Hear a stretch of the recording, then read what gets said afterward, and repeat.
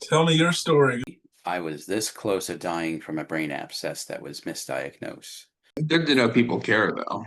For a lot of people, the MRIs are clear. You said you had a lot to tell. Oh, yeah.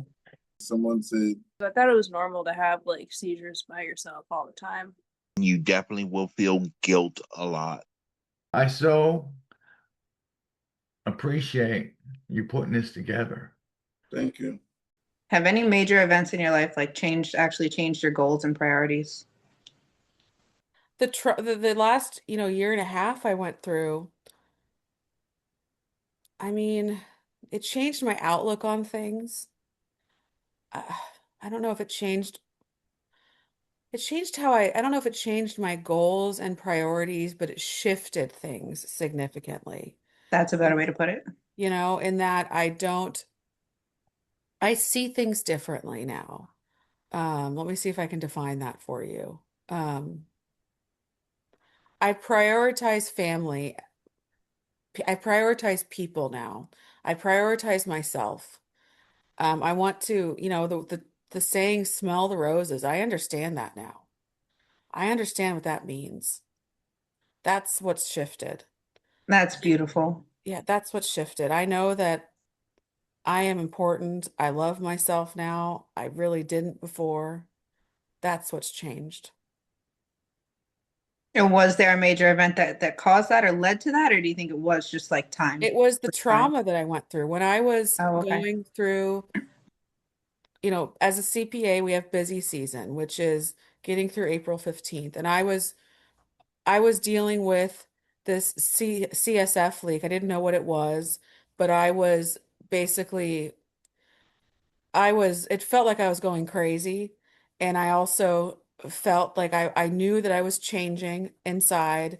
I was having a hard time communicating to people.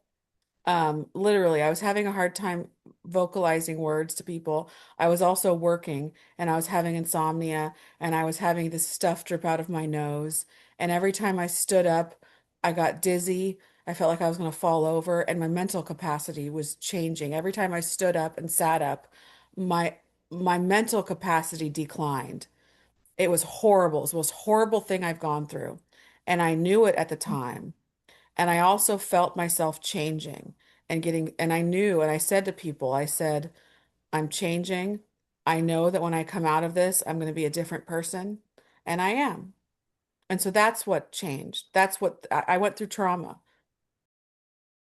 Trauma changes you. Now I know that. And for you to be able to Yeah. manage positive outcome from that Yeah. is another testament to your character as a person. My sense of humor is one of the things that helped me get through this. There we go. Now it's literally easier to love you after this. And you do have a great sense of humor also. Thanks. So It got much darker after I already had a dark sense of humor. It's much darker now. Now you're not ashamed of it. No, You know you I'm don't not have to hold ashamed. that in. I'm not ashamed of myself anymore. Like I Exactly. used to be. I'm not Exactly. anymore. And that's another thing you can translate that into. Yes. me, same here. Not ashamed of much anymore. Was a little ashamed of myself for later teens, early 20s, but we got past that. But yeah, things that changed what was the question you had? I forgot. Any what it major was. events in your life that shifted your Yeah. priorities or goals? Yeah, the thing about that is I got epilepsy in my mid-teens, so I didn't know anything about goals or anything back then. I was just living life, and it wasn't a healthy way of just living life. I was just living that high school boy life, and much of that though. Yeah, didn't have any goals or priorities. I was just like, okay, I'm gonna be an astronaut when I get older. I didn't even follow the path of it during high school. I was just like, told myself from a kid, one day I want to be an astronaut. Yeah, never really followed it. That's the first thing I said when someone asked me, what do you want to be when you grow up? My grandma asked me that, and I think I was like 6 or something, like an astronaut. So anything shift after a major event? Nah. Uh, just living life.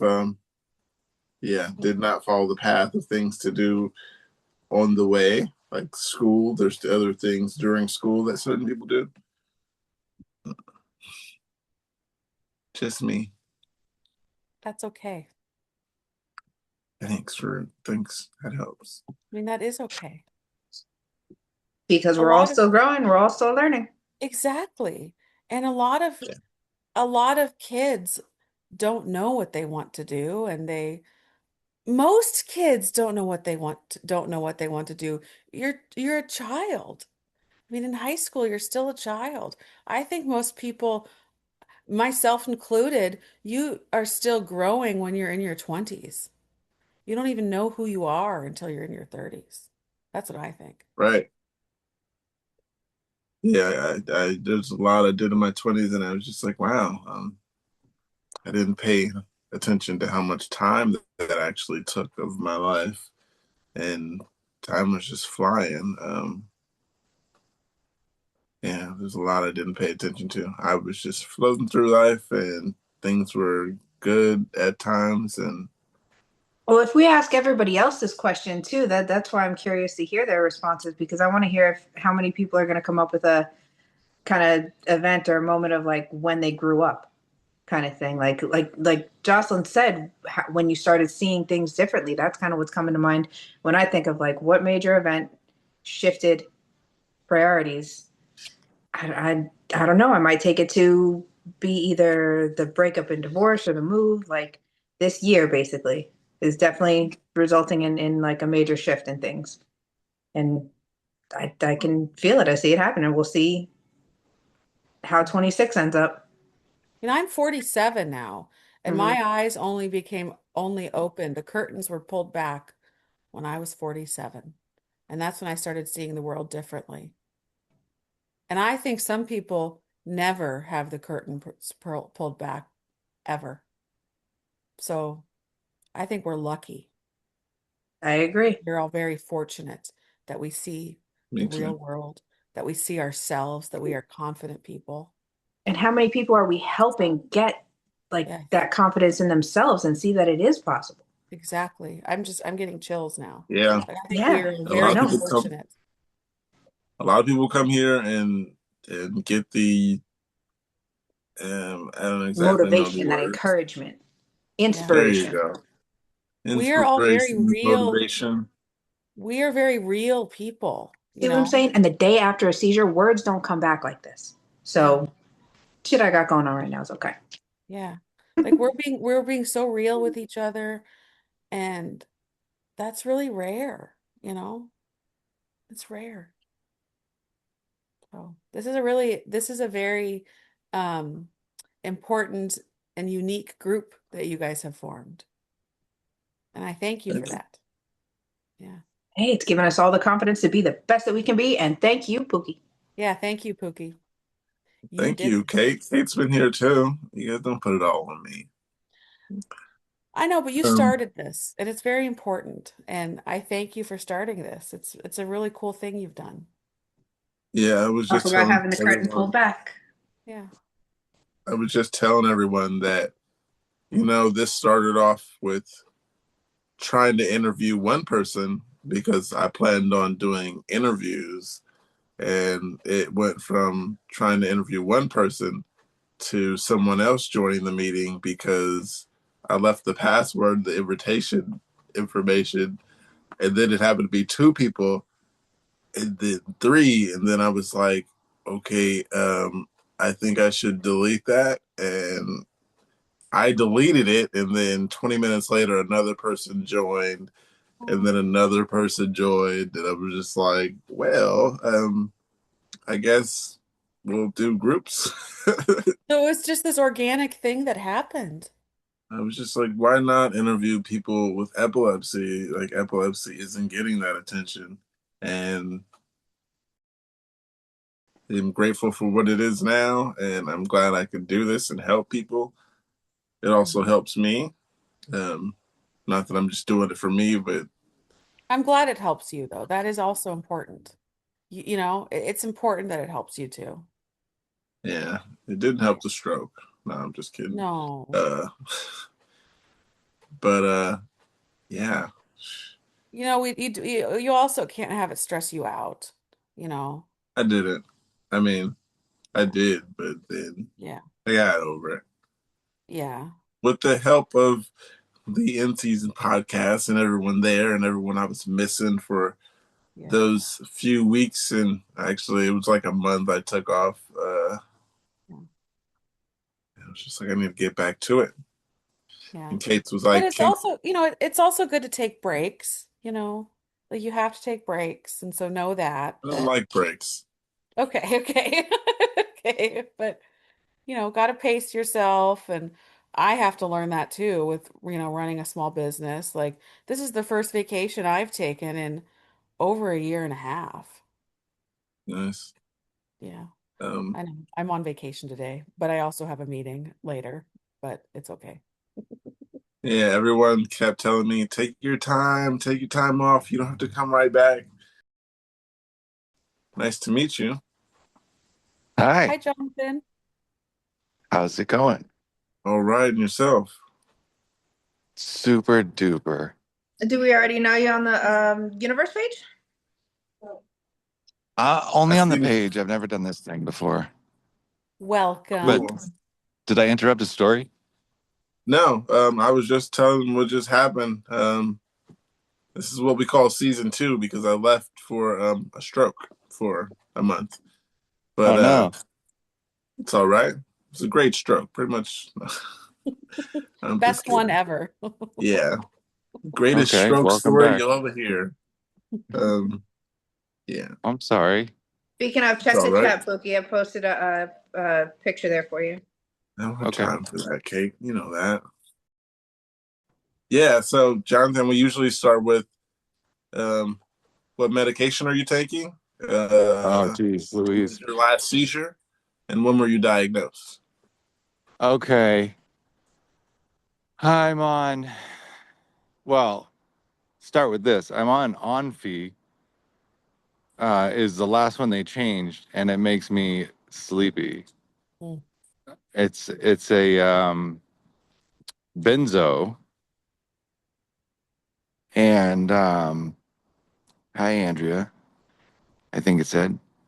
Hi, Yes. Uh, Andrea. and it seems to be helping with the focals a little bit, and I haven't had any big ones. I have my big ones at night, but I'm also on lacosamide, zonisamide, and Xcopri.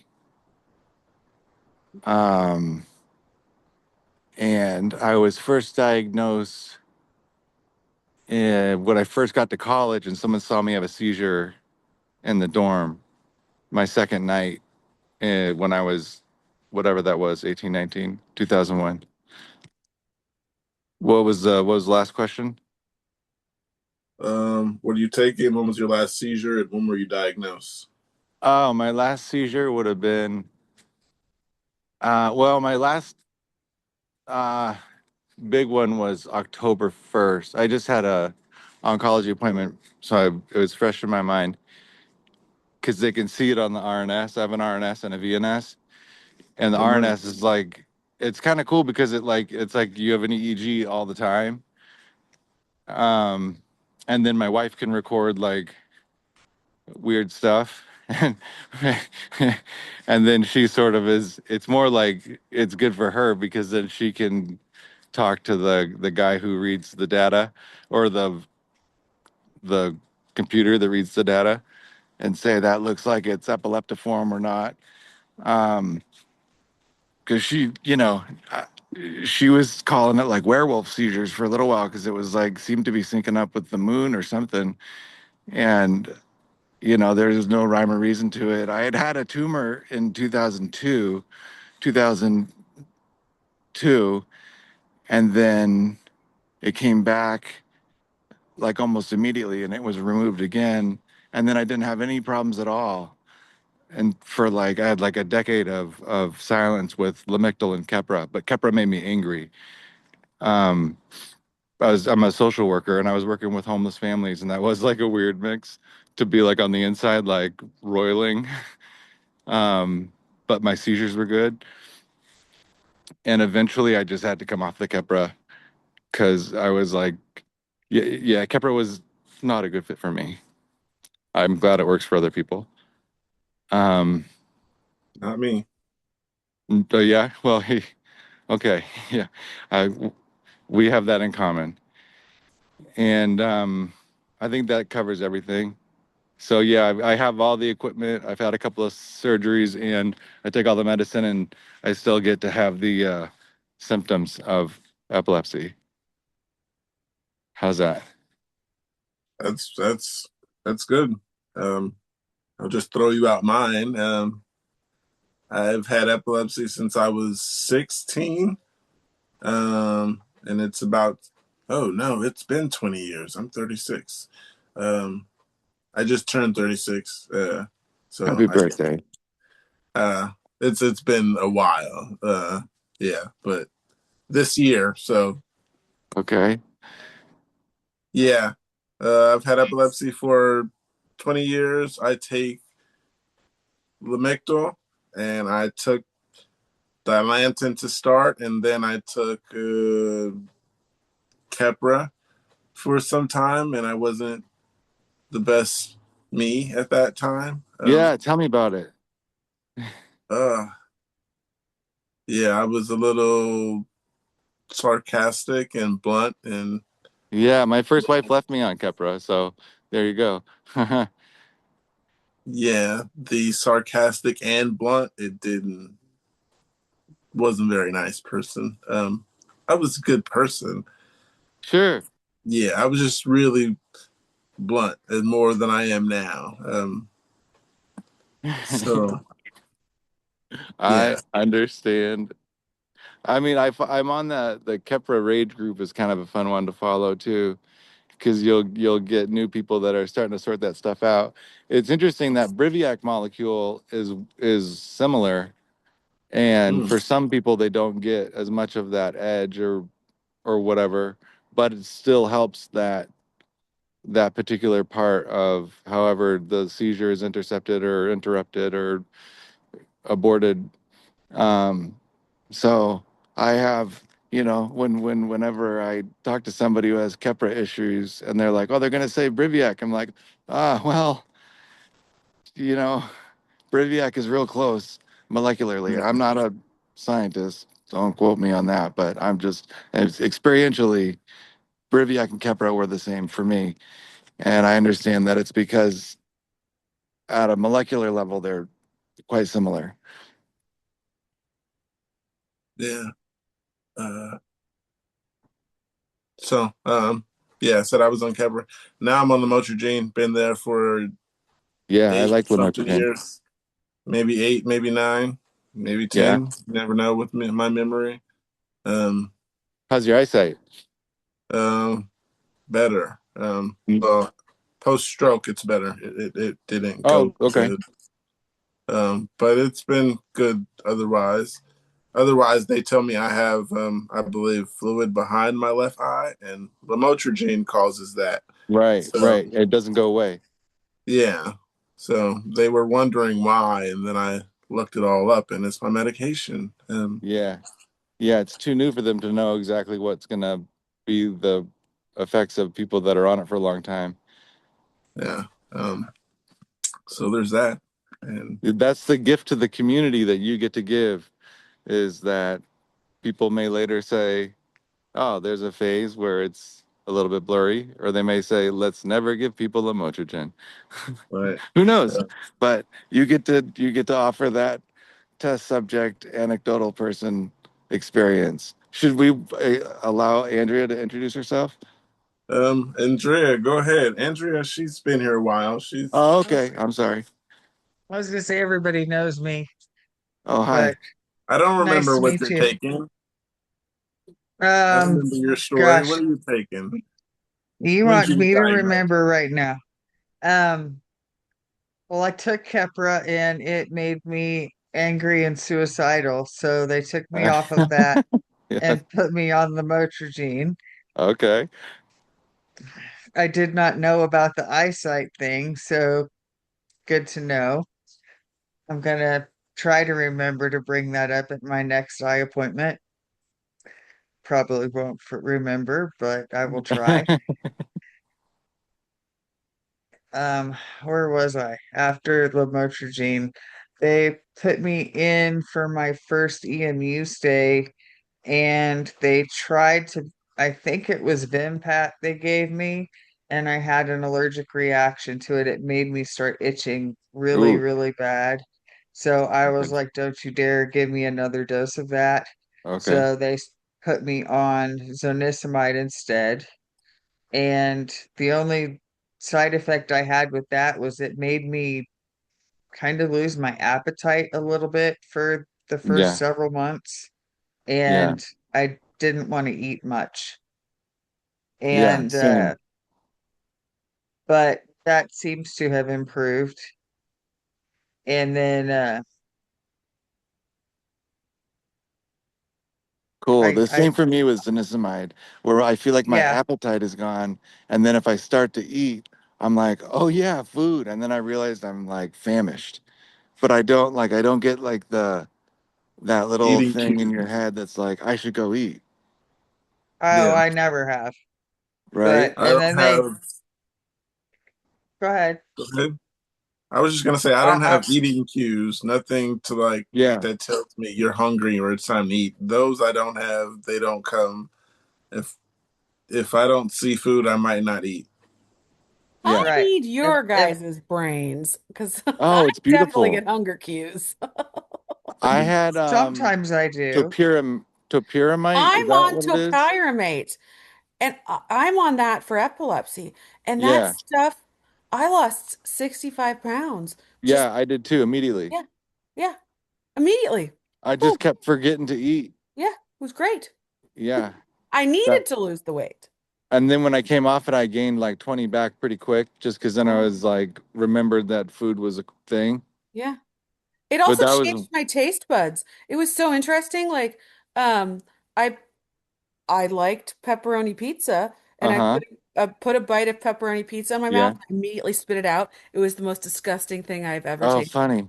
It was I like couldn't get enough almonds. oh. Yeah, I'm like this rare person where it cha actually changed my taste buds, and I still can't drink like bubbly water or LaCroix. Like It fizzy tastes stuff. like vodka. Interesting. Yeah, Right. Oh, it's interesting. bizarre. That's Tastes like strange. vodka. Yeah, I can eat pepperoni pizza again, but I can't drink like soda water. It tastes disgusting. Oh, that's really interesting. It's Yeah, really I weird. went after my surgery, they changed in 2022.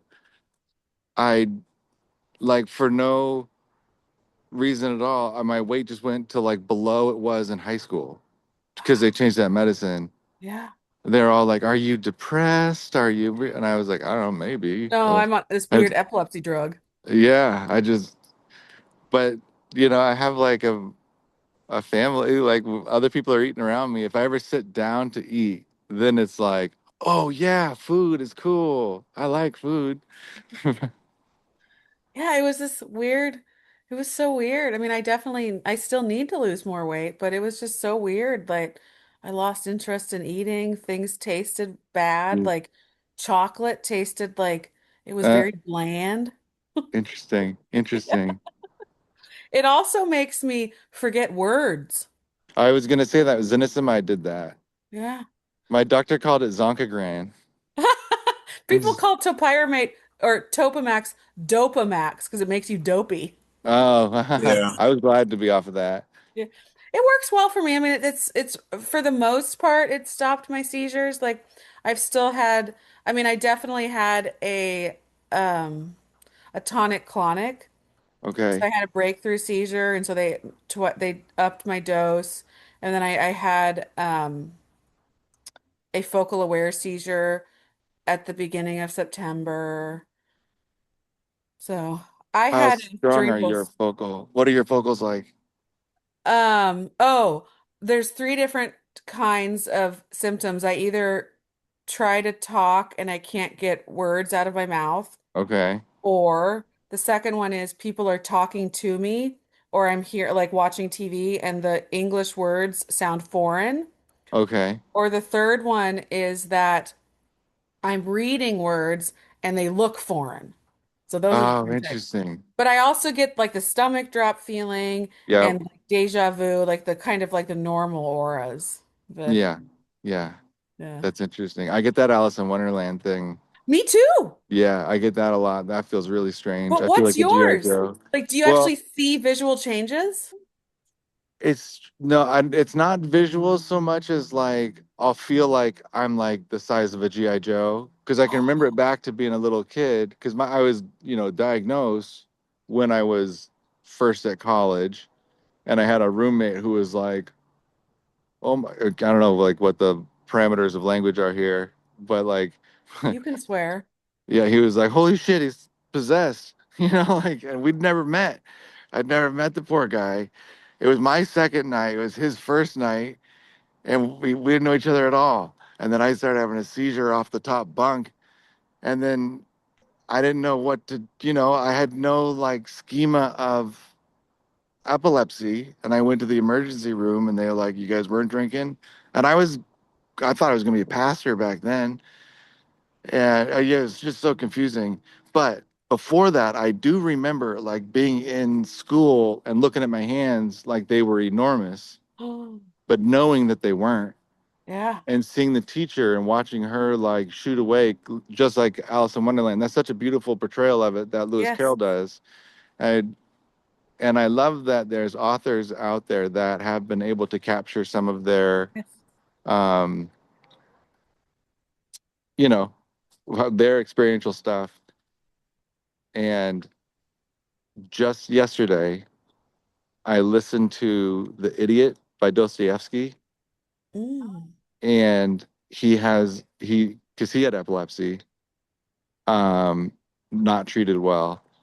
And one of the characters describes the like kind of like the way a seizure can come on, and they call them fits, nervous fits. Hmm. And it's about this guy bumbling through life, but things keep working out for him because he has like the clarity that it's all like he's above the social moorings that everybody has. Oh, it's beautiful. It's too much probably to get into right here, but I Hey, recommend The Idiot for everybody because I had I'll have to such listen to uh I related to the idiot that. because he jokingly calls himself the idiot because he's like, at times I am an idiot, meaning that like he's incapacitated. But I can hear you right now, and I know what you're saying about me, and don't judge me by the way I look in certain circumstances, right? It's yeah. cool. My Alice in Wonderland syndrome is not a visual thing. It's a feeling that I get. And it started at the age of around 10, and I called it marshmallow brain Oh, okay. because I, at 10, was around when I was 10, that's when the first Ghostbusters movie came out. Okay. And I called it Marshmallow Brain because I associated it with seeing the Stay Puft Marshmallow Man, the huge Stay Puft Marshmallow Man coming down New York City. And he was huge. Okay. He was blown up. He was huge. And so for me, what happened and what still happens, it doesn't happen as much anymore as an adult, but it has happened as an adult. It happened, the last time it happened was when I came out of surgery this past June. So what happens, it's a feeling, and it happens with a snap, all of a sudden, snap of a finger, all of a sudden, it feels like my whole body is blowing up and is getting huge, like I am the Stay Puft Marshmallow Man. It Interesting. also feels like everything around me has blown up like they're big, huge marshmallows, like the Stay Puft Marshmallow Man. Yeah. Yeah. That's why I called it Marshmallow Brain. That's why I called it, oh, this is happening again. It's Marshmallow Brain. I thought that it happened to every single person around Of me. I course. thought it was normal. Yeah. I never Yeah. told anyone about Same. it Yeah. until last May. I told a friend who was going with me to my second neurology appointment, but I didn't tell that neurologist. She was horrible. I told my third neurologist about this thing that had happened to me my whole life, and I told him what it was, and I said, I call it marshmallow brain. And he said, oh, that's Alice in Wonderland syndrome. Yeah. Yeah. I just recently heard that description because Yeah, somebody said, Lewis Carroll had yeah, epilepsy, yeah. and that some of those descriptions are his like kind of artistic portrayal of seizures. And I was like, no way. And then, There's a there's a whole list. I yeah, found it on Reddit and the Alice in Wonderland subreddit. yeah, There's an same. entire list of ways that this can manifest in people who have Alice in Wonderland syndrome. Yeah, yeah. And it's just it's a seizure by another name, right? Because then like there's some weird miscommunication, and then your whatever our consciousness is trying to like articulate like, a disturbance in the force or whatever. Yeah. It is so strange. It's very strange. I saw someone on I saw someone on YouTube and she was describing she was having an episode of Alice in Wonderland syndrome where it looked like her fingers were growing. I had to turn it off because it made me feel like I was having an Alice in Wonderland syndrome. It gave me a really gross feeling like it was happening to me and I had to turn it off. Yeah, for me it's not like I can see it. It's like Feeling. It's a it's a feeling. feeling. It's like a relationship to the distance of it. Yes. You're right. It's like I could be part of it or I can like zoom my attention away from it. And also I almost feel like I almost like tease it like I'm like like not activating it, but like if I do go like, oh, I can like get rid of it in certain Wow. circumstances. Cause you know what I mean? Like when I was in school and was daydreaming, I can be like summoned out of it. Or like Oh, now wow. the way that they record it. Because sometimes I don't remember, but sometimes I do. So she records it differently. Wow. Um, so somehow we must have some sort of like ability to, I don't know, interrupt the seizure because it doesn't always You manifest can. into a Yeah. generalized, for me anyways. I just have to wait and it happens for it lasts for about a minute and a half and then with a snap of a finger it goes away. That's interesting. Or it kind of fades. Actually, it kind of gently fades away and then it's over. Okay.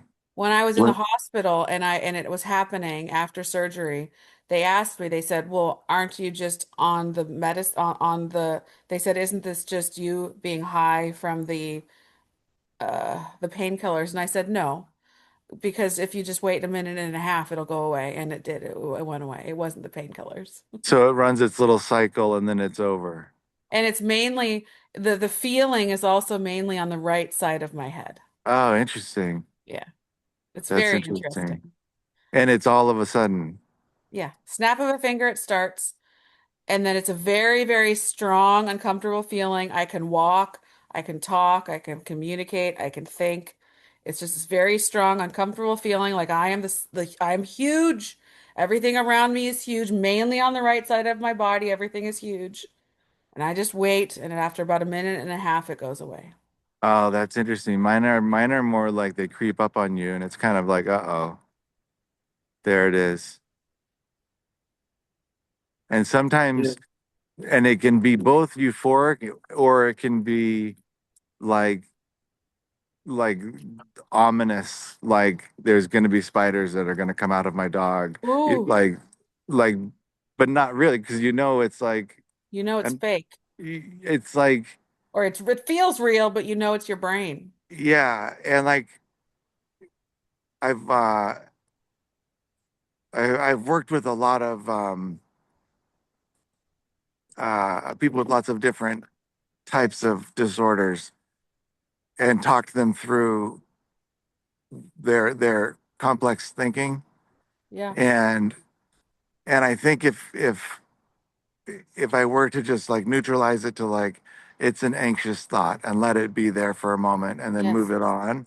I I can at least harness the thought to be like, this is either an anxious thought or the beginning of a little seizure, which is no big deal because the RNS is going to catch it, or I'll swipe the Yeah. VNS, right? Like, and go back to like, oh, the kingdom of God is all around me, try to make it happy again. And then it doesn't have to like rule my life. But I could see how quickly you would live in a prison of anticipation Mm-hmm. living with epilepsy. Mm-hmm. Yeah. Thank Yeah, you for sharing. when you said you were able to interrupt your seizures, it reminded me of like, I guess it would be like physical pain would interrupt my seizures. And that's happened to me twice because there was one time where I fell into the fryer at work and my arm just went like elbow deep. And Uh-huh. when I touched the bottom of the fryer and my hand felt the heat, it's when I came out of it and I was like, oh, wow. Then I fell and I continued to have a seizure. And then there was Oh, another that's one where interesting. I got in a car accident and I came out of it when the airbag hit me, and then I pulled over. Then I continued to have a seizure. So I don't know if Interesting. those are just considered another seizure or is it considered continuing a seizure? Well, like in the like on the brainwaves on the EEG when people are having seizures, like it seizes and then stops, right? And then will continue to seize, right? So I am curious, like as I'm sure lots of epileptologists are, like what is a seizure first of all? Like what's going on in there with our communication with whatever it is that we call our conscious self and our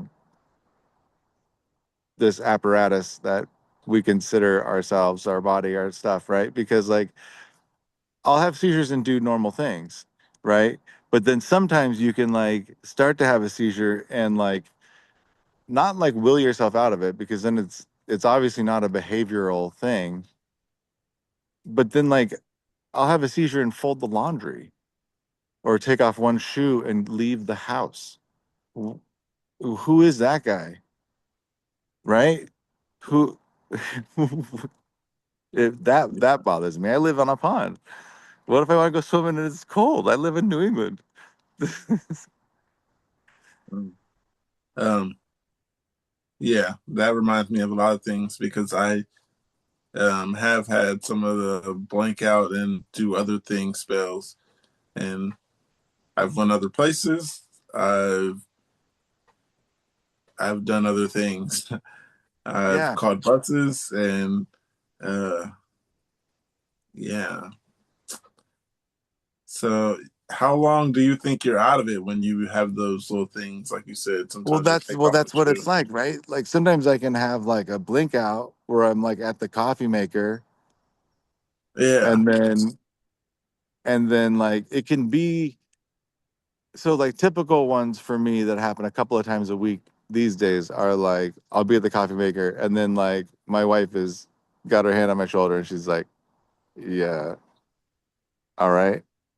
You know, and I'm but that like the time between like whatever I was doing at the coffee maker and the time for somebody in the family to be like, Dad's having a seizure, and for my wife to come over to like swipe me because the little, you know, the VNS does a little jolt to the vagus nerve, and that usually brings me back, and then I cough a little bit, or sometimes just having like the presence of somebody else like nudge you or something can get you back to earth.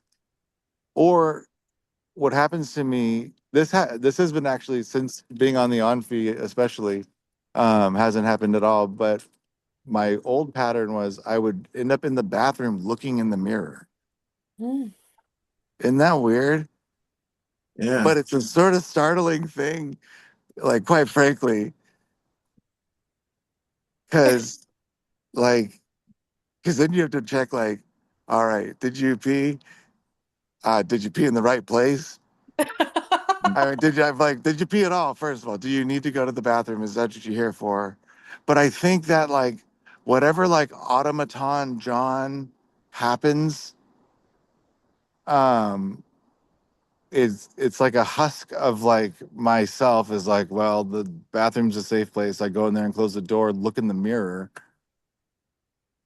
and then am eventually like sort of back to a person again.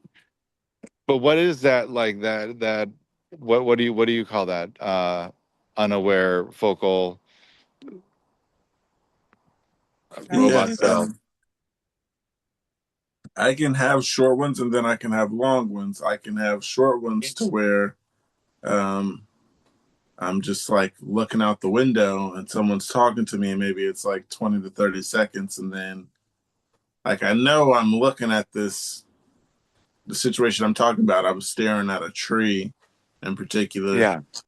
And then I don't know how long it was, but I know when I came out of it, I heard the end of the conversation was back. Basically, the Yeah. question was basically when I came out of it, all I heard was nachos. How's that sound? And Yeah. Yeah. And I bet that really influenced like who you developed as a personality. I've wondered this about myself, and I kind of hear it in like the rhythm of you that like I bet you can like kind of jump into any conversation. Because I feel like there must be times I'm losing parts of a conversation, right? yeah, So like growing up, I probably learned to be goofier than I might have been if I wasn't, absent occasionally. But then I didn't realize that this was a growing symptom of something else inside my head, right? yeah. There was times where I would miss things even longer. There was things where I would, let's say, the situation where I was in my room, and then next thing I know, I'm telling myself I'm thirsty. The next thing I know, I'm in the kitchen pouring juice. Yeah, And exactly. Yeah, yeah, I've done that. And like, yeah, next thing you know, I'm sitting there pouring juice, and the cup is overflowing all over the counter and all over my hand. yeah. And I was just laying down.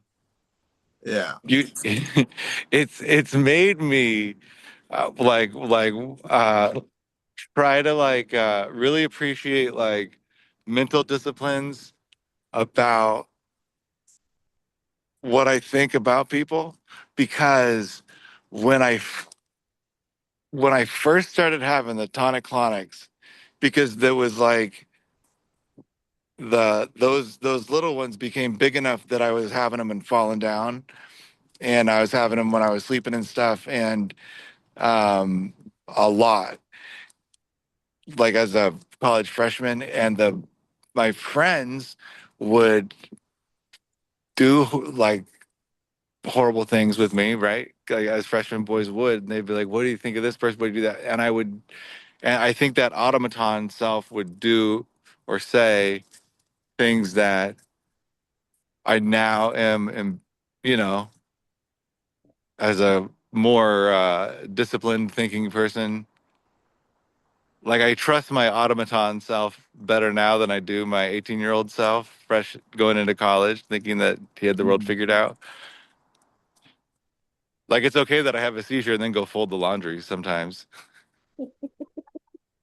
Yeah, there was another time where I blanked out and I went to my hometown instead of going home, and home was maybe 4 miles from work, Okay. and my hometown was 17 miles from work. And I think Ugh. that was my brain just thinking home something, and it Yeah. went hometown. And Yeah. I was out of it the whole ride there, which was 4 buses and a train. So I imagine that being at least 3 hours. Um, I just can't imagine what I was doing in this amount of time. Because, like I said, one moment I was in and out of it at work, and then the next moment Yeah. I'm in my hometown. And That's that was that's that's odd. a that's a long ways. One time when the Kepro was stopping working when I was at the end of that, like whatever it was, about a decade of no seizures at all. I was on the train, and in the at the Red Line in Boston, it splits, but it doesn't matter for the trip I was taking. But I got on the train, and then I woke up after it had gone to the end, and then returned to the split the other way, and so it meant that I was out for like an hour and a half or something, Mm. and then it was nighttime, and it was very like puzzling. Like that's like one of those moments where you're like, oh no, is it starting again? Is it all back? I thought Yes. I was done with this. Yeah. This I've just had makes this just makes me think of, you said that you do social work. Is that what you said you do? Oh, I do dad now. Oh, you And do dad now. Well, yeah, it but still just it still just makes me think about all the people who don't have resources and who are dealing with right? epilepsy, right? Those Yeah, poor people. yeah, Don't have yeah. medication, don't have resources, even if medication still doesn't work for everyone. It just made me think about people who don't have resources and they're dealing with this all alone and they're confused and oh gosh. Oh my God. Yeah. Yeah, yeah. It was interesting how often, I mean, I think epilepsy actually is more common than uh, socially we acknowledge, because I would have guys come into the shelter often that would have epilepsy that were just like, I used to take something, but it wasn't working anyways, which is like super common. I'm like, yeah, I guess that's kind of where I am right now. I mean, I was taking that. Oh yeah, I took that too. And then I used to run a house for uh, adults with severe behavioral issues coming through the DDS system. So they all had developmental disabilities. Um, and sometimes it would affect me how often I would have so many medication similarities with the folks that, but then it was also like personalizing. It was like, these are everybody's an individual. We all have different situations. Some of us bite our mothers. Some of us wet our pants in our sleep and walk down the street. And I get to be the director here. Isn't that cute? Please don't put your head through the wall again. That was not good for the house. Well, and also like there's been a lot of people on here who have talked about how they were told they had anxiety, but it was Right. actually a seizure, Yeah. you know? there was some Yeah. who were saying that they were being called specifically panic attacks. Yeah, that Yeah. Mine too. were. Yes. Yes. Mine were for years. All of my focals. It was Yeah. Yeah. just Yeah. anxiety and panic attacks. Yeah. Yeah. You I know, hear a lot of people complain about that, getting it switched, where like at a certain point in their treatment, it then, because they can't find it on EEG or something. mine They're was getting misdiagnosed as migraines. ooh, Mm. do you Migraines. get headaches? No, I no. I have had migraines in the past. That's why they said, "Oh, these are probably migraines." I was Okay. not having headaches. I had a cerebral spinal fluid leak, Oh, how and does my that? brain was poking out of a hole in my skull. That sounds important. I don't know anything about It's that. very important. It's considered a medical emergency. Was it remedied? What happened?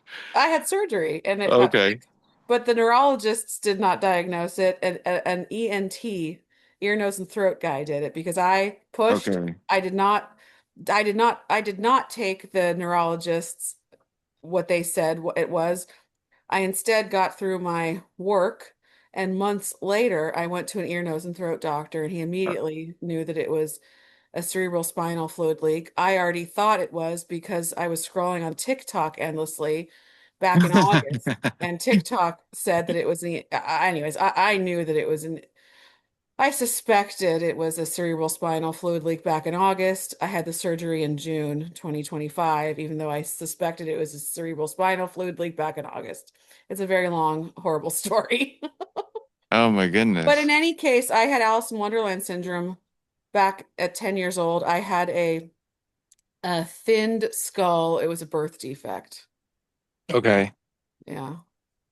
So And so then once it's repaired, is that now out of your we don't know if the epilepsy will go away. I'm still on medication. We're gonna wait and take me off medication after I get through my next I'm a after I get through my next big busy season at work. So in April, I'll Okay. get off my epilepsy That sounds smart. medication.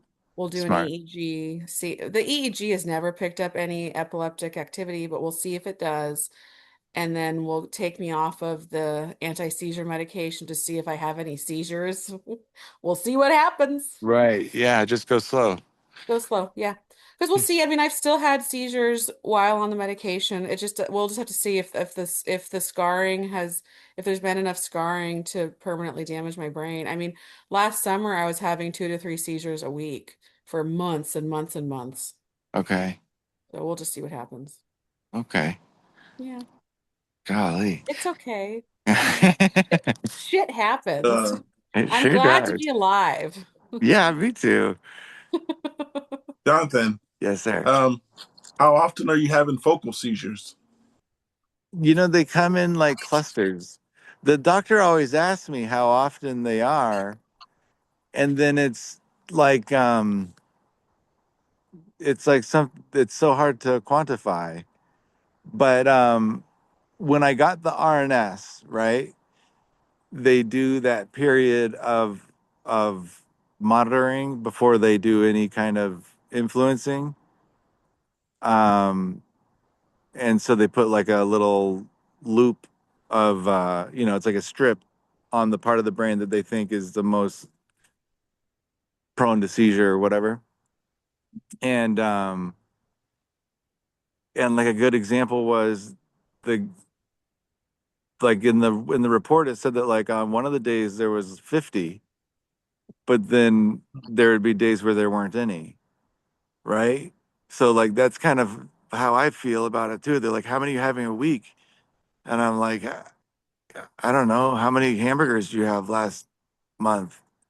They're like, sometimes I have two, like, Yeah. but yeah, right Um, now, right, since I changed to the on fee to try to help me fall asleep, because I notoriously don't sleep. Not really for medical reasons. I'm just kind of wired to stay awake, I guess. Um, but I'm also for on fee for the seizures. The focals have really gone down, it seems, but I'm on it for just 2 weeks or so. I was trying to say that because I take this right here. It's Oh yeah, B12 by me too. Nature's Me Make. too. Um, I haven't had a focal since I started taking them, and that's been some months since summer. That's So interesting.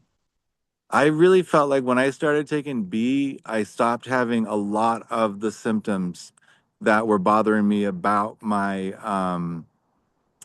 zonisamide and the Xcopri. I felt like I had my word finding improved when I started taking B and D and got in the sun.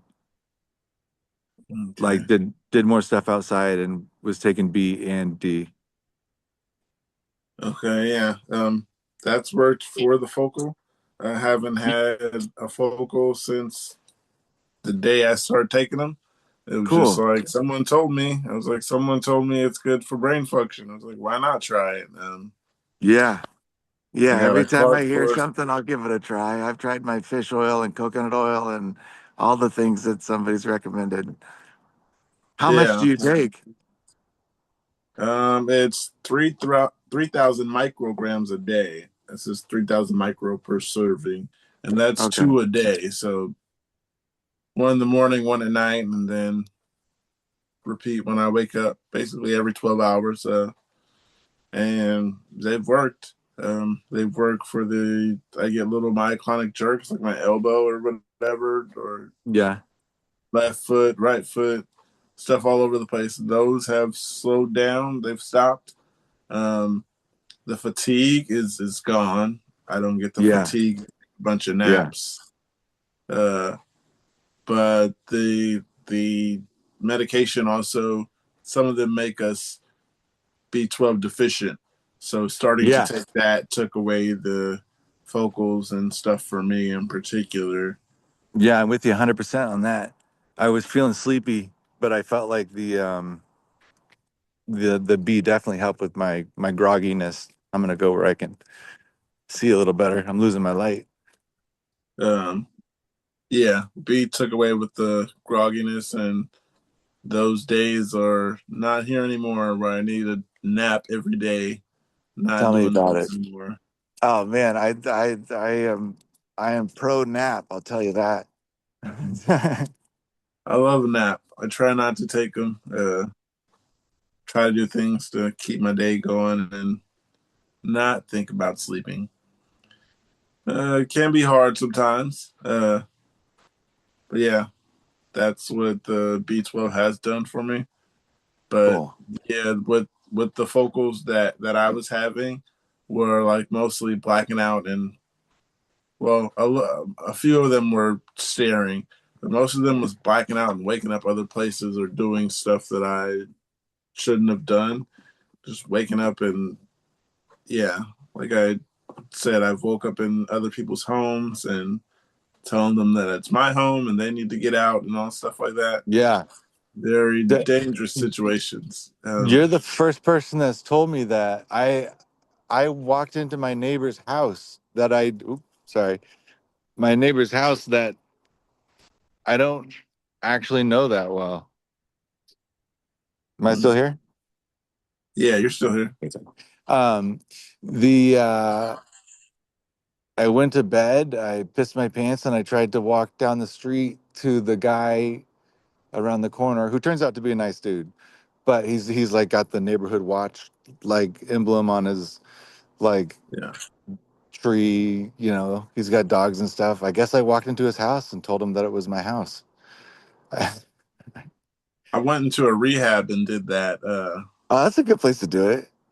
Yeah, luckily it was a rehab because if it That's was a, someone's home, it could have been stand your ground and you're in the right. And oh luckily, man, I know. What if it was one of those? I mean, not to get political, but like potentially could have been a different situation. It could be a 2A person who's like, "This is not your house," and they'd be right. It's not their house. I mean, but yeah, when I I came out of it, I'm going through a back and forth arguing with someone about it being my house and get the fuck out and stuff like that. Um, yeah, so so that could have been bad. And then I woke up in another home where actually I didn't wake up in the home. It's like when I came to, I was sitting on the floor in the hallway to an apartment complex that I lived in. I stayed on the fourth floor and I woke up on the second floor with no shoes on in the hallway. And I followed a guy, the first guy who said hello to me, basically said hello. And I got up and was like, hey, and just followed him. And he like put his key in his door and twisted it and opened the door. And I walked right past him and walked in. And he was like, hey, I'm like, I know somebody here. And he's like, no, you don't. I'm like, yeah, I do know somebody here. And I laid down on his couch and and you yeah. don't have any And memory of it? He told you this? bits and pieces. I remember laying on the couch and then telling him I know somebody here. I don't remember a conversation about it, but there was a conversation about it, he says. And then I just got up and walked out eventually after I laid down on the couch. He sat next to me and started talking. And then I got up and left. And then yeah, once I got back home, I was playing video games with someone, so I was online, and they were like, "What happened?" And I was like, "I don't know what happened." And I was like, "I just was downstairs," and they were like, "Oh, when you were playing and you were moving and stuff, so we didn't say anything, but we muted you because you were crying." And I'm like, "What the Ah, hell?" that's And interesting. I woke up to the time I walked in the house. I woke up to a very large EMS guy hold like with his arm around me, holding me real tight, And and then when I came aware, I was in my pajamas and I had pissed myself. And so I was like, oh, I had a seizure. And he goes, you think? And so I don't know, like, if before that I had been like kind of rude or something, but like he said it in a way that was like, I think they thought I had just been doing drugs. Um, Mm. and I had like wandered into the house, but I wasn't long after I had had a the RNS surgery. It was like it was long. It was close enough that like I still had like a big, like the stitches or staples were out, but like I had a big cut on my head, and I I don't know, but I felt like in general EMS folks can sometimes give the edge of like this is probably drug related. Yeah. And then I don't remember what happened after that. So I must have had a seizure like while talking to that guy because then I woke up on the gurney thingy and they were putting an IV in. I Yeah, have a lot of those with ones mine. too. You know Yeah, what I with mean? mine when I got home and I talked to my friends that I was on the headset with, and they were like, "Where'd you go?" or whatever, and I was like, "I don't know, I was downstairs with no shoes on." I explained that situation to them, and they said I was playing, but I was crying, so they just muted me, and then I stopped moving. And when they got on the mic, they said I wasn't answering and I wasn't moving. Then I guess within a 15-minute period, it Yeah. had to be because when it'll shut you off when you're not moving for so long on the game. Right. It had to be within a 15-minute period that I just stopped moving and went downstairs Yeah. and went to this guy's house and all that. Yeah. Yeah. I went back and Dude, apologized the next day, and then he was like, "Yeah, I seen you outside this apartment complex in the ambulance quite a few times, so I figured something was wrong because you were not looking right." that's good. Thanks. That's good. Yeah, I feel like because I mean I had no idea that people experience stuff like this. It's kind of nice to, I don't know, talk to somebody else who And does I feel experience like you're stuff not like alone. this, Good to feel like you're not alone. right? And that it is, Yeah. I don't know. I mean, it is a big deal, but it's not a big deal. And it'd be nice if it was, I don't know. You can understand why, I don't know, epilepsy has been called a lot of different things over the years, Because the first person that really saw me have anything related to seizures was like, oh shit, he's possessed. He hit me with a chair too, actually, which is kind of funny Wow. because I fell out of the bed and then like stopped seizing and the when we had talked on the phone, but like before we met and we were like, all right, we're gonna get along, it's gonna be cool. He ended up being my best man. He was a good guy, right? But like we didn't know each other at all except that he played basketball and I wrestled and that was it. And so like we hadn't really got to talk yet. We had gone to bed. I go up there, I have a seizure. And then I'm on the ground. He thinks I'm possessed. I stop shaking. And he said he was holding a chair, like pointing it at me, like, what is going on? And then I started having a seizure again. And so he just put the chair on top of me. And there's like no adults, it's college. It's like with the Wild West for high school students who think that they've grown up now. The poor kid. I don't know. Haven't heard you tell me a story where you've wandered off. But I might have you. I don't know what you have told me. You know how my memory is. Wandered off on the job a couple times. I know that. Call center, nothing dangerous, didn't wander off into traffic or anything, but wandered off enough to leave an impression that I wasn't capable of doing that job any longer. Did you do anything or you just walked I away? didn't take kindly to them calling the police because I started taking off layers in the parking lot. So Oh, they called no. they called the police and I wasn't happy about that. But by the time the EMTs got there, I guess I was settled down. I hope it was somewhere warm that you had a lot of layers. Florida. Oh no. I'm sorry. Oh no, it was warm. I'm just saying, Florida, because now I don't miss it, and we're in the midst of a cross country move. I'm not cross country, but I wish. West Coast. I got a post here.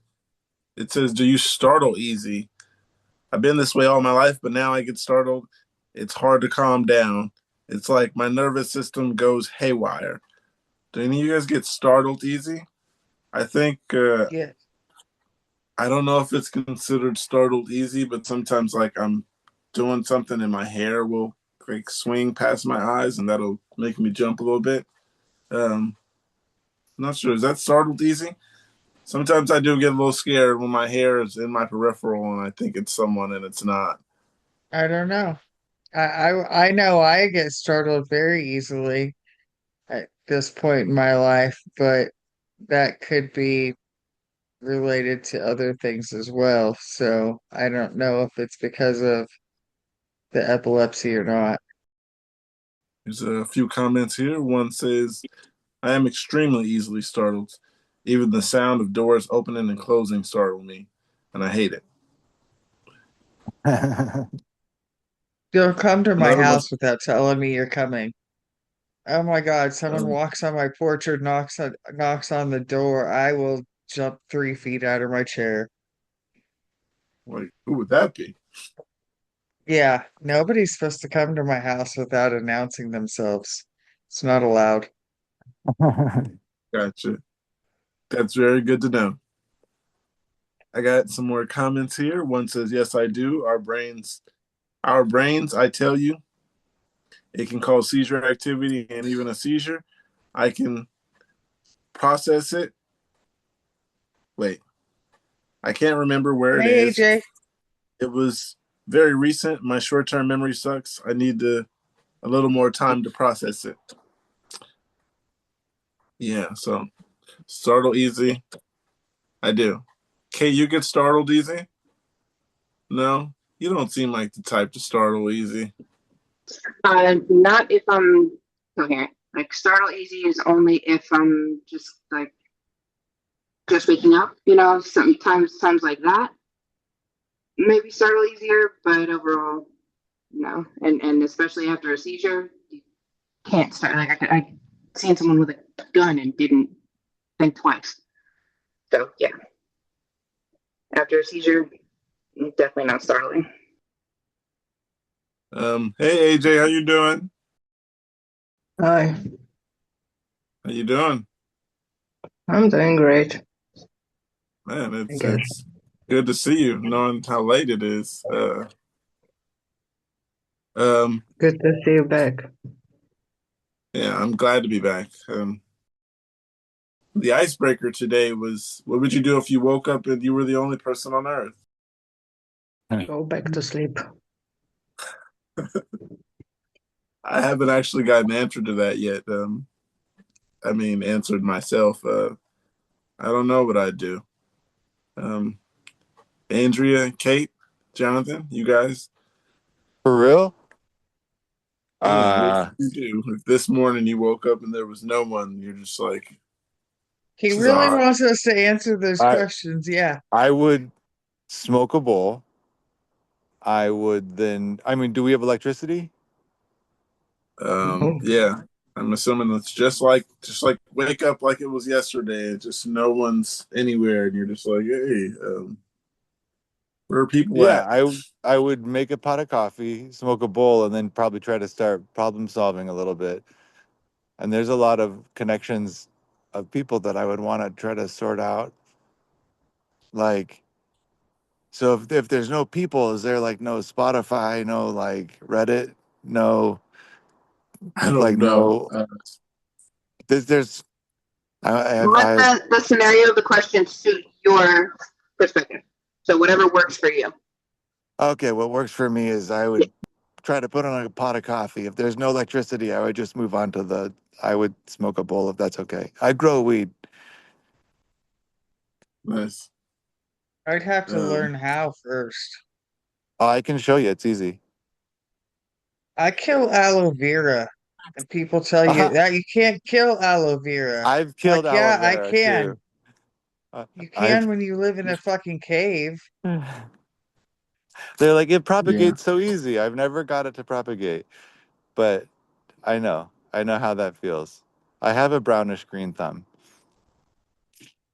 Brownish green. I Mine's like that black. one. Um, AJ tells us that she killed a cactus. I could probably kill a cactus as well. I killed a cactus that was in a jar that said "Forget Me Not" on it. That was like a gift for like, here, you what for whatever reason I was like stuck at home years ago. Somebody gave me a cactus for like you can watch it grow, and I have kept that jar because I thought it was cute. But I remember the cactus that was in it. It is a long expired. So I'm with you. You can do it if you would like. um, I don't know. I Timing kind here of is want to not good. follow suit on that one. Wake up only one. I guess if there was anything good to smoke, I would start with that, so that way I could totally just mellow out, think clear, and start problem solving. What am I gonna need? Right. Am I still taking these meds? Like, what's the? I don't know if I would bother trying to contact because, like you said, if the Wi-Fi's not around, I mean, yeah, I'd try to make a call for sure. Who would be the first person you Mom's guys call to see if mom anyone's around? mom's always trying to do the responsible thing. That's what I'm saying. That's why I'm debating now. Who would be the first person you call if there was absolutely no one?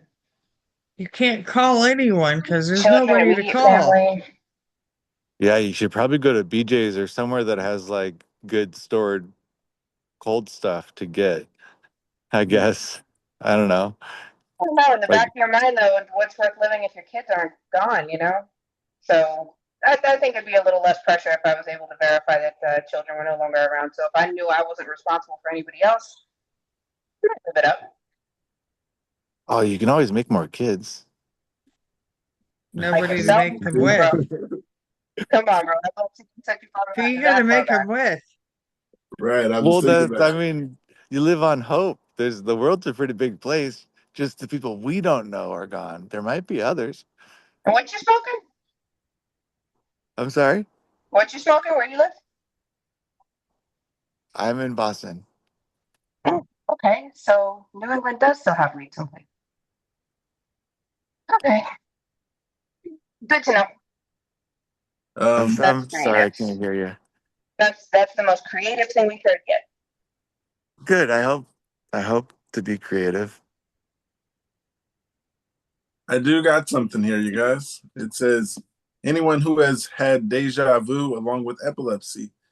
I've had I've been diagnosed with epilepsy for close to 11 years now. Doctors have never found the source and aren't sure what kind of epilepsy I have. EEGs and MRIs have all come back clear. I do have a pineal gland cyst. My neuros have never been concerned that that's the cause. Majority of my seizures have happened when I'm already asleep. Besides my last two seizures have occurred while I was awake, not even remotely close to going to sleep, although both still in the evening. My last seizure was only different because I had a strong seizure since deja vu beforehand. Um, Different than normal deja vu.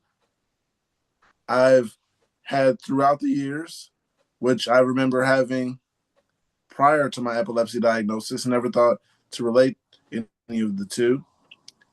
It was more like a mix of deja vu and derealization. I was seriously questioning if it was a dream or not. Is there anyone who has experiences seizures as deja vu? Could deja vu itself, prior to my seizure, also have been a seizure? This is recent seizure, although it lasted longer than my past ones. Side note: I mentioned earlier that I don't recommend having deja vu prior to I don't remember having deja vu prior to middle school. After my diagnosis, could this be a hint towards temporal lobe epilepsy? And is deja vu just a symptom? Of course. Um, Yeah, because they don't know what it is. So yeah, definitely. Of course it could be.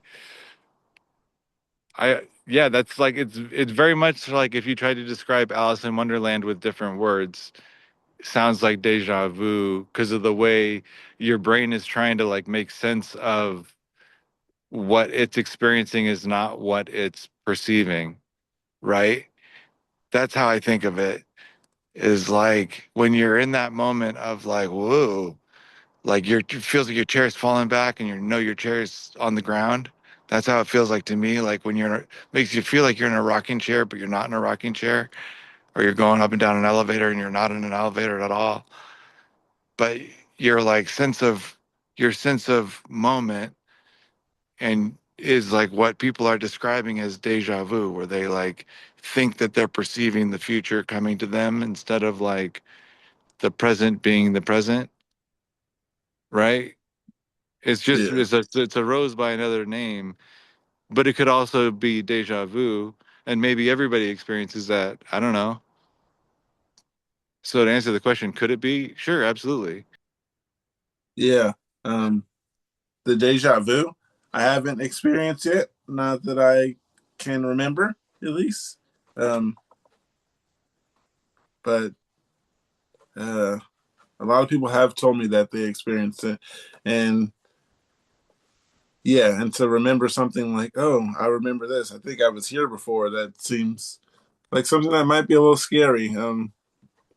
Like imagining you've been here before, but you haven't, and yeah, it sounds like a scary feeling to have for some people to just have that out of nowhere. And can you have that along with epilepsy? Yes, you can have it along with epilepsy. I've heard many epileptics on here say that they get the deja vu along with their epilepsy. Um, can't remember anyone in particular, and I'm trying to like. Is there anyone in particular I remember that talked about their deja vu? Well, from Um, what Jonathan was saying, it does sound familiar to kind of compare the deja vu to that disorientation, do they call it? When you just feel like you're the I like the rocking chair analogy where you feel like you're rocking but you're not. I just never called that deja vu. Like Yeah, that's definitely a sensation that you get. But yeah, maybe that's just something they call deja vu. So again, just like take notes so you can learn your own condition the best and then bring it up to the doctor when there's changes or there's trends or you literally have like evidence to prove why you have this appointment. You want their professional opinion because it's definitely concerning once you can establish a pattern. I think even if it's I not agree. Yeah. textbook symptom, it's still like vital to you. Yes, I totally agree. um, I don't know if that was totally relevant to the question or not. That's why our tangents are great on here. yeah, your camera, Kate. You're sideways. Okay. There you go, Kate. Now you're right side up. Or uh, one of the comments here on that question says it's a very common oral seizure side effect of epilepsy. Another comment here says mine started as deja vu. Was very fun actually. Just felt like a very weird a very weird body sensation with my brain stuff. Then I seized and it transformed into a problem. Turns out those were tiny seizures, I guess. Since I've taken my meds and stopped seizing, I have not experienced any deja vu. I'm almost certain mine was a seizure related, if not the same thing entirely. Hmm. Yeah. Yeah, that's what I'm talking about. Like it can be both. Like sometimes it can almost be euphoric. Like it can be like I've been here before and it's going to be okay. And other times it can be like, oh no, it's going to happen. Here it comes, right? And it be Yeah. anywhere in between. Like my chair's going to fall over. I'm going to go down the abyss, or it can be like, ooh, wee, that's all right. It's interesting. So would that be considered the same thing as when there was this one time I got what's it called? Like the sense of doom feeling, like something bad is going to Yeah. happen. Would that be Yeah. the same thing as deja vu? Well, they call it. There's a different deja. Somebody smarter than me could remember. My recall's poor, but there's a deja something else. It's like, Yeah. There's Jonas Vu yeah, and a few other ones. Yeah, it's, the yeah. word doesn't come to But mind. ultimately, like the way I think of it is like mechanically in the brain, it's the same thing that is like ultimately not supposed to be happening, right? And so then like it like articulates it in the stimuli, and we perceive it and then try to describe it as like this event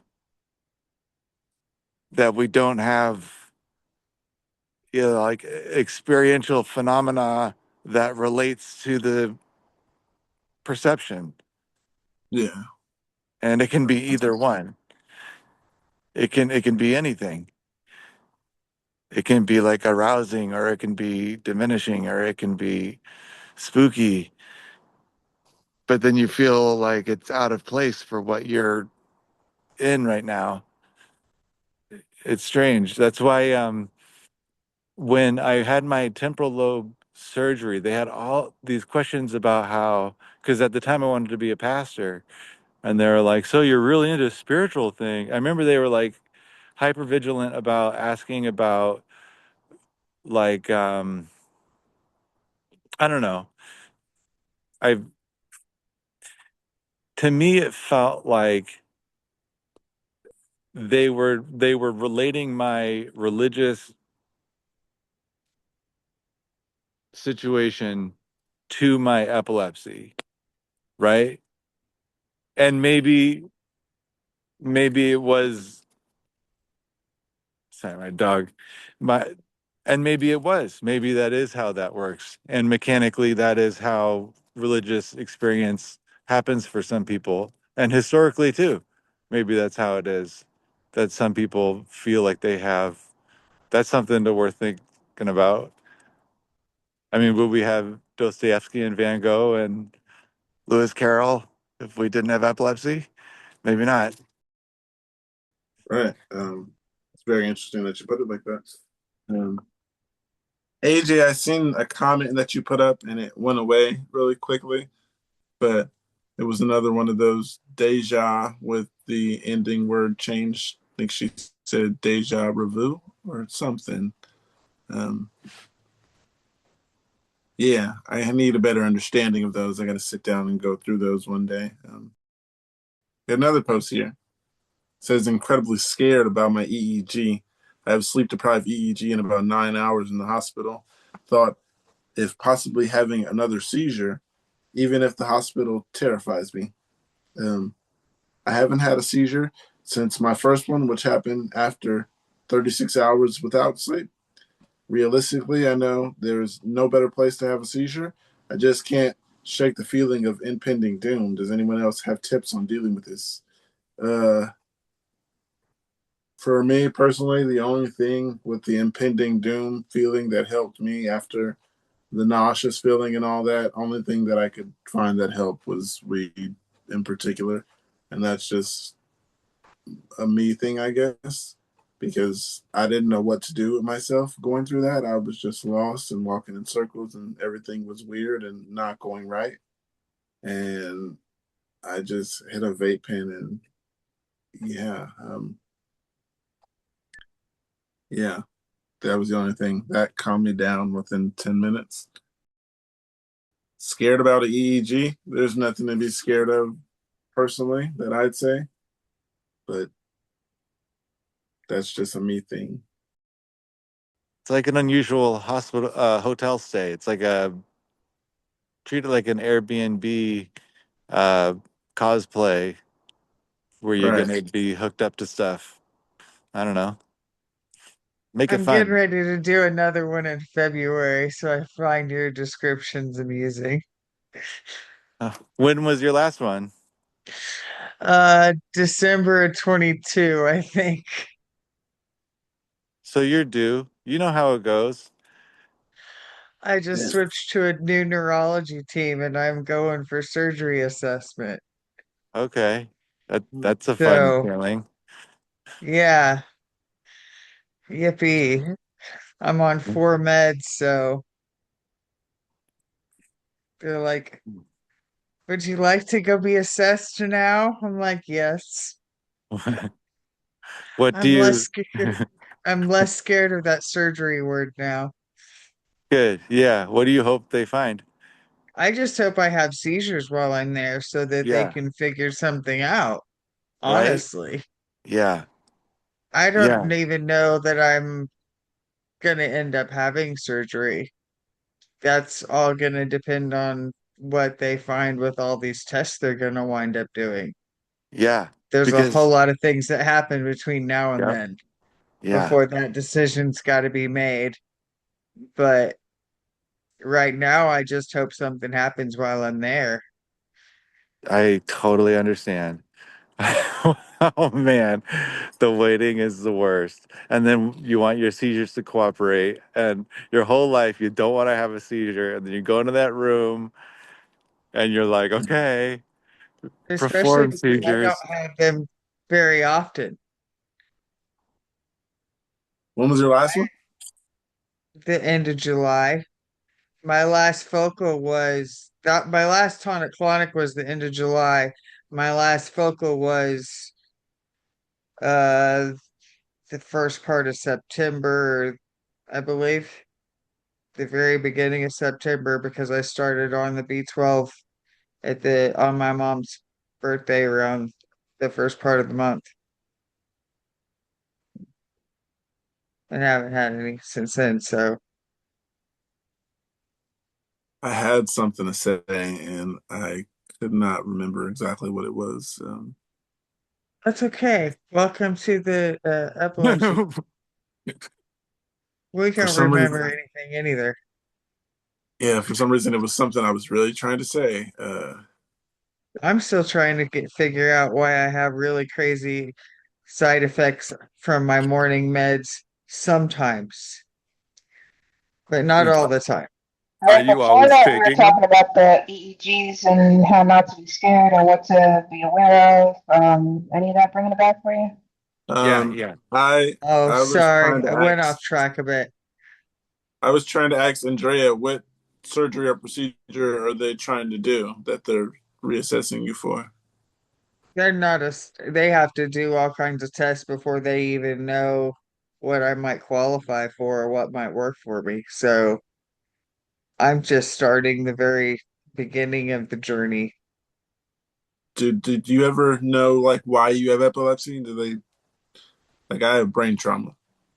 You don't have a reason No, yet? I I mean, no, I started having seizures in the middle. I just had a seizure at 5 o'clock in the morning in August of 2020. I Tonic was gonna say clonic, what um you know. yeah. I don't remember what I was going to say now because I have epilepsy. Okay, I got a comment here, a few of them. One says for the EEGs, this one says, I've been through so many EEGs and SEGs. Don't sweat it. It's a safe place to have a seizure. They won't let you get up at any point. So get comfortable. Get some good shows or good movies in. You got this. Another one Yeah, Yeah. says, bring hang in there. entertainment. Maybe go Yeah. tired. Do all the stuff that gets you triggered before you go. Yeah. That's not real advice. That's unless they tell you to.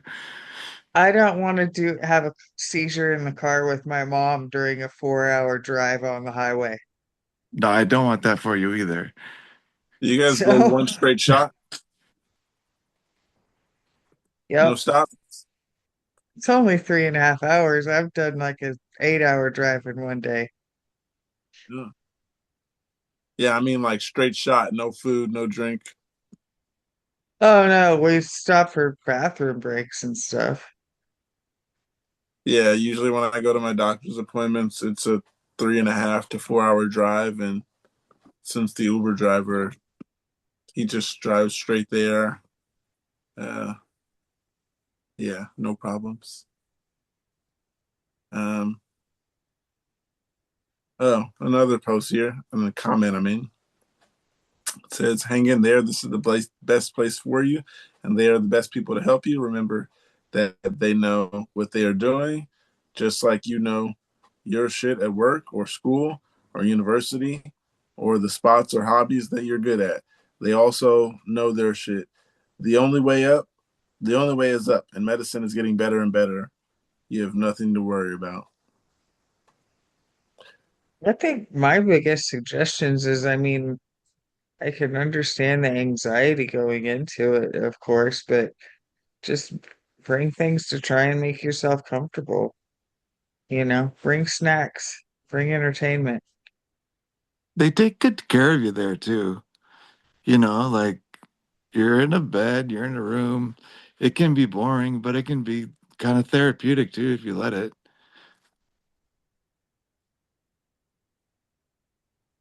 Yeah. Download some good audiobooks or Yeah. bring a Kindle or something. Yeah. Yeah, that's a good idea. Yeah, that is a good idea. Get some audiobooks or Sometimes they podcasts. don't let you use a laptop. Podcasts, You have to make sure, podcasts. Yeah. yeah, you get ones that are approved by sometimes they cause interference. So you have to use bring a couple of different ear doohickeys. Um, I do have something else here, you guys. It says, I gotta ask because my psychologist really seriously confuses me. I've been tipped off by my main doctor and my psychologist that I may be dealing with partial aware seizures. I'm waiting on a neurologist to see me to help me figure out what's going on and if if it could be that. Problem is, the first person to tip me off that I may be dealing with something neurological was my psych when she made me track what I thought were panic attacks. As soon as they start, I panic, through tracking the but then through tracking and calming down, I started to realize the attacks always last 2 to 5 minutes max. I get heavy deja vu and deja reverie. Impending doom sets in. I get all weirdly strong foreign taste and smell and lasts a second and very overwhelming, nauseous. And afterwards, I have to sleep overdue to how I'm exhausted and how I feel. But now, when I talk to my psych about how the other day I went without eating for a bit too long and it triggered one of these, whatever they are, she told me that I was, in fact, not one of those attacks and that it was a blood sugar dip thing. I was shaky, but at some point, the deja vu kicked in and what usually follows then did. Is she right? Can this be a blood sugar dip or hunger or whatever that feel that way? I feel lost. I don't want to say that they're focal aware seizures until it gets confirmed or debunked via studies, I guess. Anyone able to clarify? Is that possible? Uh, Yeah, it could be. I mean, yeah, if she's right to be curious about it, but it would be impossible to tell. And and I think she's probably right to be apprehensive to declare it focal aware without knowing it too. But it totally could be. It's good to pursue all the people that are out there to tell her one way or another. Sounds like she has a good psych though. Yes, it can because it makes you hypoglycemic and can cause you to go into insulin shock That's a good and can point. make you have seizures. And being tired afterwards is a telltale thing that your brain was working through something. Right. That's typical post-ictal I had a Yeah. seizure. It's just this being exhausted. Yeah. And Yeah. Good yeah, point. it Yeah.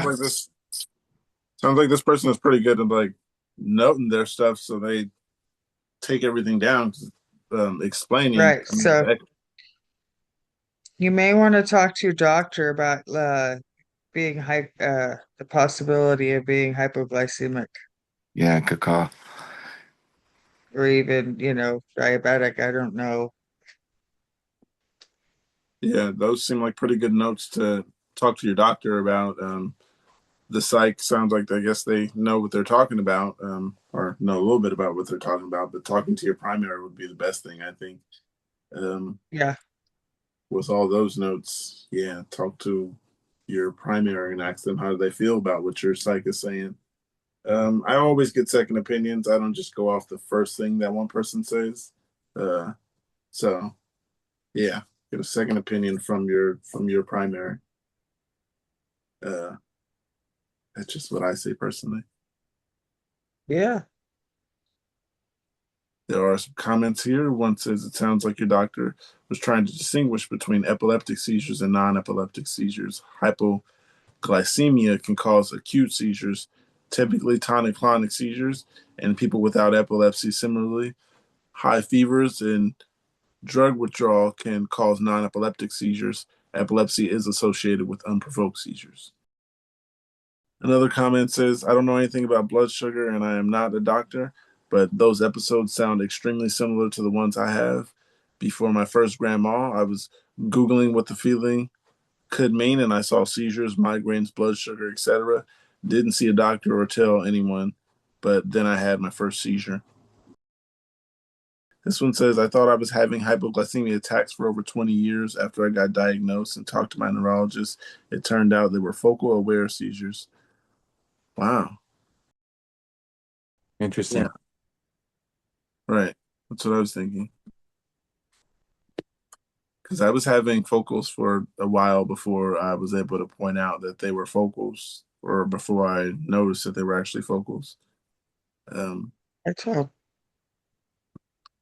Yeah, I was having focals for like 10 years before I pointed it out to my primary Right. that I was on Reddit and I read that focals are a thing. And he was like, this has been happening for 10 years. And I was like, yeah. And he's like, why didn't you tell me? Because I didn't know there was a seizure. Um, but yeah.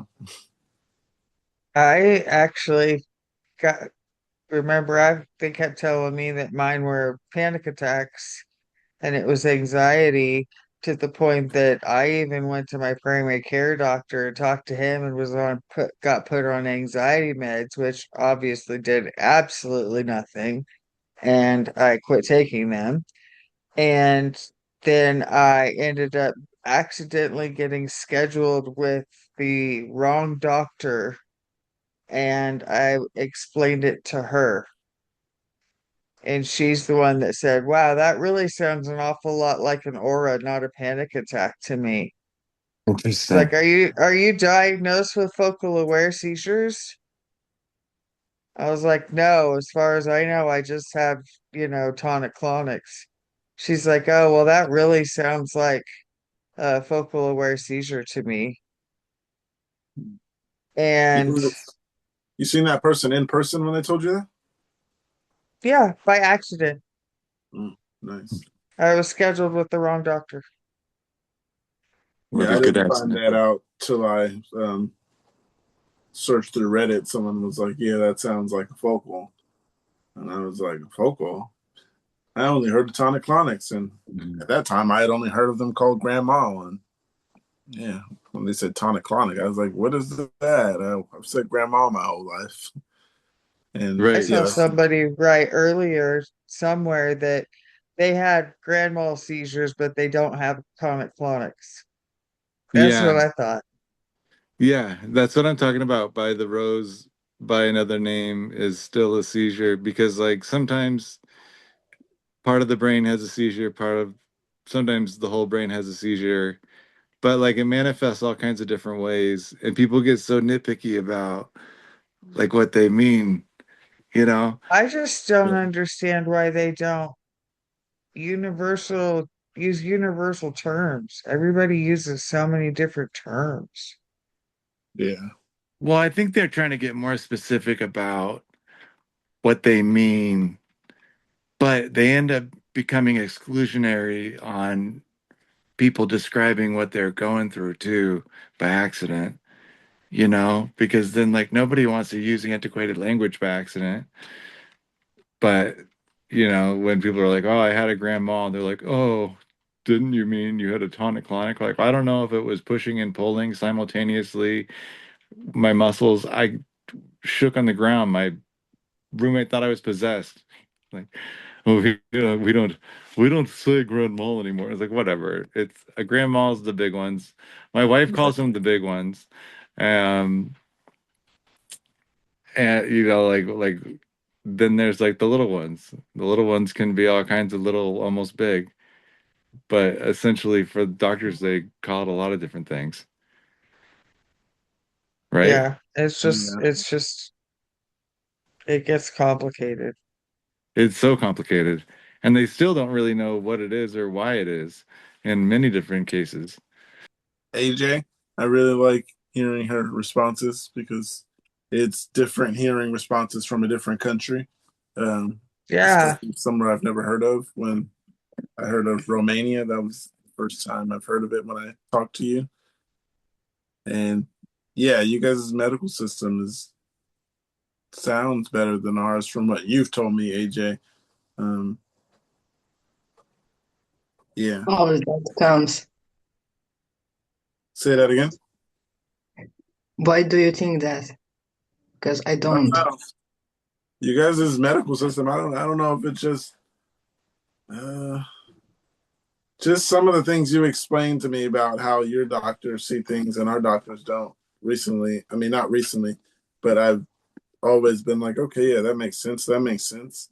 But usually, when doctors find out you have epilepsy, they pretty much change the way they behave around you. Hmm. Some of them are nice, some of them are not.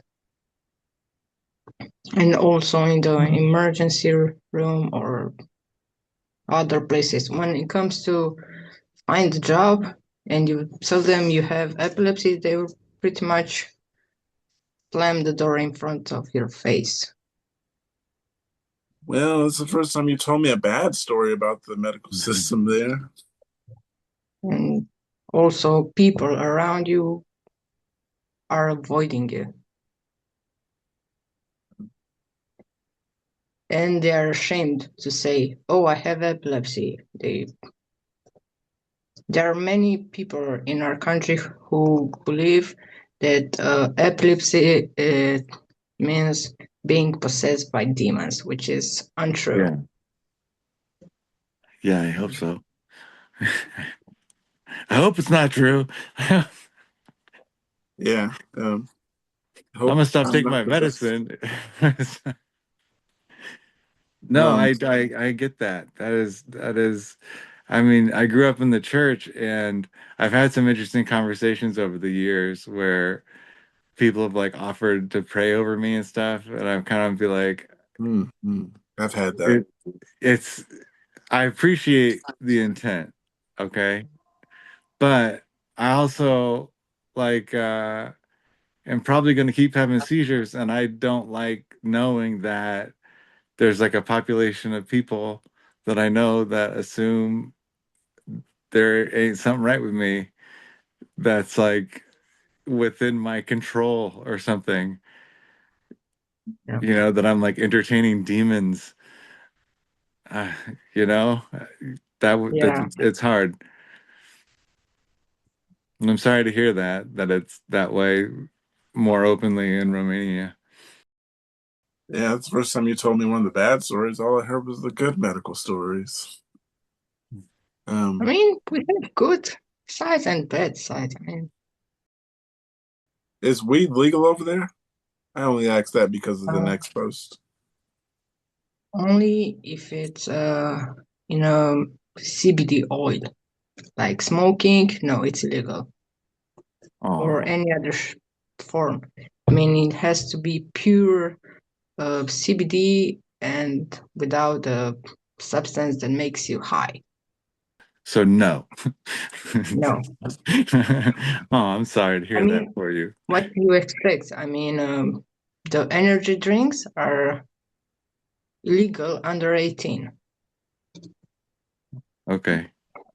The post that I do have here, it says smoking weed while on Keppra and Vimpat. I'm not on those, but I'll read it.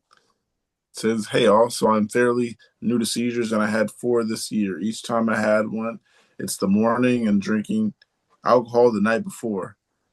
Last seizure was in the morning, so obviously I need to stop. It's so strange because I'm not new to drinking and I have been for years and years and years. Well, I'd still like I'd still like to get my kicks in and have decided I'd like to start smoking weed again after 10 years. I would like to just be able to relax. The neurologist I spoke to today said that he doesn't see anything wrong with it, and as long as it's low potency and to take it easy. However, the pharmacy did tell me to avoid marijuana on top of already taking Keppra. They wanted to add in Vimpath so that I'll be taking both.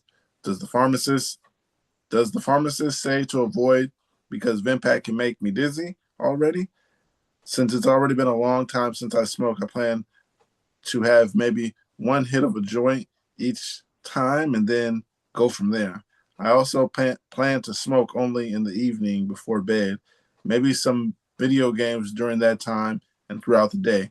What has your experience been with it? And thanks. Um, I don't have any experience with Keppra and Vimpat. What's the other name for Vimpat? Lacosinide. Lacosinide.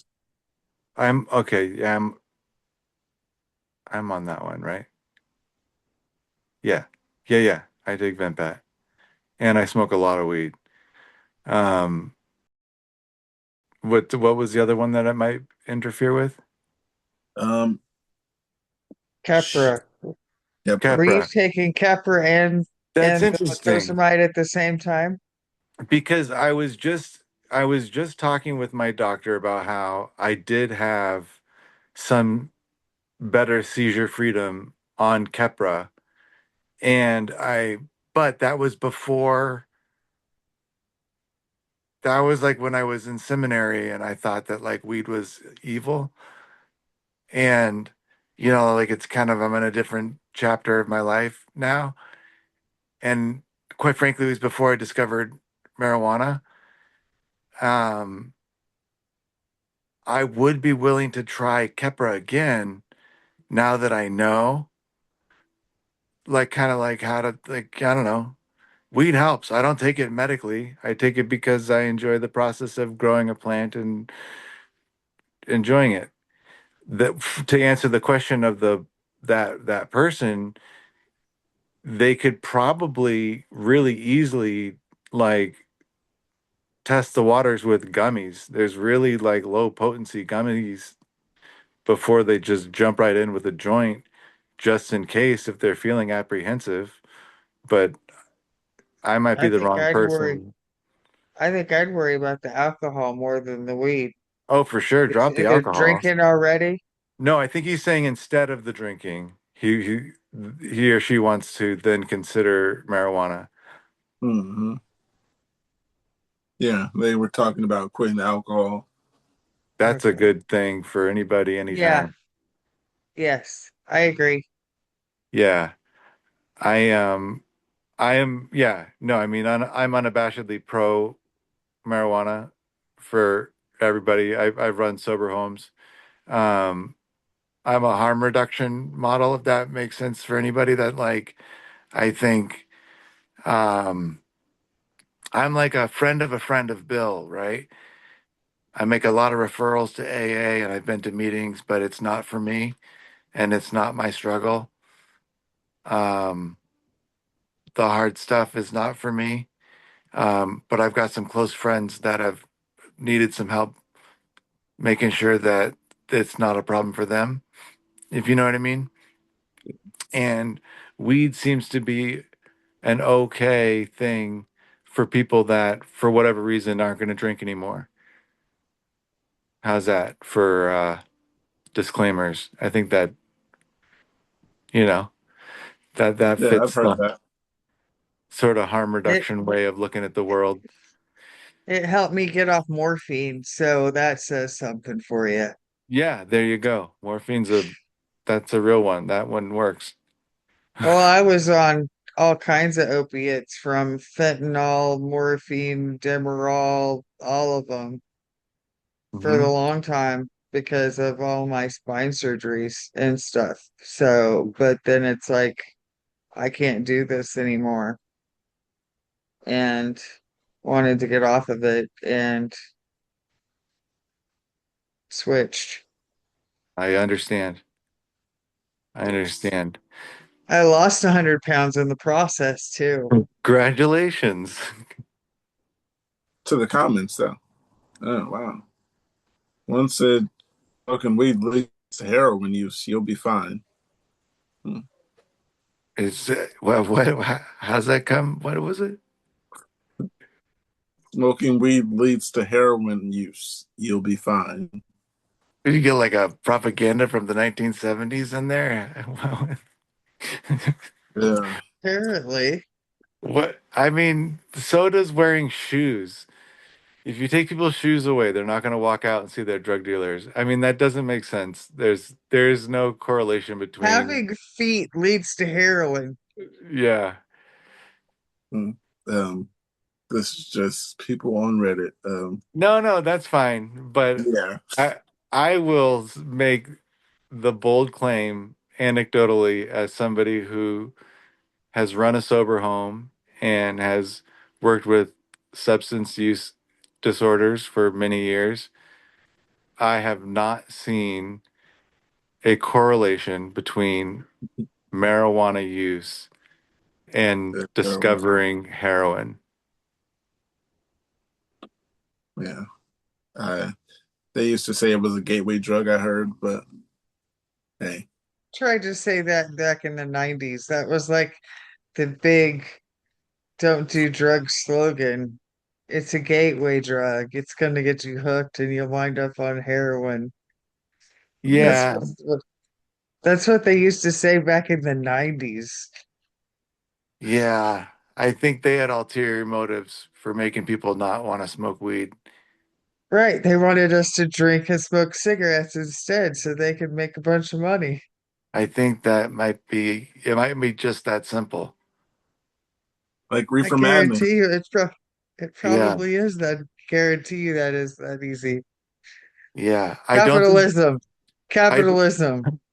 I don't think that weed is some panacea that like cures all illnesses or anything, but I definitely don't think that it's the villain that I grew up thinking that it was. And it was honestly, it was really kind of like disorienting to me to like exiting the like sort of indoctrination that I had about drugs. And then weed became legal in Massachusetts, and somebody on a whim was like, "You should grow some weed." I was, somebody was crashing on my couch, and I was like, whatever. And we grew a little weed just as like a silly project, and then discovered that it was like not, it was so benign, but so wonderful in its own way, in a non therapeutic, just recreational way, that it kind of it undermined all the other truths that I was taught in that chapter of my life too. You're like, what else wasn't true?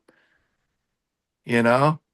Hmm. It's Oh like, yeah. why, if they're lying to us about weed, what else are they lying to us about?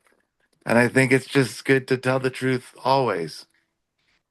Yeah, I got bad memory, so I just stop lying, 'cause I just forget stuff and I'll end up telling you the Yeah. truth one day or something like that. Yeah. Yeah. I was No, just like, yeah, this isn't gonna work.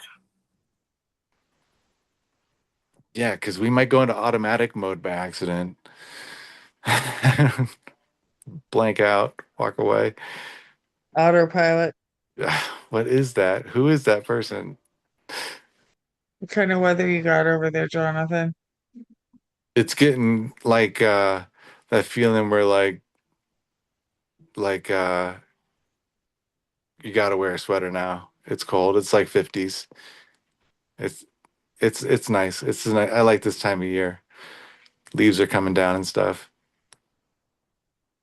We're probably about ready to go back to that, but we had a warm blast. It was like it was nice And then he had a cold blast where like the temperature dropped 30 degrees for 2 days, and now it's back up and it's in the 70s and sunny. Where are But you? I'm Kansas. Oh yeah. My mom was Yeah, born in Kansas. yeah. So it'll be, cold and rainy next week, I'm sure. Yeah, that's good. That's good. I like New England. We definitely get all the seasons. Yeah. Well, we definitely get hot in summer and cold winter. So EMU in February. Yeah. Uh, they just moved me to a new neurology team, and basically I can't ever remember. Is it like they go to a level 4 epilepsy centers? I'm going like from a level 3 to a level 4, So and you they're gonna failed enough medicines that they're like, well, now we can try to see if we can right. pinpoint where it is in your brain that the things are coming from, and then talk Well, about. I refused it for 2 more meds for Okay. because the word surgery scared me. I think it was 2, maybe it was 3. Yeah, They just kept adding them because right now I'm on lamotrigine, zonisamide, oxcarbazepine, and Xcopri. that's a lot. Yeah, That's a and lot. they're not at low dosage either. Yeah. Yeah, and so I finally just like, okay, fine. Hi, Glenn. Hey, We Glenn. can we can we can go look into doing the testing because I'm fed up here. Let's go see what they got there. But the at the new place is like 4 hours away. So that's part of the other part of reason why I was putting it off. Do have you considered the VNS and stuff like that? Oh yeah, they're looking into all of that just to see what they think I might be eligible for. I'm gonna go as low and less invasive as possible, most likely, because that shit scares me. Yeah. Yeah. I understand. But Um, most of the even if I could just get back down to a couple of meds, that would probably make a huge difference. Right? Remember people's names again? Wouldn't that be nice? Right. Not have to hey, pull out a Glenn. piece of paper to I think he left. do the No, maths. Yeah, yeah. I'm right here. You hear me? Oh, good. Oh, there he is. Hi, Glenn. Hey, what's up, Hey, man? um, Glenn. Usually we start with new people. We start with what are you taking? When was your last seizure, and when were you diagnosed? Oh, my last seizure was 4 weeks ago, and I am taking Vampet, like let's see, 200 milligrams, and I'm walking my dogs right now. Nice. Oh, Yeah, nice. and my name's Glenn too. Yo, All right. When were you diagnosed? shit. I was diagnosed like 4 weeks ago, but I've had seizures since like 2017, and then I had a couple in March and a few in I don't know, March, April, May. And then, like I said, 4 weeks ago, I had multiple nocturnal seizures. What took them so Dude, long to diagnose? They told me that I was dehydrated because I work, and so I was like working real hard, and I wasn't eating a lot or drinking a lot. And I drink a lot of, well, I was drinking a lot of beer and coffee. And then oh, I just wasn't eating properly. And they told me my electrolytes were off. They kind of had it halfway right, but they didn't say I had epilepsy. So, till They like need 4 weeks ago when I went to the emergency room. After your first ones, you didn't have any for several years? Nope. Yep. And so I just continued with my life. Um, I never had any type of medication or anything like that until just recently. So I usually tell the person coming, I just take lamotrigine. It's my third one, my third medication so far after Dilantin and Keppra didn't work. Uh, but yeah, glad to have you. thank you. I Yeah, do have. I'm posting and stuff, and sure, less dimensional is my name. I'm Uh, the boat dude. I've talked to you today, I believe, or yesterday, one of these Yeah, days. yeah. What's your name on? I'm Pookie. Oh, Pookie. Okay, yeah, yeah. We've spoke there a couple times. Yeah, I got a post here though. It says loss of smell and taste. It happened gradually, but started around the same time as my adult onset seizure started, and that I started levetiracetam. By chance, did anyone else experience any of these side effects or symptoms in their adult ones? I can taste salt, sour, sweet, but not actually taste the food. And in order to smell it, has to be very, very, very strong. And I'll smell something, but not able to tell you what I smell. Just curious if this happens to anyone else. Um, Loss of taste hasn't went away, but smell did go away for a little bit. And I'm not sure if that had anything to do with my stroke as well. So, Ooh. I did, wait, I did lose the sense of smell. So, um, yeah, like I said, I don't know if that has anything to do with my stroke either. So, Have you Interesting. got, did you get it back? yeah, it's pretty much back now. I can pretty much taste and smell everything correctly. But at first, it was just like everything smelled like very similar. Maybe like a dry Interesting. smell, like cardboard, or just Weird. smell that was just straight, just like everything smelled like that. Interesting. Yeah, yeah. When I say cardboard, I mean like there's very dry, unexplainable smell. You know what I mean? Like it has no scent, but it's really just yeah, It's you its get own what I'm saying. thing. Yeah, And this exactly. is on the daily. You could smell that. That was after the stroke, which was a month ago, and it went away over that time. And I'm smelling good food now and everything. That's good. Yeah, after my seizures, my memory was shot and my sense of smell and taste. And for my smell and taste, it took like a week or so, but my memory's still jacked, you know? Yeah. Yeah, Oh Yeah, yeah. especially taking what is it? I'm forgetting that Vampet.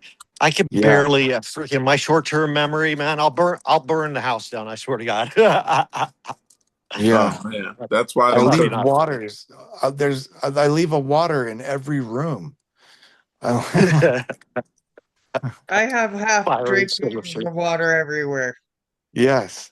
Yes. Yeah, My- it's like with me. That's why I don't cook over the stove. Is because my last time cooking over the stove, in particular, I was cooking and for some reason I turned around to the counter because that's where my phone was. And I got my phone, and then the next thing I started thinking is go watch TV. So I went to watch TV and forgot I had oh, something on the stove. So even turning around to do something, my memory is that bad. I turned around and forgot I was even cooking something. I noticed when there was smoke everywhere and the rice was had no more water jeez. in it and it was stuck to the pot and all that stuff. Yeah, so I don't do the cooking alone anymore. Yeah, it I Good. have fire happens to me. extinguishers over, I have fire extinguishers over my stovetop. That's good to Like have. the automatic, if there's flames or it gets hot enough, it will explode into Smart. yeah. Smart. Um, yeah. just an extra step, and I try not to use it unless I have to. Right. You guys ever lost taste or smell? I was gonna read a few comments off of here. I don't think so. I know that sometimes with my auras, I almost feel like I can taste them coming. It's that same sort of like your perceptions get all screwy, and it's like it's. I think sometimes it's like yeah, you're trying to like grasp your little awareness back to your body, and it's almost like I used to describe it like crushed ice on your tongue, but it's not cold. But it's like not a taste, it's just like your tongue starts to get prickly, and then it like rises back to my ears, and then I don't remember after that. But that was when I was having the seizures where I was having the big ones walking around. And the auras were shorter, and the generalized part would come quicker. And I don't have that anymore, which is nice. I only have them when I'm sleeping, like Glenn. Yeah, the ones that I've had when I was awake and I have my worries, I could smell. It's like chasing a smell. You know, you've heard it, like the deja vu Yeah, feeling, and then I'm like getting up and I'm like chasing a smell. But now I don't get up because I know what it is. You know, I stay in that's bed. good. But I'm like you. I don't have them in the daytime, or I haven't had one in the daytime for a long time. They're just mostly Same. nocturnal. And then like, oh, I'm dazed, man. I wake up and I don't know my dog's names and shit. Like, Yeah. Are you driving? very little. You know, I have to work and stuff, so I'm driving, but I'm just driving for work. I'm walking a lot. Yeah, same. I've got an employee that's been driving, but you know, if I have to go to work and be there at 5:30, there's nothing I can do. I got to go to work. So, Driving right after you're sleeping is not a great idea, dude. yeah, I know, but don't worry, I drink plenty of coffee. You guys are gonna hate me. Yeah. No, I'm with you 100%. That's how I did all of my employment until I couldn't do it anymore. But yeah, no, I'm with you 100%. Yeah. I have a license. I just know that like if I got rear-ended by somebody who had a savvy lawyer, they could be like, if he wasn't on the road like Yeah, no, I we. had my driver's license taken away in 2017. And then I had the neurologist like hide out and wouldn't give me back my license. And it was going around like a year. So I waited for him by his Porsche. And then he called the police and stuff. And yeah, I almost got arrested. And then they were trying to kick me. I live in San Diego. UCSD is like the good hospital to go to. So they're Okay. like trying to toss me out of there. But I wrote him an apology letter. But then the same thing happened just recently. I'm an angry epileptic. So and plus they didn't tell me what's wrong with me. They're just like, oh, go home, drink fluids. And so when I came out, I was pissed, man. And I called the hospital. I don't even remember what I said to them, but they banned me. They told me you cannot come here anymore. And Wow. You I need to don't get off listen. the Kepra. I Wow, no, I'm because not on then Kepra. I'm on Vampit. So when I went, I did go back there, and they had like I went to my rheumatologist, and they had security there waiting for me. These three big black dudes. So I'm angry. I was like ready to go. I'm like, okay. And there, I was like, this is going to cause a big scene. And they looked at each other and they left, and then I left because I don't want to make a big scene. I don't want to go to no, jail. no. No, there's better ways to respond, Yeah, but to get her. Do you guys get angry when you wake up? I mean, every seizure that I've had, I wake up, I'm freaking pissed and ready to go, and it doesn't go away. Like I'm still that way. Like I could snap anytime. Yeah, On I different, wake up irritated. Don't touch me. Back up. I can do this on my own. Stuff like that. Yeah, I get I try not to. My mom is around now, um, so I haven't had a seizure since I've been back with her. I had a little 10-year break. Felt good to be away from home. And Yeah. everyone else tells me their stories. Oh, I had to move back home and stuff like that. And I'm like, yes. And then last month I had a stroke, so I moved back with my mom. So you sorry to hear that. It's all right. It was a lot of fun. Yeah. You're making it good. You're making it good. But to Yeah. answer your question, Glenn, sometimes my wife says that like when I'm coming out of it, I look real scared. Like she says I make like I'm afraid of her faces. But then sometimes I look like I'm really glad to see her faces. So they usually just give me a lot of room to kind of like bounce off of things that won't hurt me. Yeah, that's good. Did I've you been bite your tongue and cheek and stuff? I chewed my tooth and yeah, bit my Yeah. jaw. The last one was bad, bit a hole in my tongue and stuff. Yeah, Yeah, I bite away in the back, in the yeah, back me of my too. In neck. the back and the back of my tongue. But the worst thing, I chewed my tooth. I Oh chipped it man. twice. Yeah, me Dude, you too. can bite hard, huh? Isn't that amazing? How hard you can bite yeah. I and bit bite. the bottom of my the bottom of my tooth, my bottom tooth. Yeah, I hit the deck out front. It was a little embarrassing. My neighbor came You don't running want up. to you don't want to hear my dental expirations. Oh, dude, tell us your dental. What happened? Please. Well, when I was just because I grind and clenched my teeth, I busted off, broke a molar in half. Oh, geez. And from a seizure, I hit the coffee table and busted one off right here at the gum line. Oh, And a couple months before that, I face planted in the kitchen and broke my nose and oh cut up no, my face for my glasses. oh no, Jeez. Yeah, you got me beat. oh That was no. just it. I was just having a bad few months. I'm doing better now. That's good. Good to hear. But Oh yeah, man. that was a rough 6 months. How about you? I Do you wake up angry at all when you wake up from your seizures? Andrea. I have no idea, honestly, not that I know of, because Yeah.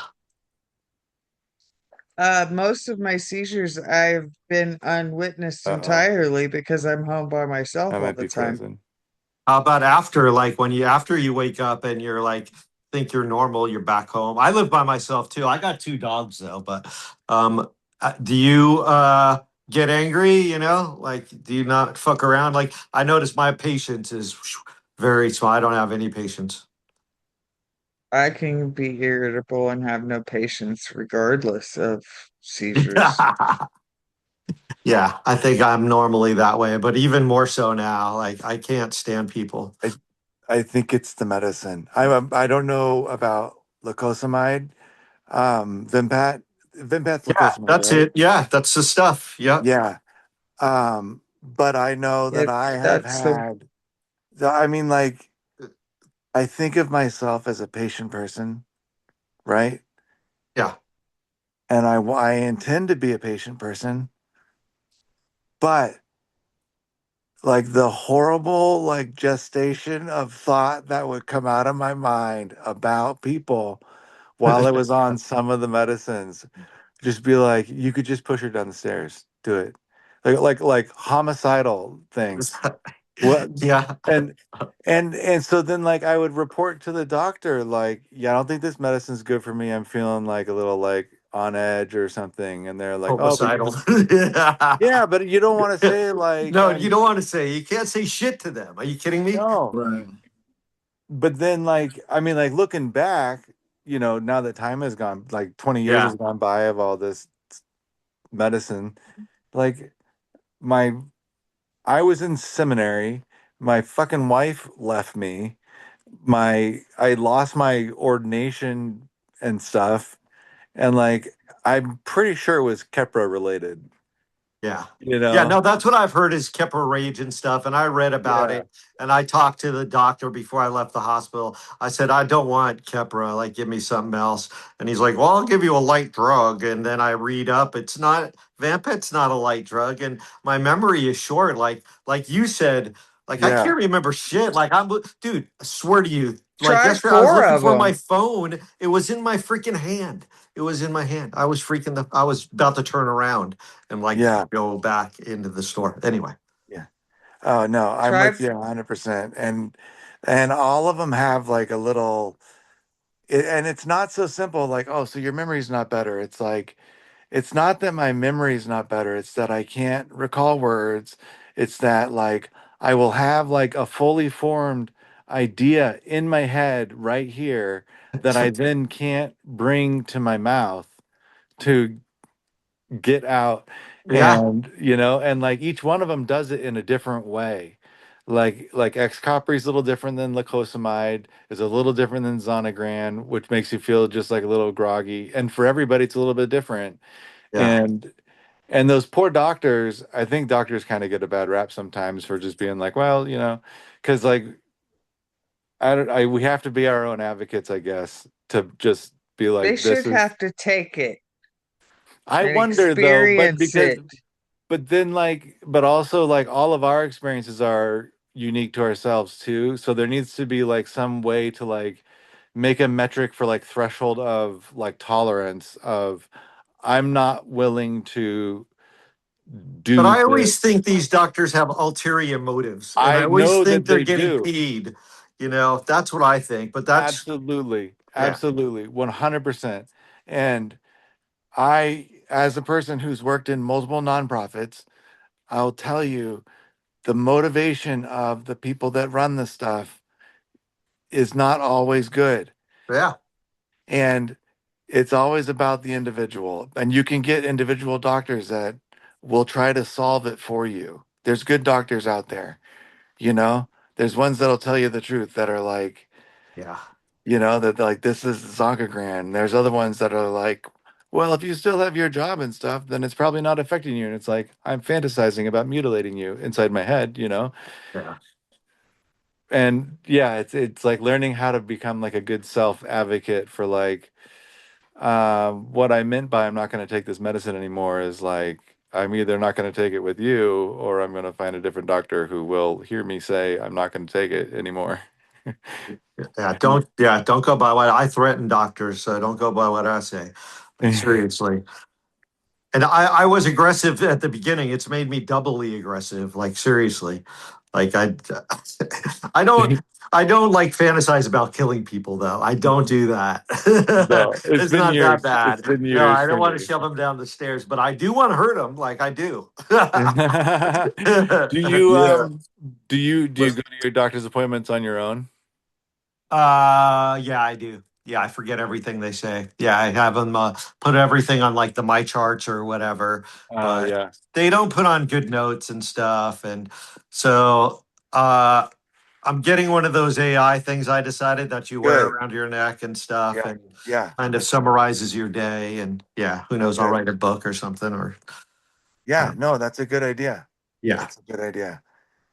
I think it really helps that I am able to I bring my wife everywhere. I'd be lost without her. I Truly. bet. Yeah, you're lucky. Lucky you have a wife. No, I am. Yeah. And second tries the charm.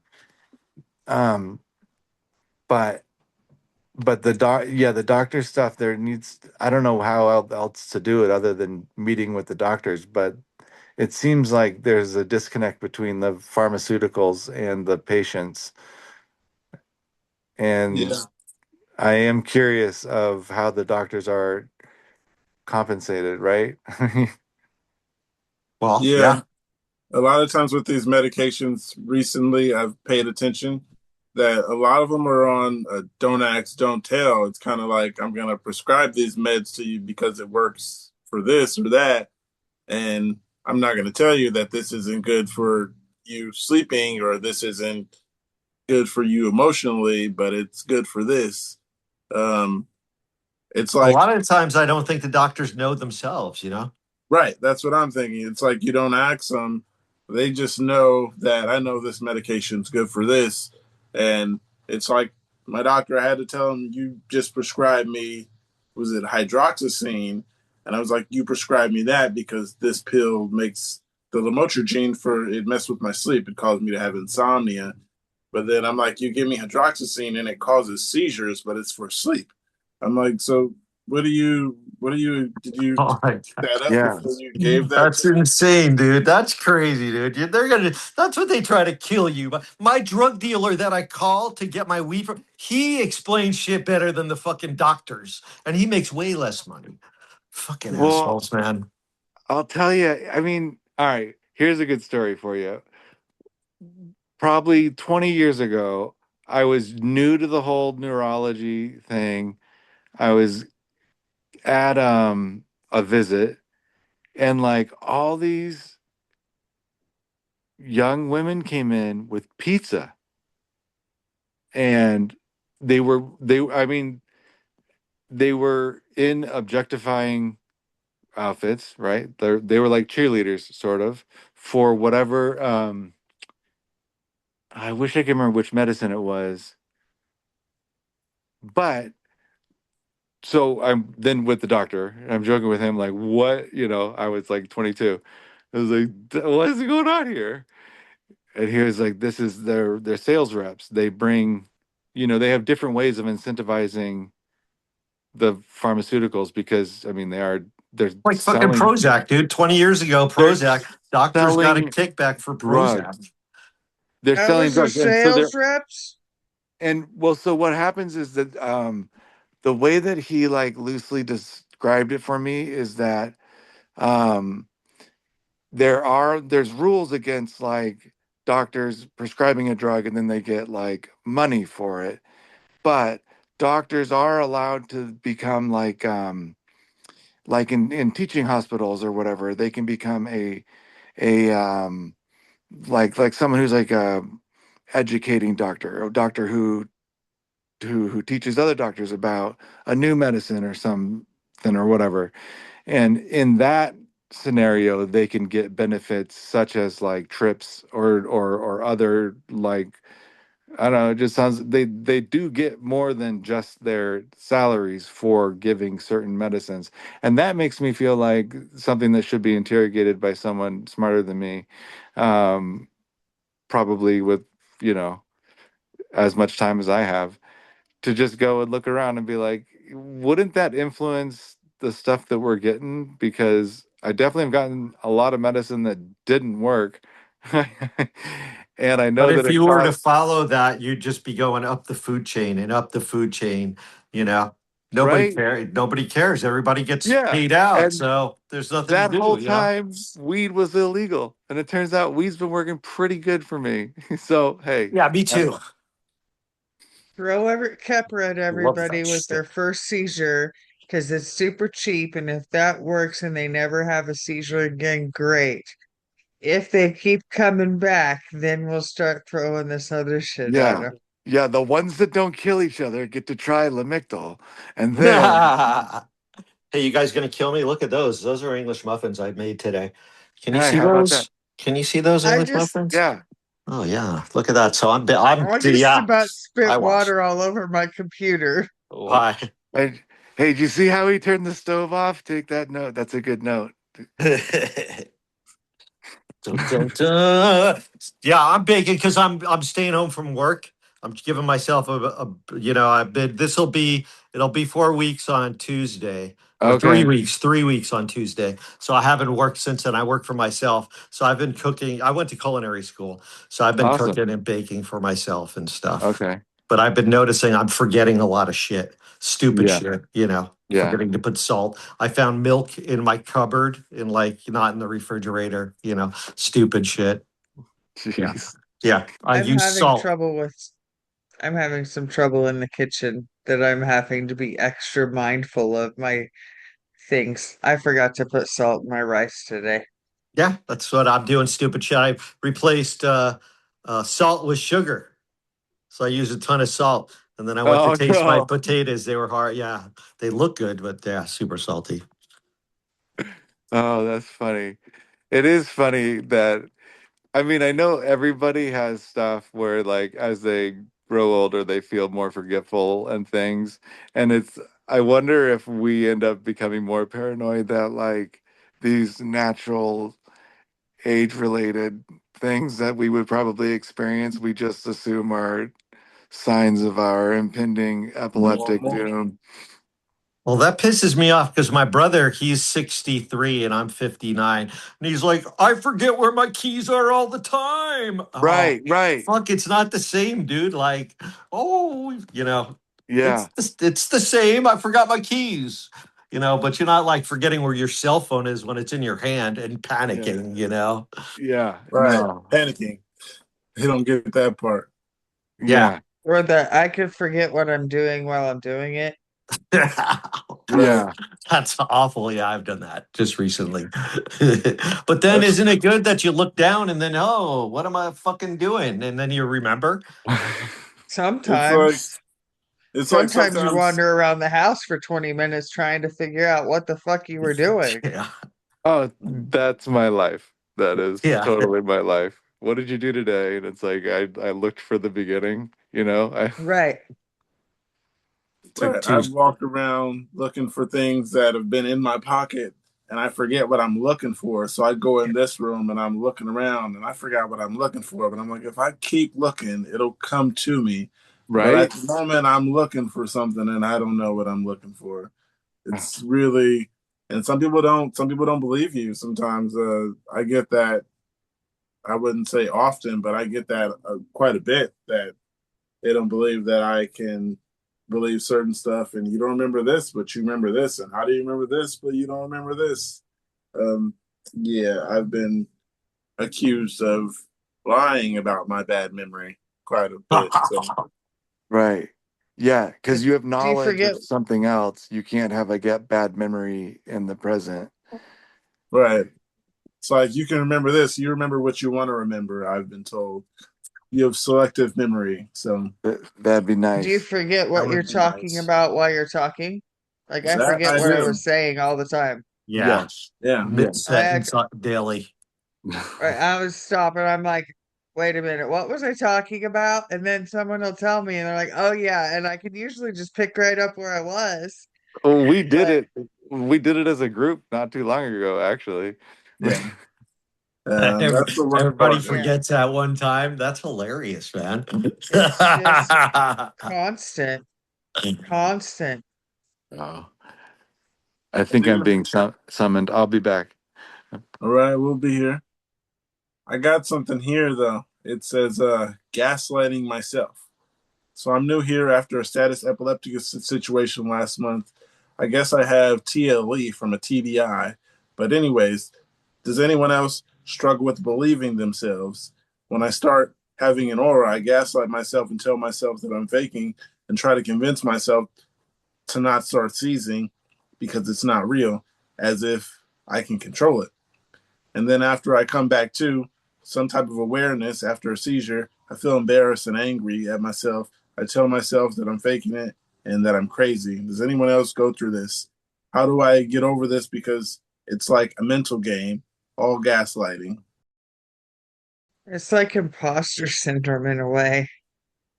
Well, if he thinks he's Yeah. having a seizure, shouldn't you like take rescue meds and stuff? And like Nasalum, they gave me Nasalum. So if you think you're having aurora, the doctor said it doesn't hurt just to take it if you think you're having, you know, something going on. Yeah, this person, I think he's like asking, what does he do about the gaslighting himself? He's trying to What does convince that himself that mean? he's not. He's trying to convince himself that he's not having an aura. He's having an aura, but he knows he is, but he's trying to convince himself he's not. Yeah, that's a mental problem. Right. That's yeah. It's he's Either way, he should take it's that Nasalum stuff or some rescue meds. Either way, just to be safe than sorry. You know, even if you're gaslighting yourself, it wouldn't hurt, right? Yeah. it's hard because if you're in that situation, it's like you don't believe you don't you're not believing yourself. Yeah, yeah. So it happens like 3 times a week when I'm waking up and you know, chasing that smell. I'm thinking I'm having aurora, but I just smell something in my room. So, you know, it's crazy. And the brain tricks you too. So, you know, I mean, I've been in denial of my epilepsy for a while, so I can understand gaslighting yourself.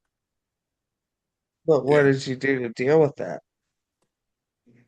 Well, you come to a realization at one point. I think you chip your tooth, you fucking fall, and you know you damage your goods, and I think that's when you snap yourself out of it, right? Like, this is real. Take Yeah. it seriously. Yeah. Well, I mean, every time I've had a seizure, besides being angry, I'm crying and stuff. Don't know where I am. I'm a fucking mess, man. Um, I'm like you guys. I wake Yeah. up disoriented, crying, like bawling. It's insanity. Yeah, I know what you mean. Yeah, it's still insanity. Believe me. Like fuck Yeah, everything. I got some of the comments here. I'll read two of these. One says, "I do this. I have focal aware seizures. I feel for you. I am here with you. Also, doesn't help when random uninformed people say it's not a seizure. That's embarrassment. Sucks, but it's really not your fault. I'm not sure how to get over this because I haven't got over it myself. Hope the best for you and stay safe." Says everyone gets deja vu from time to time, so I don't count them as seizures, or else the whole human race would have been diagnosed as epileptic. As long as I can keep it as a deja vu, for instance, stopping the music, stop running, etc., and fighting it, it doesn't go on my seizure list, which I've been seizure free for many years now. That's interesting. Maybe he doesn't have epilepsy, and maybe it's something else, and he's hallucinating. You know what I mean? You could like oh my God, see this is how my brain works. I can't think of it. What is the placebo effect? Like if you think something's gonna go wrong, it's gonna go wrong, you know? And if you think you're having a freaking aurora, maybe he just is making it up in his brain and he's, oh my God, I need to take some, gotta stop running and get rid of this aura. Maybe it's his brain and he's not having auras. I think if you're having an aura, you know it. Like you're down. At least I am. I'm not running. I'm not going to stop running, and my aura is going to go away, and then I'm going to go back to running, and I don't. You know what I mean? Yeah, I've had the impending doom, but I don't exactly know if that was exactly an aura. It's hard to explain. I've never really got um, signs that a seizure is coming. Some of those signs I was getting, like I used to be places and I get a focal and I start getting clammy and all that stuff. I thought for That's a a long time panic that attack, dude. That's anxiety. That's not a seizure. If you have a focal, like aware, at least me, it takes everything out of me. Like I have to sit down. I'm not crying or anything, but That it's doesn't mean still a his seizure. isn't a total. That doesn't mean his is a focal and it's a panic attack. Well, so here's the thing, right? Like if it's an aura, it is a seizure. yeah. So, But how but do you know it the doesn't. difference? How do you know the difference? But hold on. So like, if it is an aura, it is a seizure. But simultaneously, that person could be experiencing all of the symptoms of an anxiety attack, also, right? And they could be symptomatically experiencing an aura the same way somebody does experience a panic attack, or they could be having an aura and having a panic attack because they have anxious associations with auras, right? Yeah, But if but they would do, that be PTSD then? it could Yo, be, P- yeah, absolutely, it could be, yeah, it could be, but the aura itself is the seizure, Yeah. right? I don't know. Yeah. I mean, you could trick yourself in. I mean, you could like the placebo effect I was saying, and you could trick yourself and have a panic attack and say, "Oh my God, I'm having a seizure." How do you know the difference? I mean, Well, you I wouldn't think without an it's pretty EEG. dismissive to say that, Glenn. Yeah, no, I told you I'm not a happy epileptic. I'm no, angry. I understand what you're saying, but truly nobody would be able to tell without an EEG. Yeah, you'd have to be on an EEG, right? Yeah, Yes. yeah. But I think it's fair to say that somebody that has an epilepsy diagnosis that is experiencing the symptoms of an Yeah, aura is having a seizure is fair to say. But they could also have other psychological things going on yeah. that are So let me ask you this: do you think a panic attack could uh, I don't want to say smother, but could uh, like make, oh God, what am I trying to say? Like a panic attack could overpower an aura, or what do you think is more strong? I think an aura would take over a panic attack, right? But I have no idea. I'm not a doctor and I don't study this shit. I just fucking I don't. think I think from I my prediction is in like 40 years, right? When psychiatry and neurology have more overlapped, they'll see that there's people that are having panic attack type stuff that have been misdiagnosed epilepsy, right? Yeah. So they have, because I work with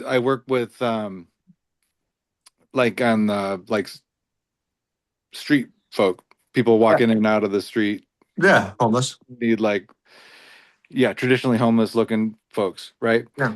That that could have very possibly, like, understanding what I would feel in myself when I was, learning about how my brain was interpreting this weird ass feeling of like, from like, oh my gosh, we're all about to die, to like, am I a prophet?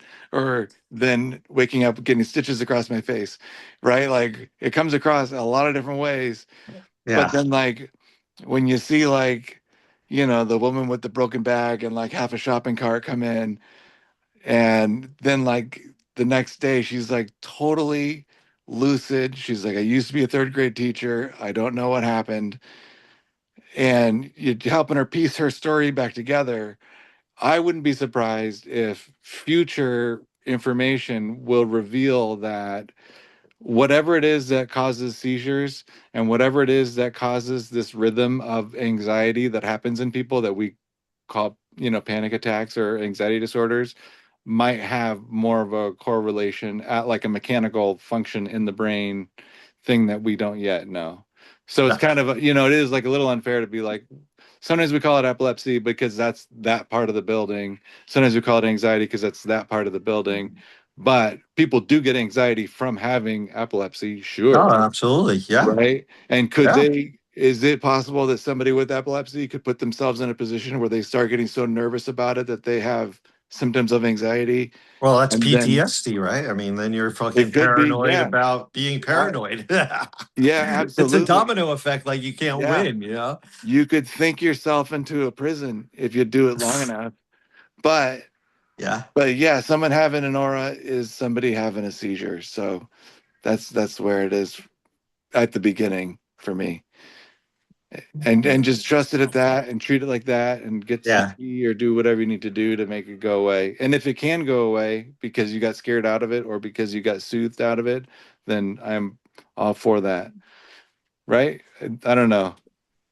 Yeah. I just, what concerns me, he said he was running and exercising.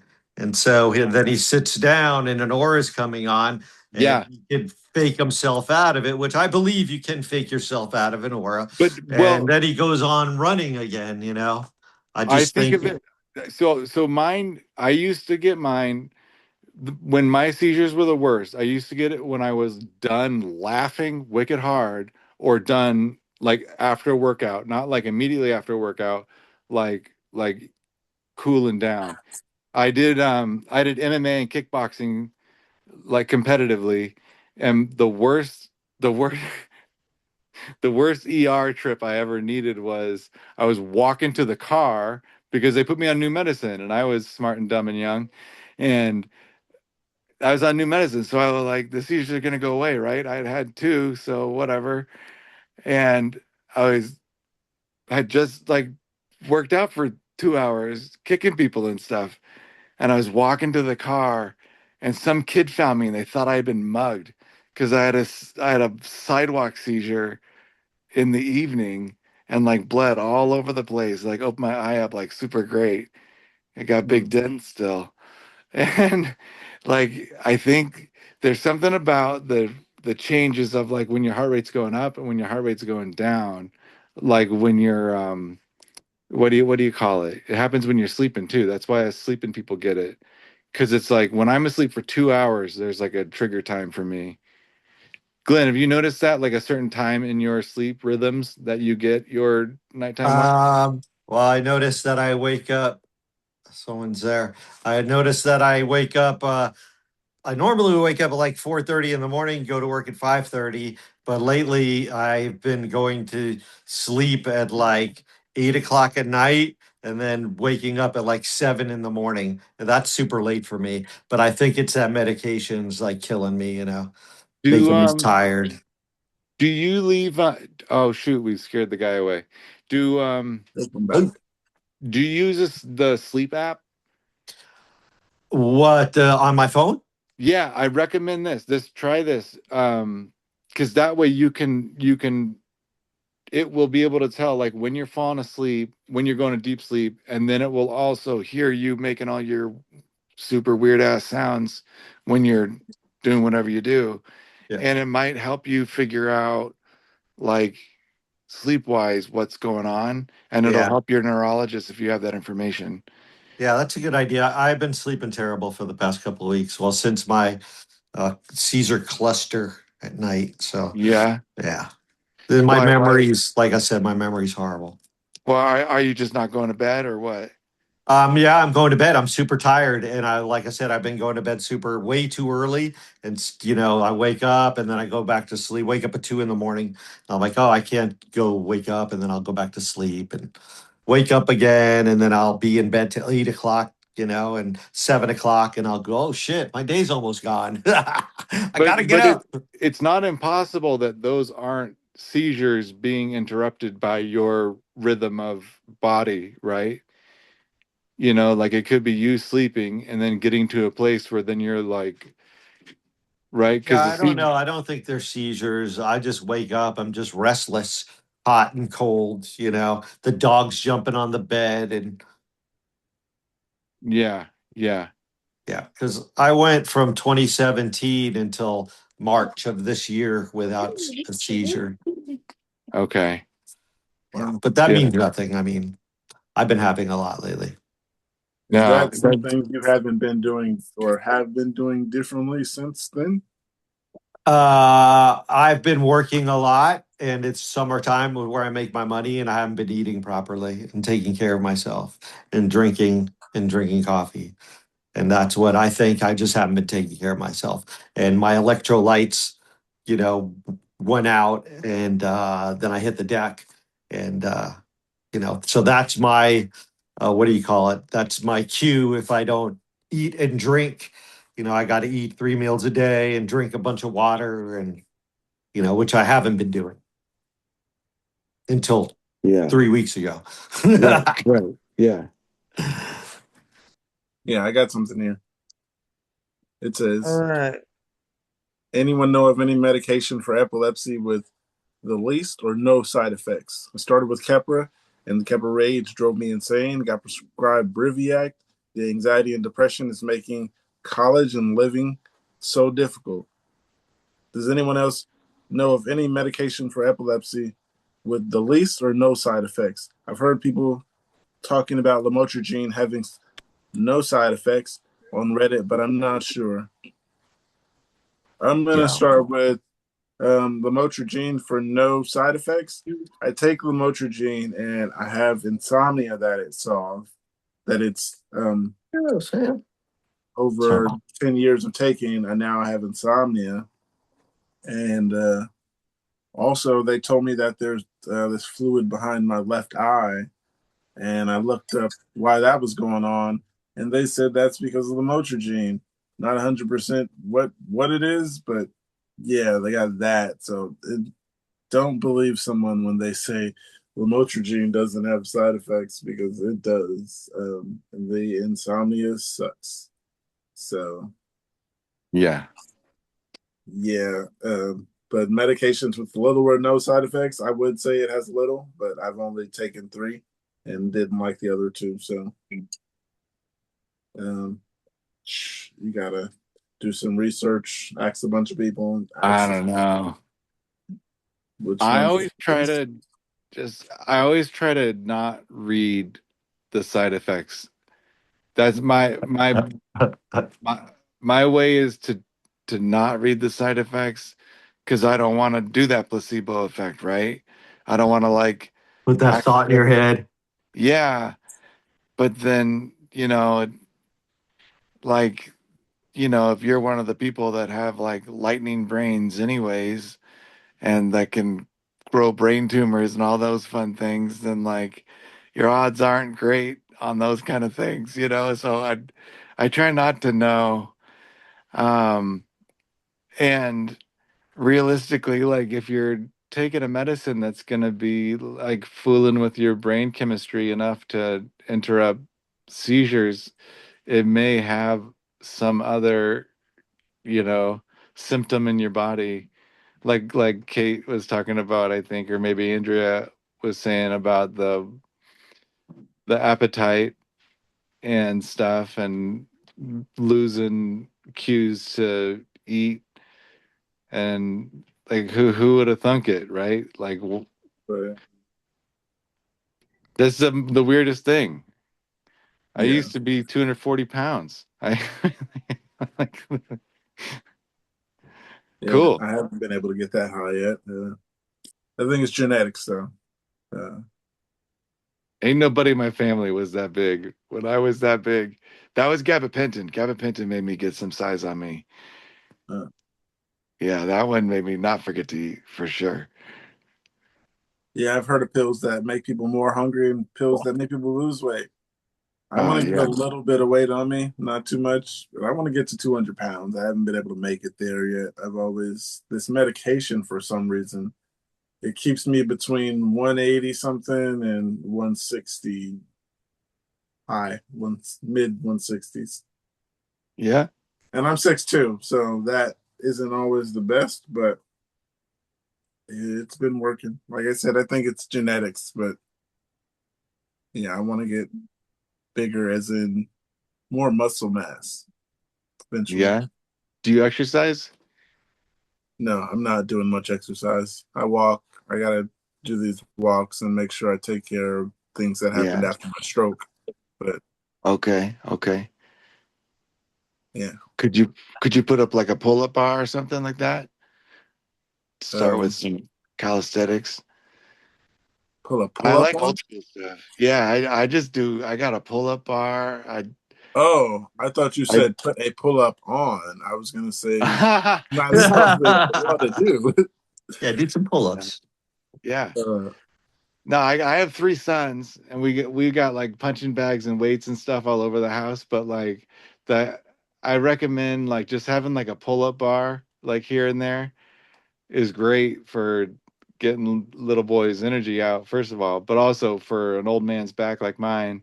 Like it's good to stretch out and just hang on it every once in a while, make sure things are staying straight where they're supposed to be. And it's just good for your core and stuff too. I don't know. I like but I do miss being like athletic. And that's for sure.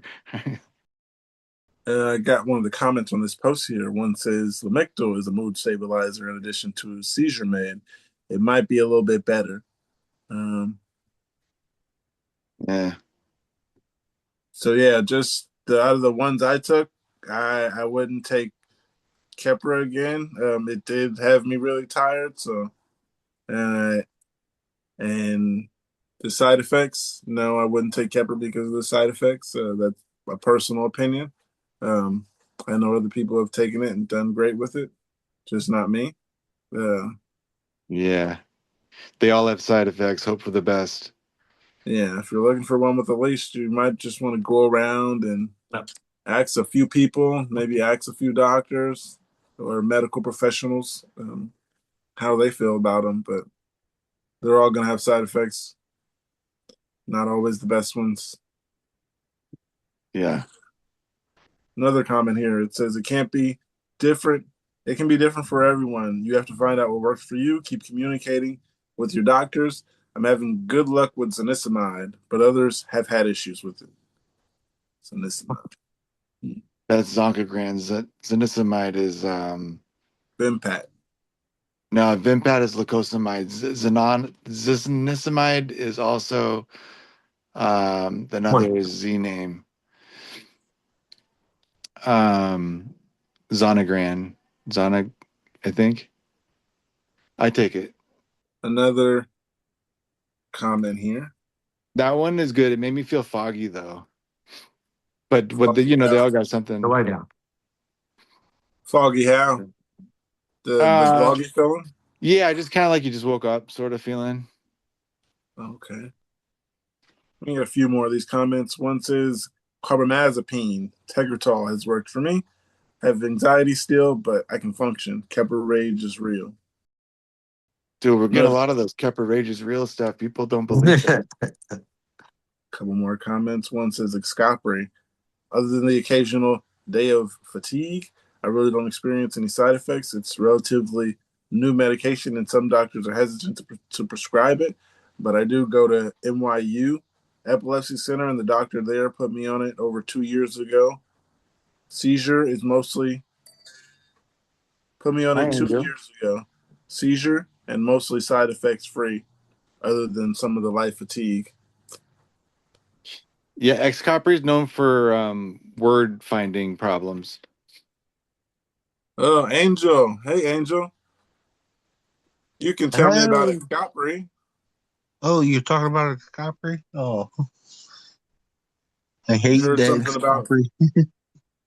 we just heard something about word The word it's problem. it yeah. It's like the aphasia that Z talks about. Yeah, How? Angel, we were on a question and it was asking about medications with little to no side effects. You can get Um, in. Wow, find me one. yeah, and one of them brought up Excopri. How's that going for you? It's better now that I'm off the Clonopin, where the like basically the knockout effect is not as strong. You remember how I used to like take it and I would be like, I'm out. Oh yeah, yeah. You'd be the last person here with me, and you'd be asleep though. But yeah, you'd be here. In spirit, I was here. But yeah, Yeah, that and Clonopin mixed together was strong for uh getting to sleep. Godfrey's on that abusable list. Like you have to Yeah, get your it, driver's it's license to get it. actually it's yeah, we talked about it I think the other day. It's a Schedule 5. It's actually stronger than the benzos. So Really? yeah. In The case you the, wanted to the forget all of your words. yeah. The benzos are Schedule 4 and they give you problems trying to get them. Imagine Excopri. I remember trying to like getting getting it and it took like literally like 2 or 3 weeks. Y'all remember that, right? Like I was like still arguing, trying yeah. to get the pharmacy to like get it to me and stuff. I think one of the bigger I don't know if you call it a side effect, but Excopri works off the sodium channels. So I do be wanting like more salty foods now than ever. That's good. You got Latino in you. Of course, you're gonna get some salty stuff. Yeah. Hmm. But that is an important thing for people to know if they're like, if they are exercising a lot and they take X-Copri and they're only hydrating, but they're not getting their electrolytes because it can screw up if they have like any heart Yeah. issues, because those sodium channels communicate with your heart and Yep. cause arrhythmias. And that's one of the big I didn't get it. One of our former mods did get it. Uh the warning of the heart speeding that the symptom that Excopri has with the heart. like palpitations and stuff. Yeah, What's it called when it like you get like rapid heart rate? There's a fancy word for it, but it makes you forgot. have like it feels like you're running all of a sudden and then it stops. Yeah, I forget it, and but lo and forget. I'll remember in 10 minutes. Well, don't stop taking your Xcopri just to remember. Calm down. No, the good thing about Xcopri is I only got to take it one time a day. Yeah, I like that about that. I like it. I take all of them at night. Zonisamide, all those you can only take once. I only take once a day, and then Yeah. I do have a new post here. I mean, tachycardia. Tachycardia. okay. Heard of that? What does that mean, Kate? Doesn't cardia have to do with the heart? Cardia is I hard. thought that was that speeding up part rhythm that Okay. John and Angel were just going over. So it causes tachycardia. Got it. I got one here. It says, I'm having problems feeling happy. Since I take my meds, I have more problems to feel happy when I think I should. I was on a holiday for 3 months in Asia and just had a couple of moments where I felt happy. Since then, it continues for almost 2 years now, where it gets more complicated. I mostly feel it when I'm around people that are really happy during these 3 months. And for me, it was just normal. Have you had any similar experiences? I am on a very low dose of lamotrigine and valproate. Yeah. I don't necessarily have feelings of not having happiness. I pretty much just do things that keep me happy and keep me doing things, keep my mind busy. Yeah. I thought Lamictal made me feel flat. Yeah, I would I understand what you're saying when you say You that. know, like it didn't spike or drop, like kind of just like, all right, cool. But Yeah. but my kind of baseline is already sort of like whatever anyways. But I could see how somebody who was foreign to that affect would be like, oh my God, I've lost my happy. Like I'm not Yeah. The like I depression. would get that. Like, yeah, that's just understand what your feelings are. You don't have Yeah. to feel like aroused all the time. Like you're in a place that you're happy. This is what your body's feeling. This is happiness. Welcome to life. Yeah. Well, you can get a dog too. See, Oh dogs yeah, I make you got one right happy. here. I See, got my little Ganji right here. yeah, dogs make you Some happy. beautiful Tell them German to get a Shepherd. freaking dog. Where's your little dog Yeah. at? Hey, little dog. Oh, hey, little dog. A lot of people have cats, but I got a cat too. Cats are cool. Yeah.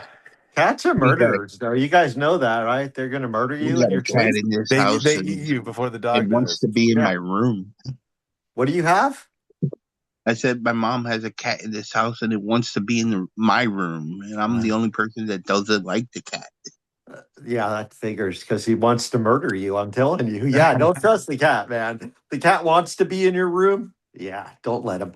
Trust your He's no instincts. good. Yeah, that's my instincts. Yeah. Yeah. No, Yeah. Yeah. it's also Yeah. because I think my room is the warmest room, and it's like always the sunniest room because the sun hits it all day. I think you've made the right decision. Trust your instincts. so what do you guys do? Do you guys have any problems feeling happy? And what do you do when you are having problems feeling happy? What do you do to stay happy?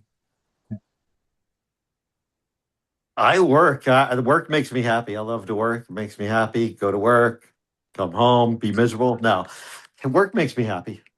And plus, my dogs make me happy and stuff. I'm a happy person. Just the epilepsy makes me angry, and I'm still angry. But that's a different feeling. I can be happy and angry though at the same time. Yeah. Sometimes my anger, when I'm Same. taking it out, it makes me happy. Yeah. Same. Yeah. I relate. Into your Yeah. Glenn. Yeah, yeah. No, I'm with I you want to see 100%. Andrea's face so bad when she can hear all these guys just describing how they feel. Yeah. The thing is, she probably feels the same way as us, right? Well, she's a little low key, right? I don't. Maybe she's not as angry. Nah, he's like sarcastic more. I want to go to one of those like What does um Kate think that I think? Yeah. What do you think that she thinks? I think you would have the perfect whatever the word is to like lead the conversation on, like get it next level, ask that question that would set them both off saying, yeah, I was happy and mad when I did this, and like somebody would shed a tear by the end of it. Andrew would definitely know how to lead this conversation. Uh, Just based on that cue. I don't think I'm it thinking takes. about it anyway. I don't think it'll I take think much you're for this wrong. group. I don't think it'll take much for this group to cry. I'll tell you that. Yeah, If I'm not um, laughing, I'm fucking crying, dude. yeah. Well, I mean, do you ever blame those like kind of conflicting feelings on the meds or the epilepsy? Or you definitely think that's Absolutely. I I just blame it do. inherent? all on the epilepsy. Yeah, because like I said, Absolutely. I'm a happy 100. guy. Everybody So told me I more was the nice. epilepsy than the meds, though. You don't think long-term meds has actually like changed your I like haven't shifted been your on them emotional that. I've landscape? only been on meds for like 4 weeks, so I haven't been on them that long. So it's not the So in the best. last 4 weeks, have you noticed anything that you would definitely blame on the meds, or you think it's just still getting Yeah, used to it? I'm on what the fuck? I can't remember. What am I on again? Lacosamide. I'm on Vampet, yeah, lacosamide, whatever. And I Yeah, just my memory is like my short-term memory. My memory's already jacked up from the epilepsy, but I noticed from the medication, my short-term memory, like I don't know where I put shit. Most of all, like my phone in my hand and I'm looking for it or my keys. And it's not like I'm old and I've misplaced my keys. It's like I'm in mid sentence, I forget shit. Like just like you guys are like zombies. I don't mean to insult anybody, but we're fucking zombies, dude. I mean, that's what I feel like. I hope you guys don't feel like that. sometimes I Ventat do. is the basically if you think of Excapri is a stronger version of Ventat. Oh yeah, no, I can't handle it. I can't handle this as it is. It's crazy. But I don't know the difference. I don't know what I blame. Well, what I blame on the medication, I think, is my short term memory. But what I blame on the epilepsy is my anger and my long term memory. Like, I can't remember shit, my long term memory. It's coming back, but not as fast as I'd like it to. I gave up on how fast it's going to come back. It's like, yeah, 10 minutes, maybe I'll remember again. But then you do remember it, but then it doesn't matter. So, yeah, I'm the same Yeah. way. It's like I Yeah. said, getting shit mixed up. Especially like when I'm cooking. Like I told you guys, I put 2 tablespoons of salt instead of 2 tablespoons of sugar. And I knew it. I was looking right at it, but I did it anyway. And I cooked and I was like, oh, shit. But anyway. Oh, but to go back to that idea about happy, I think there's probably a good stream of thought there to grasp. How did they ask the question? Do you ever Uh, not feel, what does it, not feel happy? How does it? yeah. Like you're not available to feel happy. And you told me the same thing with lamotrigine. And some people did tell me sometimes I seem a little emotionless. So I work on that part. And some people I have heard say that for them, it makes them uh, Dull. less Dull. emotional. Dull's a good word. Yeah. Yeah, dull's a good word. You kind of just feel like blah. Yeah. Yeah, I get that a lot. You gotta try to have emotion. You gotta work on it. You don't work on it, then it can make you feel blah. A lot of things that I did care for that I don't care for now, I do notice are the medication.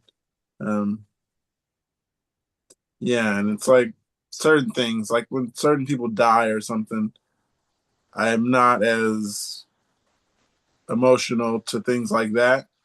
And yeah, someone was like, it's like being a robot, man. You're told that this person died and you're not even crying or thinking So you about it. feel a little disconnected from not reality, but disconnected from your life? Not really. It's just not highly emotional. That's interesting. But I'm more of a, is it easy for you to cry though? that's the thing about that is I am a little more emotional to cry when it's something on TV or something like that. But if it's something like has anything to do with my life, uh, for certain things that a lot of people might be crying for, I could say I'd be the one consoling family more than the one crying. Yeah, that might be a personality thing more than a medicine thing, you know, Uh, because you've been through some things and you've learned how to navigate things that other people haven't had to consider, right? yeah, Because I was a social worker for years, and I think it let me like sort of like I don't know, ignore that I had like problems. yeah, You know what I mean? Because I got to be on this side of the desk yeah, until like I couldn't do it anymore. Um, and then I had sort of like a weird adjustment where I was like, oh shit, I'm a disabled person. Like yeah, You that's didn't kind of accept it. that's not really what I wanted.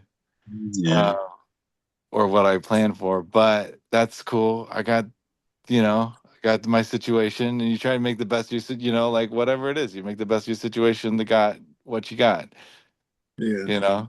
And plus, you don't always have to be ecstatic. You don't always have to be happy. You could just be peaceful, and you don't have to be, Right.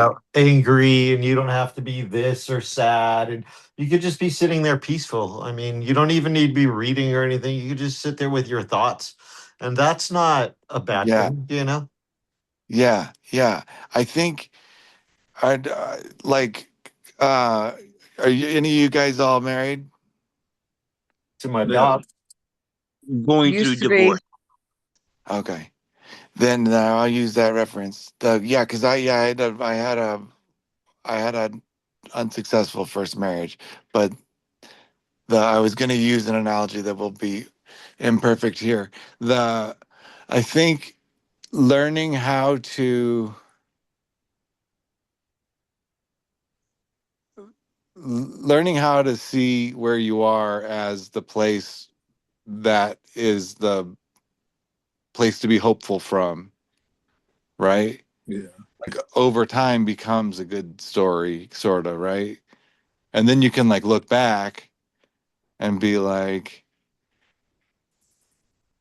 those years were good and those years are good, and then like later you can like sort of think about now as like later, these are going to be the good times, right? Having like, because I have a couple kids and they're different sizes, which is sort of a beautiful thing. I got like a 17-year-old, and I got an 11-year-old, and I got a 5-year-old, Oh wow. all boys. And it's weird. It's like cutting through a movie, great for someone with temporal lobe damage, because it's like the same thing over again. I kind of remember like when one wanted to be all huggy, and then one gets kind of like a little too cool in middle school, and now one's driving my Jeep for me because I can't. It's sort of nice that You have a like, chauffeur right? I get to That's always that call freaking wants shot. to awesome, dude. drive. Yeah, I'm jealous. I always sarcastically call shotgun because I own the only one that sits in the passenger You're seat. freaking 17. That's why. Yeah, I'm shotgun, Yeah. shotgun. And nobody else. Yeah. no one else calls it either. That's funny though.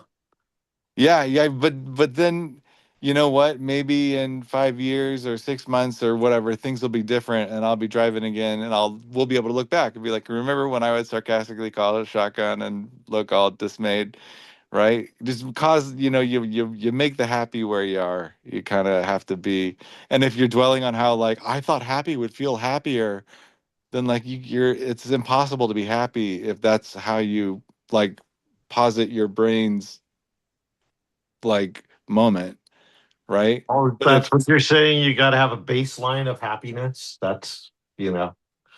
yeah, but like sometimes you feel shitty, right? Like it feels shitty sometimes. Like sometimes Yeah, it but feels. you I can have feel like tonight, shitty. You can feel shitty as long as you feel peaceful and you're at peace with yourself. right, You don't right, always have to feel great. And like I said, you could just be peaceful. You don't have to be angry like me, or you don't have to be sad. You know, you can yeah, just yeah, be in pain, but peaceful. And that's yeah. fine. There's nothing wrong with that, you know? And you can be peaceful in the ocean where there's waves, and you No, can know because you've been through a lot of waves that sometimes the waves are low, and that means there's waves coming, and yeah. sometimes the waves are high. That means you're up at the top, and it's going to go back down again, and it's just the rhythm of it. You can learn to be at peace at the ebb and flow of what goes on inside your Uh, emotions on the inside. I don't That's think you're going cool. to get too much peace with 3 kids, though. 3 boys. That's not too peaceful. Um, it depends on how you define peace, Yeah, yeah. Oh, yeah, that's true. That's true. Yeah. right? Yeah, Right. no, yeah, you got me. Yeah. What are Some you people smoking, find Jeff? some people find chaos peaceful, you know? Oh, I love it. I love it. I Yeah, I wouldn't know, I change know. anything Me about too. it. Me too. Hi, Jeff. Hey All Jeff, right. Hey, what's up, Jeff? How's welcome back. everybody doing? Great. Super. Hey, Andrea. Missed you earlier. Angel, how you doing? You're like, Yeah, doing Hey, good. young Feeling man. good. Thanks Today's a for good having day us, for man. me. You feeling good today, Poke?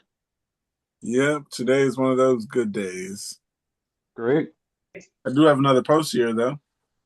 Let's hear it. It says, "How will future research of epilepsy even treat those whose epilepsy doesn't show on MRIs and EEGs? My epilepsy seems undetectable, and is there any research being done? Why that? Is there any research being done into why that is? What can be done to help people similar to me? How can how can you help people when you don't know where the problem lies?" In the future, I don't know if it's going to get any easier or any harder for some, but I know a lot of people go through the thing where they don't see your don't see the seizures on your MRIs and EEGs. Um, if the person is asking, well, this person is asking, will it get better? I don't know about that one. Uh, you know, Yeah. It's too profitable to get better. Yeah. I mean, that person would be super wealthy if they could figure out the next step of this invisible thing that people are, you know, researching all over the place. That'd be great if they could, but it's sort of nice to know that other people have this situation that they have, and it's also nice to know that nothing was on the MRI, because something on an MRI is usually not great news. Usually means a tumor. Yeah, yeah, those aren't the most fun surgeries. Of the 6 surgeries I've had, those tumor ones were not the most easy to recover from. yeah, one of the questions in here is there any research being done into why that is or what can be done to help people with similar problems to me? Um, this person didn't explain too many problems or similar problems to them to go off of, but I think they're doing something. I don't know I what it imagine is. so. Of course. Yeah, they're doing something. Don't know what, but I assume they're doing something to get better and something they can charge people for. Uh, Absolutely. Something like, yeah, that's a very polite way of saying, yeah, because there's money to be made on the people that they can't fix yet. I do have one comment here. It says people donate their bodies, including their brains, to science. We know a few different genes that we can manipulate to create animal models. Epileptics can participate in clinical trials. There are many different ways. And another comment here says my epilepsy is also undetectable, and I've been told I was probably a misdiagnosis since my EEG and MRI also showed no abnormalities. Looking to PNES, I have recently started doing some research and we'll be talking to my neurologist about it. Yeah, we were talking about this earlier, where people kind of get backed into a corner where they can't, because the tools can't find it, they get sent to a psychiatrist who's like, it might be anxiety instead. But then it's like the symptoms overlie with the phenomena that epileptics describe. So then, like, yeah, who knows? Absolutely. I mean, we know as much as nobody, including their doctors. If they can't see inside their heads and they're not picking up the EEG, but they're not having the problem while the EEG is going on, then what do you do besides have a longer EEG stay? I do have another Sorry. post. This is Super it. sorry, but that's how it goes. I got another post here. It says, "What would you do? I'm a 30-year-old female on disability, and I live with my family. The only way to treat my epilepsy going forward is resection surgery of the epilepsy origin site located next to my temporal pole. As we know, Medicaid gets cut 2027, and I'll be losing insurance for that year until I qualify in 2028 via disability for Medicare. So I won't have any access to any of my meds, presumably, for an entire year. I can either find 100K to go to South Korea and have my surgery done, or I can continue to fight insurance for however long it takes to get surgery done at UCSF via Medicaid. I know that this seems like it can be an obvious answer to have surgery via Medicaid, so I'm not paying, but this has been taken over a year and now is continuing to be denied. 100K is almost as much as 1 week seizure study.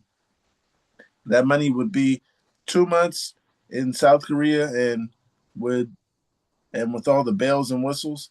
Samsung Hospital also has better tech than UCSF. What would you do?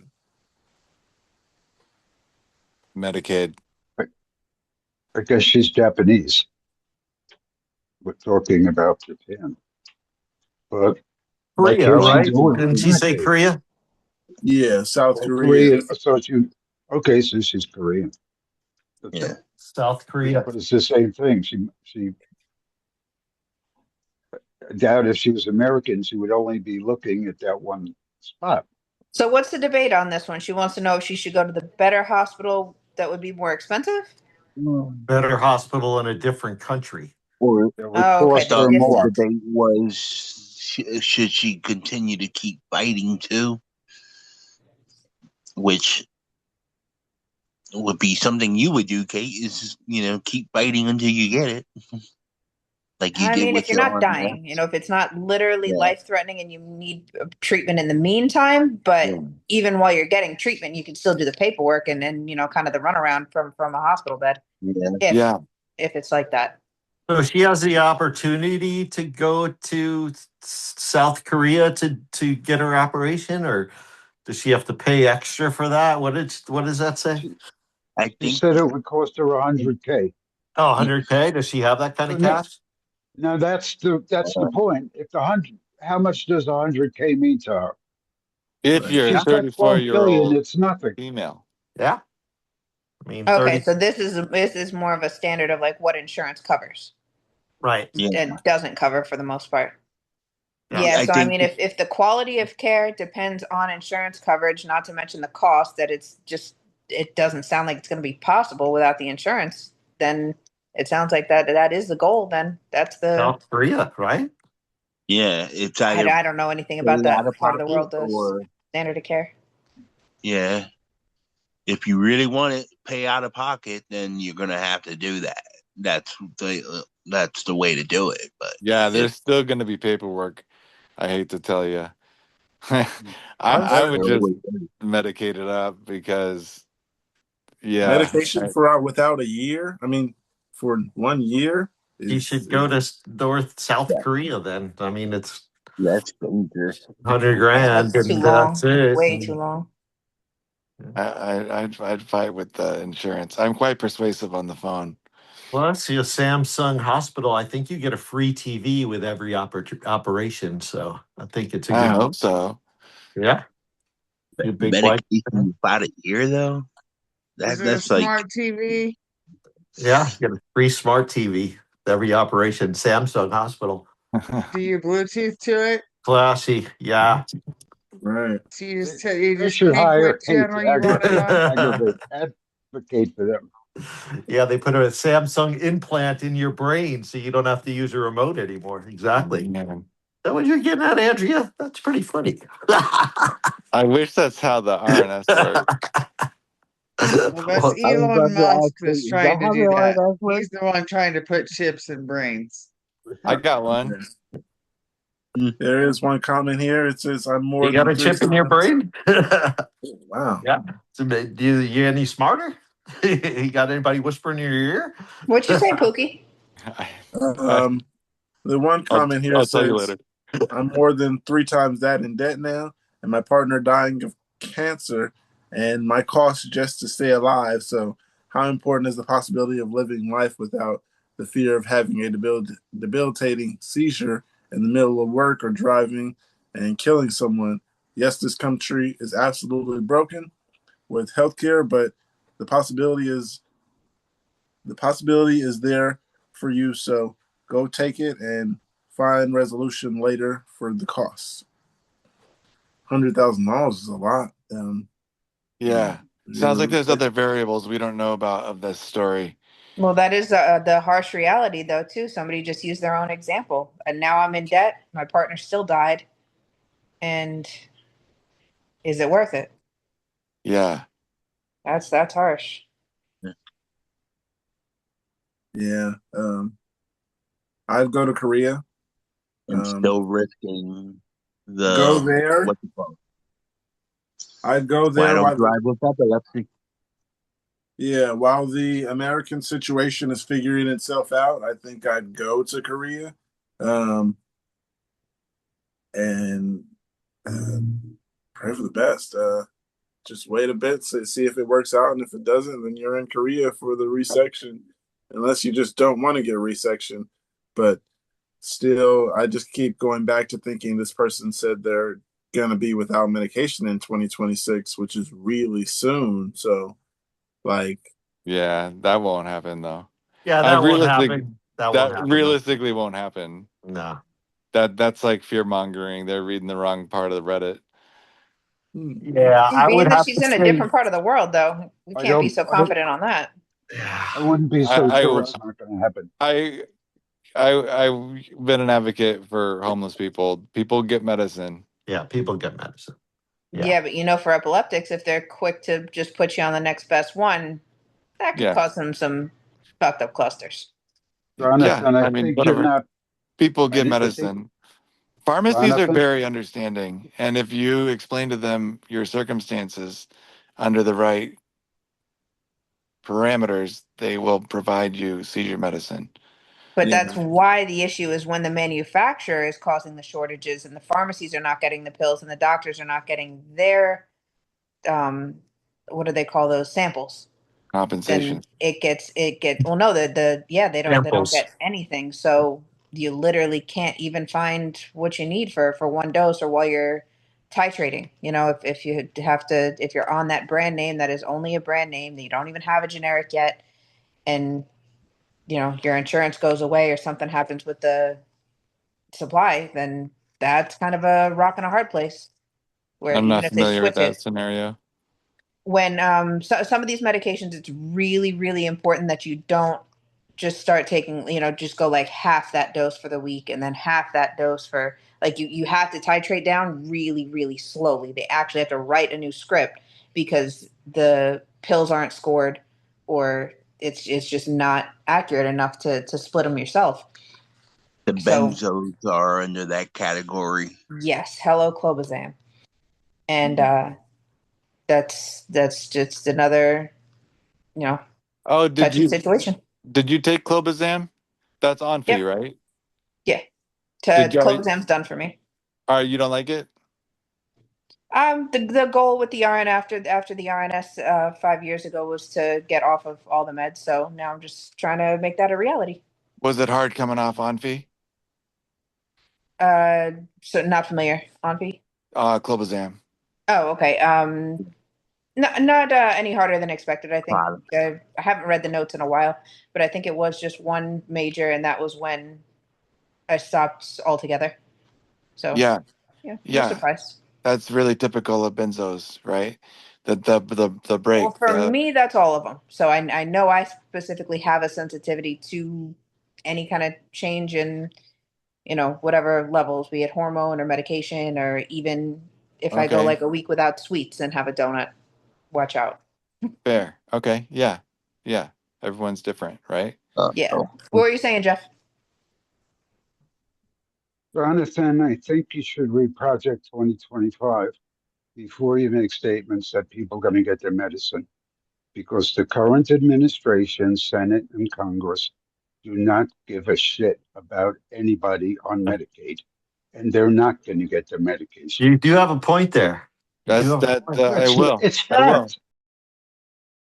Check this All out. right, Somebody's everybody. saying usually an invisible disability. 90% of the time, you'd never know I have medical issues based on appearance. But of course, today, when I'm doing a magic show for a bunch of people, wearing a bunch of dark purple IV bruises. Maybe I'll just own it. Then again, maybe I'll say I wrestled a bear or, something like that if somebody asks. Scared was So, slippery. anybody's epilepsy ever presented itself physically when you, Yes. you're used to it not? Stitches on And your was face? that through Yeah. like having a seizure in public, or was it some kind of, IV or like the EEG mark, like one of those?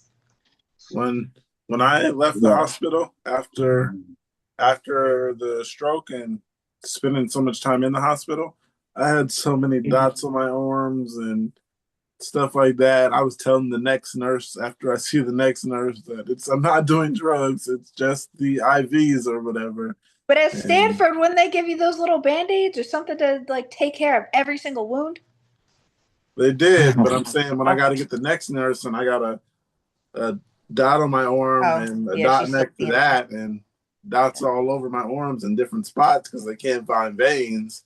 Some of those nurses, they didn't say anything, but before they could say anything, I'm like, okay, yeah, I've been getting shots all week, and this is the second hospital I've been in for the stroke, so don't think I'm doing anything. I just got a dot here and one next to that that's next to another one that's next to another one and so on.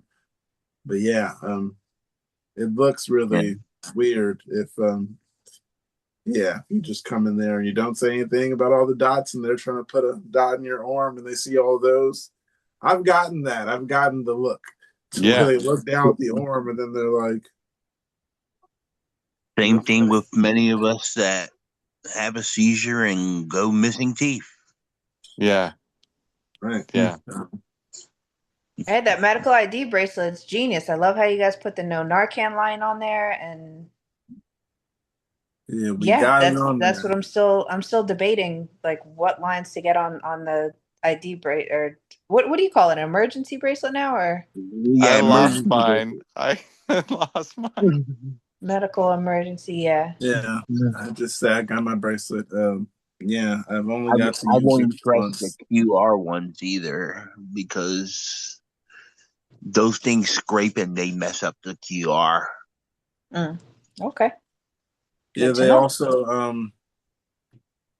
they also have this thing coming out with on our phones where they can scan it and get our IDs and stuff now. And I was wondering, are they going to do the same with like medical stuff when You they should. want us to scan to get our IDs on our phones? Yeah, Yeah. something I was wondering. Is like the medical stuff going to be on that information? Would There be is good. some websites that come with like that. It's like here's this card and here's all my medical information and history. I have a thing in my wallet that says like, you know, no MRIs, no, what implants I have and stuff, seizure, whatever. But Um, nevertheless, every time I go to the ER, they always do the blood work for somebody on drugs. yeah, they're going to do that.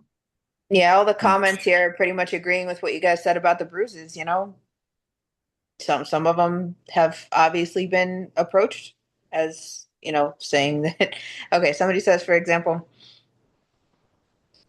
you got bruises fighting off unicorns in the magic realm so you could get your magic gear. That's obviously, in response to somebody who's just saying like they got those side eyes and those like negative Yeah. looks. You get the crazy looks or the crazy they don't want to say it, but you know what they're thinking. Like you're a druggie.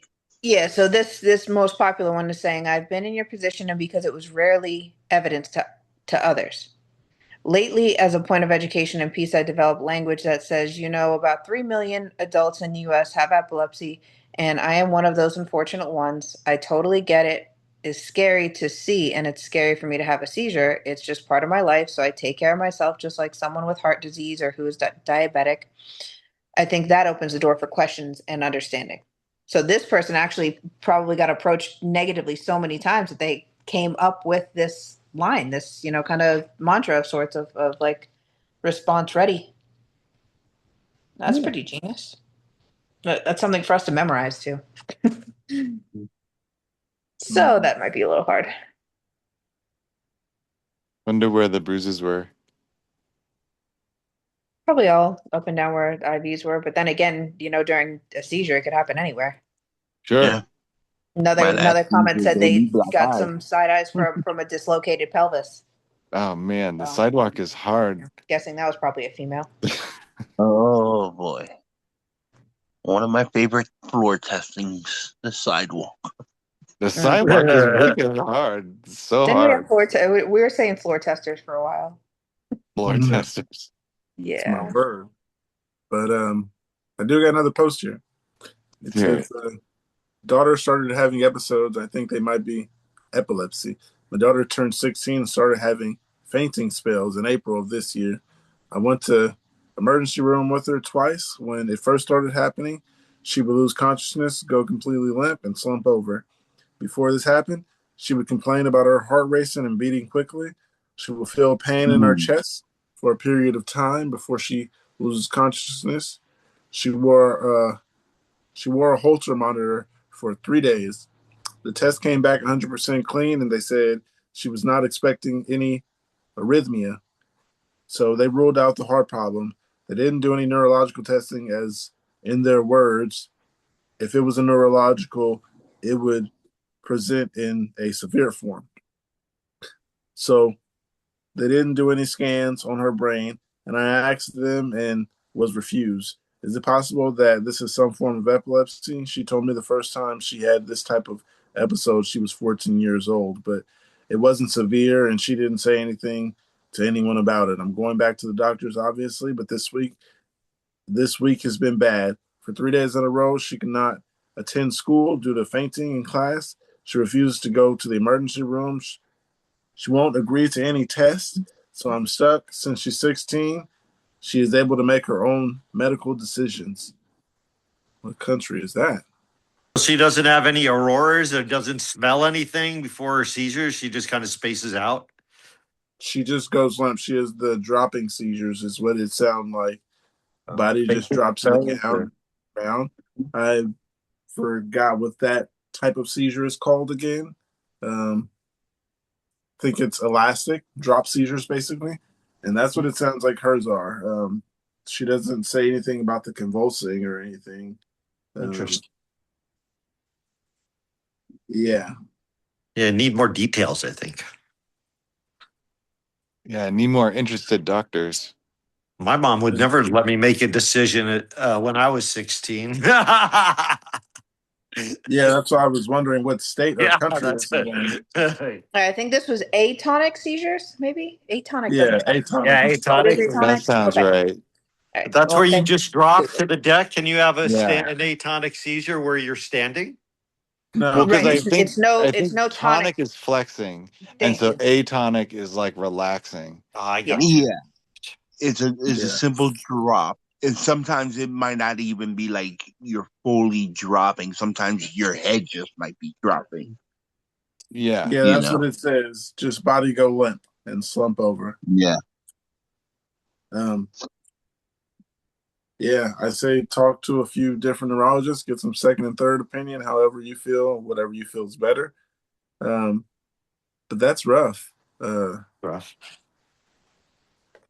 Yeah. Yeah. I'll be back in a little bit, guys. All right. One comment here says it could be POTS as well. I have both. Got diagnosed with POTS 10 years ago after years of passing out, starting when I was in middle school and high school. Another comment says the same thing. She might have POTS. I don't exactly know what it is. Anybody know what POTS is? I don't. I don't know. One time when I was about 16, my mom asked me if I was on the pot, which I thought that was funny. At a very religious home, and they thought I was smoking weed. So, Jonathan, are you on the pot? That The sounds like pot. somebody who doesn't I smoke looked it weed. up. It's postural orthostatic tachycardia syndrome. Is Pastoral. What's the second word? Orthostatic. yeah, What does that mean? orthostatic. Ortho, I think that's Corrective. like yeah. But reading the definition that giving it's POTS is a condition where a person's heart rate increases significantly when standing up, often by more than 30 or 40 beats per minute, with symptoms including lightheadedness, fatigue, brain fog, and headaches. Interesting. And the condition occurs because the autonomic nervous system can't properly regulate the blood pressure and blood flow to the brain. So it's like standing up too fast, really bad. Yeah. So Yeah, I think your I've body. heard someone come here that said something like that. Is that a form of epilepsy, or is that a blood regulation deal? Sounds like a form. This I is just can't. the AI definition, but that sounds like epilepsy. Yeah, I believe it was Raven that explained something like that to me, and can't remember enough about her story to repeat it and explain. Because I think some of it might be wrong of my story. Um, but yeah, something like that. Heard that. Okay. Yeah, We're all got one here though. doctors. Say that again. I said we're all doctors. Uh, We're- We probably all know them more most neurologists these days. I don't know where my water is. I lost my medical bracelet. I am not a doctor. I do not know more than them. Please do not interpret nowhere my experience near. as knowledge. Yeah, I have no medical Yeah. anything. Barely have medical insurance. But Tell me about it. I got something here. It says question about when and how long did it take for you to get a diagnosis? I recently started having episodes when I lose time. My PCP referred me to a neurologist. They have me in an epilepsy monitoring unit currently, trying to identify what's going on. How long did it take, and what did it take to get your diagnosis? I've been in the EMU for the last 3 days, and I will be leaving tomorrow. We haven't been able to induce one yet, and my EEG Oh, isn't showing anything concrete. I had three, I had two CT already, and an hour-long EEG just to get me here to the EMU, and having an MRI done tomorrow. Just wondering how you folks find out what is really going on. oh, that stinks. Being in the EMU and waiting for a seizure is no much fun. Sorry, I think Andrea's waiting for one coming up, but it is what it is. You just gotta wait and wait for the data, and the data will come when the data is supposed to come. It'll get there eventually. You just wait and hope and It'll be there when it Sometimes gets they get there. sometimes they get the data right away and they just want more and more of it. Yeah. Sometimes they'll hook you up and they get it right away. I Uh, one time I had one time when I was in the EMU longer than I was supposed to be, and then one time I had the Meg test. They put it on my head, and I immediately had a seizure. So, who knows? I mean, it's just like seizures are a riddle. It's, I mean, there's no rhyme or reason to them as far as I can tell. There's things you can do to prevent them best you can, but you can't conjure them. So, unfortunately, you're at their kind of will when it comes to waiting for a diagnosis. The first time I went to the ER, they said it wasn't a seizure because I didn't wet my pants. I was like driving around and stuff for days before I had another one. So, how long? yeah, How long have you had epilepsy? I guess always. When do you start having epilepsy, right? I mean, when A I was lot little, of People people have it. develop it later in life. right? Yeah, But I some mean, of us so like if you're an epileptic earlier in person, life. you are an epileptic person. When I was a little boy, I had the symptomatic things of focal aware seizures that I just figure were deep daydreams or something. And Mhm. and my room was in the basement, and so nobody ever saw me have or heard me have a seizure, but I probably was. So when did I start having seizures? I don't know. The first time I had a roommate, the first night that I spent in a room with somebody else, they were like, yo, this kid's possessed. So, yeah, I guess 19, because nothing before that counted, I guess. And Right? then nocturnals are really hard to determine too. Nocturnal seizures I still because think they could look puberty is like to blame for a lot of us, even What's yeah. that? in those cases. But like as a younger child, you would really have to assume that somebody would have noticed something. You know, You would think. especially when we have like extracurriculars and things like that. Somebody. But I then don't know. again, back then, for me at least, like data wasn't as uh Easy to get. I wouldn't say privy, but that's the only word I can think of. Well, you're not looking Uh, for it. You, like it wasn't around. Like you don't have that much information back in the '90s. You know, Yeah. it's like I, I this think it kid just looks wasn't like on he, anybody's radar. Nobody yeah, in my family has had brain issues.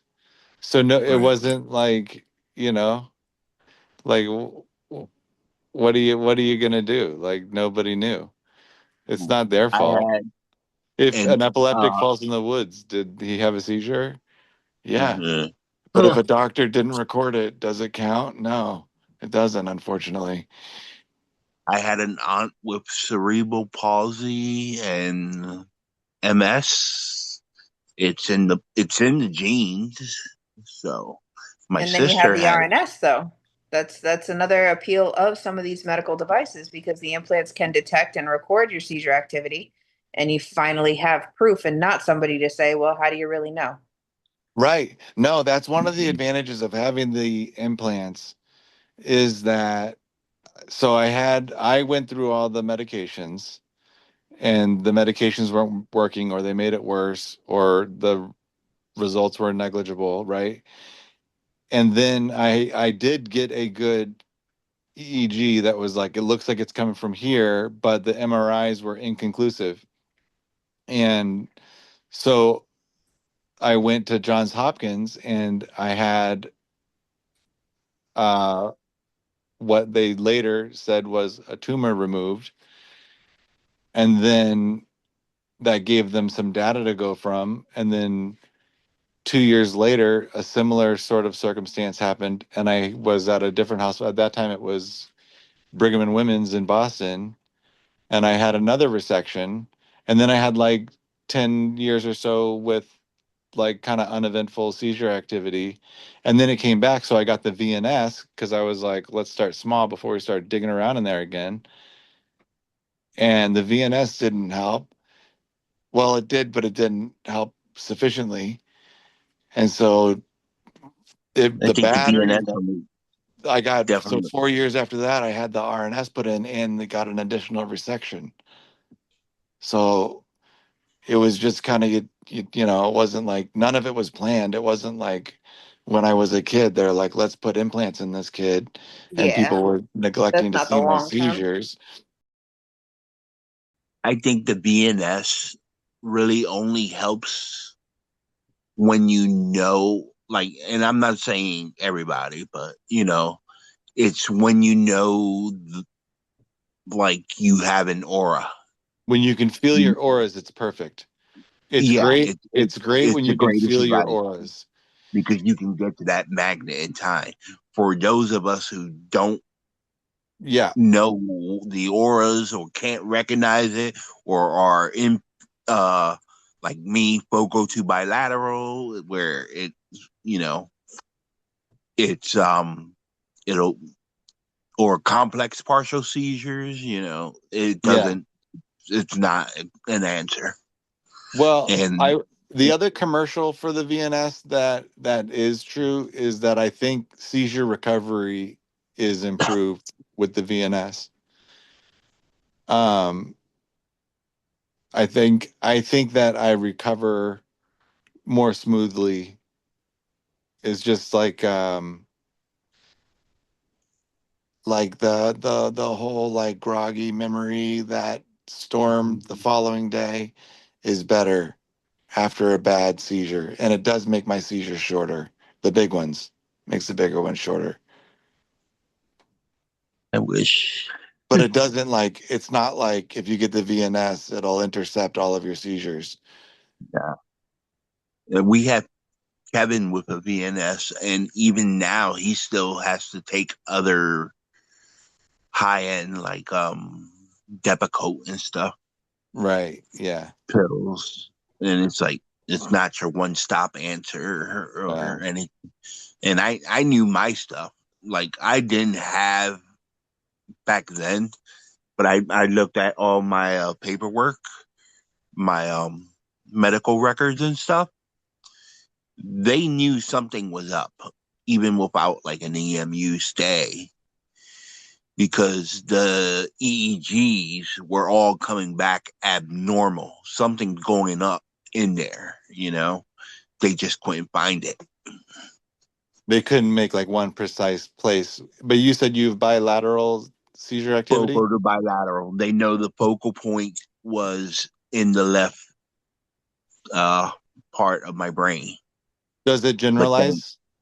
and then it generalizes real quick. Okay. Yep. Sorry to hear And I that. do, and I do have absent seizures.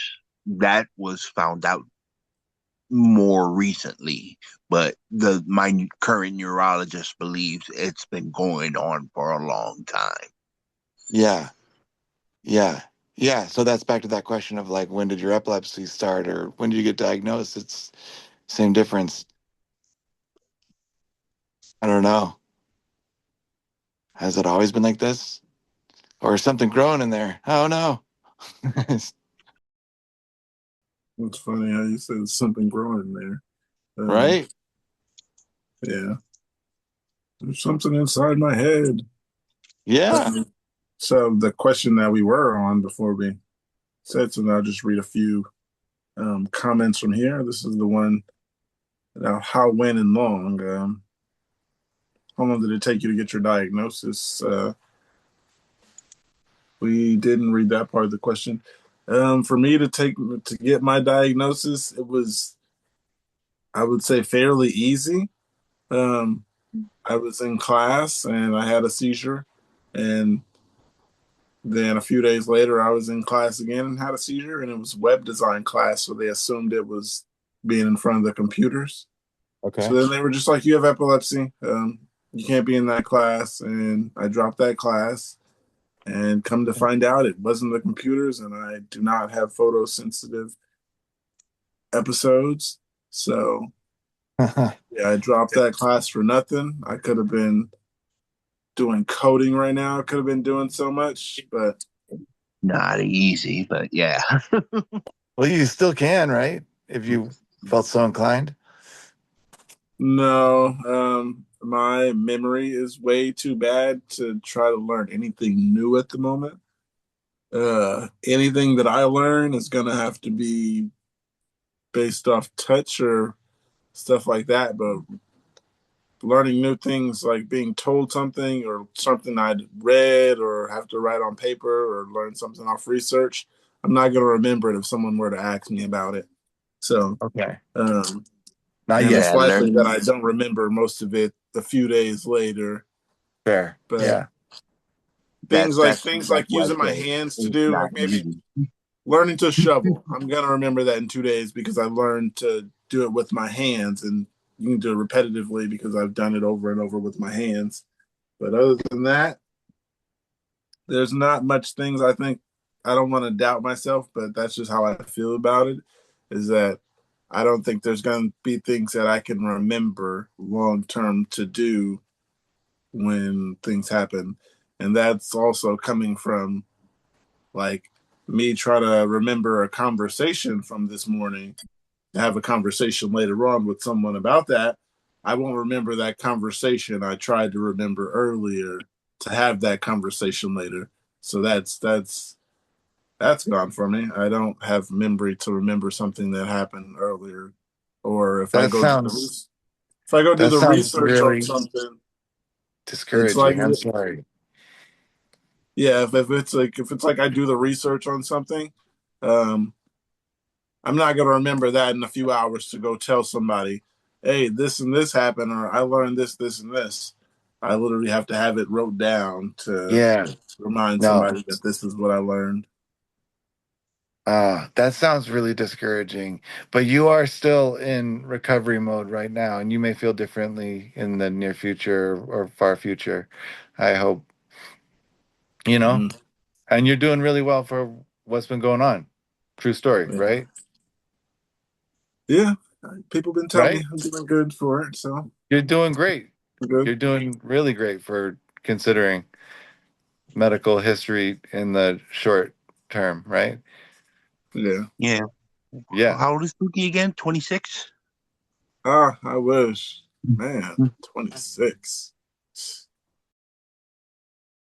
Yeah, I That like the way you you put that. would be able to like remember things better if you were. It is like besides listening, I feel like I definitely learned differently after the seizures. Can't just listen to something. I would have to write it down or say it out loud or Same. act it out essentially. So Mhm. Yeah. Yeah. you can definitely still do it, Yeah. especially I'm when it like comes the to coding. king of the post-it note. The Yeah. post-it note. It In, still has in to be repetitive.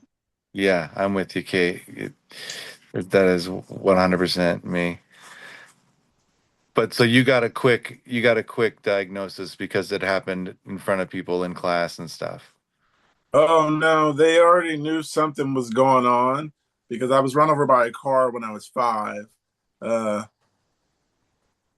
every time I start that story, I just gotta explain the whole story. So now I just let Go me ahead. start. I was I was run over when I was 5. I was drugged 40 Carlins. I had one seizure when I was 5, and Okay. then I was put in a coma for 33 days, and then I started moving again. So yeah, I'm here. Um, Okay. and I didn't have seizures for 11 years. And once I was 16, I had 2 seizures 2 days apart, and that's when they were like, "You have epilepsy." And I have encephalomalacia on the right side of my head, which is soft brain tissue. Um, so then they already knew something was going on. I guess they just hoped I didn't get seizures, and they didn't explain that to my mom that I might or could, or whatever the case. So when I started having seizures, it was just like the It's early about time. 2000s and or like mid 2000s.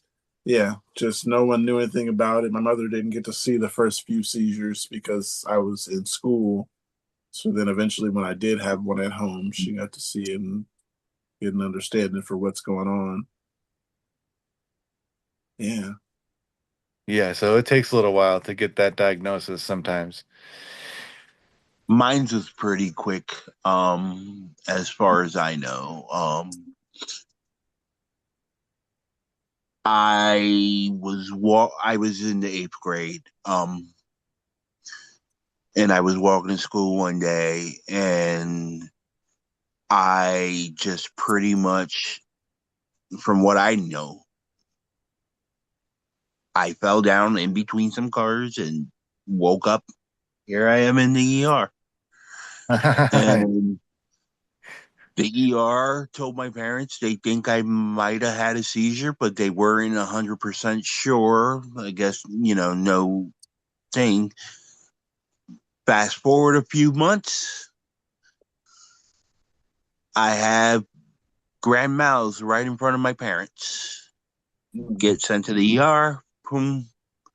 They give me Dilatin, and my seizures continue until I was already waiting, but it was not like, it was like a 3 month wait.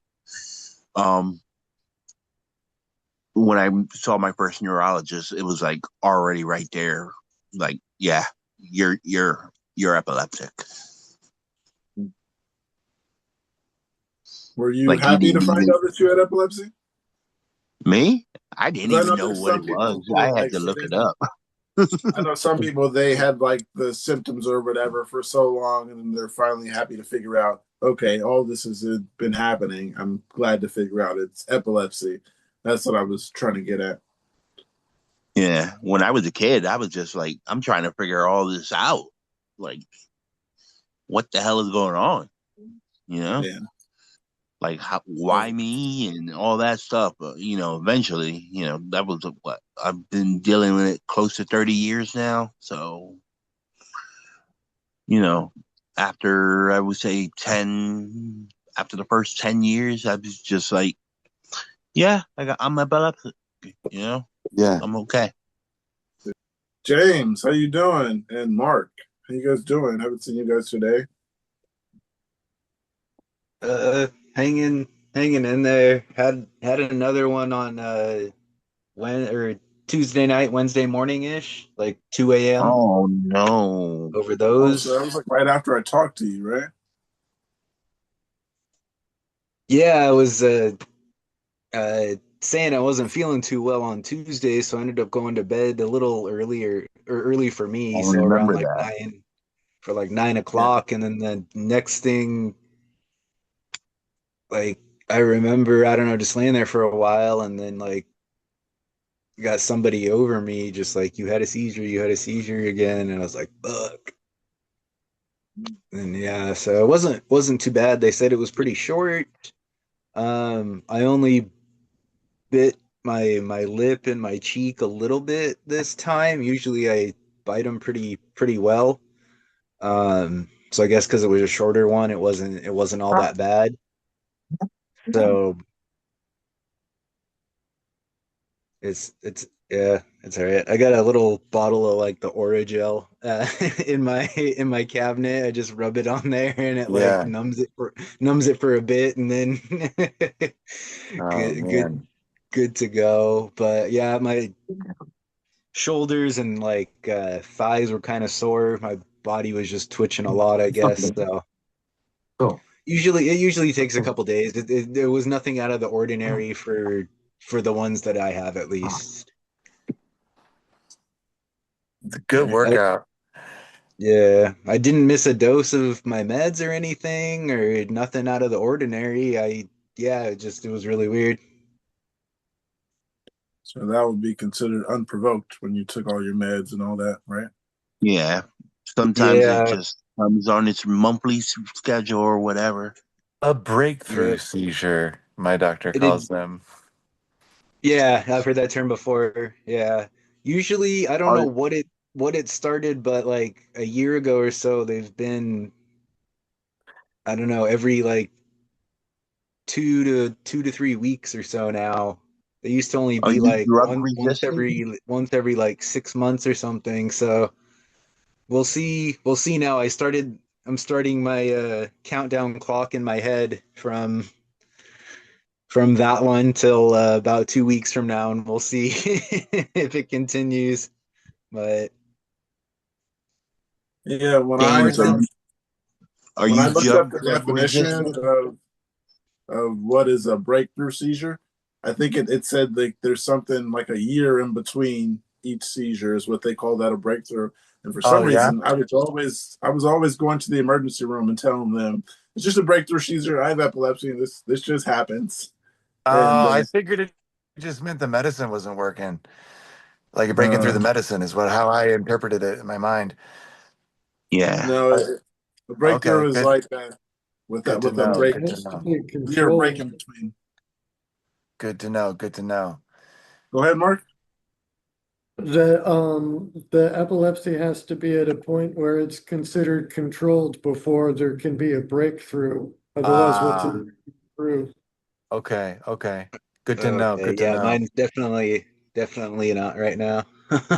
Or Yeah. I wouldn't call every couple of weeks controlled, but Oh no. for for some people that might be, a benefit. But yeah, for me, it only started not too long ago in the overall, scheme of things from when I started having seizures. So I don't, yeah, I don't know what's up.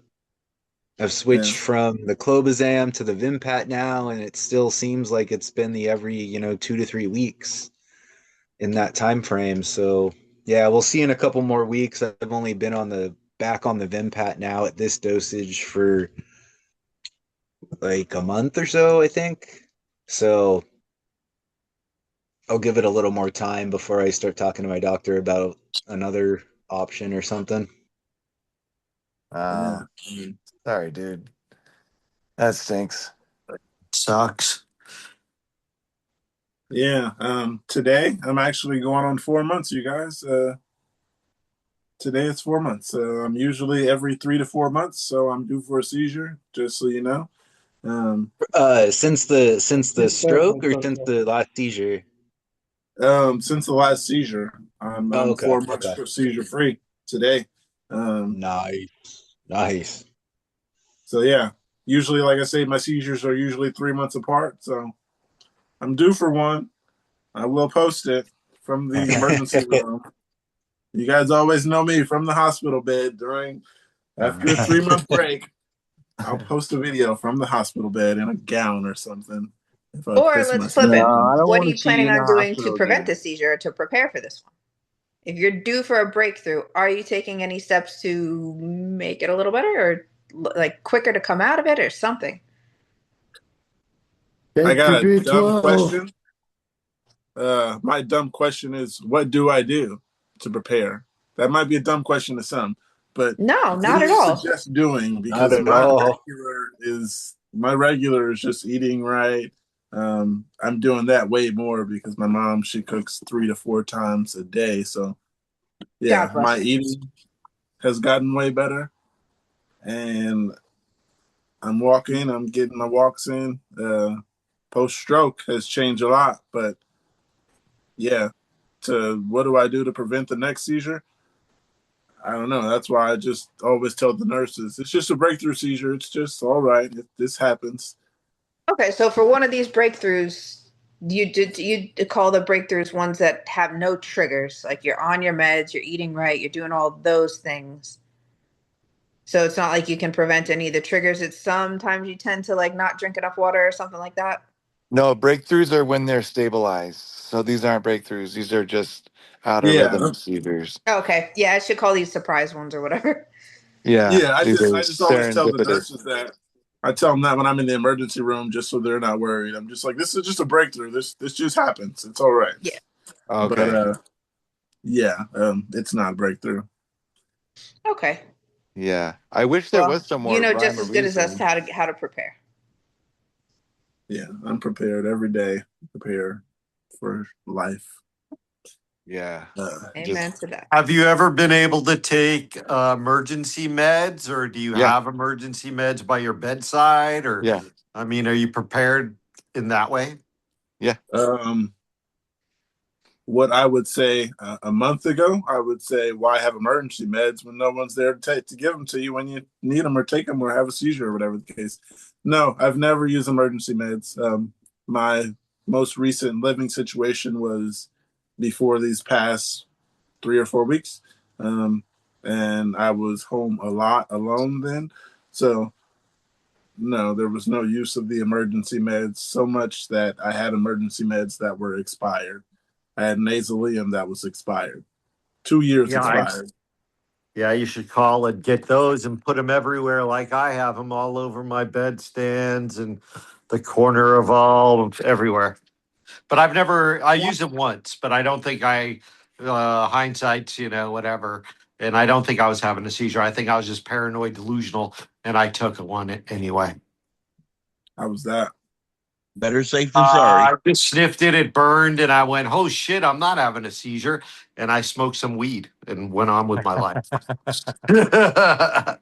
Well, the nasalium is stronger than a lot of rescue meds, so you might have been going into one and it knocked you right out of one. It burned. It burned. Well, if it did, it burned me right out of it. Yeah. Yeah. Yeah. Yeah. Because if you take like whatever dose they tell my wife to give me, I have to go to the hospital. Anyways. Right. Right. Yeah, before the last surgery, I was having a little spike of grand mals at night, and they were lasting a little longer than before for some reason, and they gave my wife the Nasalim or whatever, and so if it lasted longer than, I forget what, 2 minutes or something, she would squirt me with that stuff, and it would stop the seizure, but then it's a benzo, I think. Yeah. So then you got to go to the hospital to be monitored. So it's just like any other seizure where you wake up at the hospital, but you got like that crap in your beard instead. Yeah. Yeah, it doesn't taste good. So it doesn't really work for you, is what you're saying. No, it stopped. She says it stopped the seizure, Oh, okay. but it knocks you out. So like from the time of being in a seizure to being knocked out is Oh like, yeah, it's that strong. Yeah. Do you go to the emergency room after every seizure? Yeah, no, I don't after every seizure, but after every nasal and whatever it's called. Yeah, that's what I use. Something like that. Yeah. Yeah. Uh, Yeah. Yeah. Nasally. Yeah. Yeah, because like after like like you're doing damage to your brain when you're having any seizure, but especially a generalized seizure. And so they were trying to they didn't want like the long ones, especially if you've the status epilepticus, the ones where you don't come out.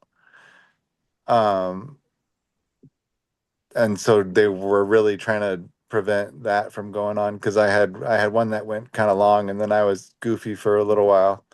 Like in post-ictal time, I was very, very confused. So I, they gave her that so that they could interrupt the longer seizures in theory, and it does work. And we haven't used it in 3 years now. I do have Part of anything the reason right why I here. got off the Klonopin. Yeah, I use that when they cluster. Yeah, I was taking Klonopin because I had clusters, a lot of them. My longest cluster was 6 hours long. Oh shit! Jesus. Yeah. I thought it was status epilepticus. When I was going that long, and then the only thing they got to stop it was the dissolving Klonopin pill. And after that, yeah, I had to take Klonopin every night. But then they also had given me Nasalim for emergency. So I'm like, I got 2 emergency meds. Come on. 2 benzos? Yeah. Well, Don't take them both at the same time. Well, they Medic, said if you have not one, medically. boom, Yeah, shove it up your. medically. I was, I was, I was prescribed to take Clonopin daily, and then they put me on the Excopri too, and I'm like, oh god, it's I like got something. my You didn't seizures are like the just getting Excopri stronger. comma? I really don't notice the Excopri other than though I feel like my word finding is a little bit worse with the The Excopri. But I the definitely don't notice any of the reasons why somebody might want to steal that medicine. the plus side is for people like me who have drug resistance epilepsy, it does provide, like, some people said they had maybe a year without a seizure. Well, I wasn't one of those people, Yeah. I And know. me neither, but I also take it. considering I had one a few days ago.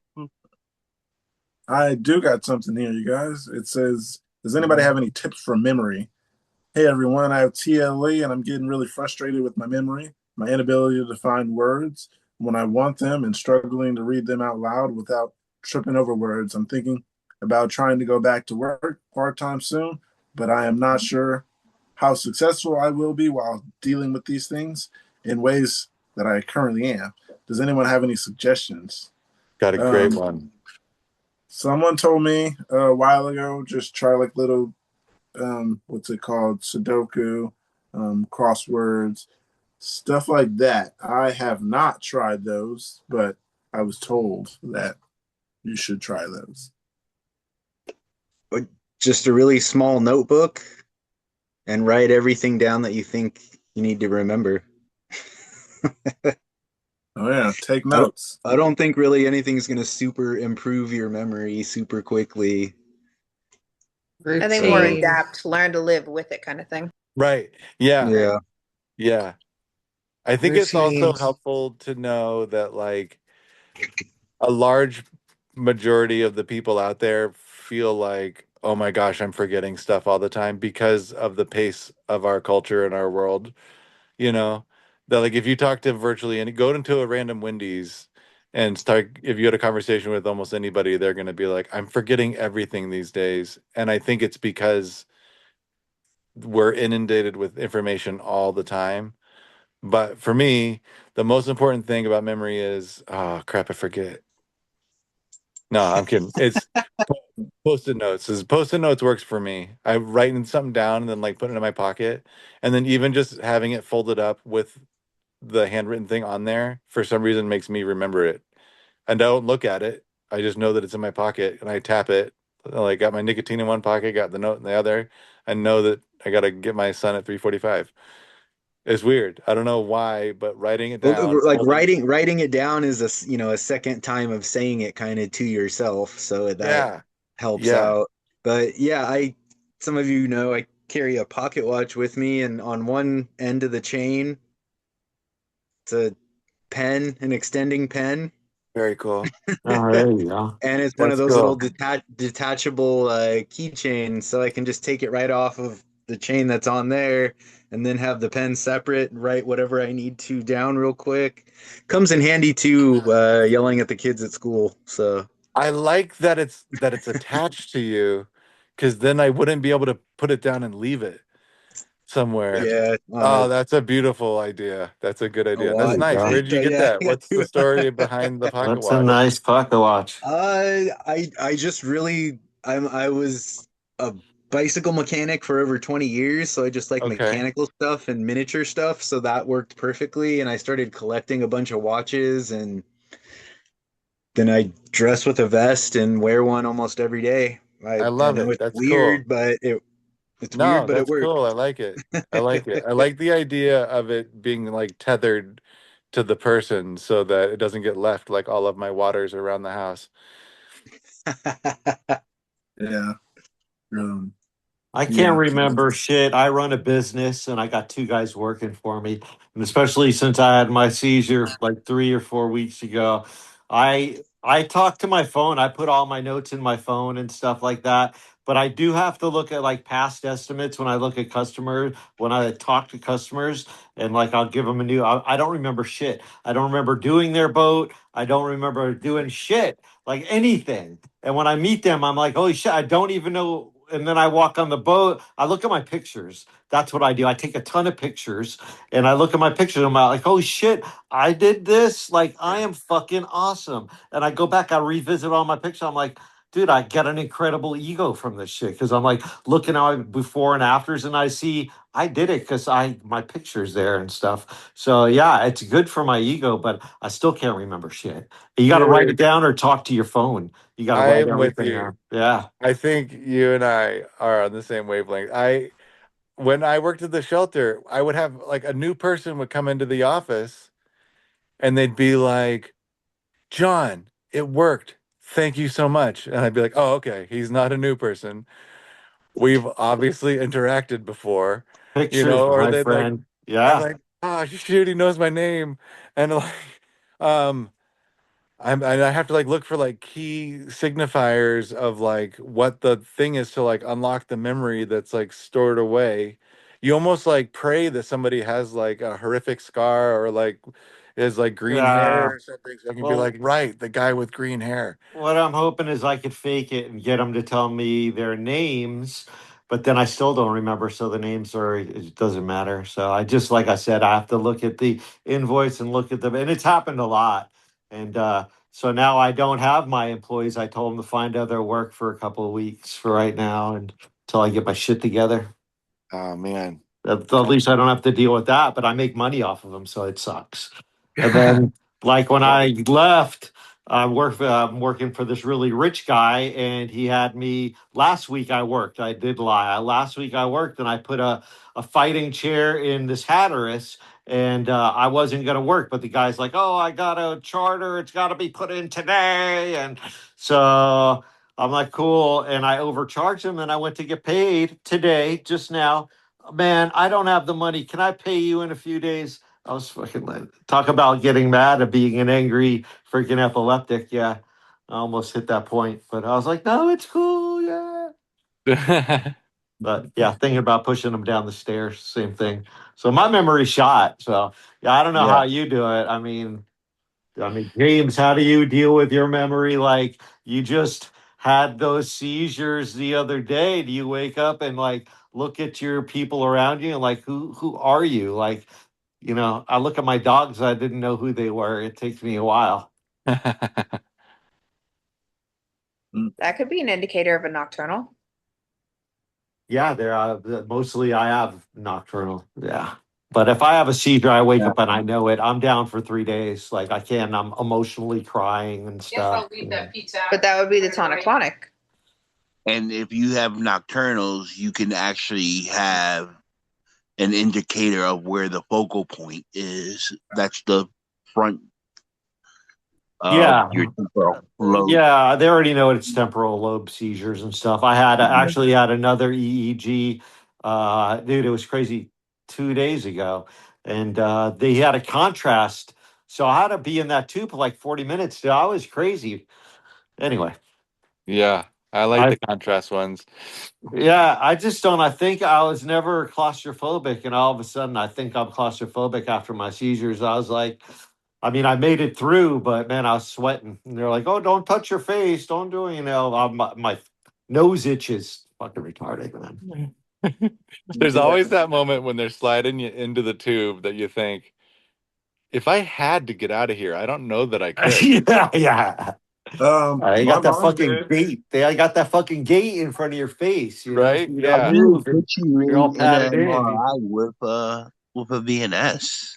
My mom got out of there. That's when she learned she was claustrophobic. Yeah. She said she was getting some MRI done on her back, and she said she got in the tube and then she just wiggled all the way out. Yeah. She told the people she was uncomfortable with it, and I guess she tried to do it a few more times, and then she was just like, "Nah, I can't do it." Yeah, they give you a panic button now, but nowadays they have open MRIs, so you don't even need to go in the tubes. They have those short ones, but they're not as like The images aren't as good, they say. Yeah. Oh, okay. Yeah, hers is on her back, so I figured being that you got to be in there with that much.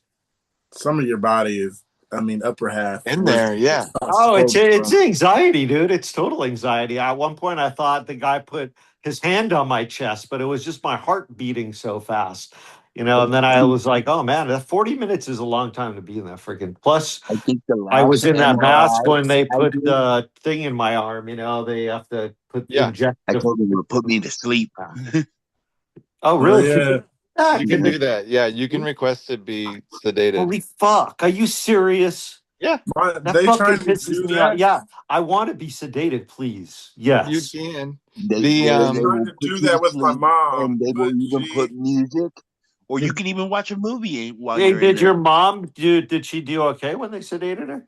when they sedated her, they didn't give her nothing to fall asleep. They gave her some stuff just to be drowsy, and she said it didn't work. She said either way, she No, knows you got her to be body out, knows it's dude. going in the tube, Yeah, and she no, fuck that. Well, they give tramadol. Like I give that to my dog. Like that's not going to do shit, you know. what does oh, that do dude, to a dog? I've What's had that? hours Puts her and to sleep. hours of MRIs. It's like I go in there and I get into like a meditative space. It's Me too. almost like I like it. I like it's like nice. Really? It's like how I make myself fall asleep at night. Yeah, that's one thing I can. I used to meditate 3 times a day, but since my seizures, I cannot meditate. My mind is racing, man. I even tried breathing, and dude, nothing's working. So that's Yeah. probably another reason I'm tossing and turning a lot. Yeah. You probably got a lot on your mind. Yeah, little bit. Yeah. Yeah. Big stuff. Monkey mind, they call it, right? Yeah. I Yeah. got a few of these comments from that one post about the memory. One says activities like crosswords for recall. Another one says I'm not a doctor. I take CDP chlorine supplements and think they help with word recall. Sometimes I take alpha GPC chlorine instead, and it can be a little stimulating. I also take concentrated fish oil capsules, and they have often helped too. Finally, I take a multivitamin with all the B vitamins. Well, Another fish one says, oil is another one here says, B12. say that So again. the reason people recommend fish is because of B12, the vitamin B12. Fish, a lot of fish have that vitamin. And if you don't want to eat fish, take that. Yeah, Yeah. B12. Yeah, fish oil.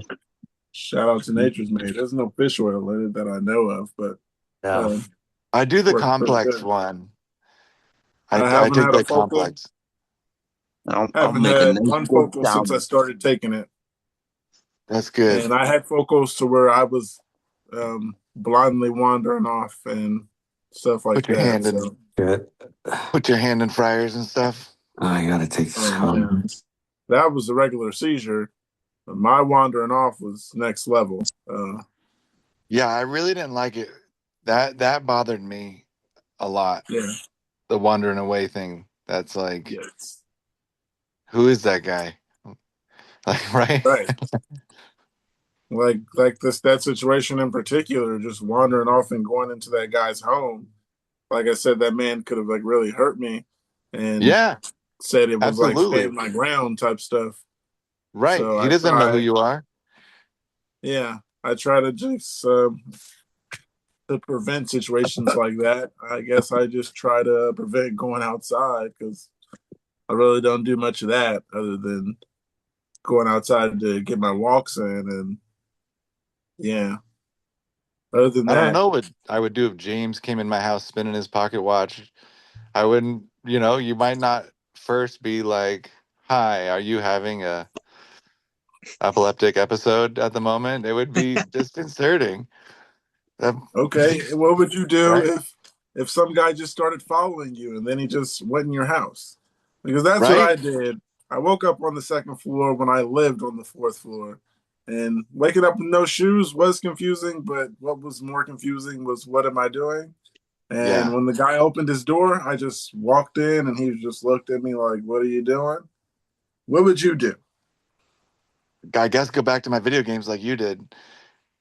No, I'm saying as the guy who had someone walk right past him when he unlocked the door. Because I swear when he did this, I just walked in and he was just like, "Where's this guy going?" What's your I response to that? try to talk to you, I guess. Yeah, luckily he talked to me and didn't hurt Yeah. me. And Yeah, there's more reactive people out there, so thank God that you and I bumped into the right non-reactive ones. Years ago, I was getting a MRI or something, and I was talking to the tech, just shooting the breeze with one of these guys, and he was saying that he was in school, and he was fascinated by my condition because he was studying how epilepsy manifests itself differently in different people. And I didn't know very much about epilepsy then, like I don't now. But this has stuck with me all these years because it scared me so much. Is he said that he was particularly looking at a type of epilepsy where people have fits of laughter or like sexual gratification, like they seek it or they find it in themselves, and so like but then it also gave me sympathy working with street folks with like histories of like, quite frankly, like doing whatever they do on the bus that they're famous for by accident, and then being like, oh, it's drugs or it's whatever, but like we don't know what's going on with everybody. And like, what if it's outside of their actual behavioral control? I don't know. I'll have to use that as an excuse. That's a good one. Yeah, now you've got to get out of You jail guys, that's free a card. joke. You guys It's like I'm relax. having a seizure. Well, you still got to pay your fare. No, Yeah, still got to pay your fare though. no, I and think so, but then AJ brought that up one night, didn't she? I can't remember. Brought The up rest what? of you guys? I The don't Was that know. laughing seizure, I know I heard of before. Well, I'd I rather think yeah, Angel and laugh. Is Pookie, I that think a you guys were there, real? Is but yeah, that a she said real she type felt of like that epilepsy? after. I don't know if it's a type of epilepsy, but it's a definitely thing that like A disorder. it's a type of thing that can Hmm. happen to people where they lose track of who they are and then behave outside of Yeah, themselves. erratically, Right, yeah. Or do something they wouldn't typically do. and it's not schizophrenia. Yeah, or I mean that could be like we were talking before, right? Where like diagnoses then overlap, Yeah, where like in the future they may look back and say, just like they say like Dostoevsky went to Switzerland to uh take care of his nervous fits, right? That we now call epilepsy, but they didn't have that word back then. So maybe they'll have some other new term for this thing that can be like intercepted and like early childhood that develops into epilepsy and schizophrenia and obesity. Who knows what's related to it? I don't know. yeah. Like, who knows how these things are connected? They just discovered that the cannabinoid system is between our like fat layer and muscle. It's been there the whole time, right? It's weird. It's like they know so much and they know so little all at the same time. Well, who Yeah. knows what AI is going to bring in the next couple of years? Hope it's a bigger bowl. Right.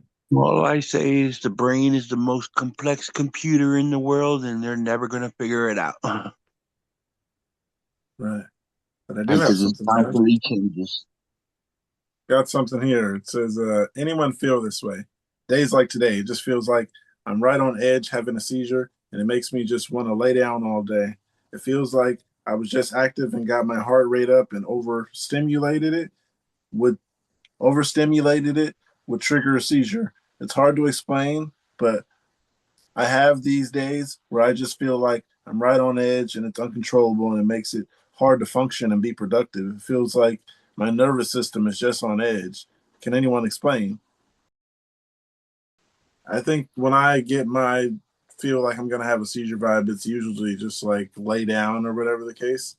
Um, or I usually get like my bad vibes used to be what I thought were precursors, and I was having seizures. Yeah, so I'm not sure what precursors are for mine because I just thought like focals and stuff, and I didn't know those were actual seizures were happening to me, and that's what I Yeah. thought was a precursor. Yeah. Um, hmm. Be Right. on edge all day. I think being on edge all day might make you a little nervous, and you might have a seizure just Yeah. Yeah. being too nervous. I don't know if that's a thing. Being Right. too Right. nervous make you Yeah. have a seizure. Yeah, because that can be a trigger, which isn't good to know, kind of, because then you don't want to like do that thing where you back yourself into like a psychological corner where then your whole world is about, am I about to have a seizure? But if you can, what helps me is to think of it like mechanically, there's a thing called seizure that happens to my brain every once in a while. Sometimes I can sort of feel it coming, and I do these things that help me prevent it. And that's the best thing you can do. That's the best thing you can do about not getting hit by a bus crossing the street, right? Like if you think about how bad a bus would be if it hit you, Yeah. you'd never be able to cross the street. But like we got to go about our days somehow. And like, yeah, we're probably gonna have more seizures. We've had them already. So odds Mhm. are we'll have more seizures, but we can't live our lives being like, Can't be oh scared. no, my You heart rate went know, up a little. can't be scared. Can't be make yourself a liability. Other Right. people can make you a liability, but don't make yourself a liability. You got to Yeah. go out there and do it. Like I'm not going to have anything hold me back. I mean, unless I get hurt. Yeah, yeah, and you're Yeah. but you probably are gonna have more seizures, but it can't Yeah. ruin your life. No, no, I'm moving on. Like, I could precaution, like, what's her name? Katie said. What That's her name, right? What To were we answer just talking about? See, the one of the those person things. who's on edge, and yes, we have all felt days where we feel like Oh, yeah. this might be a seizure day, and it feels imminently close. But that's a common symptom, I think, that people do. They can feel aware that there's like activity in their brain, and thinking about it is not the remedy for it, but also acknowledging it is sometimes helpful. So But along finding, with that is it come fatigue, where you just don't feel like doing shit and you're lazy, you know? yeah, which is true for if you're trying to quit eating sugary foods or if you're just trying to Yeah. get to work on time. It's all the same, you know? Yes, yes, I do. I have felt that for sure, 100%. Yeah. And I I got don't some like it. comments. I don't like it at all. I don't. Oh. I got some comments here. One says, I've been living on the edge of nothing for weeks. Now, as I am trying to remember my name, let alone what I did 5 seconds after trying to forget, I'm a dead woman not walking. Another one Oh, says, yes, I just feel wrong. I feel incapable of much other than being on my phone. Wow. Tell her to oh, join the zombie club. yeah. Yeah. Sorry. Too bad. We all feel that way. I mean, I feel that way. I shouldn't talk for you guys, but Yeah, I mean, we're all I'm a assholes. zombie. And I can yeah, be. Yeah. The phone is great. yeah, it's just too easy to become a zombie on the phone. Absolutely. Yeah. Yeah. Yeah, one more here. It says, yes, all last week I went to bed worried I shouldn't be sleeping. The lack of sleep is a trigger, so I went to bed, woke up next day to a shredded tongue, busted lip, numb face, Oh, cramp in my neck that is still very painful, arms and legs not working as expected, postictal signs of a seizure while sleeping. I Sorry would to say hear that. so. Unless you have a partner that really doesn't like you. Yeah. Yeah. Biting, like you feel like you bit yourself, your lips, or your not your lips, the inside of your mouth. That's a Oh yeah. sign. Waking up to extreme confusion. That's a big Sore. sign.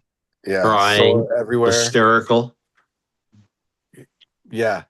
Yeah. Being like your emotions get all confused. Yeah. Yeah, You're and describing me like 2 nights ago, guys.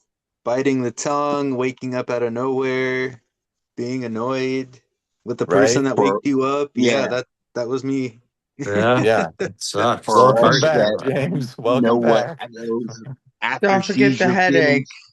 Oh, don't forget the headache. That's a great point. Yeah, Oh man. Don't forget the yeah. headache. Yep, yeah, Oh there my was like the son. throbbing on the two temples, man. Oh goodness. Hmm. Don't Yeah, forget the I headache. could not You fall you back f- asleep after that, dude. It was you feel jeez. That like you've been hit by a semi. Oh, yeah.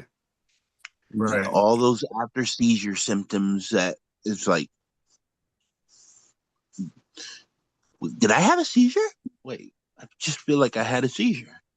Sounds Like bother all of me a them. lot Yeah. more than just about anything. I Times you got just another one. assume you had one because you feel like shit. Yeah. If you're Those. not hungover and you feel like you're super duper duper duper duper Yeah. hungover. Like I feel hungover, but I didn't have anything to drink, so what the hell? Yeah.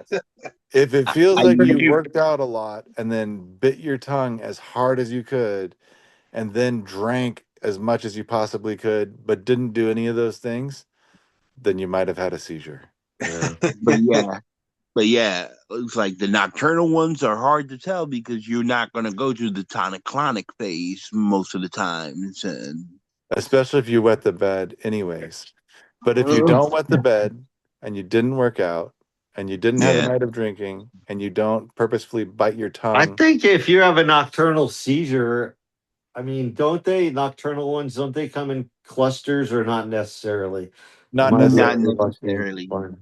but All the some ones like that I had come in clusters, and I wake up. I know that I had a seizure. I mean, you fucking look around yeah, crying, and who the fuck are these dogs? Like, who am I? Like, and that doesn't yeah, go away right away. That takes days. At least it, for me, it took days to get over that.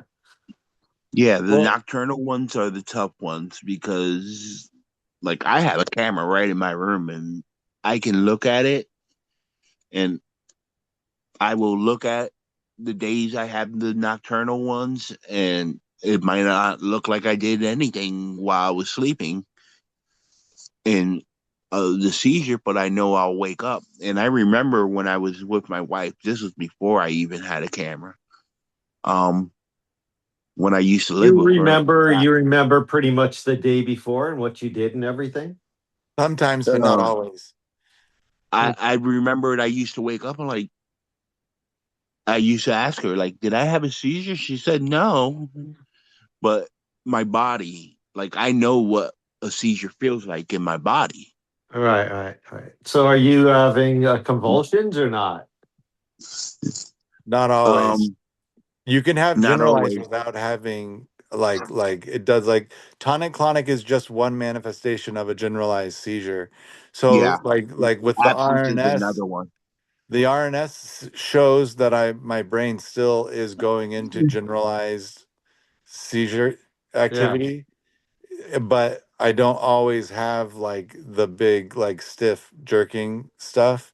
right. Um, but it's interesting, like my my wife and my dog are two different people. Um, but it's like my dog will know, this is what they tell me, the dog will know. And then my wife says that the Dogs will my definitely know. breathing rapidly changes, and then sometimes it goes into like the more traditional like cartoon grandma stuff, and Yeah, then sometimes I sleep through the rest of it, and then I'll sleep and sleep and sleep and sleep. yeah. But sleeping's really good after seizures. They my It doctors knocks you out. Yeah, you have to sleep. The only way your brain will heal. yeah. But absent seizures, you won't go through the motor tonic-clonic stage, and you can feel like all that still. But you're still staring into space. Still, your eyes are open, Yeah, right? I mean, yeah, and it might have been Or only they'll 30 seconds. but so like that's the funny thing about Yeah, seizures is that like it could happen at any part of your brain, so it'll show up differently at any part of your brain's yeah, activity, right?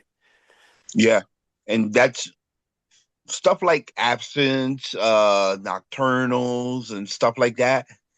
Those are good ways how they they can tell where the focal is at in your brain too. But yeah, because like certain things will give them indicators. All right, it's definitely starting here. Which can help them. It'll help them know where it's starting. It's just when you go like me, focal to bilateral, that means it starts there, but it ain't staying there. Right. Andrea, do they So, know which side yours are starting on? Even sure how to answer that question, to be honest with you, because after my first CMU, they said right temporal lobe, but then after I had my first appointment with the new neurologist, all the paperwork that they gave me or that I found said a whole bunch of stuff that was different, and I can't remember what it was right now. So it's kind of like you're So, starting over anyways with new yeah, doctors. right. mine, So I mine's don't know. yeah, Okay. mine's with when I started my seizure journey back when I was a teenager. They said left, and now it's going all over. It's doing too many things. I'm having too many different types of seizures. I've Interesting. had Pookie had one of these too, where we basically been through that tonic clonic seizure and still be aware of full tonic clonic. Yeah. Yeah, that like frozen feeling. So Yeah, you don't lose time when you come out of that. You still, you remember the whole thing. oh, It's that's like you crazy. come back before it's all the way over. No, I've actually seen myself fall flat on the floor, not be able to control it, go into the convulsions and everything. Oh man, that's gnarly. That's Because like Yeah. jail cell. That's like, I've come back like when I'm like it's like extinguishing the seizure, like in an ambulance, like rigid and being like, oh, I'm having a seizure. And then like I've nothing never, else again. And then like you wake up again and they're like sewing your face up or something. Those are weird. Like you ever have sleep paralysis? I do. Yeah. mm, It I'm felt like working on that. getting it figured out now. It was just like the feeling of sleep paralysis, where it's kind of like you're sort of aware that like you can't move, but you kind of don't want to move anyways because it's like something's sitting on you, but not. But you can, but then also your body's rigid. It's very strange. Yeah. yeah, you lost all type of control over your body anyway. my first seizure in 2017. I was working on a guy's boat. I had just moved from Florida to San Diego, and I drove straight through. Took 3 days. I hardly slept, and I went right to work like 2 days later after I moved here, and I had a seizure building a boat in the guy's garage. And he was watching me. He said, I drove a truck. And he says, I took my keys to my truck and I went up to a little sports car and I tried to put my keys in that. And then I walked around the car like several times and then I hit the deck. And then I woke up 5 days later or 4 days later in the hospital and they had me all chained up and stuff. And, they had me in fur line, handcuffs, and they Yeah. were The just psych about to ward. induce a coma, and I woke up. And so then I didn't have then I didn't have a seizure for a few years after that. So and I didn't. I was in denial. I'm like, oh, I don't have epilepsy. I forgot all about it. And One time I was playing soccer in a gym with my ex father-in-law, and I had a seizure. I don't remember like the build up to it or anything, but I had to get stitches, and I so I had like a hole in the front of my head, and I woke up on the thing, and And I saw him, and he was like, "John, you had a seizure." And I was like, "Oh," and I went to go like, "Oh, shoot, that's a shame," because like seizures were like a huge part of our life then. And then like they're all like, "Don't touch your face, don't touch your face." And then I don't remember anything after that. But I do remember coming out for a second to see his face over me, looking a little nervous, and then going, "Oh no, don't touch your face." Make it worse. Yeah. Oh man, the ground is hard and unforgiving. And the one that I had in March, luckily I was in my front yard on the grass.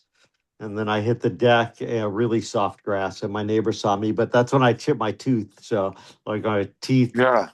yeah. So didn't matter. But Yeah. at least I didn't hit my head on the cement or anything like that. Yeah. I done hit straight up concrete. Concrete is So, hard. You got to be more careful than that.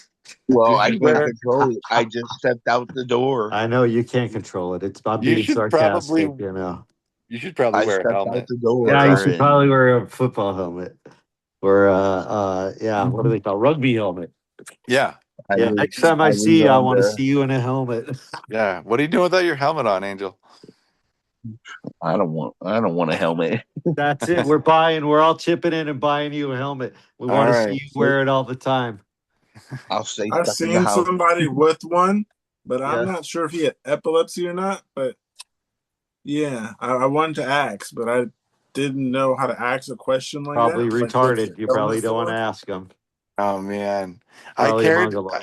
I No. used to care for a guy that had epilepsy so uncontrolled that he required a helmet. Yeah. It was he had tonic clinics all the time. Maybe I should get one. Yeah, I got it was. Time you'll see me with one. and I had a. the amount of times you hit the ground. Yeah, I think I'm a candidate for CTE. Fucking bump my head so much. I don't need to have a seizure to bump my head all the time. Well, yeah, I love it. I love it when you go to a neurologist and like, have you ever had a concussion before? And you're like, Yesterday. Bump my I head on a freaking I cabin door. assume so. I've never gone into that little tent that the NFL guys do, but like, I also did MMA for years. I wrestled, played football, and I've done kickboxing, and then occasionally my body, at its own whim, dives into the sidewalk or jumps out of bed. So yeah, I think I've had a concussion, but no one's ever been like, "You have a concussion." You got to be more Yeah, careful than that. and as many times as we get taken into the emergency room from hitting sidewalks or something, they don't think of, all right, let's give him a concussion test.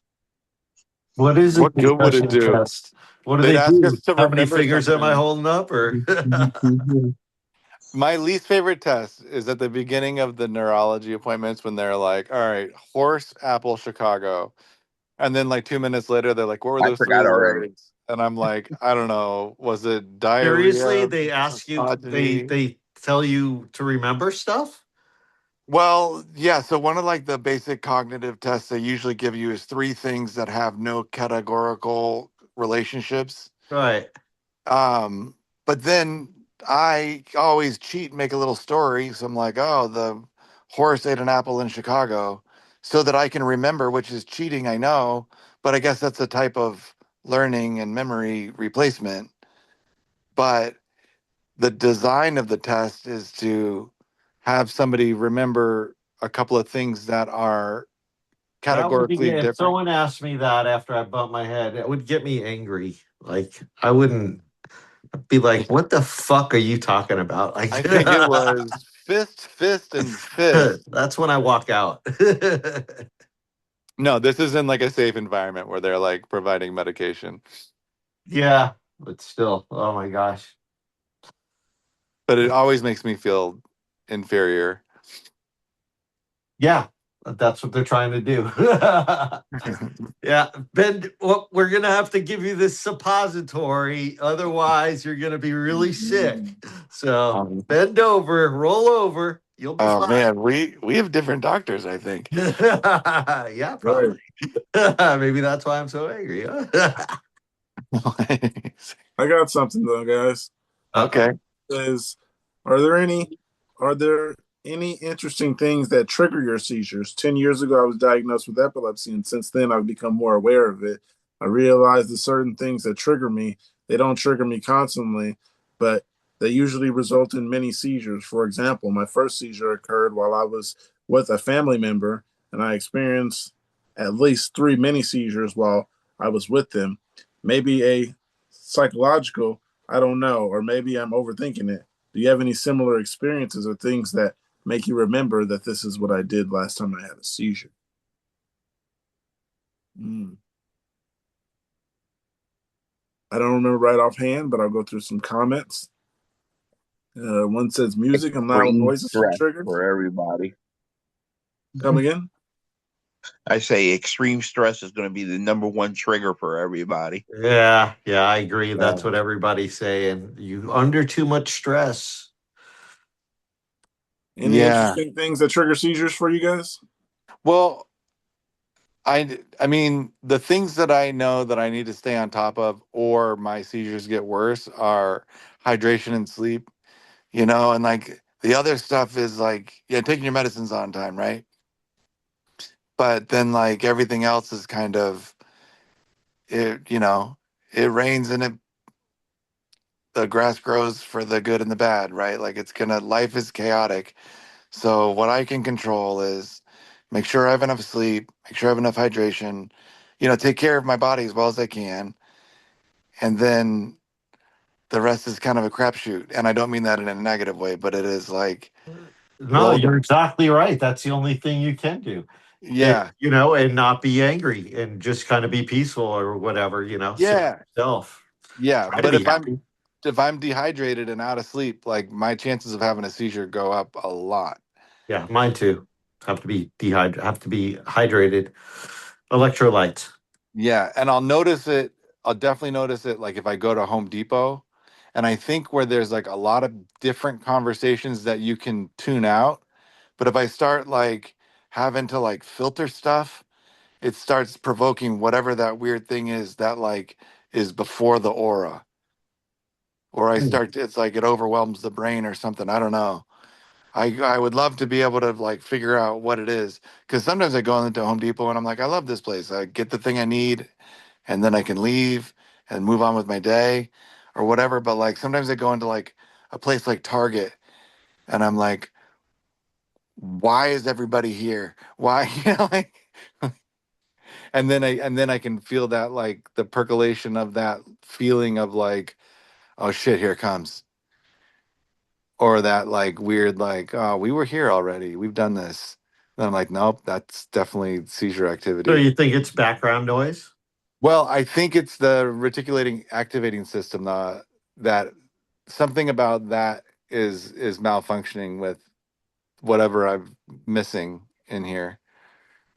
Because I've had a couple of resections too, and the damage over the years that the filtering mechanism, like if I go in there with headphones in, it's easier. Like if I put even like a book on tape or just music, Yeah. it's not so bad for me. But like when I was working at the shelter, like my office was like right off of like the lobby where like people would come in to like mingle, and it'd get like rowdy out there. People playing dominoes and whatever. And some days, like if I wasn't on top of all of my shit being in a row and okay, it would just be like oppressive sound, and I would have to dilute it with something else, even if it was closing the door to talk to somebody, just to like have it not be, and then I would still have seizures anyways. So I don't know. Try to find the areas that like like if it's fluorescent lights, go outside. I don't Yeah, I know. think everybody's different, It Yeah. depends on what type of seizures you're having, Yeah. Try not to obsess about it and then take notes. Yeah. Stay hydrated and take your meds at the Yeah. same time every day. Speaking of, I'm late. I will be right back. I will take my Yeah, me meds and too. I'll be return. back in a little bit. I got to eat some food. I just got to take my medicine. I'm late. Not, I never ever miss my medicine. That's not true. All right. Interesting things that trigger seizures. We went left after that. Let me read a couple of these comments. One says music and loud noises. Another one says I regularly get mild focal awares when waiting to cross a road as a pedestrian. It is definitely too frequent and specific to be a coincidence. I don't know why. LOL. Got one here that says Tetris, Overcooked 1 and 2, Partner Dancing, Played Up, and Super Puzzle Fighter 2 Turbo. Evidently, my brain doesn't like vertical puzzle or cooking games, and the dancing, I don't get it at all. Tetris games. Guess they're focusing too much or something. The motion of crowds of people moving or the motion of cars moving in the opposite directions, visual overstimulation, like looking at shelves in a supermarket, trying to follow a conversation in a loud place where sounds is coming from multiple directions. One more. It says nostalgia. People there were probably other factors at play when I was having seizures on on occasions when looking past at the past, especially things not seen or heard in years, did seem to bring out some heavy emotions and that triggered an aura or two. Did any of you guys drive? I'm not sure, but I'll read this one.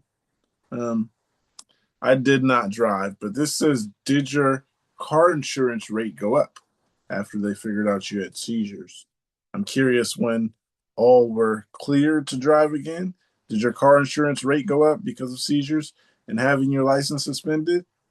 What and when did you tell your insurance company?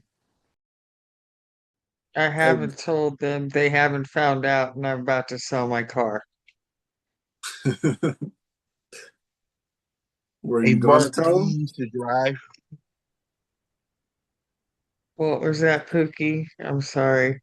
You I both said, are were you talking going at to tell them? I mean, I have no reason to tell them because I'm not going to be driving again. I don't have a driver's license anymore. I got Oh, my yeah. driver's license taken away by the DMV, so Oh, yeah, they should get the point. I don't think I'm insurable at this point. Right. Um, One says no need to tell them anything. In the US, there's a law. HIPAA use it. If they insist upon an answer, just tell them it was a medical issue. Uh, you have no obligation to say more. If they don't ask, don't voluntarily say it. They can't legally force you to divulge because you have and carry a state issued legal driver's license. That's all they need to know, and you have the right to. Another one says, "Yep, mine went up around 3 times what it previously was. California requires you to submit an SR-22 for your insurance, which is the same form someone who has a DUI has to submit. The insurance company sees as much of a liability as someone who drinks and drives. It's unfortunate because you have to renew your registration without proof of insurance. It sucks. The city where I live is already insanely pricey for insurance, so 3 times that was a major blow financially." One more thing says no because they don't know. They don't need to know a thing. Yeah, that's something that never came to mind was till car insurance. I mean, I didn't drive, so come again. I said I would like to hear Mark's answer on that because he used to drive. I didn't think of that.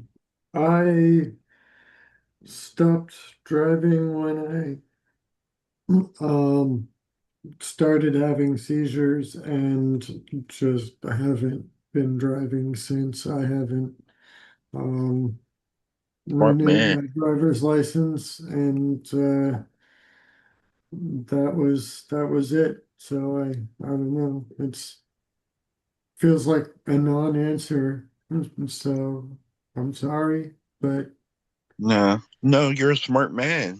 So mm, you started having seizures, you stopped driving, but some people they continue to drive.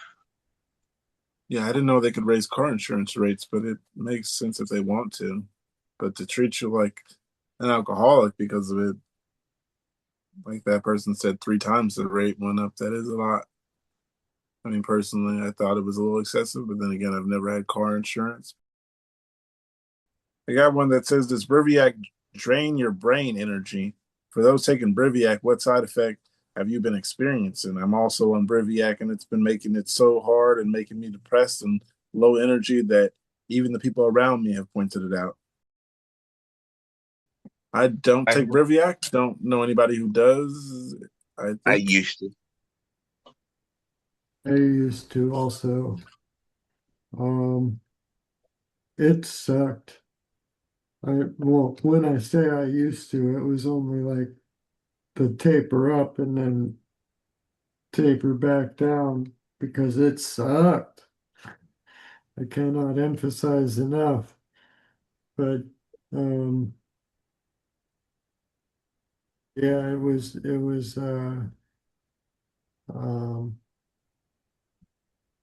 Draining. tired all the time, but I couldn't sleep well at night. But then I would nap all day and I was still tired at night. But I don't know, it sucked. It was one of the pills in my cocktail when I was like at 5 pills. And yeah, that will be the basically the once I take it, that's the tranquilizer dart. It's sending me out. And as far as the stuff with like emotion goes, at one point I did feel like, yeah, I can't. I lost. Like I didn't purposely try. It's just I was that dull robot. Like I know I feel this, but I can't express it facially or anything. One of the comments here says, strangely enough, Briviac has made me gain energy. Just goes to show side effects are super individual. I didn't mean to say it as strange that AEDs drain energy, that it's most normal experience. Apologies for the confusion. Gave energy. Yeah, like this person said, every person is different. But for you guys to say you're tired just was like, wow, this person is not getting tired from this. Another comment here says, yes, it makes me very tired. This is your only major side effect that I experience. I'm on 125 milligrams in the 125 milligrams, 50 a.m., 75 p.m. How many times did you take that twice a day, Angel? Were you taking that twice a day like this person? That one was twice a day. I would have to look back at the exact milligrams, but I know they had to push it up a bit sometime because often, like I was telling James in the comments earlier, I'm drug resistant, so there's times where when my seizure starts and they won't stop, they'll start ramping up. So that the doctor's basically solution is all right. Let's just put your medication up. But yeah, I will have to go look at my charts and see the exact of because I can't remember the last run I was on. I think I was titrating off of it though when I finally like said no, that's enough. I got another one here though. Says, do myoclonics worsen with age? I started having what my doctor thinks could be called myoclonic seizures when I was a kid. Earliest I can remember is second grade. I began It began as a feeling of, in quote, something being off, something missing, a sort of deja vu and strange, airy, yet electric feeling moving up from stomach towards my chest, in addition to feeling generally spaced. It came and went as I aged, but worsened, as in I started to get twitches alongside the feeling in middle age, middle school, where they were, in quote, chills. In high school, they were longer and with a little, in quote, shock. As I entered adulthood, when it happened, my right arm and right side of my body would suddenly jerk out of control. Now, at the tail end of my 20s, it happens 10 times more often. Sometimes the, in quote, shock effect, my whole body, and I drop things and make an involuntary noise, like a focal reaction to a sudden shock. I can always feel them coming on, but it is normal. Oh, but is it normal for this to worsen? Alongside, I'm having migraines for the first time in my life, and sometimes the strange feeling that comes before the jerking stretches out for hours, and jerk never happens, or happens 3 to 5 times an hour. I have I have other weird and unpleasant symptoms, but don't go along to make this but don't go long to make this longer to read. I'm on the lamotrigine for bipolar, and symptoms do worsen if I miss a dose, but never fully subside. It is becoming very unpleasant. Do you think myoclonics worsen with age? Probably. I mean, your brain degrades over as you get older. That's just proven science. And if your brain's already malfunctioning, degrading is just going to cause more malfunctions, right? Right. You made a lot of sense when you said that. Huh. You make me see things different, Toaster.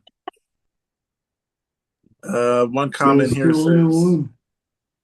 say that again? Is that Toaster 101? Yes, it is.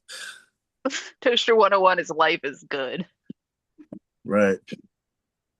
One here says, I suffered with myoclonic epilepsy as a teenager, and I'm sorry to say it did progress into primary generalized epilepsy. Find a good neurologist is the best advice, and good luck with that. Another one here says, mine started at 19, but I did have a small episodes when I was younger. I was also all right during my 20s, having 2 to 3 TCs a year. Oh, no, I'm sorry. I don't remember. I've seen 2 to 3, having 3 to 5 TCs a year. Right after that, I turned 30 and they started to worsen. And I found a great neurologist, epileptologist in my area. It's starting to get more under control now, but I'm not as stressed out as I was then. Another one here. One says mine started around 13 to 14, then progressively gotten worse until I had my first TC at 16. They can definitely worsen if untreated, but if you've been having them for years and they're getting more intense, definitely go get that checked up on ASAP. We are talking about myoclonics worsening with age. Jonathan, that's you weren't here when I said that.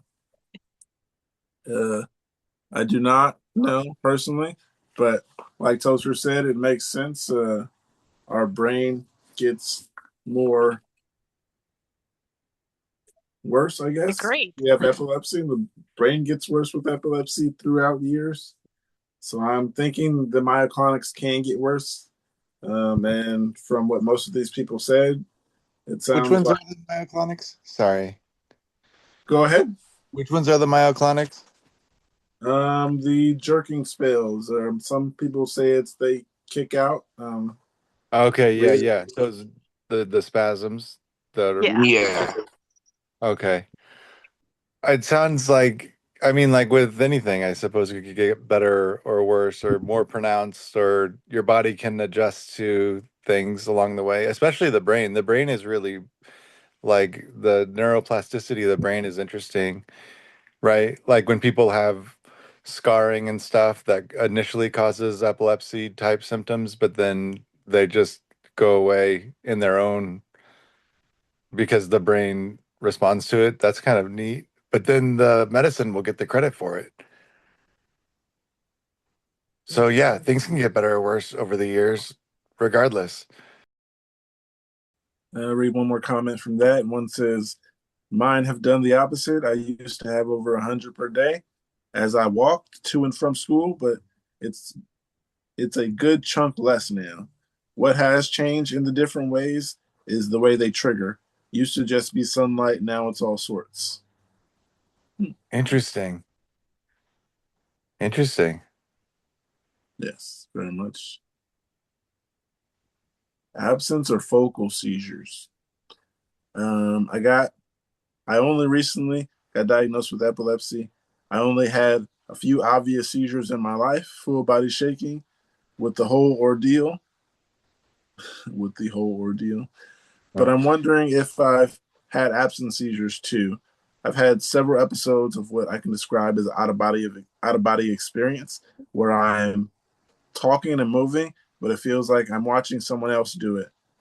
Have others had any similar experience? I have Sure. not.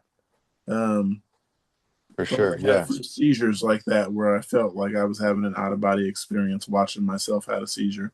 Had a couple of those, but um, no absences that I know of. I'm not sure because what's considered absence, because I have the ones where I'm kind of absent and I haven't been able to make difference of, is that an absence when I'm not there and I just blank out and go other places, or is that a focal? Um, Well, I mean, focal just means it has one place in the brain it's coming from as opposed to generalized, right? So like an absent seizure versus like an aware seizure could both be a focal seizure, right? I believe so. So I think it's a miscategory of the terms. But I think the gist of the question is the answer is yes, it is possible that those symptoms are signs of epilepsy. Because like when you're coming back from a seizure, I think of it as like coming back online, like having your seizure and then you're like, oh, so I'm back doing this shit, or like, oh, good, I'm in the bathroom. Did I pee yet? Or was I about to pee, or did I just pee myself? Right? Like it's kind of like when you get to get the reins back on the body. Yeah, you with me, Toaster? That's yeah. exactly, I think, kind of what it is. And so then like the doctors describe it as like absence versus um like unaware or whatever, but like it's still just a seizure doing seizure things in the side the cranium, which they don't actually know what it is exactly, kind of. One comment here says, "Yes, I've definitely experienced that. For me, staring in a mirror triggers it so bad because it never feels like me." Oh, interesting. Anybody had any similar experiences? Me personally, no. Uh, yeah, just the thing where it said the watching yourself like an out of body experience. I'm stuck on that. I've had that, but like I said, it's always been during a seizure, like a tonic, that for some reason I don't understand it. Like you can see yourself having a seizure. Do you know what I mean? Uh, Like, Feel oh, yourself yeah. or see yourself? uh, it feels like I'm watching myself see myself have a seizure. I don't know if that's I don't know the words to exactly explain what I mean, but it's like an out of body experience. Do you see I your face, or do you just see a shape and just know that that shape is you? Or is it clear and detailed? And I'm just Uh, curious. it's like I know I'm having this seizure, um, and then it's like I don't know. It's hard to say. Like I'm watching my seizure. You ever never went through that? It's like I'm Yeah, watching no, I know myself do exactly that this. feeling. I know I'm exactly doing that this. feeling. Yeah. Can't stop it. Um, but Why I am know I I'm doing making it. these noises? Yeah, and then you're in the hospital. Yeah, Yeah, there you go. Then you wake up in the hospital, don't and touch your face. Don't touch Yeah, your face. yeah, like you need stitches.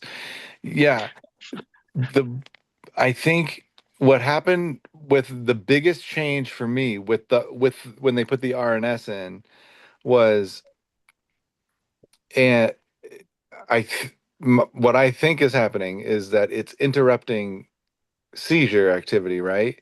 So what used to be absence seizures are now more like those partial aware seizures. So then I have more of those times where like I'm doing something and I have better recollection of like what I was doing before, right? Shorter time blank. Right. Yeah, it's a shorter time blank, but then you're still kind of like automatronic person doing automatronic person things where you're like, yeah, yeah, yeah, but then it can also sometimes be that scary feeling that sort of feels like that night paralysis thing, where then if you don't have control over it, you're Sleep like, paralysis.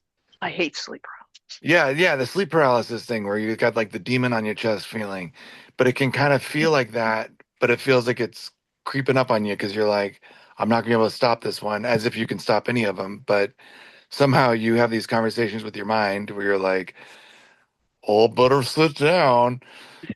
Sit down, let it happen. Yeah, Lay or down, let it happen. um what was like like post-traumatic seizure thing for me was that when I started having seizures in my 20s, I would have that aura and then I would end up in the emergency room like clockwork. Like it was like, here it comes, got the weird like kind of like ice cubes on my tongue. It would go to my ears. It wasn't cold, but then like I'd feel a little strange. Sometimes it'd pass, but almost always it would turn into a grand mal. But then after the surgery, Your tongue would go numb too? no, not like numb. It was Okay. like prickly kind of Oh, like like on the sides of my tongue. But it was like kind of like internal in my like head. But it was a sensation like in my mouth, sort of, but like mostly my tongue. And also my tongue would go like haywire. Like it would go like um and but then after the surgery, when I stopped having the tonic clonics, I would get that aura and then nothing would happen, right? So then I'd try to like return to the workforce like an adult's supposed to do, right? And I would get that like, oh shit feeling. And so it took a little while to like reacclimate to the world of like, sometimes you're going to feel this way. And it just means like you feel this way sometimes. And nobody ever knows. No, no, no. oh, sometimes people notice. Sometimes people notice before you even realize you're acting off. Yeah, this is also true. But if you act like a strange enough person, then you can laugh Oh, it off, right? Like try to be like a goofy enough dude that like it's okay. I think is probably what happened to me in my growing up years. it helps when you are goofy. Right. I do believe that I think people with epilepsy have a certain way of navigating the world, like kind of to accommodate their situation. Their survival. Yeah, yeah. I think there's some social survival things that happen when you know that like at any point in time, like I might start talking to you like Japanese, and I don't know Japanese, just for the record. But what's going to come out of my mouth is going to be not a language either one of us knows. So that happens sometimes. Write that one down too. I had someone tell me that when they have a seizure, they go back to speaking their mother tongue, which he said he doesn't exactly speak anymore. And he said he does that time to time. And he said he actually did it on a date. He had a seizure and he just starts speaking. I believe he said Oh, he's from Austria. oh Um, no. he's Turkish, he said, but he's from Austria. And he said he would start speaking Turkish when he Oh has a no. seizure until Oh he wow. comes to and he's himself again. He did it on a date, which he told me was I've fun. done How'd the second something date go? similar, Was there a but second it's date? that's a good Um, question. I never seen him again. Neither did That's she. one of the first God time I is did it, asking the he was right the first person I questions. met. Never seen him again. Oh, poor guy. That's too bad. Well, you know what? It's better to know now than a couple years into the marriage, like I did the first time, that someone was not epileptic compatible. Right. That's a good Wish way I to had put it. known I was Epileptic epileptic before I compatible. got married. Well, I did not either. I married my high school sweetheart, and we went to college together, and I had started having seizures right away, and she was great through all of it. And then after my second brain surgery, it was too much. Well, with me, it was my seizures were called panic attacks. Oh, well, you should have So done he that. knew them and seen them. And then when I finally got the diagnosis, it was more of, okay, get your ass back up and get to anyway. That wasn't Oh. compatible. That sounds like a personality type that won't be compatible with a lot of different kinds of people. So, Let's just say I'm an idiot. well, like Dostoevsky keeps coming up again and again. Yeah.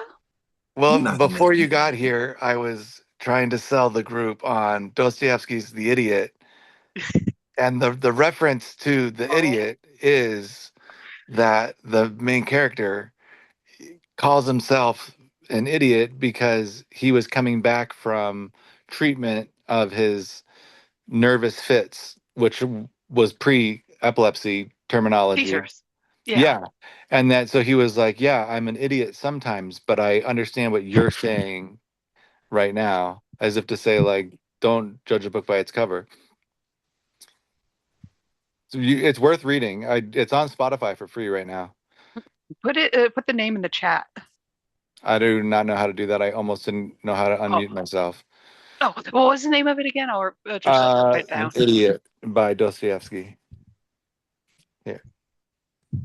Is it like, Dostoevsky? yeah, oh gosh. I'm lucky Yeah, that I but remembered my name I'm as guessing that's a Latino. no, he's Russian. Oh, Russian. right. Well, the dose kind of No, dose. it's one word, Dostoevsky. Oh, well, that actually makes Stoyesk.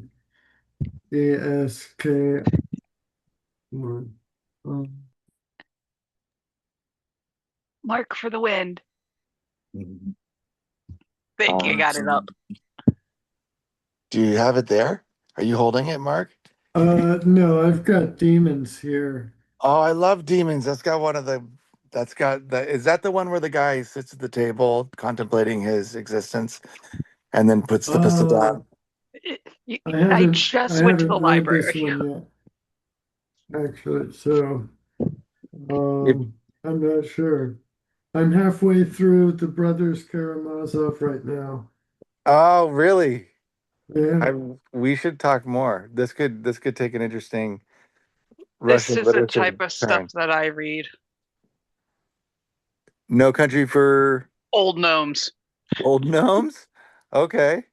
Tell tell us about that. Well, I'm still reading the first one, Killed the Foreign Boy. That's the second one. It's but it's hilarious. They also have one. They're all in the same like little universe, but they're different. Anyway, called shoot, the Princess Beard.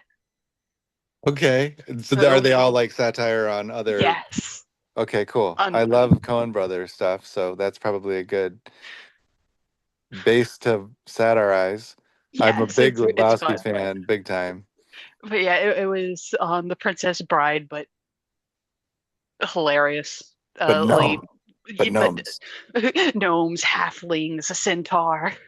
Okay. No Country for Old Men would be kind of a difficult one to. Or wait, is that what it is? That's what I'm guessing this one's going to be based after. Because that's kind of a dark story. That'll be interesting with gnomes. Yeah, but yeah, You'll have to give us a review. I will. And then Mark can give us a review on Demons, or were you reading The Possessed? Or is Brothers it the Asimov. Brothers Karamazov. Okay, that's like my father's favorite book. It's pretty incredible so far. It's dense, but That's what I worth hear. it. Yeah. Okay. All right. It's a tough read, but it makes you think. Oh, good. I don't have all of my brain, but the part that's there, still interested. Yeah, see? That's good. That's the way to look at it. Yeah. My brain might not be all there, but what's there still wants to know things. Yes. Yes. I believe in neuroplasticity. I got something. It says the new normal with a question mark. I feel like my perception of the world has changed once I started having seizures and got diagnosed with epilepsy, as my cognitive function is slower. The way I perceive and process things around me feels off from what I used to be, and it's very noticeable. I have gotten a lot better where I was. There was there was a time when I was pretty much homebound, couldn't go out anywhere because how bad I felt. There was I starting on the Mecto and I'm at 100 milligrams daily, working up to 200 milligrams daily. Is this going to be my new normal? Is this what it's like living with epilepsy and on an AED medication? Anyone with long-term experience with epilepsy would I really appreciate your insight. I've accepted It's probably going to get worse. one It'll more. get worse before it It's gets better. probably If it gets better. Lamictal's one of the good ones. Don't don't. I hope Lamictal works for you. I Works for do. me, yeah, for the most I part. do. Um, is this the new normal? I say yes. Um, is this just what it is living like with epilepsy? Yeah. Yep. Yeah, wherever you go, there you are. That is the most helpful thing for me. That like I've had so many things go my way and so many things not go as I expected. And if you can accept that like you got all the ingredients to be happy as you are, then you're like you can't be defeated. It's beautiful. It's like a secret. It's like a hack to the universe. It's like the heaven, like heaven's all around you kind of concept. That like it's real. Dude, I got so many things wrong with my life and my beautiful family upstairs. Like couldn't be better. Yeah, I feel you. Um, no, there is one comment here. It says it thinks it depends on what type you have and also how old you are. I say this because I'm from the 20s plus. You understand when what cognitive function is, but have you ever had it tested properly? I did when I started neuropsychology, so yours might feel a bit worse, but you might be suffering from negativity bias, opposite of confirmation bias. For instance, you're looking for things to confirm with your fears while ignoring Yeah, those that don't. I've had that's epilepsy right. for I've had epilepsy since I was 13. Now I'm 51.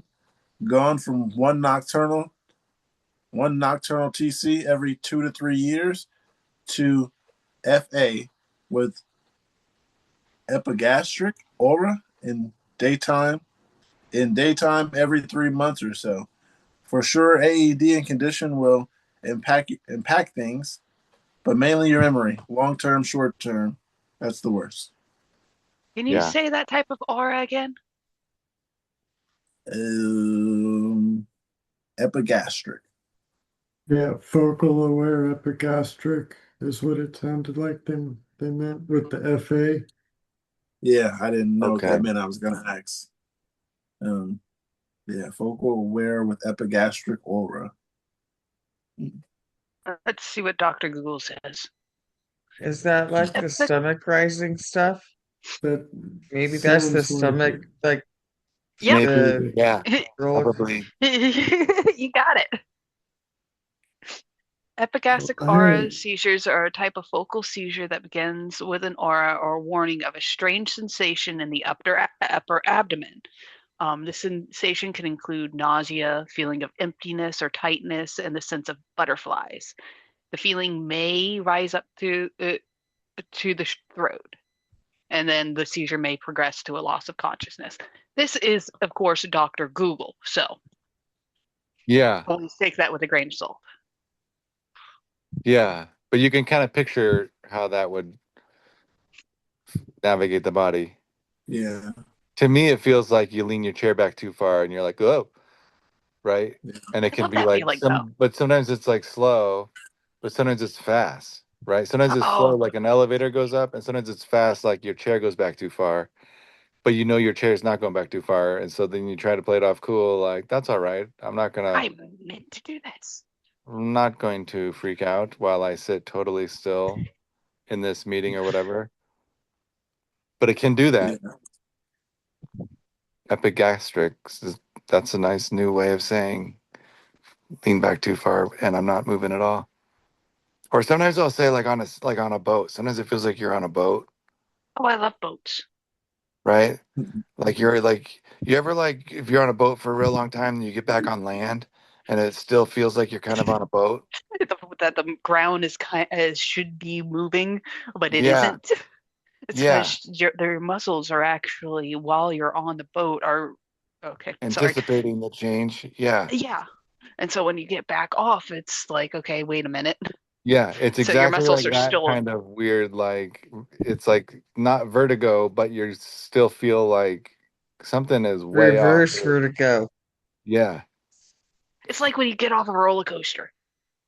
Yeah, or like I kind of compare it to like, do you remember when you were a kid and you would spend a lot of time in the ball pit, or like at like Chuck E. Cheese or whatever, and you get out and you're like doing something else, but it still felt like you were in the ball pit, kind of. I think it's amusing that you think my parents would allow me in one of those. Sorry, my parents would not allow me into things like that.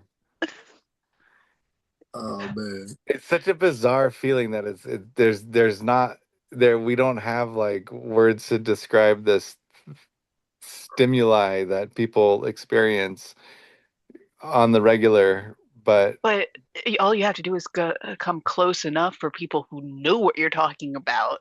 and then be like, you have that too? Yeah.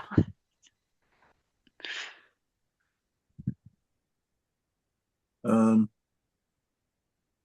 Well, I got this. It says that feeling like you're in quote stuck in between before a Mhm. seizure. I'm not sure if this will make any sense to anybody else, but does anyone experience a feeling of almost like you're stuck between being baseline and normal and before seizing? I guess I experienced I guess I experience it as a really intense aura. It's sometimes so much scarier than the seizure itself, partially because I experience sense of impending doom prior to the seizure, the feeling coursing through my whole body like a mixture of electricity and feeling like you're falling, Yeah. feeling that my brain is slowing and working at a lower capacity than normal, not processing words and hearing or reading, but still being semi aware of what's happening around me. I guess this is just what focals are like, but I'm referencing this when happens, but I'm referencing when it happens of it happens really intensely and lasts a while, more than 2 minutes. I have to find a place to lay down and let myself hyperventilate or fall asleep. I guess the scariest part of these episodes is that I can feel that they aren't going to let me off easy or just in quote pass. They're almost always going to turn into a full blown tonic clonic. The only thing I can't stop them, only thing is I can't stop them for some reason, is managing to let myself fall asleep. I guess not thinking about it or looking at anything gives my brain a chance to stop going haywire. I go through a lot of denial, but these episodes always break that and make me want to continue pursuing a diagnosis of getting help. Does anyone else experience this? Oh yeah, that person should go to the neurologist. That sounds like a aura, which is a seizure, The right? feeling of dread is one of the big ones. Yeah. Hi, Rick. Rick made it. Rick. Rick was in my neighborhood and didn't even stop by to say hello. Well, you know, at I'm 5:30 in the teasing you. morning, I know, 5:30 in the morning, I don't think you'd appreciate it. Oh, well, that's why all the Hanukkah stuff was still there at the Target. You got there Yep, right when they opened. yep. My mom wants to go out tomorrow, see what's still available. Oh, the one on Metropolitan Street was the one that had it. Thank you. Uh, She'll know which one. All I have to say is the Metropolitan one. Rick, you ever get that end quote stuck in between feeling before a seizure? I don't think so. Stuck where I'm not fully functional, but oh my God, I think something's coming. Oh, yes, I have. Please explain, because that's what this is asking. Is anybody else experiencing that? Yeah, so the first time was I was helping somebody move. I was unloading a moving truck, and all of a sudden I felt like, hey, I can't do this right now. And I was kind of wobbly, so I went over to a corner and had a really strong aura, got dizzy, and sat down before I fell down. And then within a few minutes, I got back up and I'm like, oh, okay. Went back to what I was doing. Yeah. So yeah, I couldn't function then. And I guess my first tonic clonic, um, I was working from home, and all of a sudden, like I couldn't remember what I was supposed to do, even though I've done that job for 4 years, and it was pretty. I was like George Jetson, click, click, click on things. Uh, Yes, I need to mute myself. I'm laughing too. and then I just couldn't pick up a pen to take a note. So I'm like thinking like, okay, put your hand down, pick up the pen. And that's when I knew something was definitely off. And then all of a sudden I got dizzy, really hot and sweaty, and then woke up on the floor. Yeah. A few of those signs kind of reminded me of my stroke. I'm not saying you had a stroke, but yeah, the weird feeling, and then you're like, yeah, gotta sit down and can't control stuff. That's how I felt when I was having a stroke. And that's how I knew it wasn't a seizure. They didn't want to believe me. Right. But I digress. I got some comments here. One says, I would assume a really intense focal aware seizure, like you're suggesting. I usually make sure I'm sitting or lying down, but I do get falling. I do get the falling feeling if I'm standing. I have not got that yet. I also can't process words well, and I do end up understanding a sentence. My brain will reset, and I forget the sentence I just listened to. The only thing I don't feel the electricity, but that might just be a different way I would describe it. But all this does sound very intense, like an aura. Another one says, this sounds very much like my aura before Grand Mal, and it's awful feeling. And I totally understand that intense feeling of being, in quotes, semi-aware and feel as though your brain is slowing down. It's very difficult to explain to people. You say that this makes you want to pursue a diagnosis. Have you ever recently begun to experience these seizures? For those who didn't get the icebreaker, like Rick, Toaster, Mark, and everyone else who might not have, Everybody? The icebreaker was, what would you do if you woke up the only one in the world? You woke up and you're just the only one everywhere you looked. Cry. Cry? That's a good one. Cry. That's logical. Yeah. Yeah. Just not able to find anybody. I feel you. Mark, did you hear me? I mean, I would just go about my day until the power grid starts falling apart or whatever. I don't really see much need for other people. Well, the only thing it would mean that my son wasn't there. Oh, Yeah. that would be intense. Yeah. Yeah, I was I'd thinking that steal too one when of I my read the neighbor's question. cars. Figure out who's got the fastest car. Yeah, no, one of Go my speeding. neighbor or like around the block from me, they have several very expensive cars. It's random this area. They like there was an empty lot there and then they bought it and built these big ass houses like these two families. But they have very expensive and fast cars. So I go over there, I would steal one and just drive it until there was no more gas. Yeah. Like Mark said, I really don't care about other people being around too much, to be honest. Either. Maybe until I got too lazy to make my own food, and then I'd be sad nobody was there to like take my order at a restaurant. Then I'd be sad about it. But I can imagine going at a restaurant just like, who's gonna take my order? and then you could just walk into any store, and then it's all the free beer at two, Or and you worse, can you go, drive after having the beer. Come on. or better, you go up to the Bojangles. They have automated systems and don't even realize there's no one there to take your order and just waiting at the window for someone to come take your money. Yeah, I go to the pharmacies and get as much lamotrigine as I could. Oh, that's a good idea, actually. Go They just have get to all order the. in the Excopri. I'd have to find out where they keep it. I'd have to find the Oh, warehouses. I'd have to start tapering Xcopri right away. No. Yeah, I'm See, so you screwed. I guys would need can't cars taper it. too, then, huh? Do they keep medications behind locks? I can't. I don't know. I never really pay attention. Like And if I needed Well, Excopri, you have all the time in the world to learn how to pick locks. yeah. I'll squeeze it As open. long as you like the internet is still working. I'm sure you could Get a pry them open. blowtorch, you They're could get probably You got not a anything. hammer. Hammer's super, quicker than the super internet. strong. Uh, percussive maintenance. Something tells me the Bolt pharmacy's got cutters. locks that won't be opened by a hammer.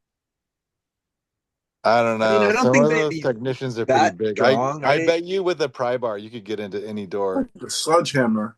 Yeah, Blowtorch. yeah, because they're designed to either have somebody there or have the doors locked and have cameras facing them. So Who's you watching? wouldn't you wouldn't buy the strongest lock ever for them, right? They can't be that tough.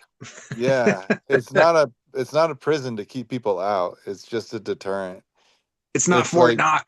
yeah, no, like a pry bar, you could pop any of those doors open.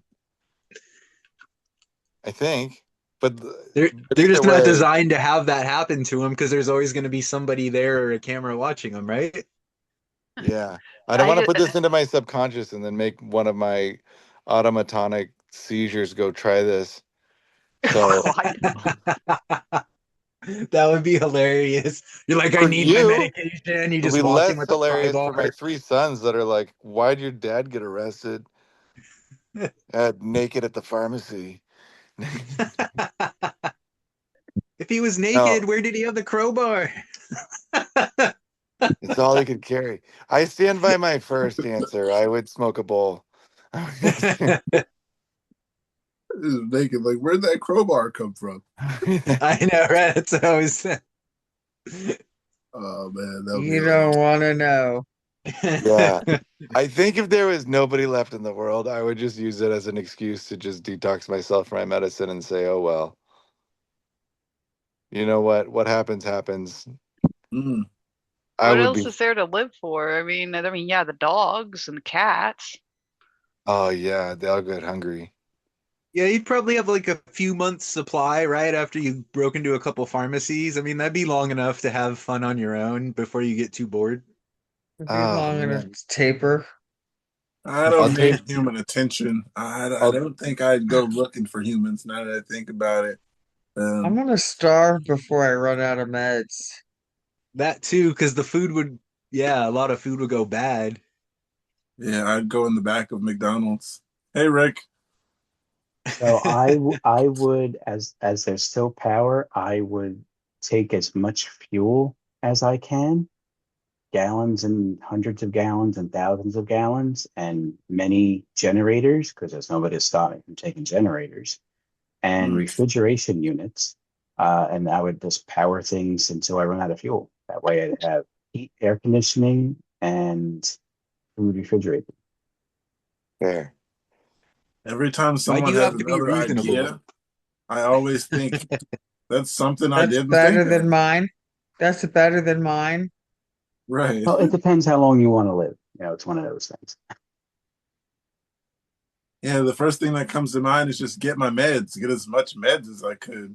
But then I didn't think about having to have food, and I got to go cook for myself now, and I can't just call Uber and hey, drop this off. Um, no more You're doctor's gonna have to learn appointments, how which to is good. drive. Huh? You might have to learn how to drive. Well, I know how to drive really good. Just, you know, I can't. All the time. Yeah. So Yeah, I yes, had a man. license, but yeah, no longer. I didn't even have I'd be one. terrified Then to get a car now. 2012 for me was the last time I had a license. Oh man, what kind of car do you have? For the last couple of months, I sold my main one because I was getting rid of it, and then that was when I had got married. So my last two cars were a Scion XB, the big square thing, and then I we sold that, and then used the extra money, just bought like kind of a cheap Honda Accord, and then saved the rest. I do got something else here. I had a Honda Accord. I put bumper stickers all over it. It was awesome. What And year? then I have no idea. You think I remember? Like I had a car. I don't remember the year. I don't remember the year. I just remember it was a Honda. It was Oh, green, and it I was the put one bumper with the stickers. headlights. It had the headlights on it. And it had a horn and honk honk. And it had this weird thing on the side that my dad told me I could that had to get someone else to teach me to use. You know how to drive a stick? I do. I Yes, learned on a stick. I went. Yeah, I do. Same here. Yeah, I learned both of those cars I mentioned were stick shift. My dad's worried that he's not going to be able to teach Jeffrey how to ride a stick shift because there's no such thing as stick shifts anymore. Yeah, I know. I was just about to mention that. Anything that does have a manual shifter, it's the paddle shifters now, Right.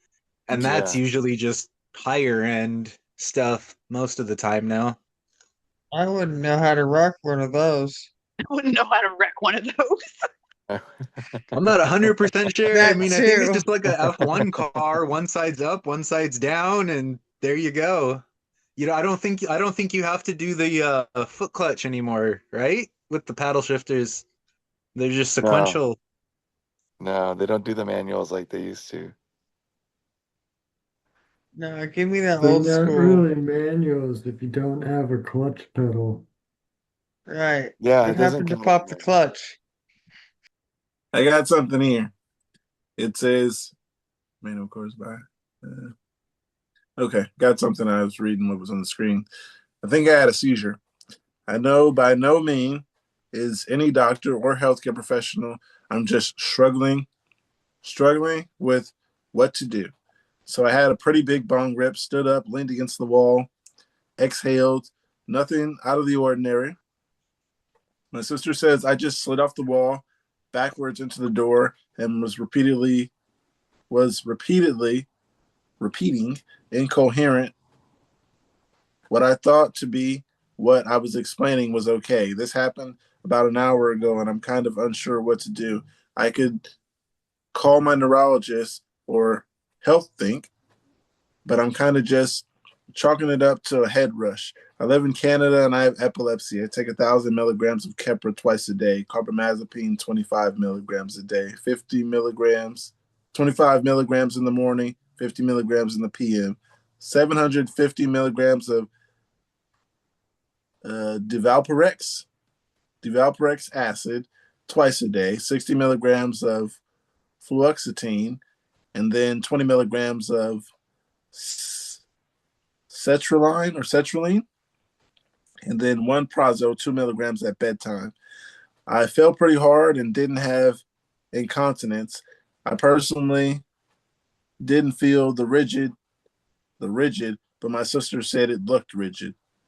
Does that look like a seizure? And it felt like it did.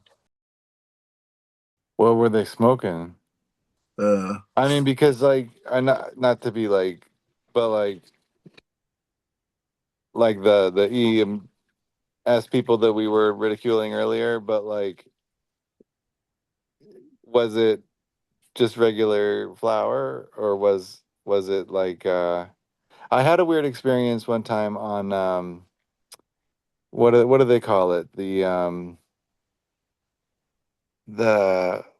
THC like waxy stuff.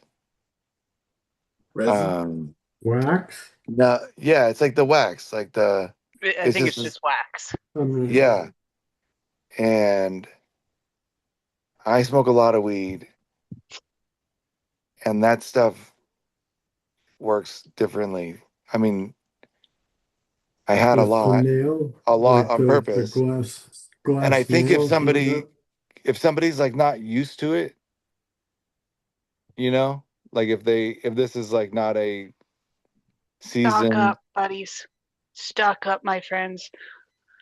With the government now being up, but they snuck in that I saw, hemp. yeah. Yeah.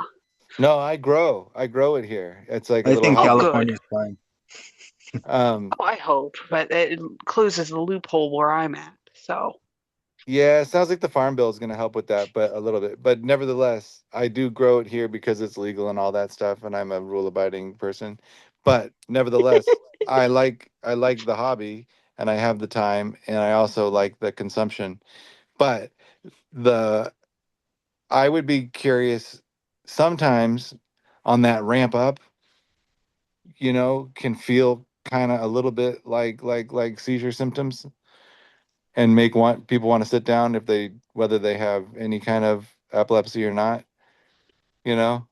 So there could be some like overlapping of symptoms there going on too. That's true. Depending how you like your head feels, like what type Yeah. of what yeah, like you said, the lag, like what type of form, what type of strain it is even can make your mind just feel a little bit different and you're just like, fuck, what's going on? Okay, I need to sit down for a sec. And If you then get like like a 5 minutes later rush of you're just panic, like yeah. yeah, 5 minutes later you're like, okay, cool, all good. Yeah. Yeah. Yeah. a question. What's your question? Um, if you're feeling up to it, you can show your beauties on the on pictures. You can show us pictures. You put in the hobbies In the under hobby. hobbies? Yeah, under hobbies, we have a little tag for Oh hobbies. yeah, so it used to be right where I'm sitting. I had a little pond that then fed a hydroponic system. So it was like Oh, aquaponics, like the cute. fish nutrient did the nutrients. But I moved everything to the shed because they were we did a new kitchen and all the dust was falling into the pond. Pond. Um and quite frankly, we had like m- more more than we needed, right? So there was no rush. And but recently I have just started putting it back together so that I can grow some more over the winter. Um, so it's not, I've got like one like little tiny baby plant in there right now that will later be beautiful. Yeah, I was going to read some of these comments. One says, when I was 18, this happened to me. Although I wasn't diagnosed at the time, I was diagnosed when I was 26. In our university dorm, my friend and I were smoking, and while I was ripping the bong, her boyfriend started knocking on the door. So she told me to hurry up. I ripped that sucker one one time as hard as I could, lol, and then I woke up on the ground covered in bong water. She said, I just dropped like a fly and came to almost immediately. I believe that it was syncope and not a seizure, but it definitely feels like you should talk to your neuro. But so if this person hypothetically had a fainting spell, whatever, however many years ago their university experience was, could it be related to their present epilepsy? I suppose so. Could it be because she tried to take a really fast bong rip and she was under duress and in a not great setting? Potentially, yeah. Or those two things didn't have a happy marriage in that moment. I guess so. Right? Sounds like Possibly. James has some experience. I don't know. Not specifically, I don't think. No? No, not that I can think of. I missed This kind of half the question too, so It's just another word for fainting, though, right? Okay. Yeah, but I that's what think it yeah, looks like. It says somebody syncope is the fainted. medical term for fainting, which is temporary loss of consciousness caused by a sudden decrease in blood flow to the brain. Passing out. Oh, well, that would definitely cause syncope Yeah. because if you took a massive hit and then, well, Yeah. you're He was like, coughing. You were going to be coughing after a massive hit. yeah, because like if you do like the Wim Hof stuff where they like you like exhale your lungs all the way and then like inhale your lungs all the way and then do that holotropic breathing for a second, even you can make yourself faint. It could be something induced by changing your respiratory rhythms in a hurry, and probably adding a little extra something else probably wouldn't have made that better. But it totally could also be epilepsy. EEGs. Yeah, we can't see inside people's brains. I do have another comment here. One says I have front left ish temporal lobe epilepsy. When I have What's seizures, ish? uh, I don't know where ish would be Like located at, but mainly it comes from this area. I mean, because that's what happened. Oh, okay. I think I know.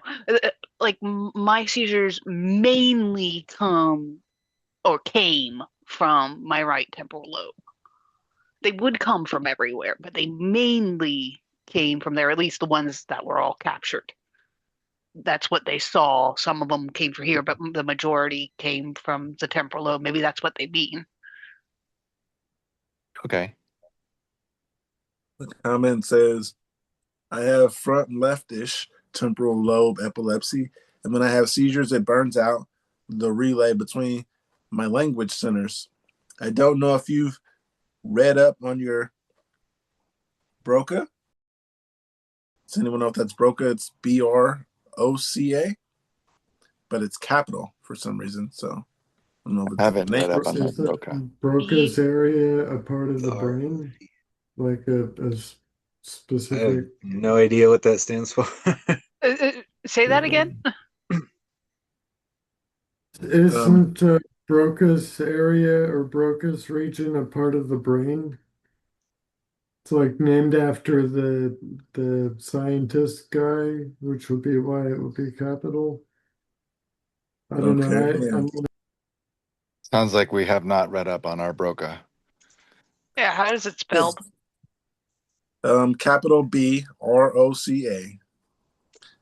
But I'll finish reading the Oh comment yeah. before I go back to it. It says, I don't know if you read up on your Oh Broca yeah. and your Wernicke language centers yet, but it would be a good idea to study up on how they work if you've had it done so it sounds like they're being affected. My vocabulary is plenty advanced and I can understand people and I attempt to answer them, but I'm not capable of getting the actual words out of my mouth with any kind of coherence. I slur so badly, it's like I threw down a giant bottle of Grey Goose and I'm barfing in the middle of a club bathroom. What meds are you on? Yeah, They don't say. I think we can all relate. A couple more Broca. comments. Oh, Basically, what you said. Do you know what you were smoking? Was it indica or sativa or a hybrid? Sorry. Was it laced? That's a good one too. Someone said, "Ha ha ha! One of the goofier seizures I had was from a 4 foot bong while standing, and then splat." Mm. Yeah, that holotropic breathing stuff is like not recommended for us. You guys know like the Wim Hof stuff that was popular a couple of years back. Yeah, Um, that was a thing when I was, yeah. And that was something that led to me having the second tonic-clonic seizure that I've ever had in front of somebody else.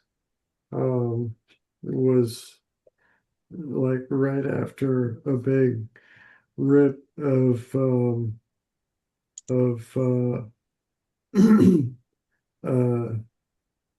uh like pure THCO oil um with a couple friends, and they said that I kind of just, I did the whole breathing thing and the whole super big exhale, and um milked the bong as big as I could and ripped it and just kind of stood there and looked out blank. And I think I was already unconscious before I even finished because they said that I just kind of handed it over to them. I don't remember doing any of that. And then like leaned back against the wall behind me and slumped down, and yeah, then my eyes rolled back and I started convulsing. Um, so I don't do that anymore.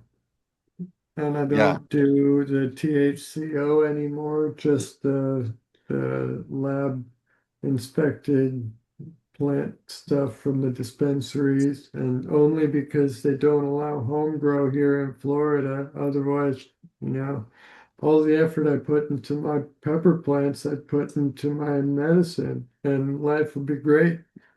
But no, lawmakers have to mess that up. right. It'd be terrible if you made a mistake with one of your seeds, though. Mm. Just swapped one of those pepper plants with something else by accident, and Mm. then whoops, you don't want to kill a plant, you know? It's a living thing. Right, right. Let it live its full cycle of life and then burn it, properly in small doses. Out of respect. Right, yeah. Yeah. Carefully in a group with your new friend from New England. You can you Yeah. can you can slowly fire roast some peppers and make some delicious salsa. Absolutely. I think we've found a solution. And there's other things to worry about in Florida than one guy's single seed that made a mistake. Can you foster something for Jonathan? Would you be able to foster a plant for Jonathan, Mark? Oh, I have plants. It's fine. Yeah, but maybe if Mark could foster some for you down in Oh Florida. yeah, like I have an orphan that I left by accident or something. Yeah. Would that be Yeah. permitted? It's actually a Massachusetts native, and then Like you came to visit Disney World or something and then It abandoned accident it accidentally absolutely, fell his out of his child. suitcase. absolutely, yeah, And they're just yeah, and I pouring just out of my pockets by I accident. can't. True Yeah, story. Yesterday, I was putting a couple new seeds in water, and then the ones that were like we weren't going to use, I was putting back in the little bag, and I dropped one, and then it went ding, ding, ding, ding into the paper bag that had all our recycling in it. And so, like, the kids were there, my wife was there, and we were talking like, I knew I wasn't going to find that stupid seed but I wanted to. And it was like a little like lesson in like we're not gonna find that seed, but we live on hope. We might as well just take all these cans out of here and just look one at a time to just see if there's a seed at the bottom of this GD recycling can. And it was a nice little lesson for the kids to see me You fail in front of them. cuss. There's no kids right now. No, it was fine. That's funny. And I didn't find the seed. And then when I actually took it up to the recycling like thing at the street, I ripped it open to like double check because I would thought because it would have had like a story once I planted it. I've been like, oh, For real. Loretta, you made it all the way through. But no, I no don't know such why luck. that's reminds me of my stupid tiny little Seroquels. Those are the pills that love to drop. Yeah. And I then can't it's The find them. tiny and then little you can red, the no a red, little Seroquel, a yeah. little mine are little white ones. You got a I, bigger dose than I did then. I, I I have have I have some that stick to I my don't remember. hand and some that don't. And then I have like a large amount of pills in my hand. And so what I do is I put water in my mouth first and then I go and I look back at my hand, but then sometimes they're still on my hand. But then like in that process I lose like I've been taking pills for decades now. I still can't get You them. gotta open your mouth really wide and then use your teeth to scrape them in and just kind of go back and forth with your teeth, and It's that like, should that should get them off of there. oh man, I would love to admit that there's never been a time when I was like, say, a program director at a house of violent, um, disabled adults where we were like, oh, it's time for medicine. And at that point of the evening, that I was like, I definitely didn't take my medicine today. I have to apply medicine to 9 adults who really need their medicine.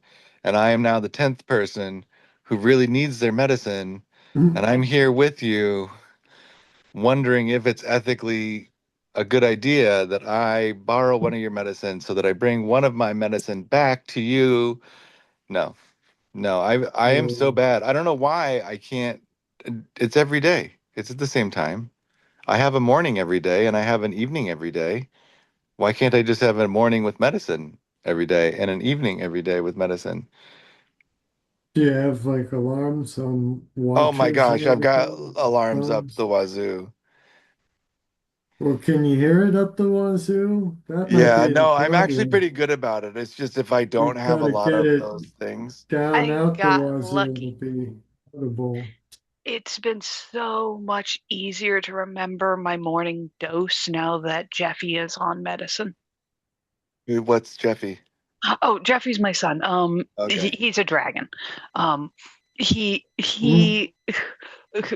he he's ADHD just like I am, and he Terrific. started taking ADHD medicines. And because I remember to give him his medicine, all I Fair have to enough. do is like, okay, now I grab mine, keep his Yeah, medicine with my medicine, and yeah, it's so much easier now. yeah. Is it Routines really more help. important for your brain to remember his medicine than your own? Is that kind of what the interplay there is?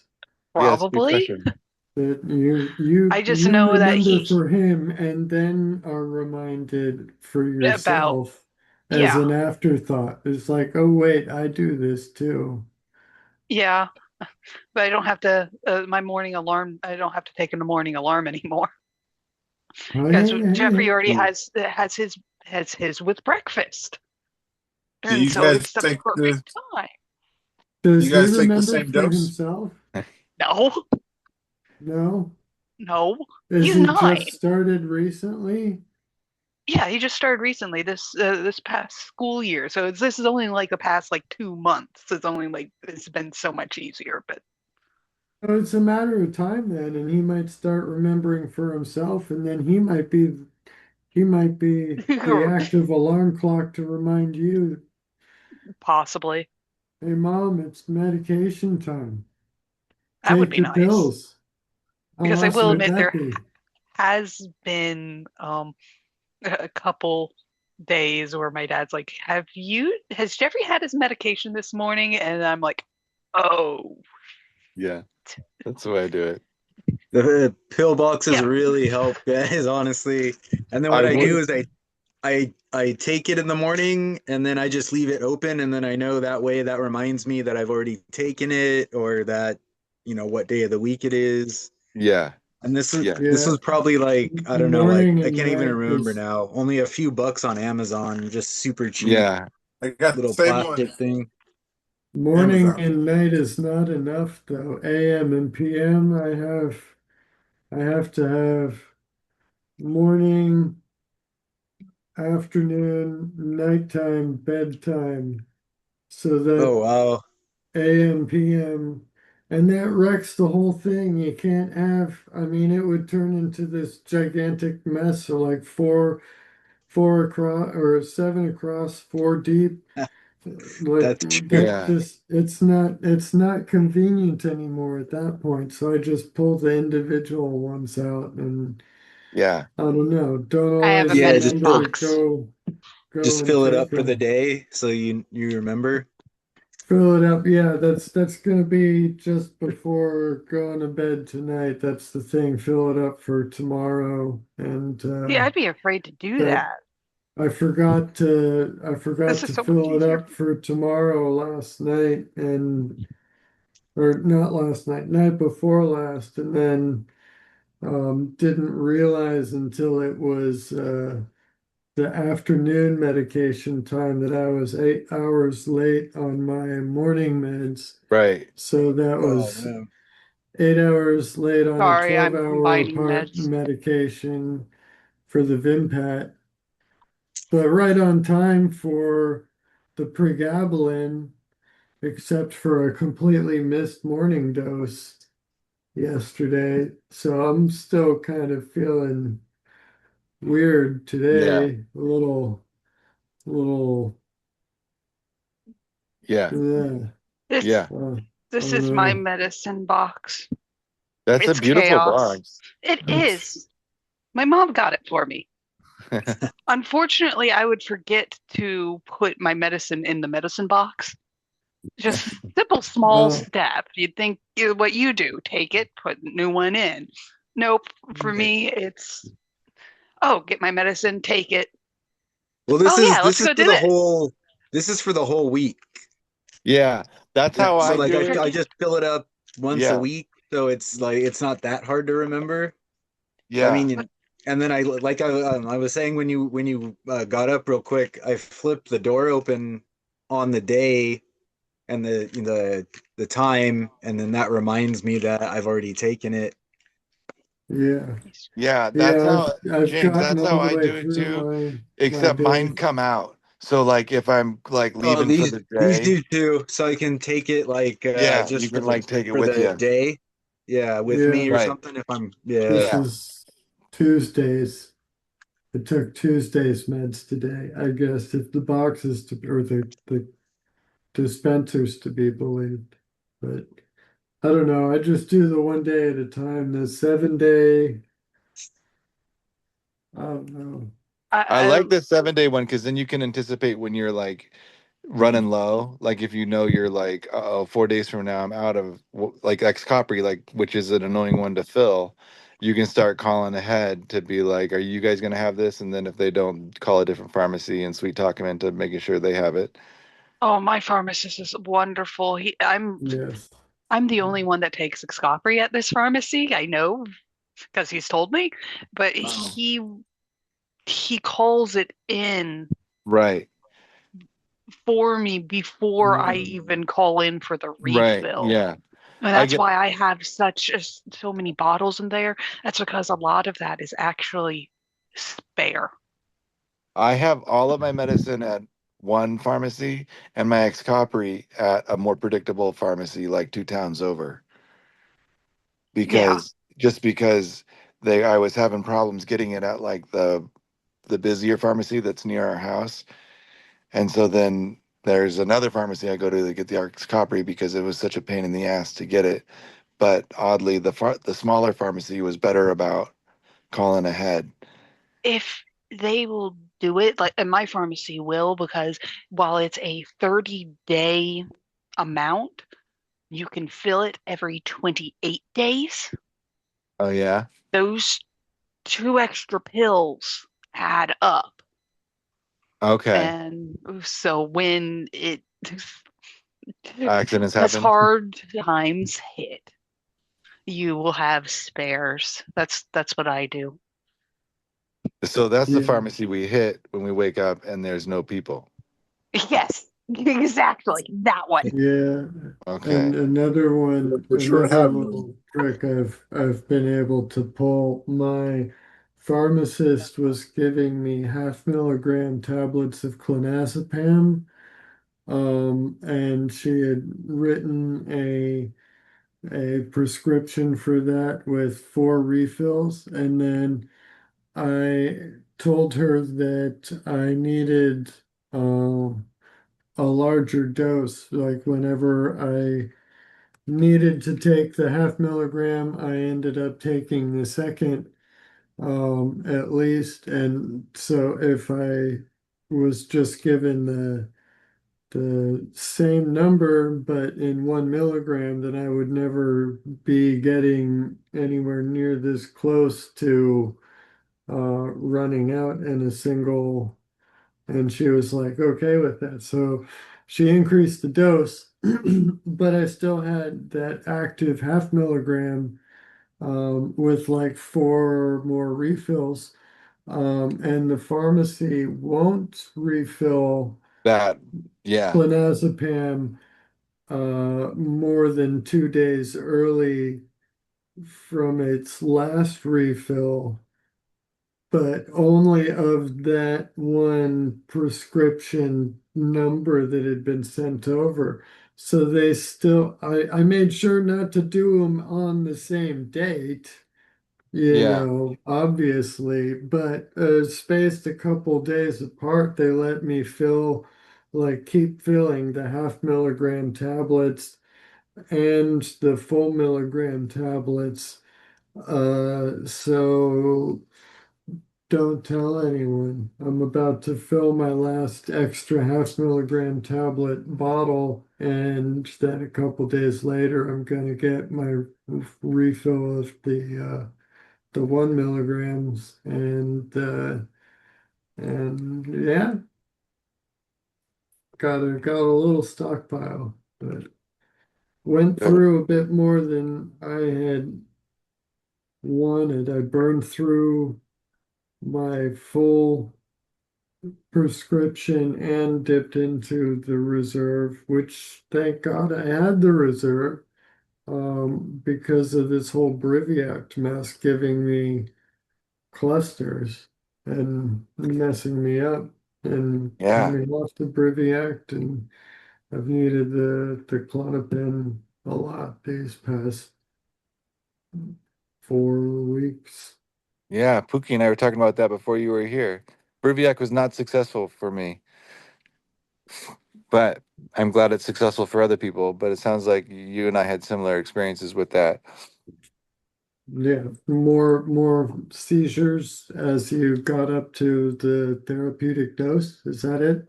Um, well, the weird thing about it was my blood work always showed I was below a therapeutic dose of a couple of my medicines, including Briviac and Keppra. But Keppra made me like have like just horrible like internal like my internal space was like very like hostile. Were you on the both No, Keppra I and was on Briviact at Keppra the same first. time?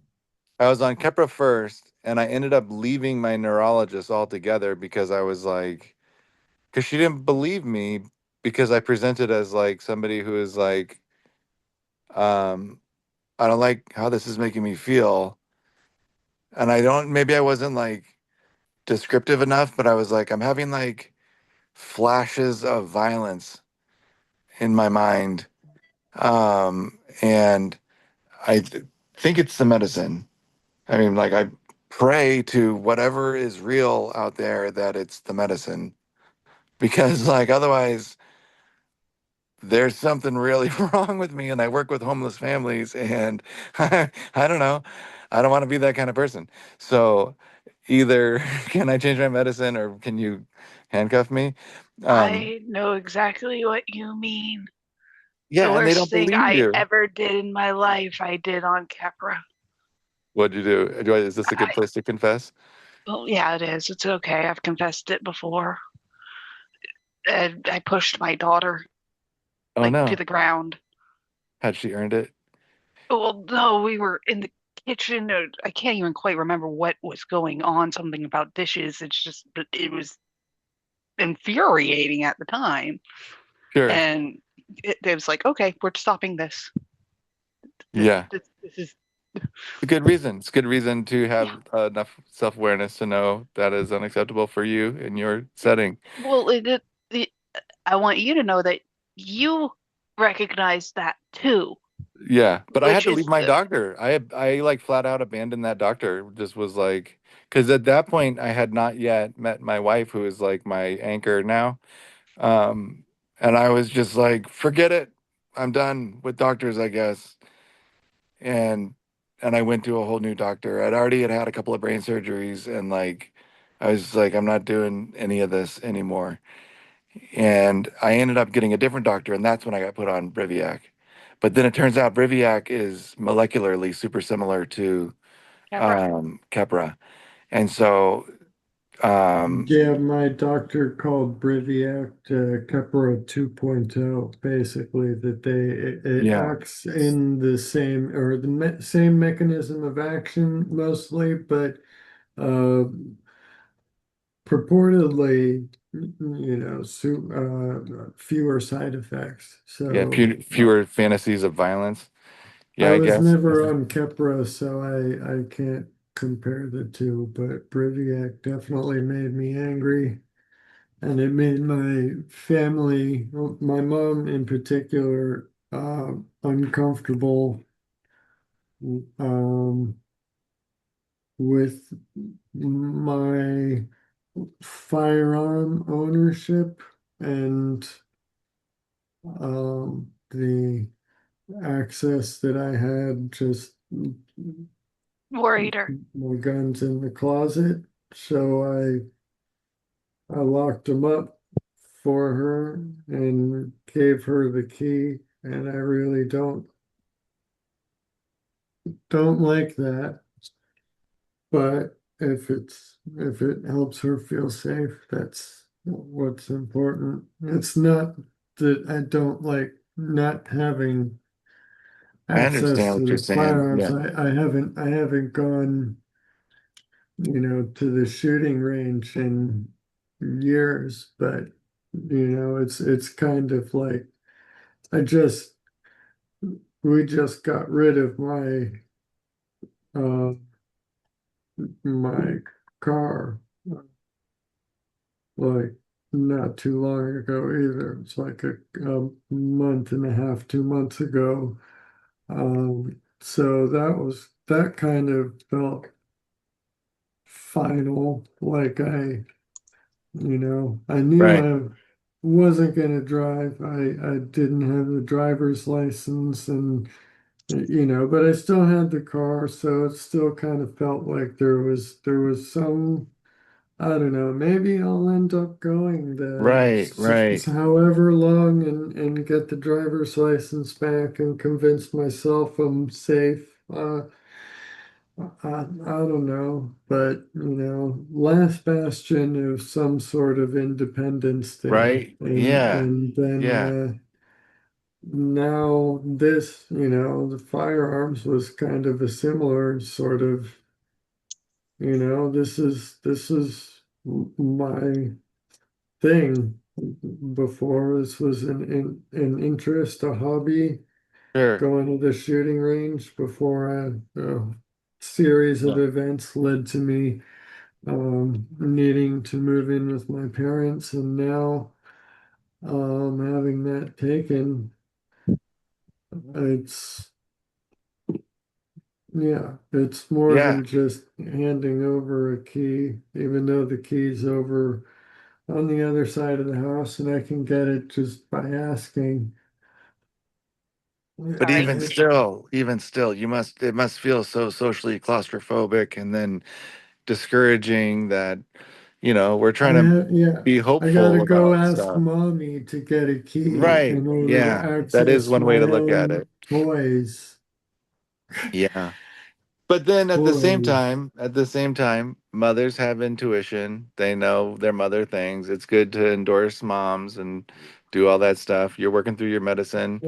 Where you're going Mother to be was in 5 raised years to is have different. an irrational fear of Maybe. firearms and no, not maybe, definitely. I don't know your mom. You know Some your mom moms better than need me. to I know my Yeah. mom. It's back up and irrational, not overstep their bounds. but But I need to respect my mother. So, yeah, yeah. yeah, but I feel your pain. I feel your pain.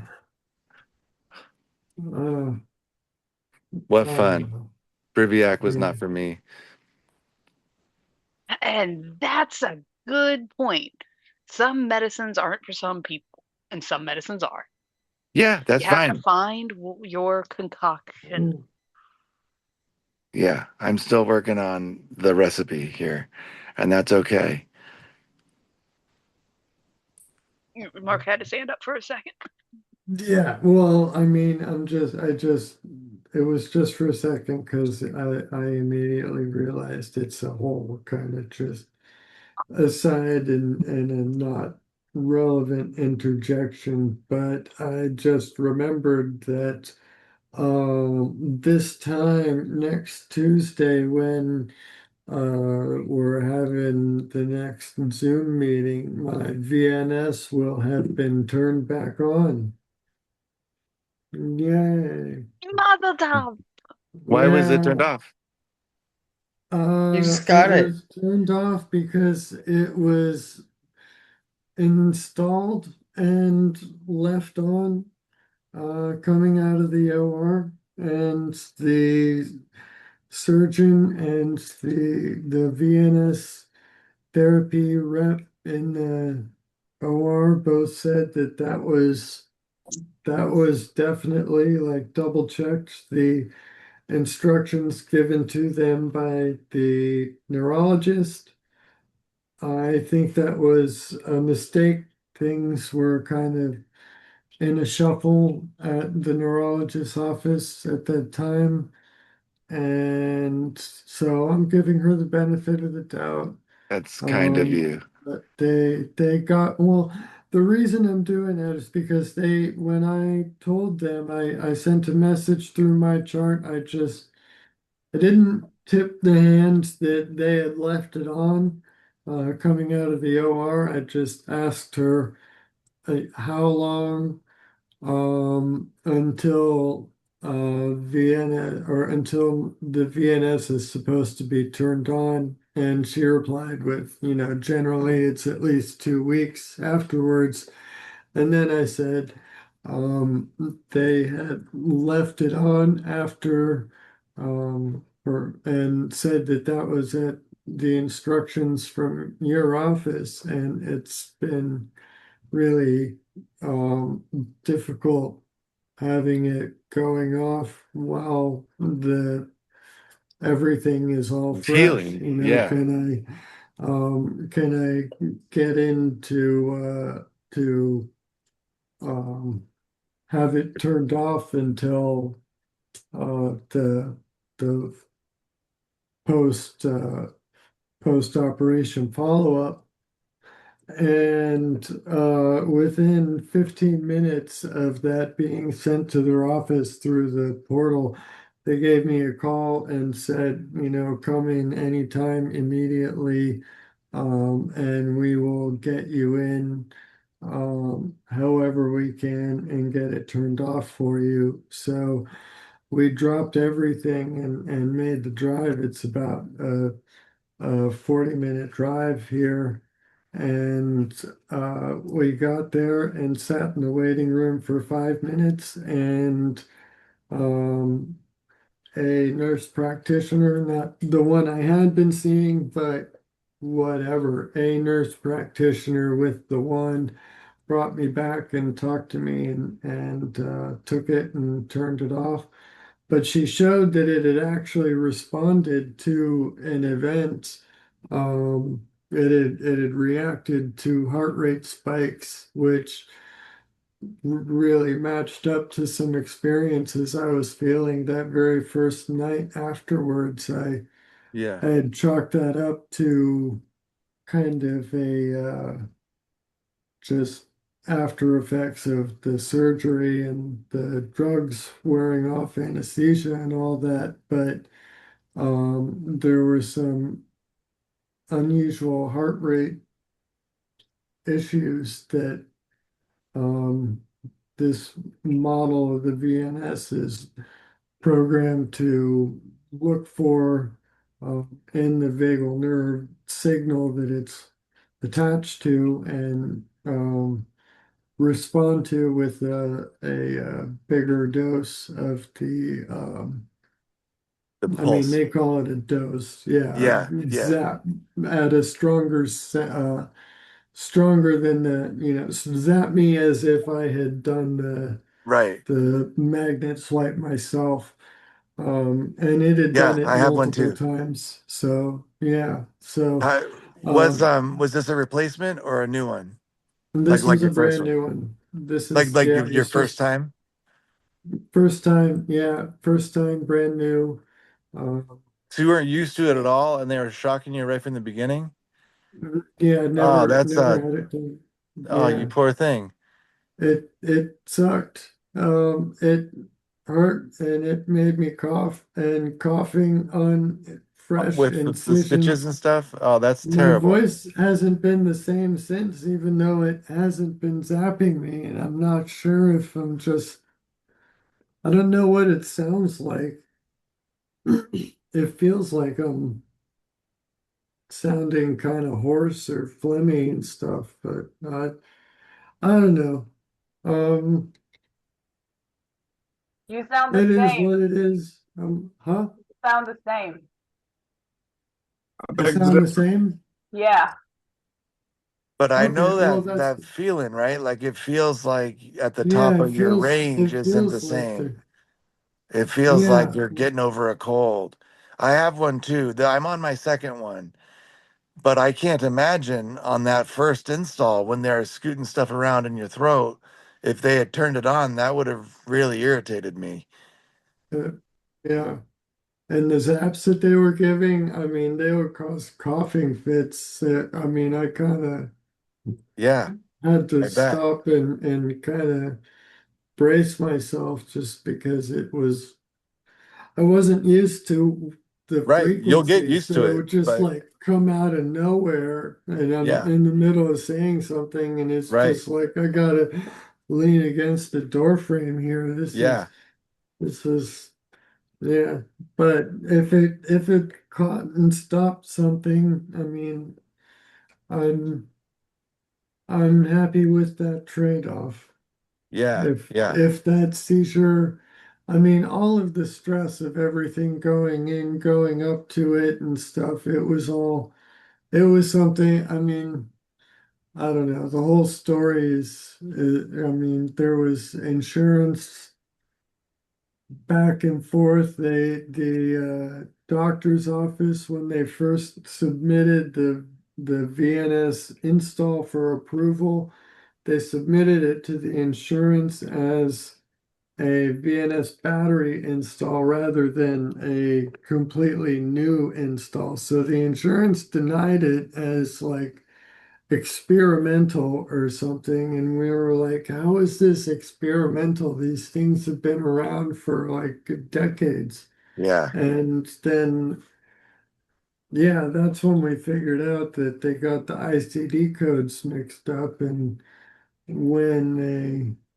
when we got the doctor's office to send over the right ICD code, we were expecting it to be like a couple weeks review on the insurance end. And 3 days later, they're like, it's approved. We want to schedule you. And that day, I got a call from the doctor's office, and they're like, hey, I know it's Thursday, but we can fit you in on Tuesday.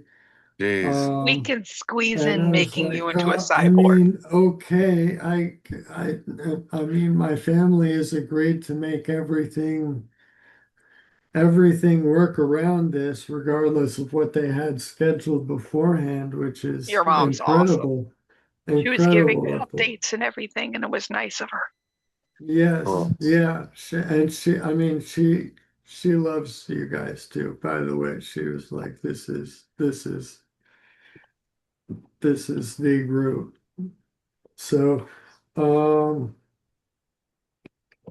yeah, it was all like yes and then no and then yes and like no time to prepare or brace yourself, and here we go. I mean, barely enough time to get the pre-op evaluation appointment in on time. And then when appointment day came, I got a call from the office and I'm like, okay, they're postponing or canceling. They said, no, hey, we're ahead of schedule. Can you guys come in early? I'm like, I haven't even showered yet. It's like another like drop everything I'm doing, go and shower and with that special Right. So Yeah. soap all over and everything Yeah. and run over to the hospital and honestly they got me in there right away. I don't know what it is about these VNS appointments, but I've been really getting taken care of here. So Good. um, Good. I'm happy with this so far. So we'll see how it goes when it's turned on, but I'm optimistic. Yeah. Are you feeling sore on the neck? Oh, no, not anymore. It's just the weird implant area Yeah. feeling like the You'll get used like to. poke over here and I feel the skin and I Yeah. feel the muscle underneath. Poke over here and I feel the skin touching it, but no matter how hard I press, it's still not this like Yeah. it's this big. It's not the Yeah, I fingertip. always like to play with mine. I like turn it over and stuff. It's like having a little matchbox car under your skin. Woo, woo, woo, woo. I have a question. That's making me kind I have a question. of. What's And your I question? can't believe I've never actually asked this. And we have several cyborgs in our group. Mark is just one of our newest. Do you feel the zaps? Absolutely. Yeah. Where does so it starts here and it moves up? And that's No, what's Yeah, no, causing the gravelly no, you voice? feel it right here. If so, like my the pulses that I have, every minute and a half, it turns on for 1 minute. And then after 12 a.m. until 8 a.m., it's stronger because it's supposed to be to prevent my nocturnal stuff. Yeah. And it's more sensitive to my heart rate. Because Oh. conceivably I'd be asleep at those times, which I have like the worst sleeping schedule of anybody that's ever existed. Well, when Um, your heart rate jumps yeah, and so it's supposed to have some sort of like sensitive threshold to like when your heart rate changes is anticipating a seizure, right? yeah, So but it's it it's jumps going during off your now. dreams. You can hear it now. It's going off. Oh, really? Right? Yeah. If you like it Oh, just barely changes, but then it'll go back to normal. But I've had mine for several years. So like it doesn't change my voice very much. And then it'll go back to like regular and nobody ever knows. It sounds like I had a cold like a little while ago. But mine's on a high setting. This they told me it would last like 9 years. It lasted 4. I Um really wish I could Yeah, get one of a and those. now minute and a and half now off now and it's a over. minute on is a lot bigger of a dose than what I had heard them talking about. And I mean, that's not like the starting dose. That's like what they were saying. They said it'd be like, 30 seconds on and 5 minutes off. So I mean, a minute and a half to a minute, that ratio is just crazy. What is the, I mean, if you don't mind, like what sort of milliamp rating are they running? I don't know. Do you know the I honestly frequency? wouldn't be able to tell you. I Yeah. if they told me, I don't know. I know that they said they were going to try to adjust some of the so they can do the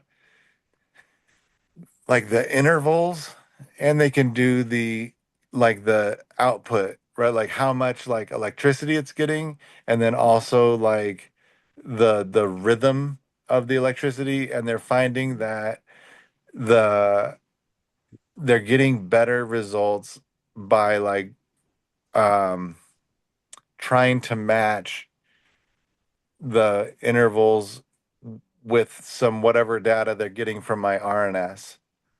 And so they're getting some sort of like So you have syn- both. yeah, I have both. It's like Wow. synchronization What? between, so like if you have the RNS, which I need to upload. I have what they call a very bad memory. Um We all do. Don't oh my worry. I'm gosh. glad that you I had the hope memory somebody's spark to writing remember some it. of this down. Jesus Louise. I wouldn't have taken my medicine if I wasn't in this chat. Important. But yeah, so the concept was giving me less at a dissipated like amplitude at a different rate so that my battery won't die so fast. But all that to say that my voice, I felt like initially I was like, oh no, my voice has changed forever. And at first that gave me a lot of anxiety about getting that procedure done because I work with people and stuff. I was at the time I was running a group home, and I was like, I wanted to feel like this was going to be the thing that was going to correct my epilepsy. And I really appreciate having a magnet to swipe when I feel like a seizure's coming on. I think that's something worth having Oh, around. that that idea of having something non-chemical to Yeah, act as like an option before having to resort to sedating myself and being kind of, 100% agree. Yeah, yeah, yeah, yeah. yeah. It's like a layer of peace of mind even before putting the magnet on, just knowing that it's around and within reach is, And it looks yeah. cool as hell. Have you found all Yeah, the things? Badass. people ask why I'm wearing my smartwatch backwards. I'm like, no, this is my smartwatch. This is a magnet. They're like, why do you carry a magnet? I'm like, Because that magnets are cool. Dude, magnets are fun. Yeah, have look you at what I discovered can do have with you the little discovered bit all of of the things that have magnets that can set it what off yet? things that have magnets. Hold Oh my goodness. This is the thing that on. people don't tell you about the VNS. Word to the wise. So like speakers, Mm. speakers always have magnets in them, right? So like if you have like decent sized earbuds, it can trigger that little VNS to go on to having a seizure mode. Like Mm. if you have got like the ones that like connect in the back, if you take one out, it'll I fall. asked them. It'll fall I to right there. And I'll be like, why is my VNS going off? Am I having a seizure? I don't feel like I'm having a seizure. But then I'll start coughing like crazy. But I then asked them about that. Like I asked them, is there anything special about the magnet in that, like that you give to activate it? Is there like what is it? Can any magnet activate it? Like any fridge magnet? And they're like, yeah, no, no, no. lies. It's Wrong. I'm False. like, how? Like I I'm a mechanical engineer, not an electrical engineer, so there's that. But I did take like physics 2, which was all electromagnetic, and I did take like intro to electrical engineering, and I do know plenty enough about batter or about magnets to know that you there's not nah, It's it's just a button. It's a button on the inside triggered by a magnet. yeah. It's not like some sort of super barcode or something. Like here's a great example. I did this today by accident. Does your wrist like get stuck to other things that are magnetic by accident? Oh yeah, if you put it in It's your Okay. not pocket and even stick it in the just dishwasher and magnetic. stuff. There's the slice of that turbine disc behind me. It just hangs there. This is just low carbon steel. Like these little things. My kids, they're They like make this in Charlotte, by the way. they're little like Goes magnets my through kids play with.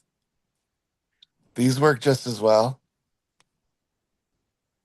I've These got some of little those. little. How about tight? and like if I forget, like if I'm like cleaning up after the kids, I put it in my pocket and then put my jacket on, it'll trigger the VNS. So like I always have to put it in my right hand side pocket. But what I do instead is I like I am learning I so much. actually don't have it on me, but I have a like I like nicotine. I have those little tins, and I have a magnet I put in the bottom of whichever one I've been carrying around in that day, and then I throw it in my back pocket. So like one like this one's empty, but like I put the magnet in the bottom of this. So like if Like that this it's like one spare of those, right? Yeah, EMS magnet. those fit in this, right? Okay. And so this I can throw in the fridge or throw wherever I need it, and then I don't have to worry about like leaving it because I'm not going to forget my nicotine, right? And then you have it with you. And if I feel like if I put it in my front pocket, I always stick to stuff, and I feel like an idiot, like opening drawers that are metal. Can you open the drawer with the magnet? Yeah, the magnet they give you is real strong. I know. Yeah, Kevin had his for 8 years now, and I think he said that he feels it when he just does it like that on an accident or whatever. Yeah, But he said he barely uses it now. yeah. I only use my wife will do it on me like when I'm having like a good seizure. But it does A, a does help good for seizure 5-star recovery. seizure. I'm sorry. A good like 5-star seizure. Yeah, one to leave a good Yelp review about. Like, Yeah. but Oh God. when I'm having one worth swiping about, or one where I can't swipe myself or something, um, Swipe right I or swipe left? just swipe up and down, get it until Dad coughs. Get it. But those are I do recover. I think maybe it's all hope, but I think I do recover better from seizures with the VNS. Out of curiosity, do they tell you to swipe up, down, left, right, or they just say swipe? Swipe left. It doesn't matter. The Do magnet just has to you touch do it. you make the sign of the cross? Something all right. Yeah, and you'll know when you Up, get it. down, left, right. Yeah, because when you get it, you know. It's not like, oh, did I Yeah, get it or did I not get it? Because all of a sudden you're like your yeah. throat becomes tight and you feel like It's it's different. well, It's a different kind of feeling. It's not like you're being electrocuted. It's like it's it's internal.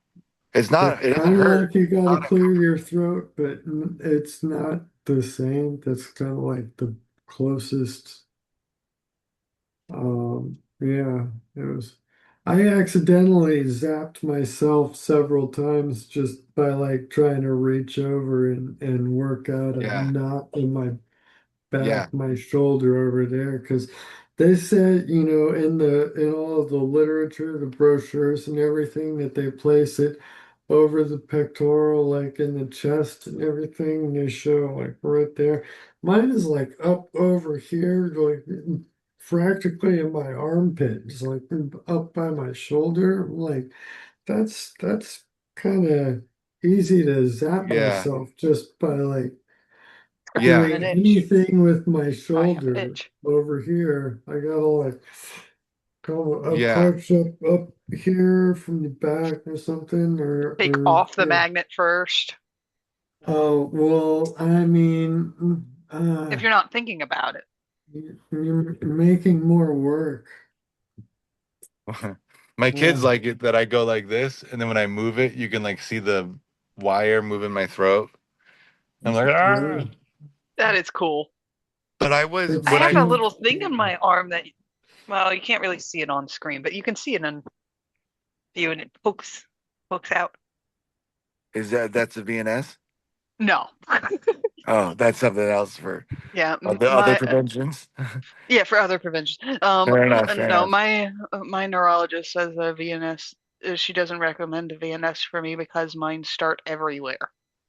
Oh, okay. Yeah, it seems to have better scores for people that have like one locus of focus. Yeah, but locus of focus. That's a I great way like to that. describe it. Right? But if it has one specific starting point where they can then interrupt it. I had But something to say and I forgot what it was because everything was Oh, I'm so so sorry. interesting. No, it's not It your fault. Just there were was. so many interesting things to point out, and then every time I had something to say, something else would come up before I could say it, and I'm like, this whole I love it when conversation is conversations interesting. do. Um, DNS. You could make one a whole question that short I on could just remember. VNS. well, we were congratulating Mark on he's getting his thing turned back on, right? At an appropriate dose. And then we start talking about all the cautionary tales of having zaps in the throat Magnets. and magnets and fun stuff like that. Yeah, and VNS stuff. Yeah. What I was Watch out in a thinking couple of was, days. You'll Yeah, have a new I think problem. I think Toaster's got a good point that's probably long enough to have a little short for the YouTube just discussing back and forth. Because So people want to know about VNS. yeah, I mean I had trouble finding information in firsthand accounts until I joined this podcast and heard from Kevin, and then later Kate, heard from Tom. And huh? doesn't Kate have one? Kate has it has RNS. RNA. RNS. Sorry. Yeah, The NSs. Did you get like yeah, a salesperson kind of like come in and try to like pitch it to you? yeah. There were two of them actually in the room with the nurse who was Bye, Vic. making the recommendation. They were from the the company, like providing the support and whatnot and all of that. And yeah, if I had not already self-informed enough to the point that I was pre-sold on it before walking into the appointment, the sales people kind of they were a little off-putting, and I probably would have been I I would have been put Less off by likely. their like salesiness. I mean, they were Right? saying things like, there's nobody who's gotten it who hasn't had at least some positive benefit, It's like it's no cure, it's not going to replace meds, it's not gonna improve may improve the epilepsy, may not. It helps some people That with sounds depression, it may lawyery. not, but It did feel like we've never heard of anybody who hasn't had some sort of benefit coming out of it. And I'm like, okay, that's stretching it. Then I mean, we've never heard of is enough plausible deniability to be able to get away with saying such a blanket statement like Yeah. that. Yeah, I didn't Patently appreciate false. that part of the whole ordeal of it, Yeah. where I similarly had already had a resection. I was like so done with medicine that I was like, yeah, put a thing into me if this is gonna help. And then they sent in like I don't know, kind of like when you're buying a car, but then like, why don't you go do like the financing? And they're like, there's like a woman who's like, "Hello, I'm here for your financing part." I'm like, I'm just gonna buy it if that's okay. And so then like you want to ask like pertinent questions like, so what's with like, you know, 10 years ago when this was considered instead of the resection, but I was like going to seminary and the doctor thought the resection was better than this because you were afraid it was going to affect my voice. And she was like, yeah, but who doesn't want like a little sexy voice every once in a while? And I was like, this does not sound medical anymore at all. But go on. You know, I mean, hey, actually tell me more. Um, I am also married, but tell me more about this sexy voice I'm gonna get. Um, and then yeah, like along the way, sometimes with like the medical stuff over the years, I feel like I've encountered things like that where it's like blurring the lines between like this is in your medical best interest and this is something that we want to try on you, or this is something that's going to be like lucrative to me because you're going to get it type stuff. And I don't know. I don't know. I'm glad I got it. I'm glad that they sent somebody pretty to pitch it to me, but whatever. I don't I know. mean, they I was sent curious how me other two people got it pitched to them. dudes, so I, I don't know what to make of that. It was a I dude for you? mean, it was two dudes, Oh, two maybe they like two did research on very, us. very exceptionally well-groomed dudes. Did they tell you about the sexy voice? Huh? Oh no, I didn't. There. You didn't get that conversation? Yeah, I wonder if they did I research don't on us and know. they're like, Mark, that sounds I like a mean, two dudes type of a person. they John, that sounds like a it thin sounds Barbara. well, I mean the ear piercings, double earlobe piercings at the time, it might Sure. throw some people off. Baby.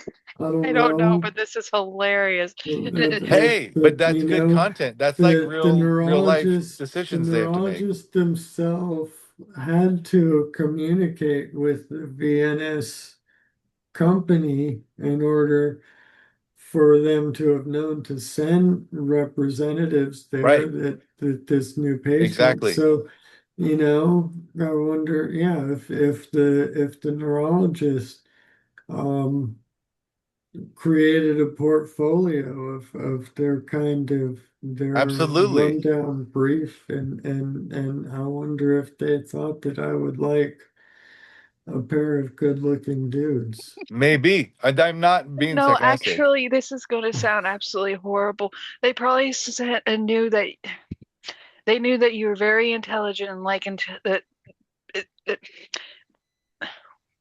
women aren't trusted to sound intelligent.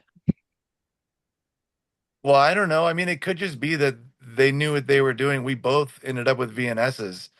So they sent the people that They need worked, to do the job. right? So Well, whether it was like objectifying or just the Just way the having world sense. spins, yeah. Like Probably we had having already made our sense. decisions either way. They could have sent in like a horse with a good collar, and I would have been like, is this really okay? I guess that's the next step. like, why is this horse here. I And they're just like, want to go that's the ahead process. with the I would have been like, VNS like we discussed. I'd already yeah. decided on. I mean, you go through so many other things. Has anybody had a WADA test? No. What? What is that? That's where they like do the craniotomy and put the EEG on your brain and then put your skull back on and then wait for you to have a seizure. Oh my Oh, you mean gosh, that the sounds terrible. Oh, the surgical that's EEG. Yeah. that sounds kind of like a oh crap. They call it, sometimes they Brain call it like a video, like long-term EEG or like a VEEG. Have that? Sometimes they call it a couple of different things. It's called a WADA test, intercranium WADA. Yeah, intracranial intercranium EEG. EG. They do it like in anticipation for like specific resections. So Yeah, like on my second they will resection, No, drill little and tiny Is I holes would all that over you. not recommend is it. that not been replaced by the SCEG? I don't know. I think they're more or less the More same sort of minimally procedure. invasive. All The I know the is the that I was operated SCEG, on by a robot, and it was awesome. yeah, the Really? SCEG Uh-huh. drills two holes in the sides of the head or in the skull, two very, very small holes, and then they insert and guide by robot um electrodes and place a grid of electrodes like in 3D throughout the brain, and then leave these connections there from the outside, and then um yeah, when oh god, I keep touching new piercing. uh when the seizure happens, because you've got a grid in, Yeah. all the way in and out and up and down, Yeah. they can see exact pinpoint focals and Right. um, know exactly where and how many spots are responsible. And so that sounds like a much better option than the skull off and Well, everything. so like I think Maybe what the happens is maybe like the after, since I had already had a craniotomy and they were going to do a resection, it's sort of more like a pre-resection thing that they can do, which is like they take the little whatever metal they Flap. had put there and while remove it to we've the got the side. They put top the off, EEG in, and then you have like all these wires coming out the back like Neo and like when he's like coming out of the thing, and he pulls the deal out.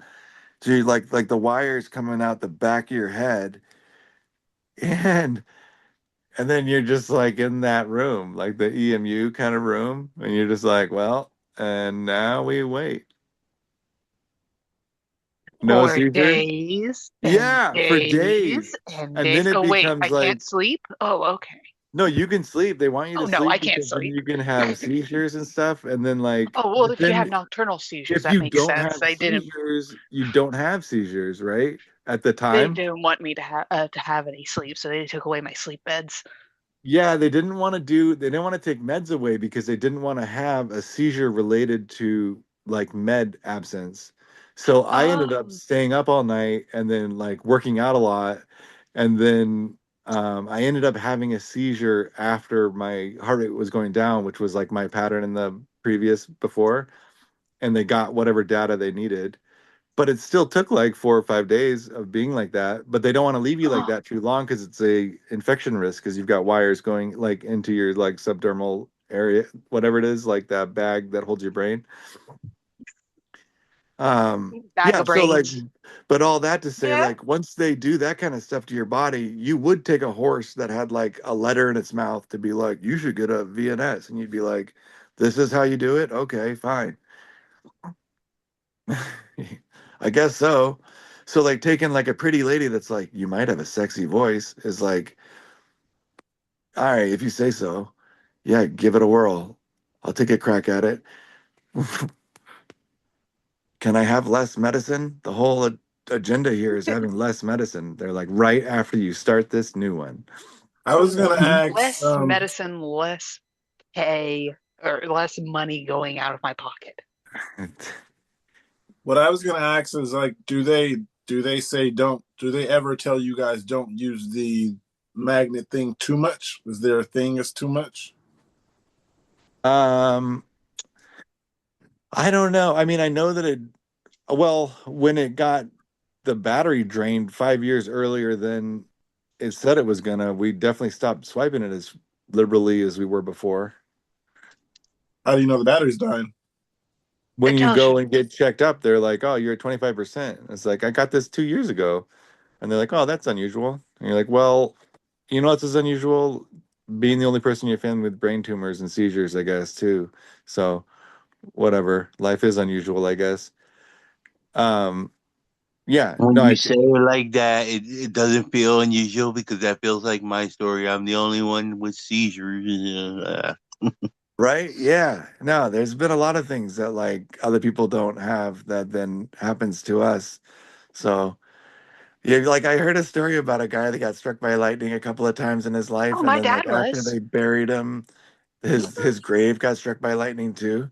Oh, Like, well, I don't know. He's not dead yet, and let's hope That's a not. little bit overkill, don't you I don't know think? if it's a true story or not, but it was still kind of like that's why I don't want to read like the things that you can get from a medicine that I haven't yet taken because I'm gonna be like all paranoid that I'm gonna get like constipation and diarrhea at the same time somehow or whatever the thing is. What- I don't even want to know. Don't tell me. I'll take it. I'll see if it works. Yeah. You see, I want to know what I should be looking for. What a mudslide. Not me. No, thank Because you. if I do I'm start talking about throwing months. up and having diarrhea at the same time, I want to know if it's the meds or if I'm sick and need to go to the doctor. Well, but sometimes they have like conflicting things. They'll be like, "We'll increase appetite and weight loss," and you're like, "What's going on here? How can it be both?" Oh, that's because for some people it increases Right? Yeah. appetite, and some people it decreases appetite.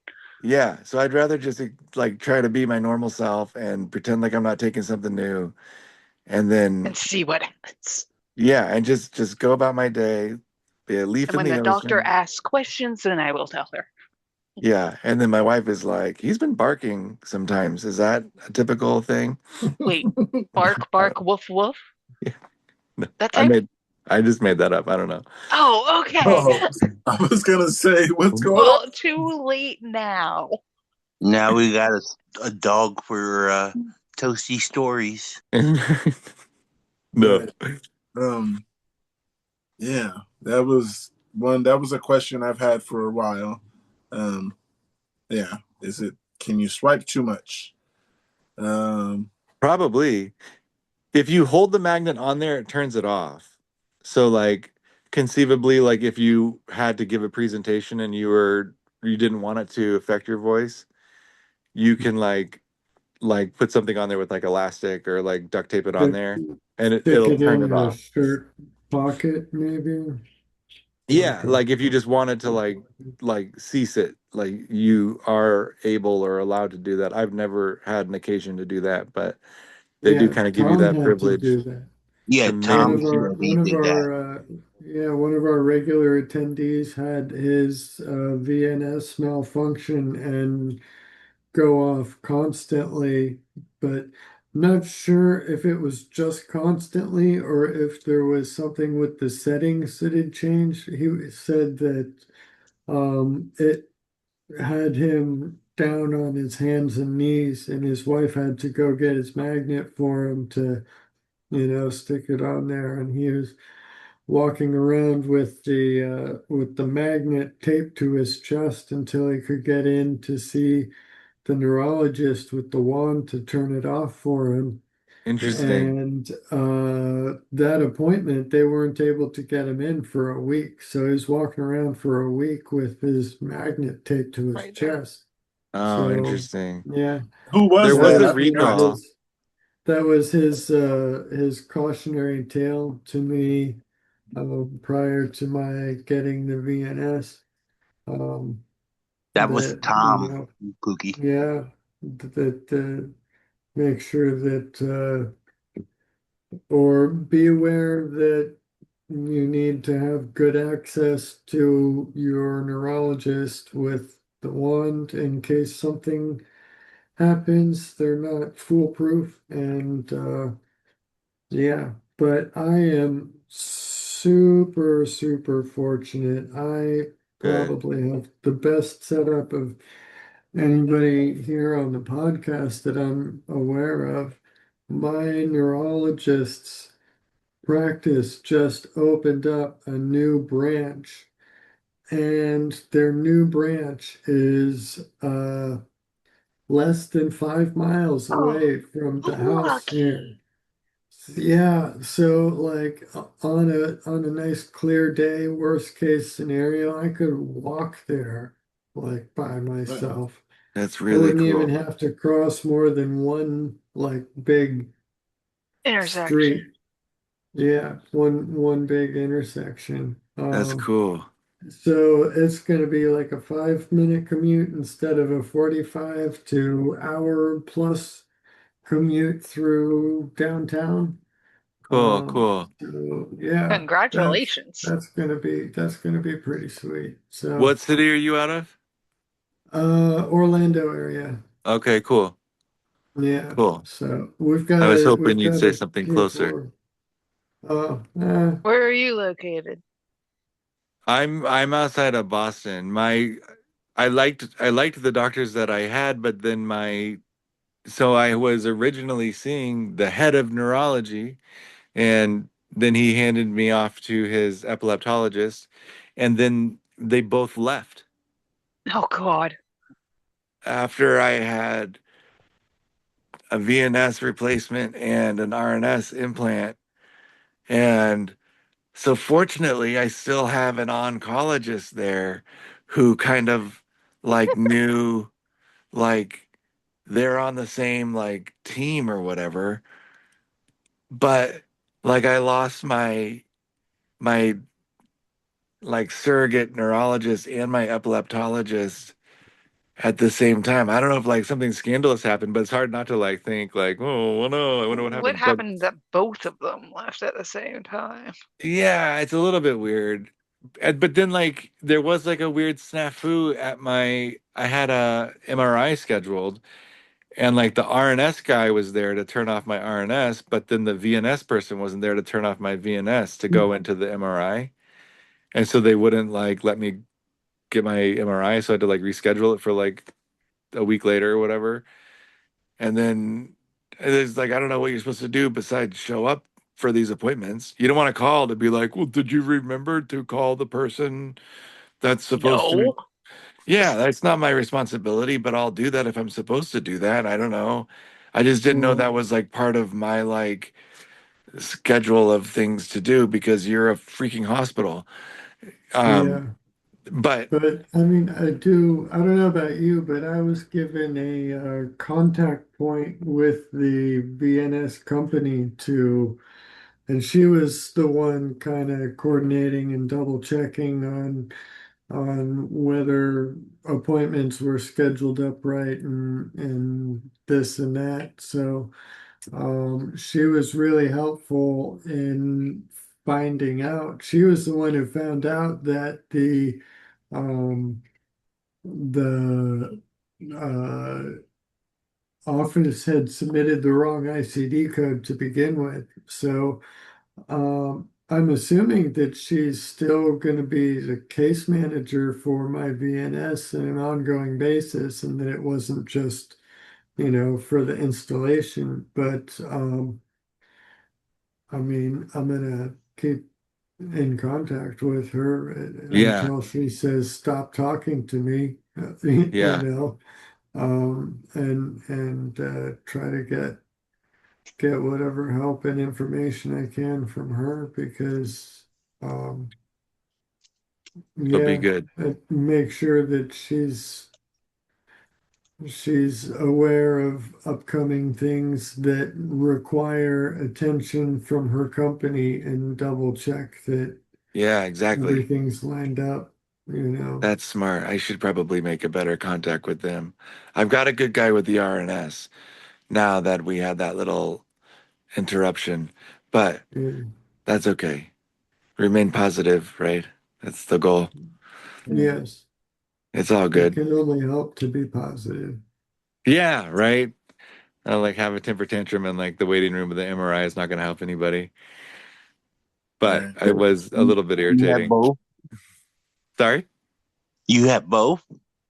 Yes, sir. Yeah, I got both. Oh, Mr. Roboto. As a good friend Robots of in mine disguise. said, as a good friend of mine said not too long ago, we live on hope. Yeah. Yeah. Yeah. That's good. Sounds like a good friend. Hope for the next day. Yeah.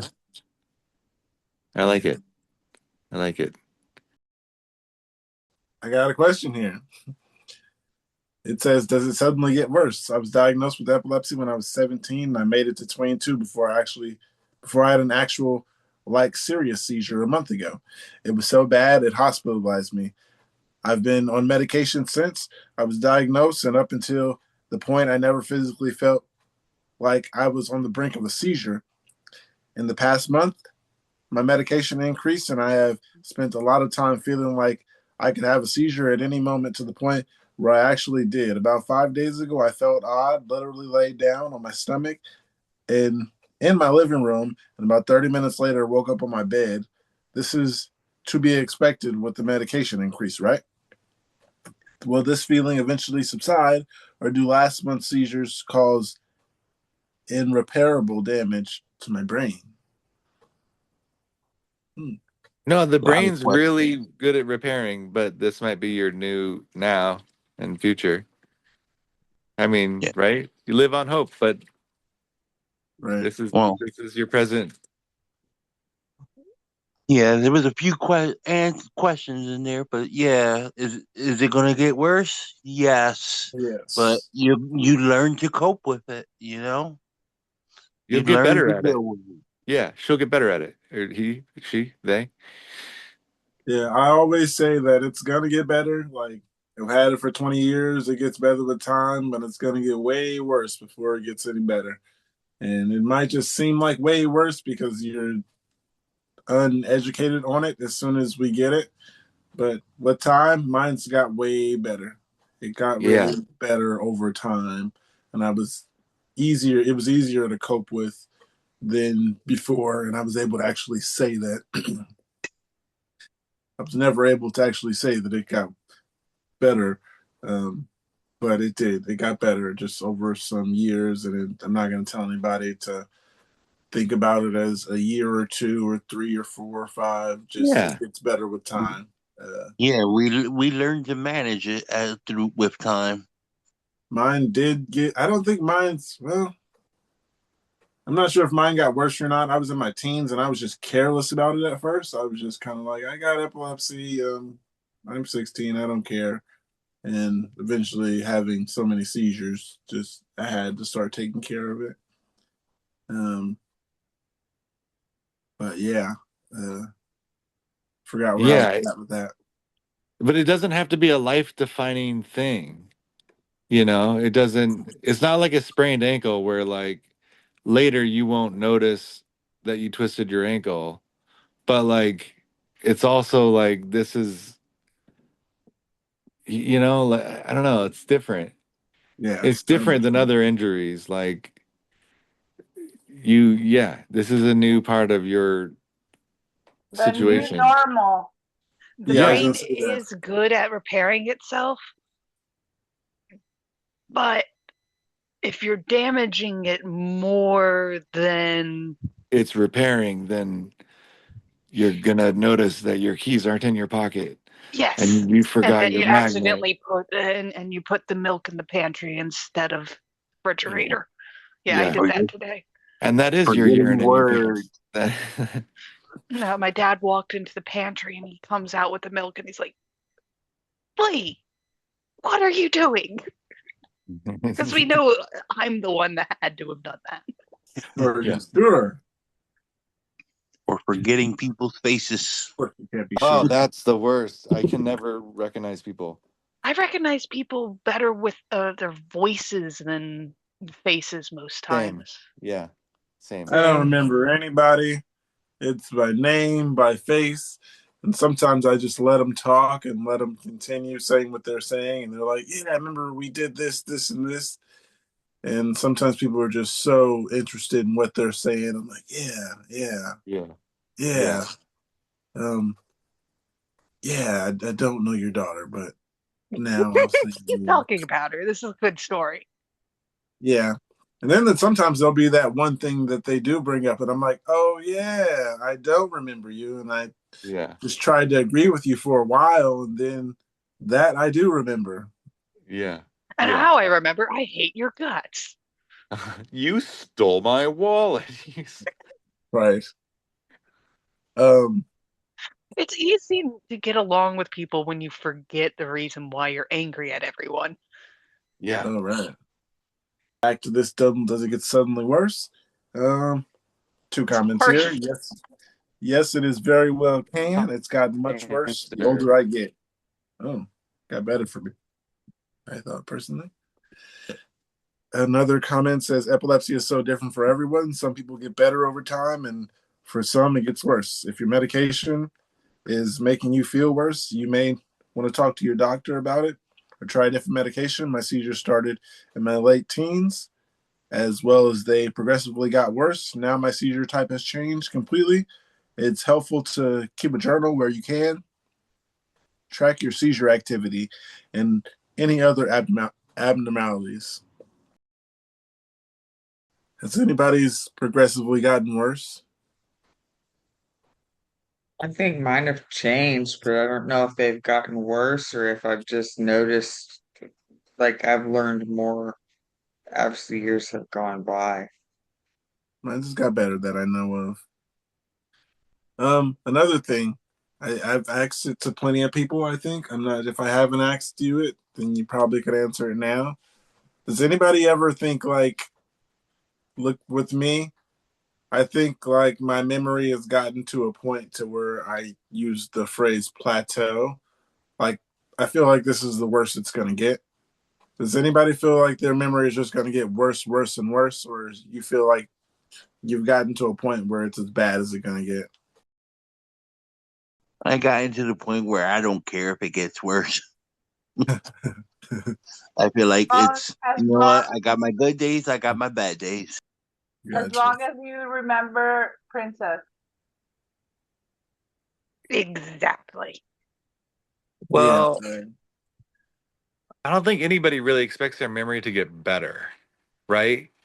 So I I mean, think like, that there's hope in the idea that like, oh, I blew a fuse.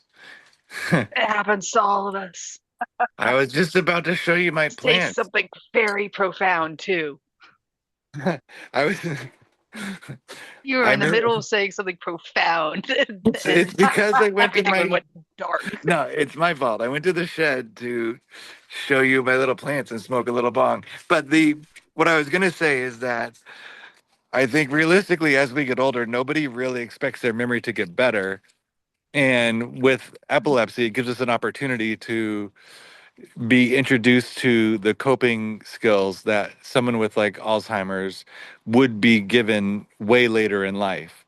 When I first had when I first learned that I had a brain tumor, they put me in these like groups, like forced groups with people that had like brain tumor operations, and it was not helpful for me because um, the people in the group were in like really severe conditions, right? And it made me feel bad because it was like, why,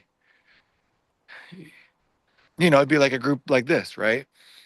But people are in wheelchairs. People are like, they said they can't operate or whatever. And I was like, oh, they didn't know I had a tumor. I had a surgery and my seizures came back. So they're going to take some more out. And they're like, what are you doing in here? It made me feel kind of self conscious about like, well, the seizures are annoying. I don't know. Like, um, but a lot of it was like memory skills for like basic life stuff. And I remember one of the instructors kind of like trying to like lighten the mood was like, I also teach this to people that are usually a lot older than all of you. And I was like, that's kind of nice, but also kind of like that makes me feel something sort of weird about it. But it's I nice. feel accomplished. It's nice. That's true. That like as people age, your memory is not going to be getting better for anybody in the best of conditions. And we have an opportunity to get all the little memory hacks about building a palace and, making a story and all the little, writing stuff down. A lot of people that are at our different ages wouldn't have the reason to learn those little hacks if things were going as we would have written the story for ourselves. I got something there for you guys. It says, has anyone experienced vomiting from overstimulation? I have a photosensitivity epilepsy, but is also really bad at the moment. So my triggers also involve a variety of visual and even auditory and movement based triggers. I got very ill last almost a year ago. My brain got knocked about, and my once managed epilepsy became very active. Before, because of that, I even been working remotely for 9 months. I'm trying to return to the office today. I trialed 2 hours. I think that was should be traveled. I trialed 2 hours. I had been I hadn't been since my condition worsened, and oh my god, it was awful. It was so bright. It's open.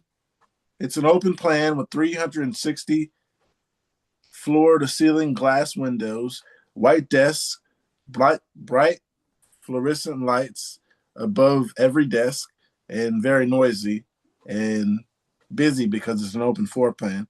I found I got overstimulated enough in a 2 hour trial that I vomited all over myself when I arrived back home. Then again, when I got inside the house, I had all of my protective measures, but it wasn't enough to prevent it. I have only vomited once in my life from illness, and it's not been for decades. I'm in my 30s, followed by my chronic triggers. Has anyone else been so overstimulated that something like this happened to them? I've been triggered by uh, some auditory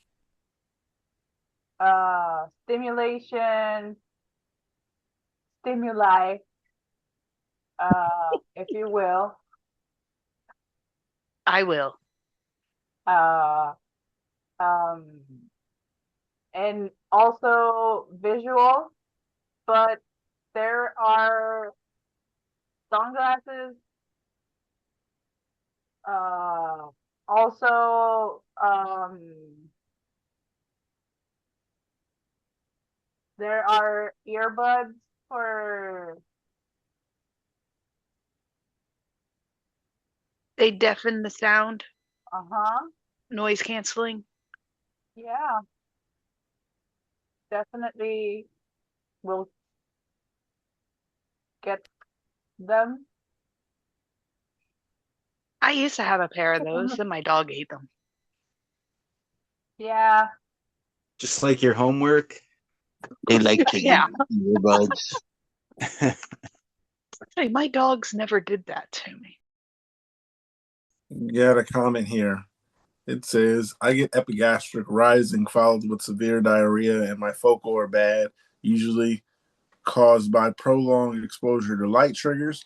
I'm also photosensitive. I personally only vomit if it's really, really, really bad, but my photosensitive focals have always had a very high GI involvement. I actually even had a misdiagnosis of chronic IBS and tried a ton of diets that didn't help before I started Kepra. Once I was on ASMs and started managing my triggers, 95% of the stomach issues went away. Oh, you want to see my migraine glasses?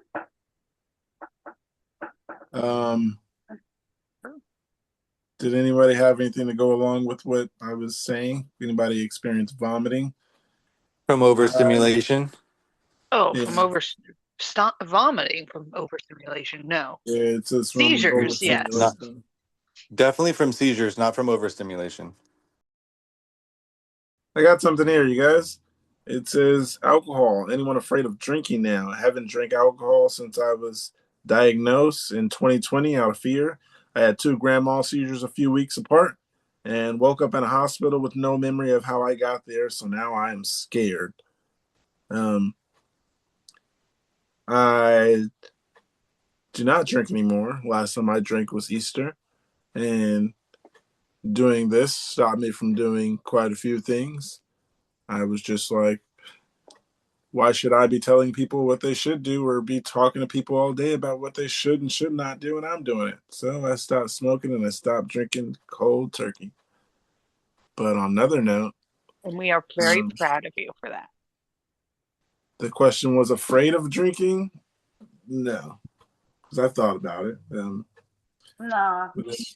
The reason behind it, I was just like, nah, maybe not.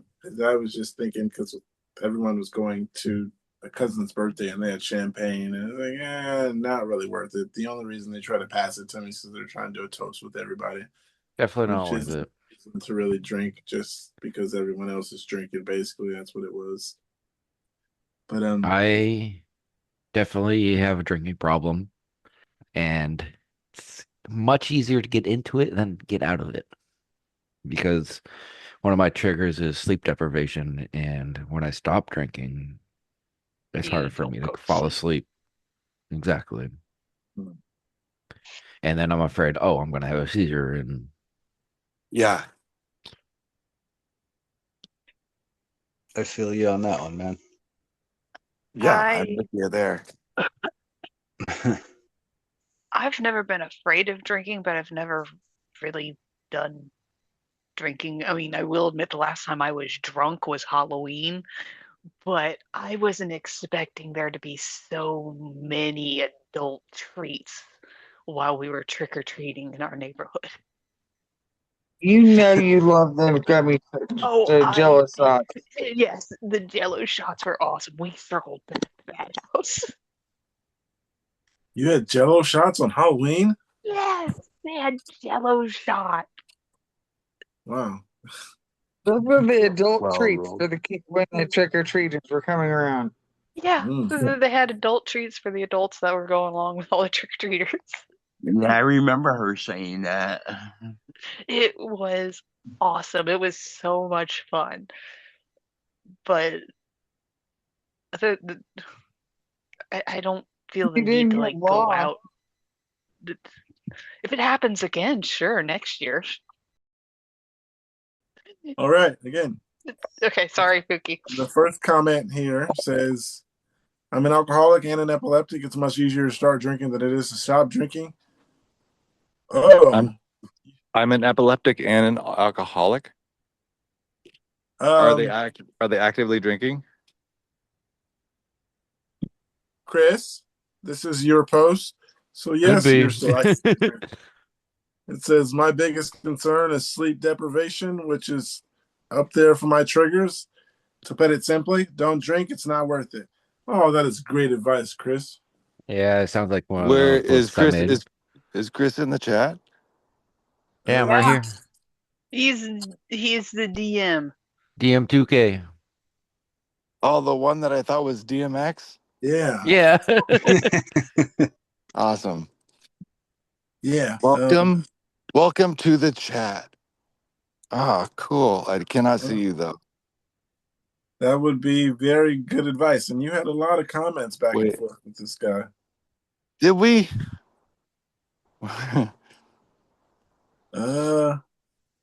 Yeah, so I might as well just go through some of the comments. You and that guy went back and forth. This Yeah, person feel said, free. same. I cut back immensely over the last 4 years, and I've had long stretches of sobriety. When I start, I can't stop, and it causes my seizures. 11 days sober right now, and hoping I can resist the urge to ever drink again. I hope you don't drink again. There's something my doctor says he can give me that might end and help with my cravings, but you can't drink at all. I don't remember what it's called though. And the other person said, I may ask about that, hoping I can stay away from it. It's so frustrating to have this addiction with epilepsy. Very much, I could imagine. And then, Chris, you gave some more very helpful advice. It says, trust me, I'm right there with you. If I could go cold turkey, I would. But I bet I would have seizures. I have some good meds, but I feel with the withdrawals, I might have a grandma, and I live by myself. I've been Mm. I've been having some focals and or absent seizures, but who knows? Keep up with the sobriety, and if you want to talk, I'm here. So helpful. Yeah, I've a couple of mine I've had after like I don't know like an entire weekend of just like drinking and then just stopping and no sleep. It like has to be a combination of like five things, and then I have to forget like a dose of meds or something. Of Like then course, it'll right. all contribute to having one like at the end of the weekend or something. But it's not like something where I just if I drink I have one, or if I just am sober for half an hour I'll have one. It's like it's not like that. Right, It's right. got It's to like be. it's like the definition of intermittent reinforcement, you know? Like if you were trying to train a child to respond well to something, you give them intermittent reinforcement. That's what it is. There's no predicting it. It's all chaos. So what Yeah, can so that's kind of why what it doesn't scare me as the person asked, because I've had it when I've been like after I've drank, I've had it at like when I haven't drank for like a month. I've had it at night, in the morning, after sleeping, after not sleep. Like it's just for me, it's just right. completely random. So I don't give a shit. I'm gonna enjoy myself. Yeah. I Yeah, mean, who is not that? like go all That's out, all crazy, but you know what I mean. Yeah. that's like Albert Camus, I think, is that sort of line of thinking, if I had to guess. I think. Didn't he died on a motorcycle? But but there's some interesting stuff to think about there. To live that way is a scary way to live, because if it is just gambling, and we do know alcohol has, odds are, an effect, but that's tough, right? Because I don't know. I think I like the harm reduction makes sense to me, and I grow it. I like your glasses. Well, can I tell you a DMX story that's true? Go ahead. You caught me at a funny time, just for the record. But this is a true story about my friend, a You met guy me who. at a strange time in my life. Fight Club? Anybody? No, no. Oh, good call. I like it. Thank you. That helps actually.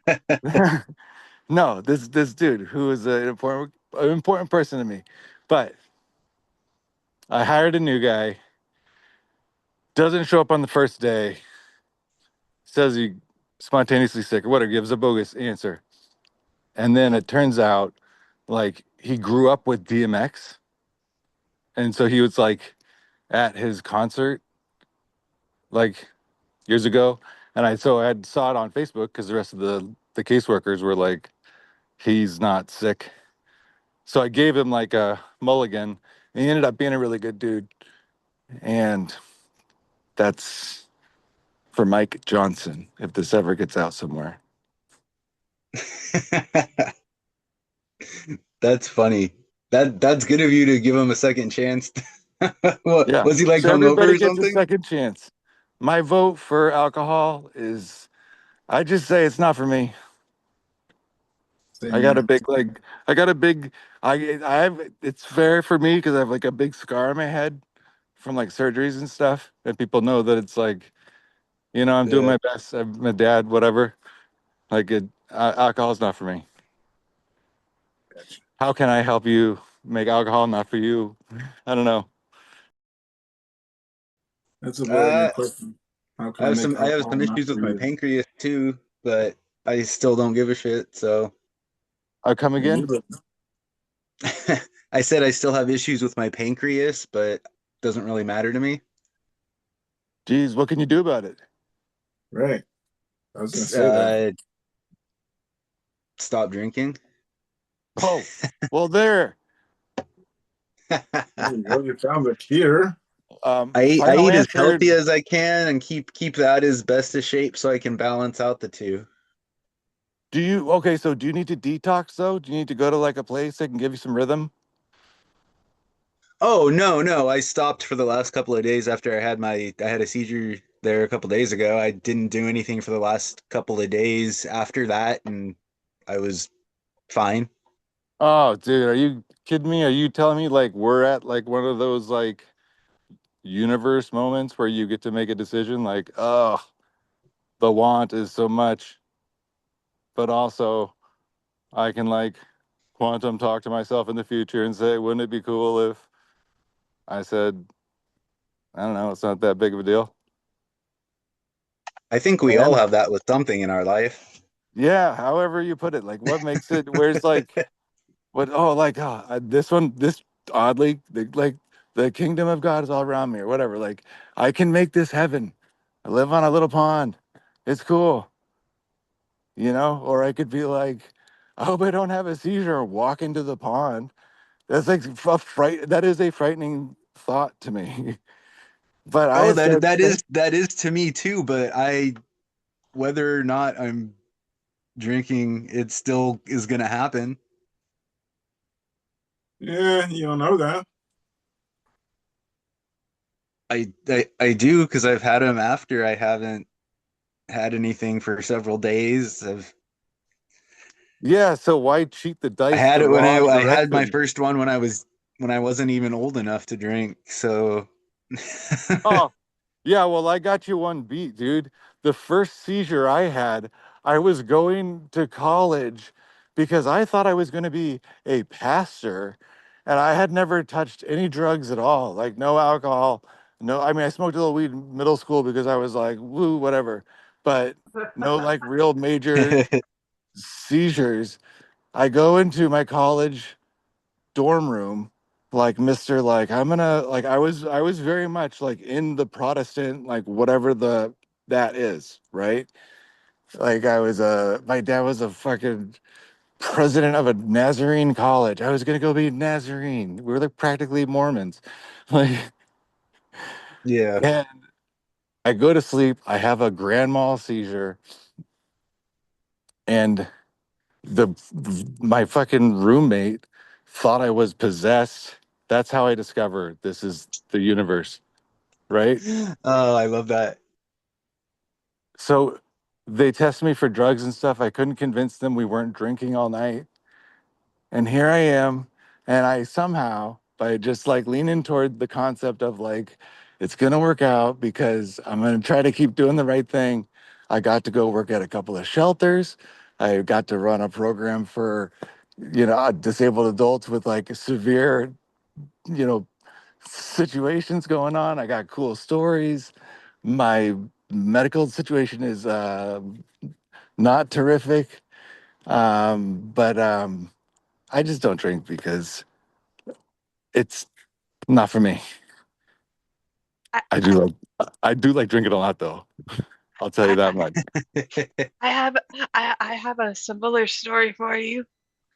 So back when I had panic attacks, I was dating a girl. Yeah, I was dating a girl and went to her church, had a seizure or panic attack. Uh, in the church, they thought I was possessed. Hmm. Gets better. You see, I'm allergic to iron and aluminum. I'm allergic to lots of metals. And I break out fast. They Yes. put the They put the crucifix on cross. my head. no. And starts turning red, and they're like, "Oh, it's working!" Oh my god. That's so cool. No pun intended.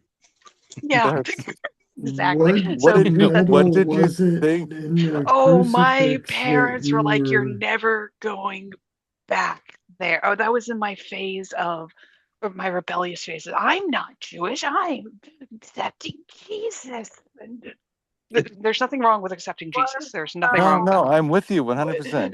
But that. how did But you feel? Like, where was your, I what did you was, make of it? what did I make of it? I was, you see, I thought I was going crazy at the time because I couldn't Oh, control okay, these okay. panic attacks. So I thought it was just another sign of me going crazy. Gotcha, gotcha.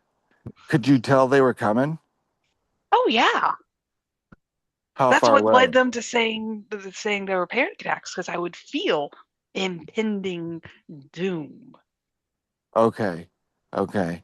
So whenever you felt like a whiff of doom, it Uh, was it was an aura?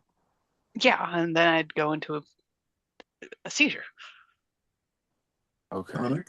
but they were called panic attacks. All right. Do you drink though? Oh, I had a glass of wine at Shabbat. Okay. But In that's it. moderation only. Yeah, I'm not afraid of drinking, but I Yeah, I wouldn't say suppose that I I'm not go afraid out of drinking to. either. I could live that way, not afraid of Yeah, drinking. but I don't. I don't. I don't drink very often. Yeah.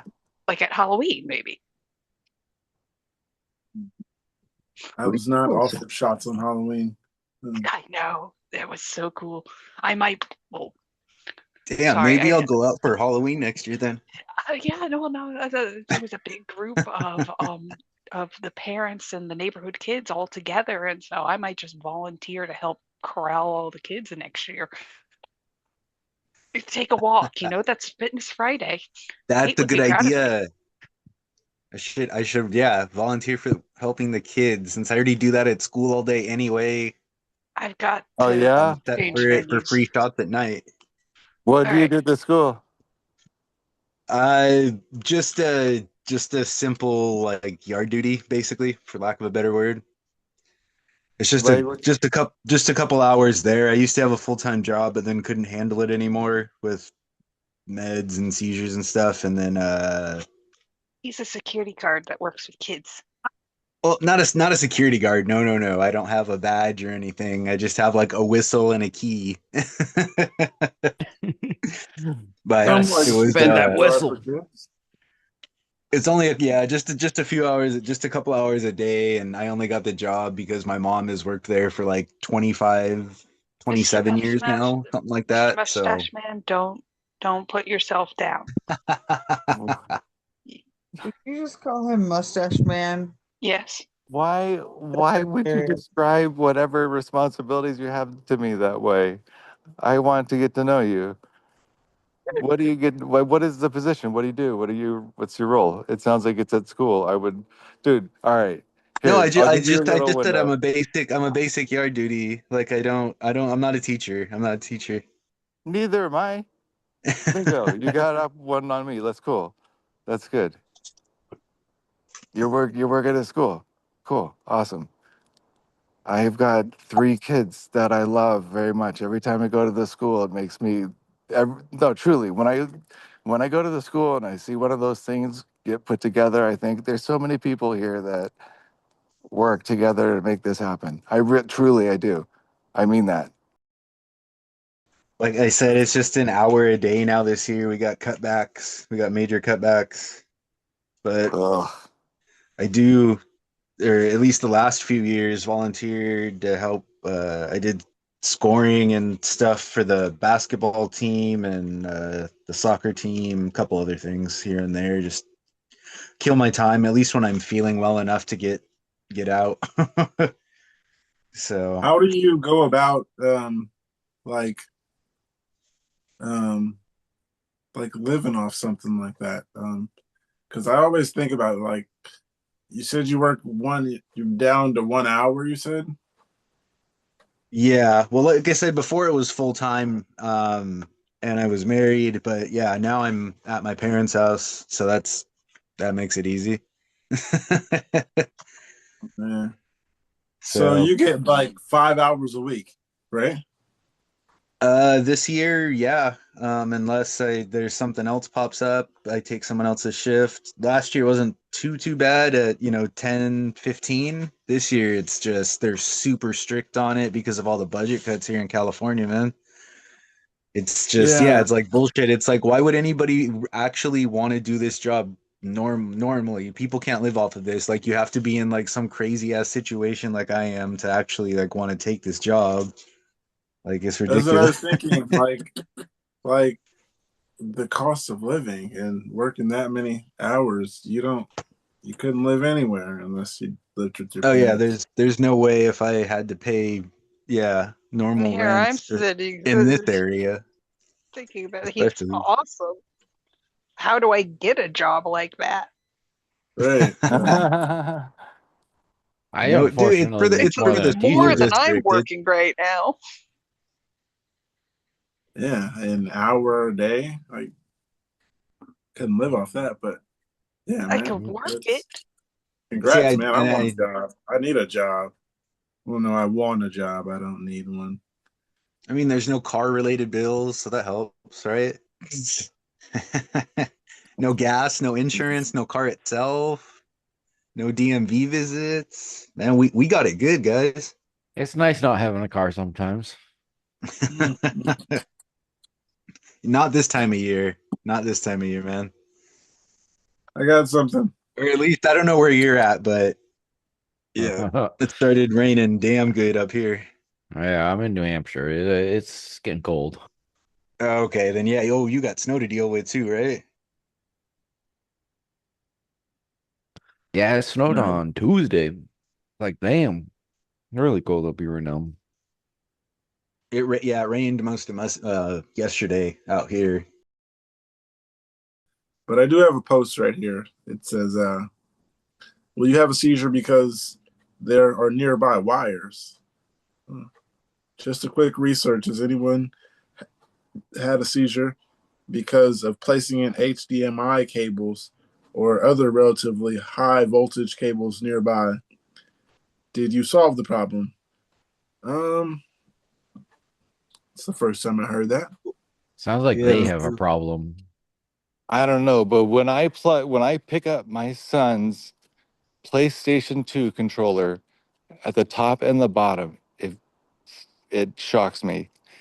And I don't know if it's the VNS or the RNS or them working together to be like, how you like that? I don't know what's going on, but it shocks me almost every time, and it doesn't do it to anybody else. I was just gonna mention that. I was like, maybe if you had an implant, it might like ground, like Yeah, create it's like a them full working circuit of together it or just to something. like every once in a while give me, I don't know. Like would it sounds crazy to say that hey, the guy with two implants might have a little something else going on. But when I pick up my son's PlayStation 2 controller, it shocks me. Is it like what is that called? Like a static shock? I think it's called. No, I feel it. I feel it going from the if I pick it up from my middle finger and my thumb from the top port to the bottom Uh-huh. port. I've asked other people to do it. Try it. PS2, you said? Yeah, like PS5. Whatever the most recent one is. It's the Oh, 5. PS5. Yeah, those Yeah, I was gonna controllers, say 2. they're- Damn. they have a lot of metal in them. Uh, So do I. Same. right. Um, It sounds more like a yeah. static shock, but again, Yeah, I'm it I'm not does. you, so I don't know. Try it. Before I move I mean, forward, I was actually, going to say, Mark, I like those glasses. Uh, Got to get those. Where'd you get those? Just got them on Amazon. Just cheapo, like 10, $20 blue light filtering uh uh Gotcha. glasses. You I'll look know. into that because I like your glasses. Yeah. Couple of comments here. No, no again. No, and you haven't either. I'm sorry to tell you. Oh wow. Um, I'm a high maintenance technician. I'm literally all around wires all day. I would have been dead a long time ago. Someone says I used to hear electricity in my head when near those big powerful units that connected overhead power lines. No seizures though. There are cables that connect to the probe to induce therapeutic seizures for bipolar or catatonic patients. I think this is off topic though, and the answer is no. Everyone here is basically saying no. One says, I'd suggest you ask a neurologist about it. Another one says, this is unlikely, at least the HDMI part. HDMI signal voltages are actually pretty low, 5 volts or less. I was And gonna cables, say that too. HDMI is not high. HDMI is not high voltage. Yeah, not at all. Like I built my own PC and all that, and never had any problems in that way. But I mean, everyone's different too, so it's yeah. just more odd than I would say than usual. Another post here. It says food. Hey guys, it's my first post, so hope I can get some useful advice. I have epilepsy for 8 years, and in the past years, it's gotten worse and worse. I have a pharmacist. I have a pharma resistant epilepsy. Tried 5 different medications.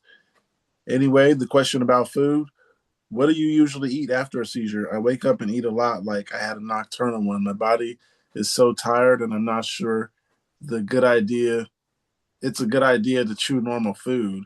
Is there anything you can buy to help at this moment? I'm not hungry all the time. I'm gonna let you guys know I did not know what these posts say before I read them if you think that's really weird. I when I had tonic clonics, they're mostly nocturnal, and I would definitely have a different taste in foods, but it wouldn't make me not eat certain foods or anything like that. I don't know. Kind of always feel gross. I can't eat after a seizure. I can't even drink water, basically, and I have to stomach that down. Feel gross. One comment says squash soup and bone broth are my favorites. You want to stay away from anything small particles that could get stuck in the tongue if that ever happens. But in general, you will get all nutrients you need from a good serving of squash soup, faux broth, and other such sipping broths, stuff like that. A sipping broth. Another comment says Jello is a pudding and is probably your best bet. Honestly, though, I don't remember what I ate after mine. I know I ate, though, because my husband definitely made me, because that entire week after is a blur. I was just gonna say something soft, usually for me, or like soup or something, because a lot of times I usually bite my lip or tongue or inside of my mouth or something, so it's just kind of a little swollen or hurts a little bit. Yeah, that makes sense because I would usually bite my tongue or my cheek. So I So yeah, had just kind of experience sort of with a bitten tongue recently. I had to have tongue stitches. Sorry, my meds are kicking in. But No, you're good. but yeah, definitely soft foods. Do not do grits or oatmeal though. I do not recommend that because grits got into the stitching and that was just a bad idea. The Please stitching was, explain. or the food you're eating? The food, the grits. Don't do grits. I don't think I've ever had grits in my life. Oh, well, grits are It's a delicious. southern thing. Yeah. Yeah. But What yeah, about if you cook the oatmeal to death, or it's more like a paste? Then I don't know if you could stand it texturally. yeah, I was gonna say good luck eating it. um, Like that. How do Tasted. you grits? How do I eat grits? With butter. Just with And butter? every once in a while, some honey. Honey. Salt Wondering. and pepper. Say again? Um, Salt and pepper. Oh yeah, you Salt and can add pepper. salt and pepper too. That's a staple to like everything. What exactly is grits? Oh, you asked me this right now. It's Something that comes delicious. in a box. It's a grain. I'm having deja vu, man, in a good way. It's, it's It's yum. good with It's sausage. Tell you that. yes. Isn't it made from corn? It's great. Now No I have to idea. look this up. What is grits made out of? Because it's always just Yes. grits. Grits is Please grits. tell me. It's a type of grain, but I don't know what family it's in. Corn's Made like from corn. Corn. or yellow. Oh, it is a corn. Dried corn. Hmm. Mostly white corn. Cornmeal. Made out of cornmeal. Ah, cornmeal, yeah. I Okay. used to make pizza with cornmeal. Really? Used to make pizza with cornmeal. Yeah, when I worked for Papa Gino's, they use cornmeal and not flour. Oh. That sounds so good. I've had crust Uh, made with different. I got another post here. It Yeah. says, "Can we develop new triggers? Suppose caffeine didn't trigger me before, but now I'm noticing that, end quote, feeling after a couple cups of coffee that I didn't normally feel before. That could be just an art developing epilepsy. Oh, could that just be an art of developing epilepsy? I'll talk to my doc next time, but I'm very curious why y'all have to say what y'all have to say. Diagnosed in 2019, by the way, and I'm 31-year-old male. I don't know why I said 13. Um, develop new triggers? I don't know. I Let's feel say like that no. could happen. Let's say no. Please, please, please let it be no. I I think Uh, it think it can can. happen because seizures can change. Exactly, Yeah. yeah. No, of Like course. They like can. how I'm sorry. I don't know But about a new trigger specifically, but they can get more frequent. But I don't know if it triggers would can be be any. more frequent. No, just seizures in general could be more frequent. Oh, so um, my opinion on this is would be, you know how people can say you're in 7 years your body can quote unquote change. Sure. You know what I'm saying there? Yeah. Yeah. So potentially, maybe I'm obviously not a doctor, but maybe that could change, you know? Yeah. I totally agree. And I think it could be positive or negative or neutral. yeah, Yeah, exactly. I think when it comes to developing a new trigger, I was personally going to say, I mean, not that I've had any new triggers. I think we can just have new things that we find that's probably already a trigger. But um, That's also develop, would be a good way was where I was trying to go with that. yeah, I was thinking changing medications, you might have a new trigger. But other than that, I can't imagine something new like the lights going off or the lights going on now causes you to have seizures and it didn't yesterday or something like that. But I think with new medications, it might be possible. Sure. Yeah.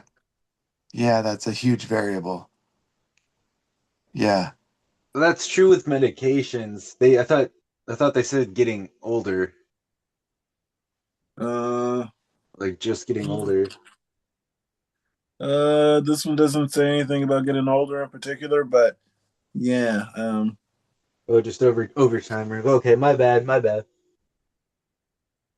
um, I don't know. Personally, I say no, but that's not. I'm not a doctor, and yeah, like I said, I think you maybe get new triggers when you change medications or have more or less of a dose of something. But And I feel like, mm, at least with my case, you might, with new medications, potentially have different seizures because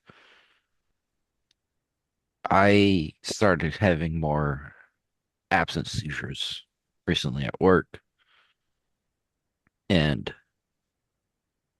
started new medication a couple of months ago, Vimpat, which I don't think caused the seizures, but because I was taking THC, was kind of hiding them, if that makes sense. Yeah, it does. And I, beginning or about a couple of weeks ago, they put me on a higher dose of Vimpat, and I haven't had because there was a lot of Sundays where I was having them, and there was someone who was able to notice them, and I haven't had ones for over a week now. Now that I'm on that higher dose. are you like used to having seizures? I didn't know you were having seizures. I thought you were like seizure free or something, man. No, I didn't have any tonic clonic since March, and Oh, I wasn't even drinking then either. And oh. but then like I said, I feel like THC was kind of hiding them because I definitely had some before, but like I said, I think the THC was kind of hiding them with self medication. And now that I'm on this higher dose and now that's kind of in my system, I feel like I might not be having them anymore. Whether that, Interesting. yeah, whether that's a real thing or not, like I can't really tell. But like I've been on this higher dose for I would say at least 3 weeks now, and now that's like I said, it's now that's in my system. I haven't had one of those since last Friday. Congratulations. How are you consuming that? They started me on the Vimpat 50 milligrams twice a day. Now I'm on 100 milligrams twice a day. And honestly, I would probably say it's either stress or actually, honestly, I would probably well, Fridays are pretty fucking. They're Fridays when you're at a fucking pizza restaurant. But Sundays, the fact that I was having on Sundays are like one of the easier, especially football season. They're easy. But I think it might be the alcohol withdrawals. A couple of comments here. One says, from what I know, caffeine can lower a seizure threshold, so that makes sense. Another Hey, comment says, yes, but not hold up, necessarily. Pookie. Before you read that other comment, I do take a energy drink on Sundays just because I'm working a double. Those are my only doubles. So it could be dehydration, but I am always drinking water. But the fact that I'm on taking caffeine once a week, potentially could be because of that. But Chris, electrolytes are important uh-huh. to I'd get the electrolytes a chance. I do too. I try to drink certain things that Oh, will give okay. me electrolytes, but I wouldn't say it always helps, but Oh, okay. I'm not a doctor, so I can't really say yes or no. But the fact that I'm drinking caffeine on Sundays for the because not last Sunday or maybe Mm. last Sunday That might have. kills your salt. Yeah, I did not know that. A lot of seizure medications will kill your salt levels, but Vimpat I is a big one. I did not know that. That's some good knowledge. Yeah. Potpourri is a big one. I guzzle my Powerades. Yeah, I'll either drink a Powerade or Gatorade and That's my hope drinking they problem. Chris, what are you doing, man? For some reason, I just like this guy may be cooking or something. I'm outside smoking. Oh, okay. Because I'm like, I see his chair. I'm like, maybe is he just like eating or something? But all No, right, I'm outside right now smoking. He's making me a pizza. right. Yeah, I'm gonna mail that to you. Um, Another comment here about the developing the triggers. One says yes, but not necessarily. I know it might not be helpful answer, but the thing is, people with different types of epilepsy react differently to caffeine, and some people just feel something, but it is not necessarily really an aura, just caffeine, and see if this feeling goes away. If yes, just don't drink caffeine.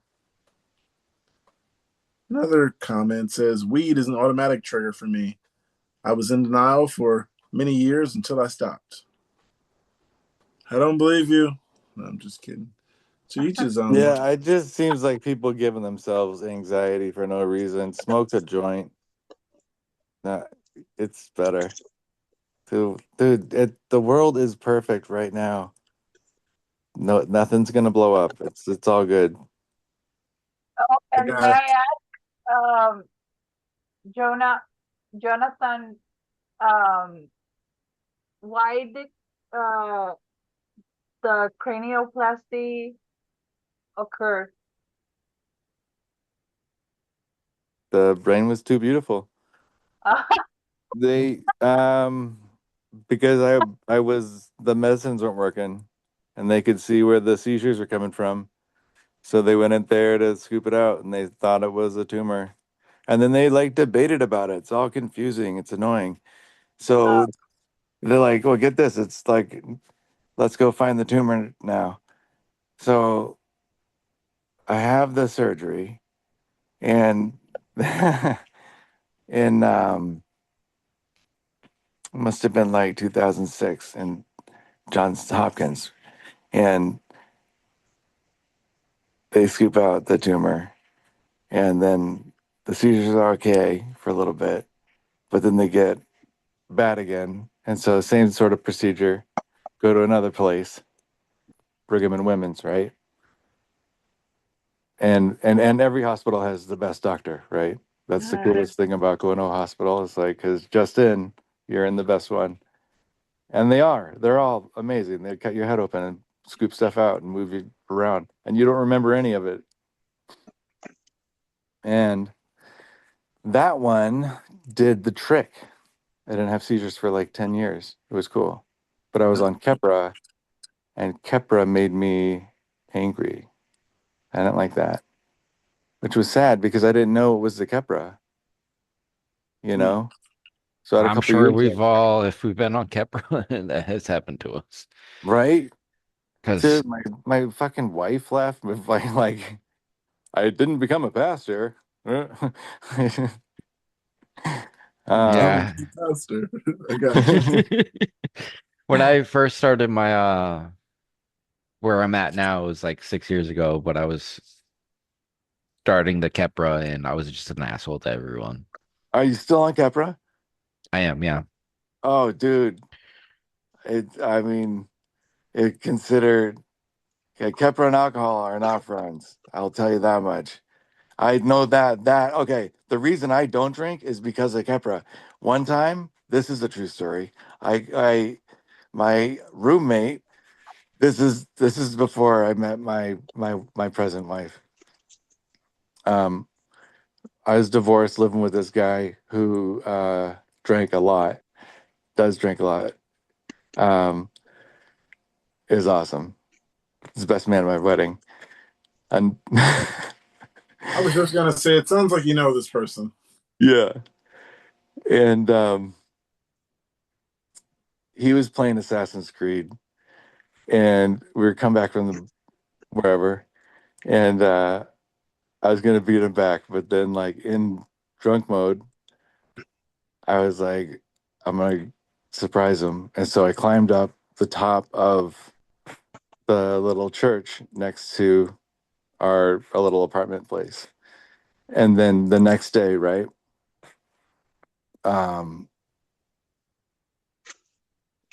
He had these voicemails of me like laughing, being like, hey, I'm Assassin's Creed, right?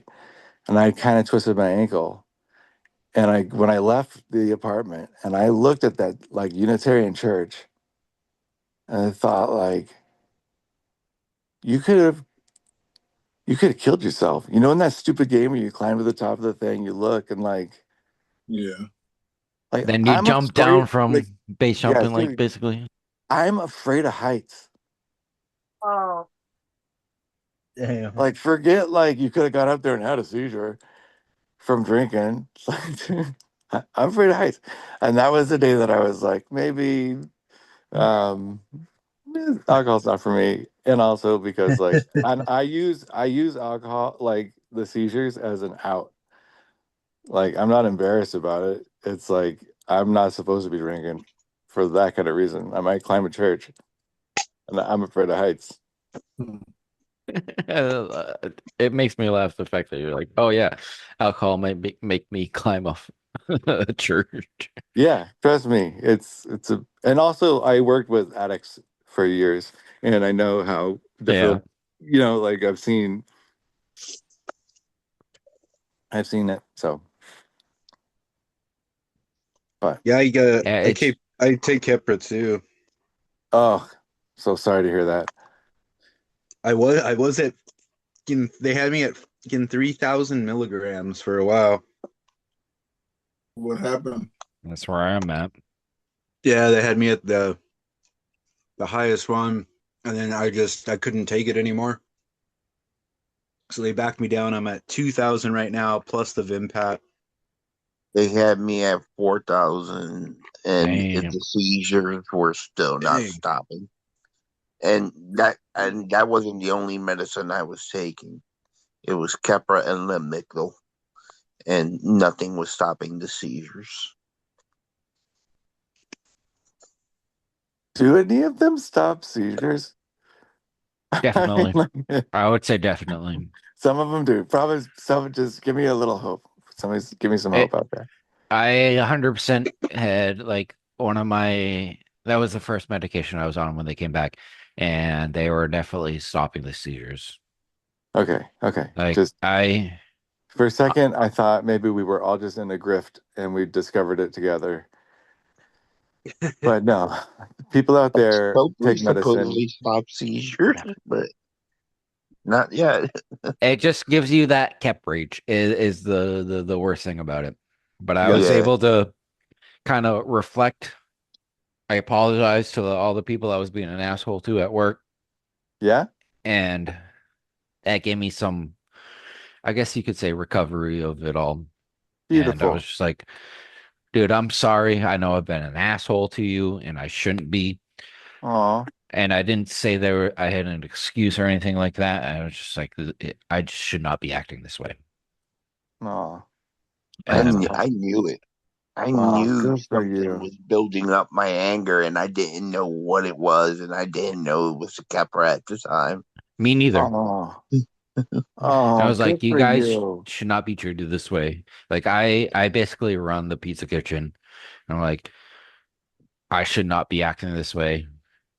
I like you guys deserve a much better treatment. And now it was more dumb people where I'm like, you shouldn't like I've told you how to do this. This is how you do this. Like it's not that hard. But I was being like, you're a fucking idiot. Like, what the fuck are you doing? Just Yeah. stupid ass Yeah. shit. Like, what the fuck? Yeah. Yeah.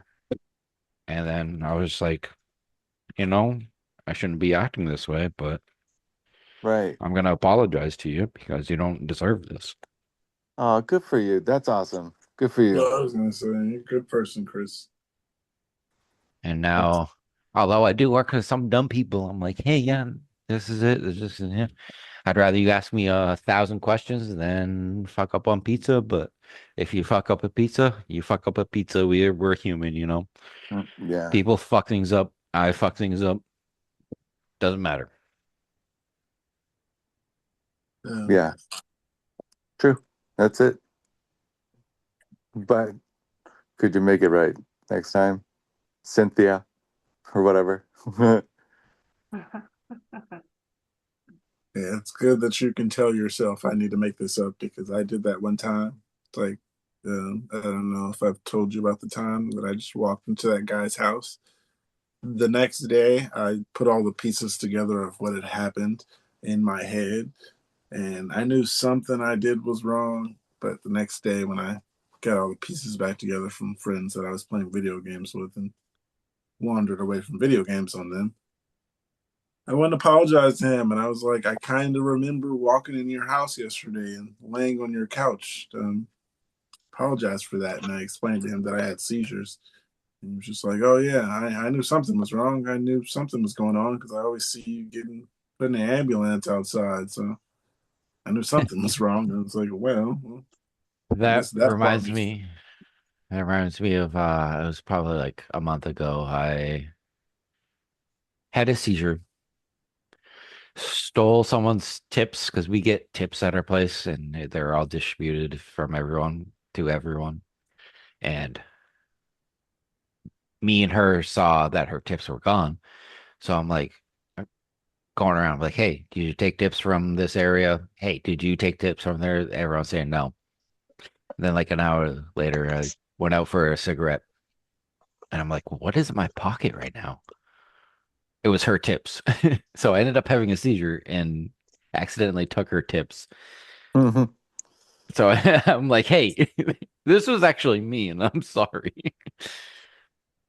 Did you explain to her the seizure thing and all that? Yeah, like, and she's the one who can kind of detect where I'm having those seizures too, but she wasn't able to see it then.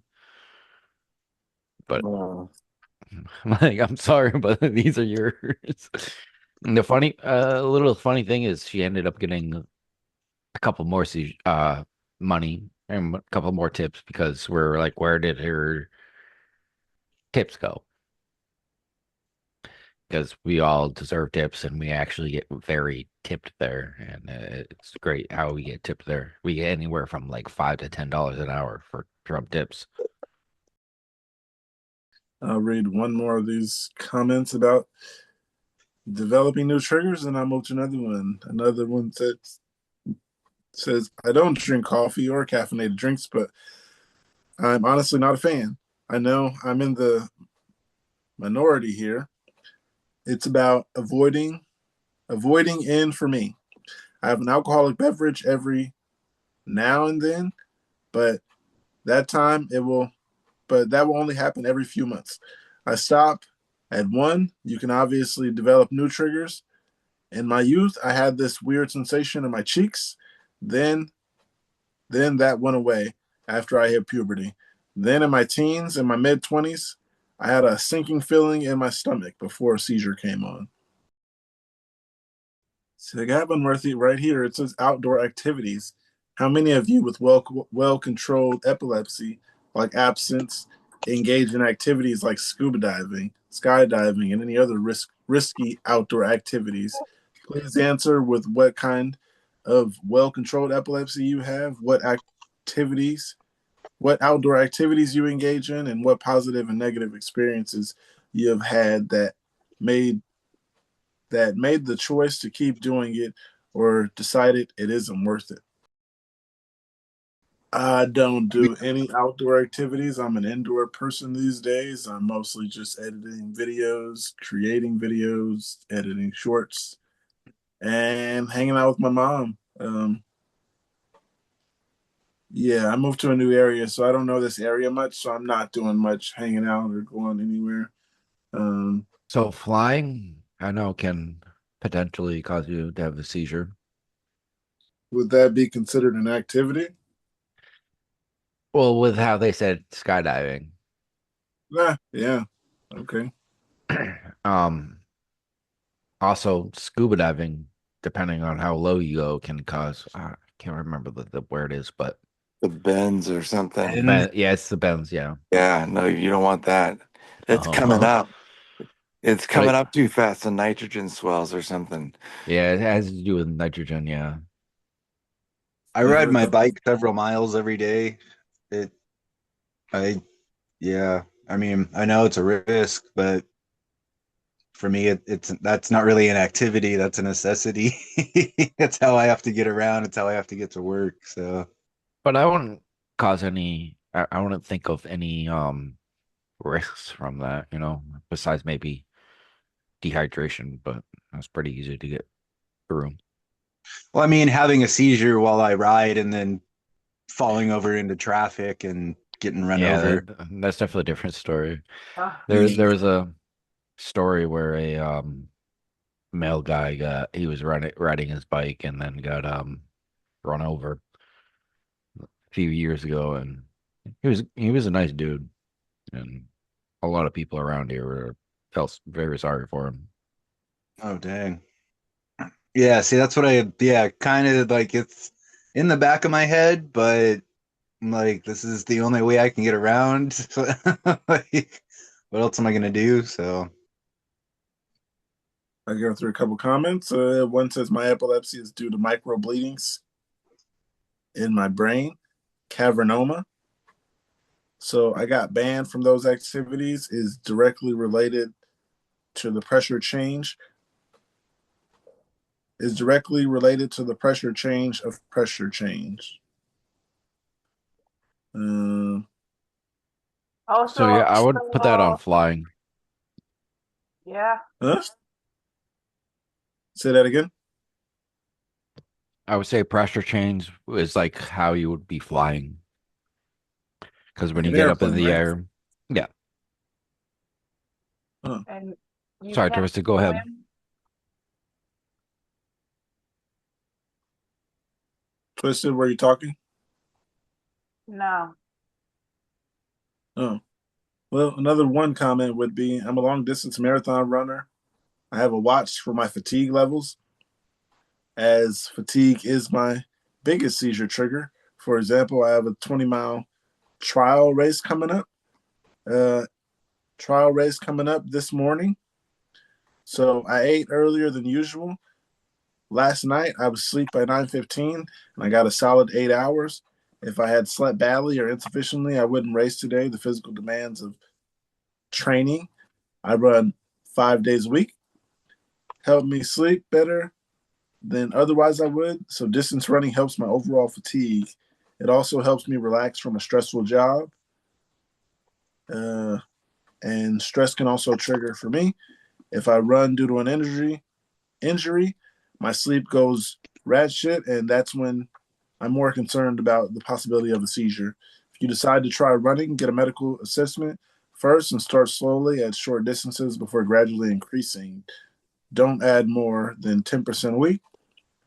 Listen to your body and be patient. What does it mean when your sleep goes rat shit? They didn't say. I would say just not right. I've past like couple of days I've been waking up at 5 o'clock when I'm going to bed around this time and not being able to sleep afterwards. Because of running? Not because of running, just because I don't know. But like I would say that's kind of rat shit sleeping. It's the fact that I can't properly sleep. Yeah, I'm that way for sure. I wish I could get some sort of routine. It's just like I'm allergic to having a schedule. Mm-hmm. Feel you there. I'm never on schedule. But I do have a new post here. It says, should I be worried? Okay, so for context, I'm noise sensitive to sudden loud noises and can get panic attacks from them. My school's theater department runs a haunted house throughout the theater every year to raise funds. This year was my first year going to it.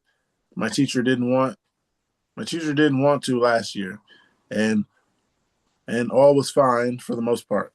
Oh my gosh, this is directed by Larry David. This is a terrible idea. Go on. Please tell more.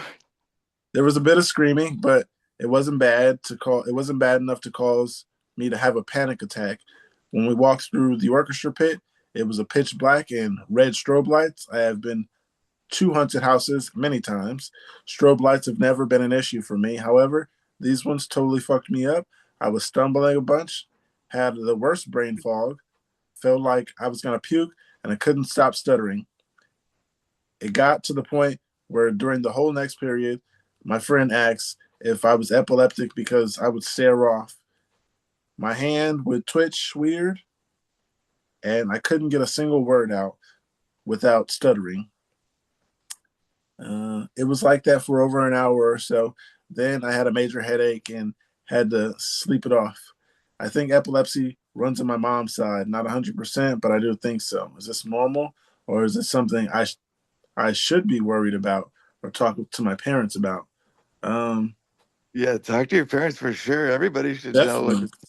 your Yeah, at the school. very least. Jeez. Um, I scare easily. My school is a haunted house. So, Pookie, I have a genuine question. Go ahead. What is the best way for someone to look into this? When I say this, like talking to each other about this. Look into this post. No, not that post, like the Zoom, this podcast. I don't know how you guys find it. Wherever you found it. um, The link on Reddit. There's a link on Reddit. Always. Yeah. Yeah. Some of us invite people in DMs and stuff. Okay. Because we have someone recently working at my place, and she has epilepsy. And it's literally the first time I've been talking to someone with epilepsy in real life, and not just on the internet. One of you guys And- are. Oh, never mind. That's dumb to say. Yeah, I was gonna say, well, one of you guys will get to see a seizure, but hopefully not. No, when I was Got to talking to her, see. Only when I when I got was to see talking, this over Zoom cameras. yeah.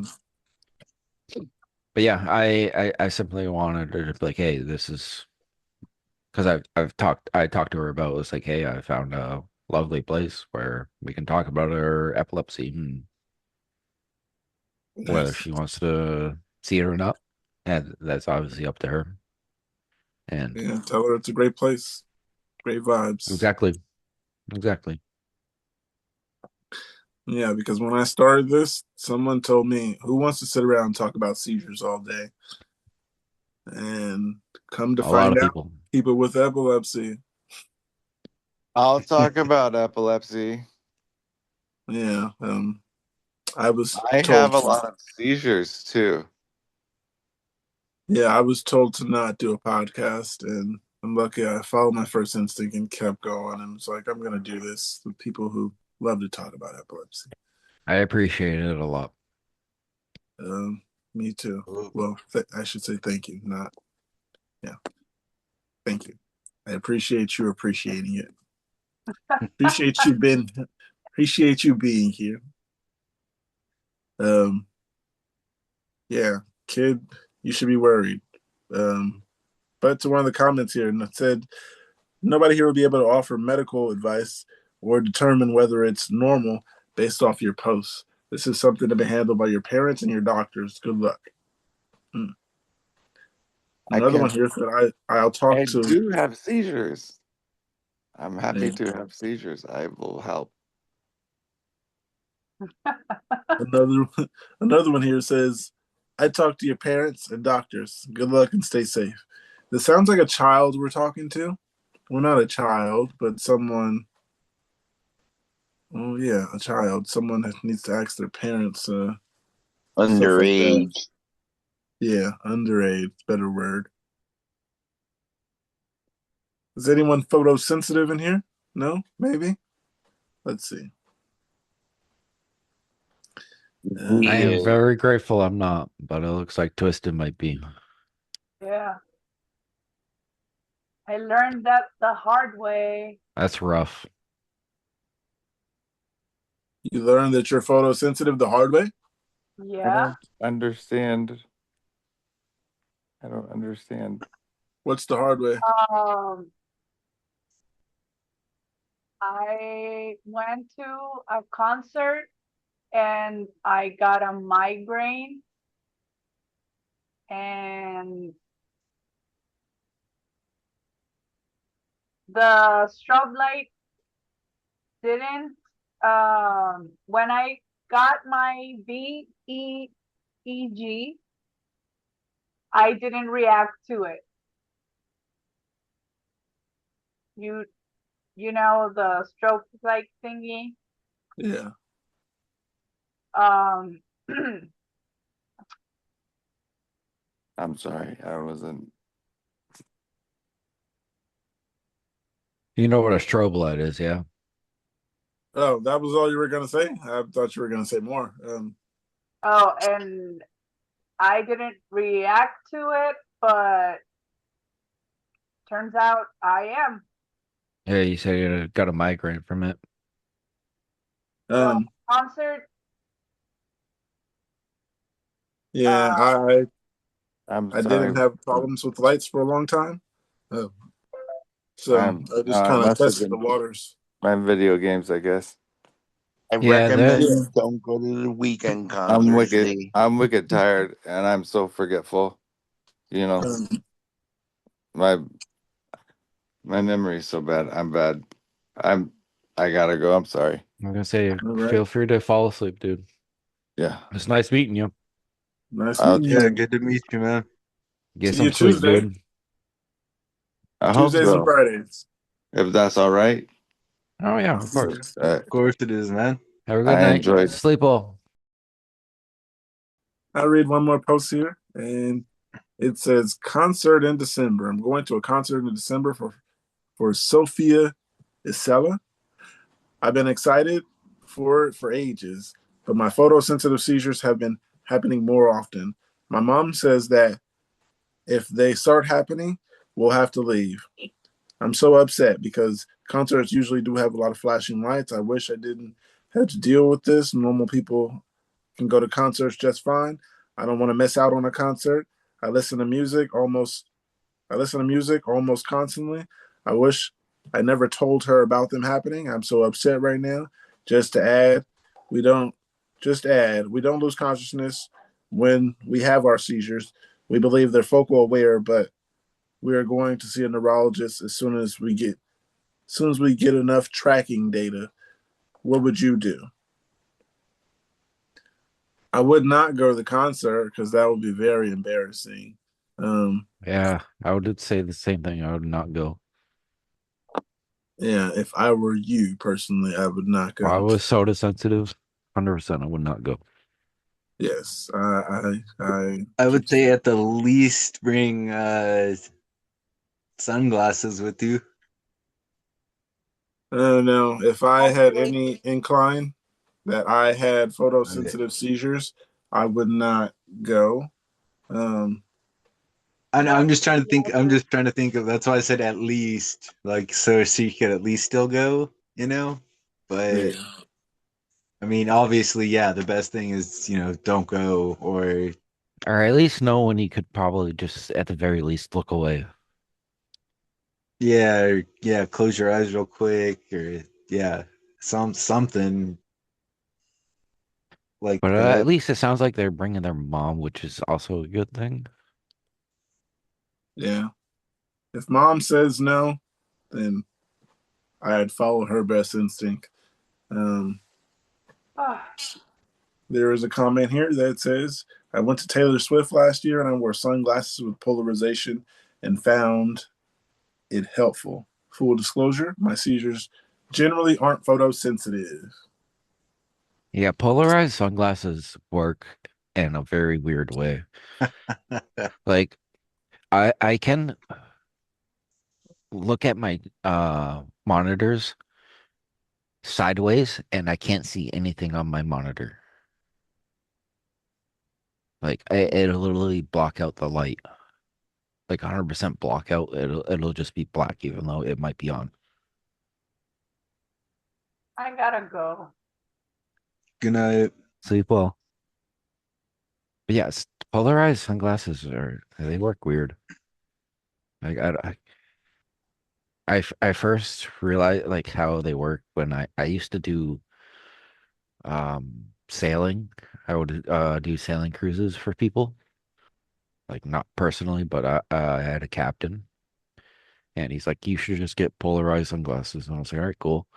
And then I realized how they kind of work, and they deflect light in a certain way. Oh, so it was like for the reflection off Yeah, the water. Okay. yeah, exactly, off the water. And like I said, how I can turn my head to the if I'm wearing them, I can turn my head to the right, and they would block off one of my monitors, but it wouldn't block off the other monitor. But if I turned my head to the left, it would block off the other monitor. Huh. Because I have two That's monitors. interesting. Yeah, it was always intriguing to me, for lack of a better term. I've never owned a pair. I Yeah, have to wear definitely. regular glasses. I have to wear regular Oh yeah. glasses, so I never, yeah, put on sunglasses. Well, polarized ones, yeah. I mean, I Because it, guess I could get polarized. These yeah, glasses, that. maybe. I don't know. Well, if you have to wear like I don't know if Medicaid is the right term, but Prescription. prescription. Yeah, that's right. But I'd So imagine you could probably find some. I yeah, haven't touched THC in I'd say over 6 months. congratulations, man. Congratulations. Like I said, I think I was saying it earlier. I feel like it was hiding some seizures. I don't agree. I absolutely agree with the fact that it can help with them, but I was self-medicating with it.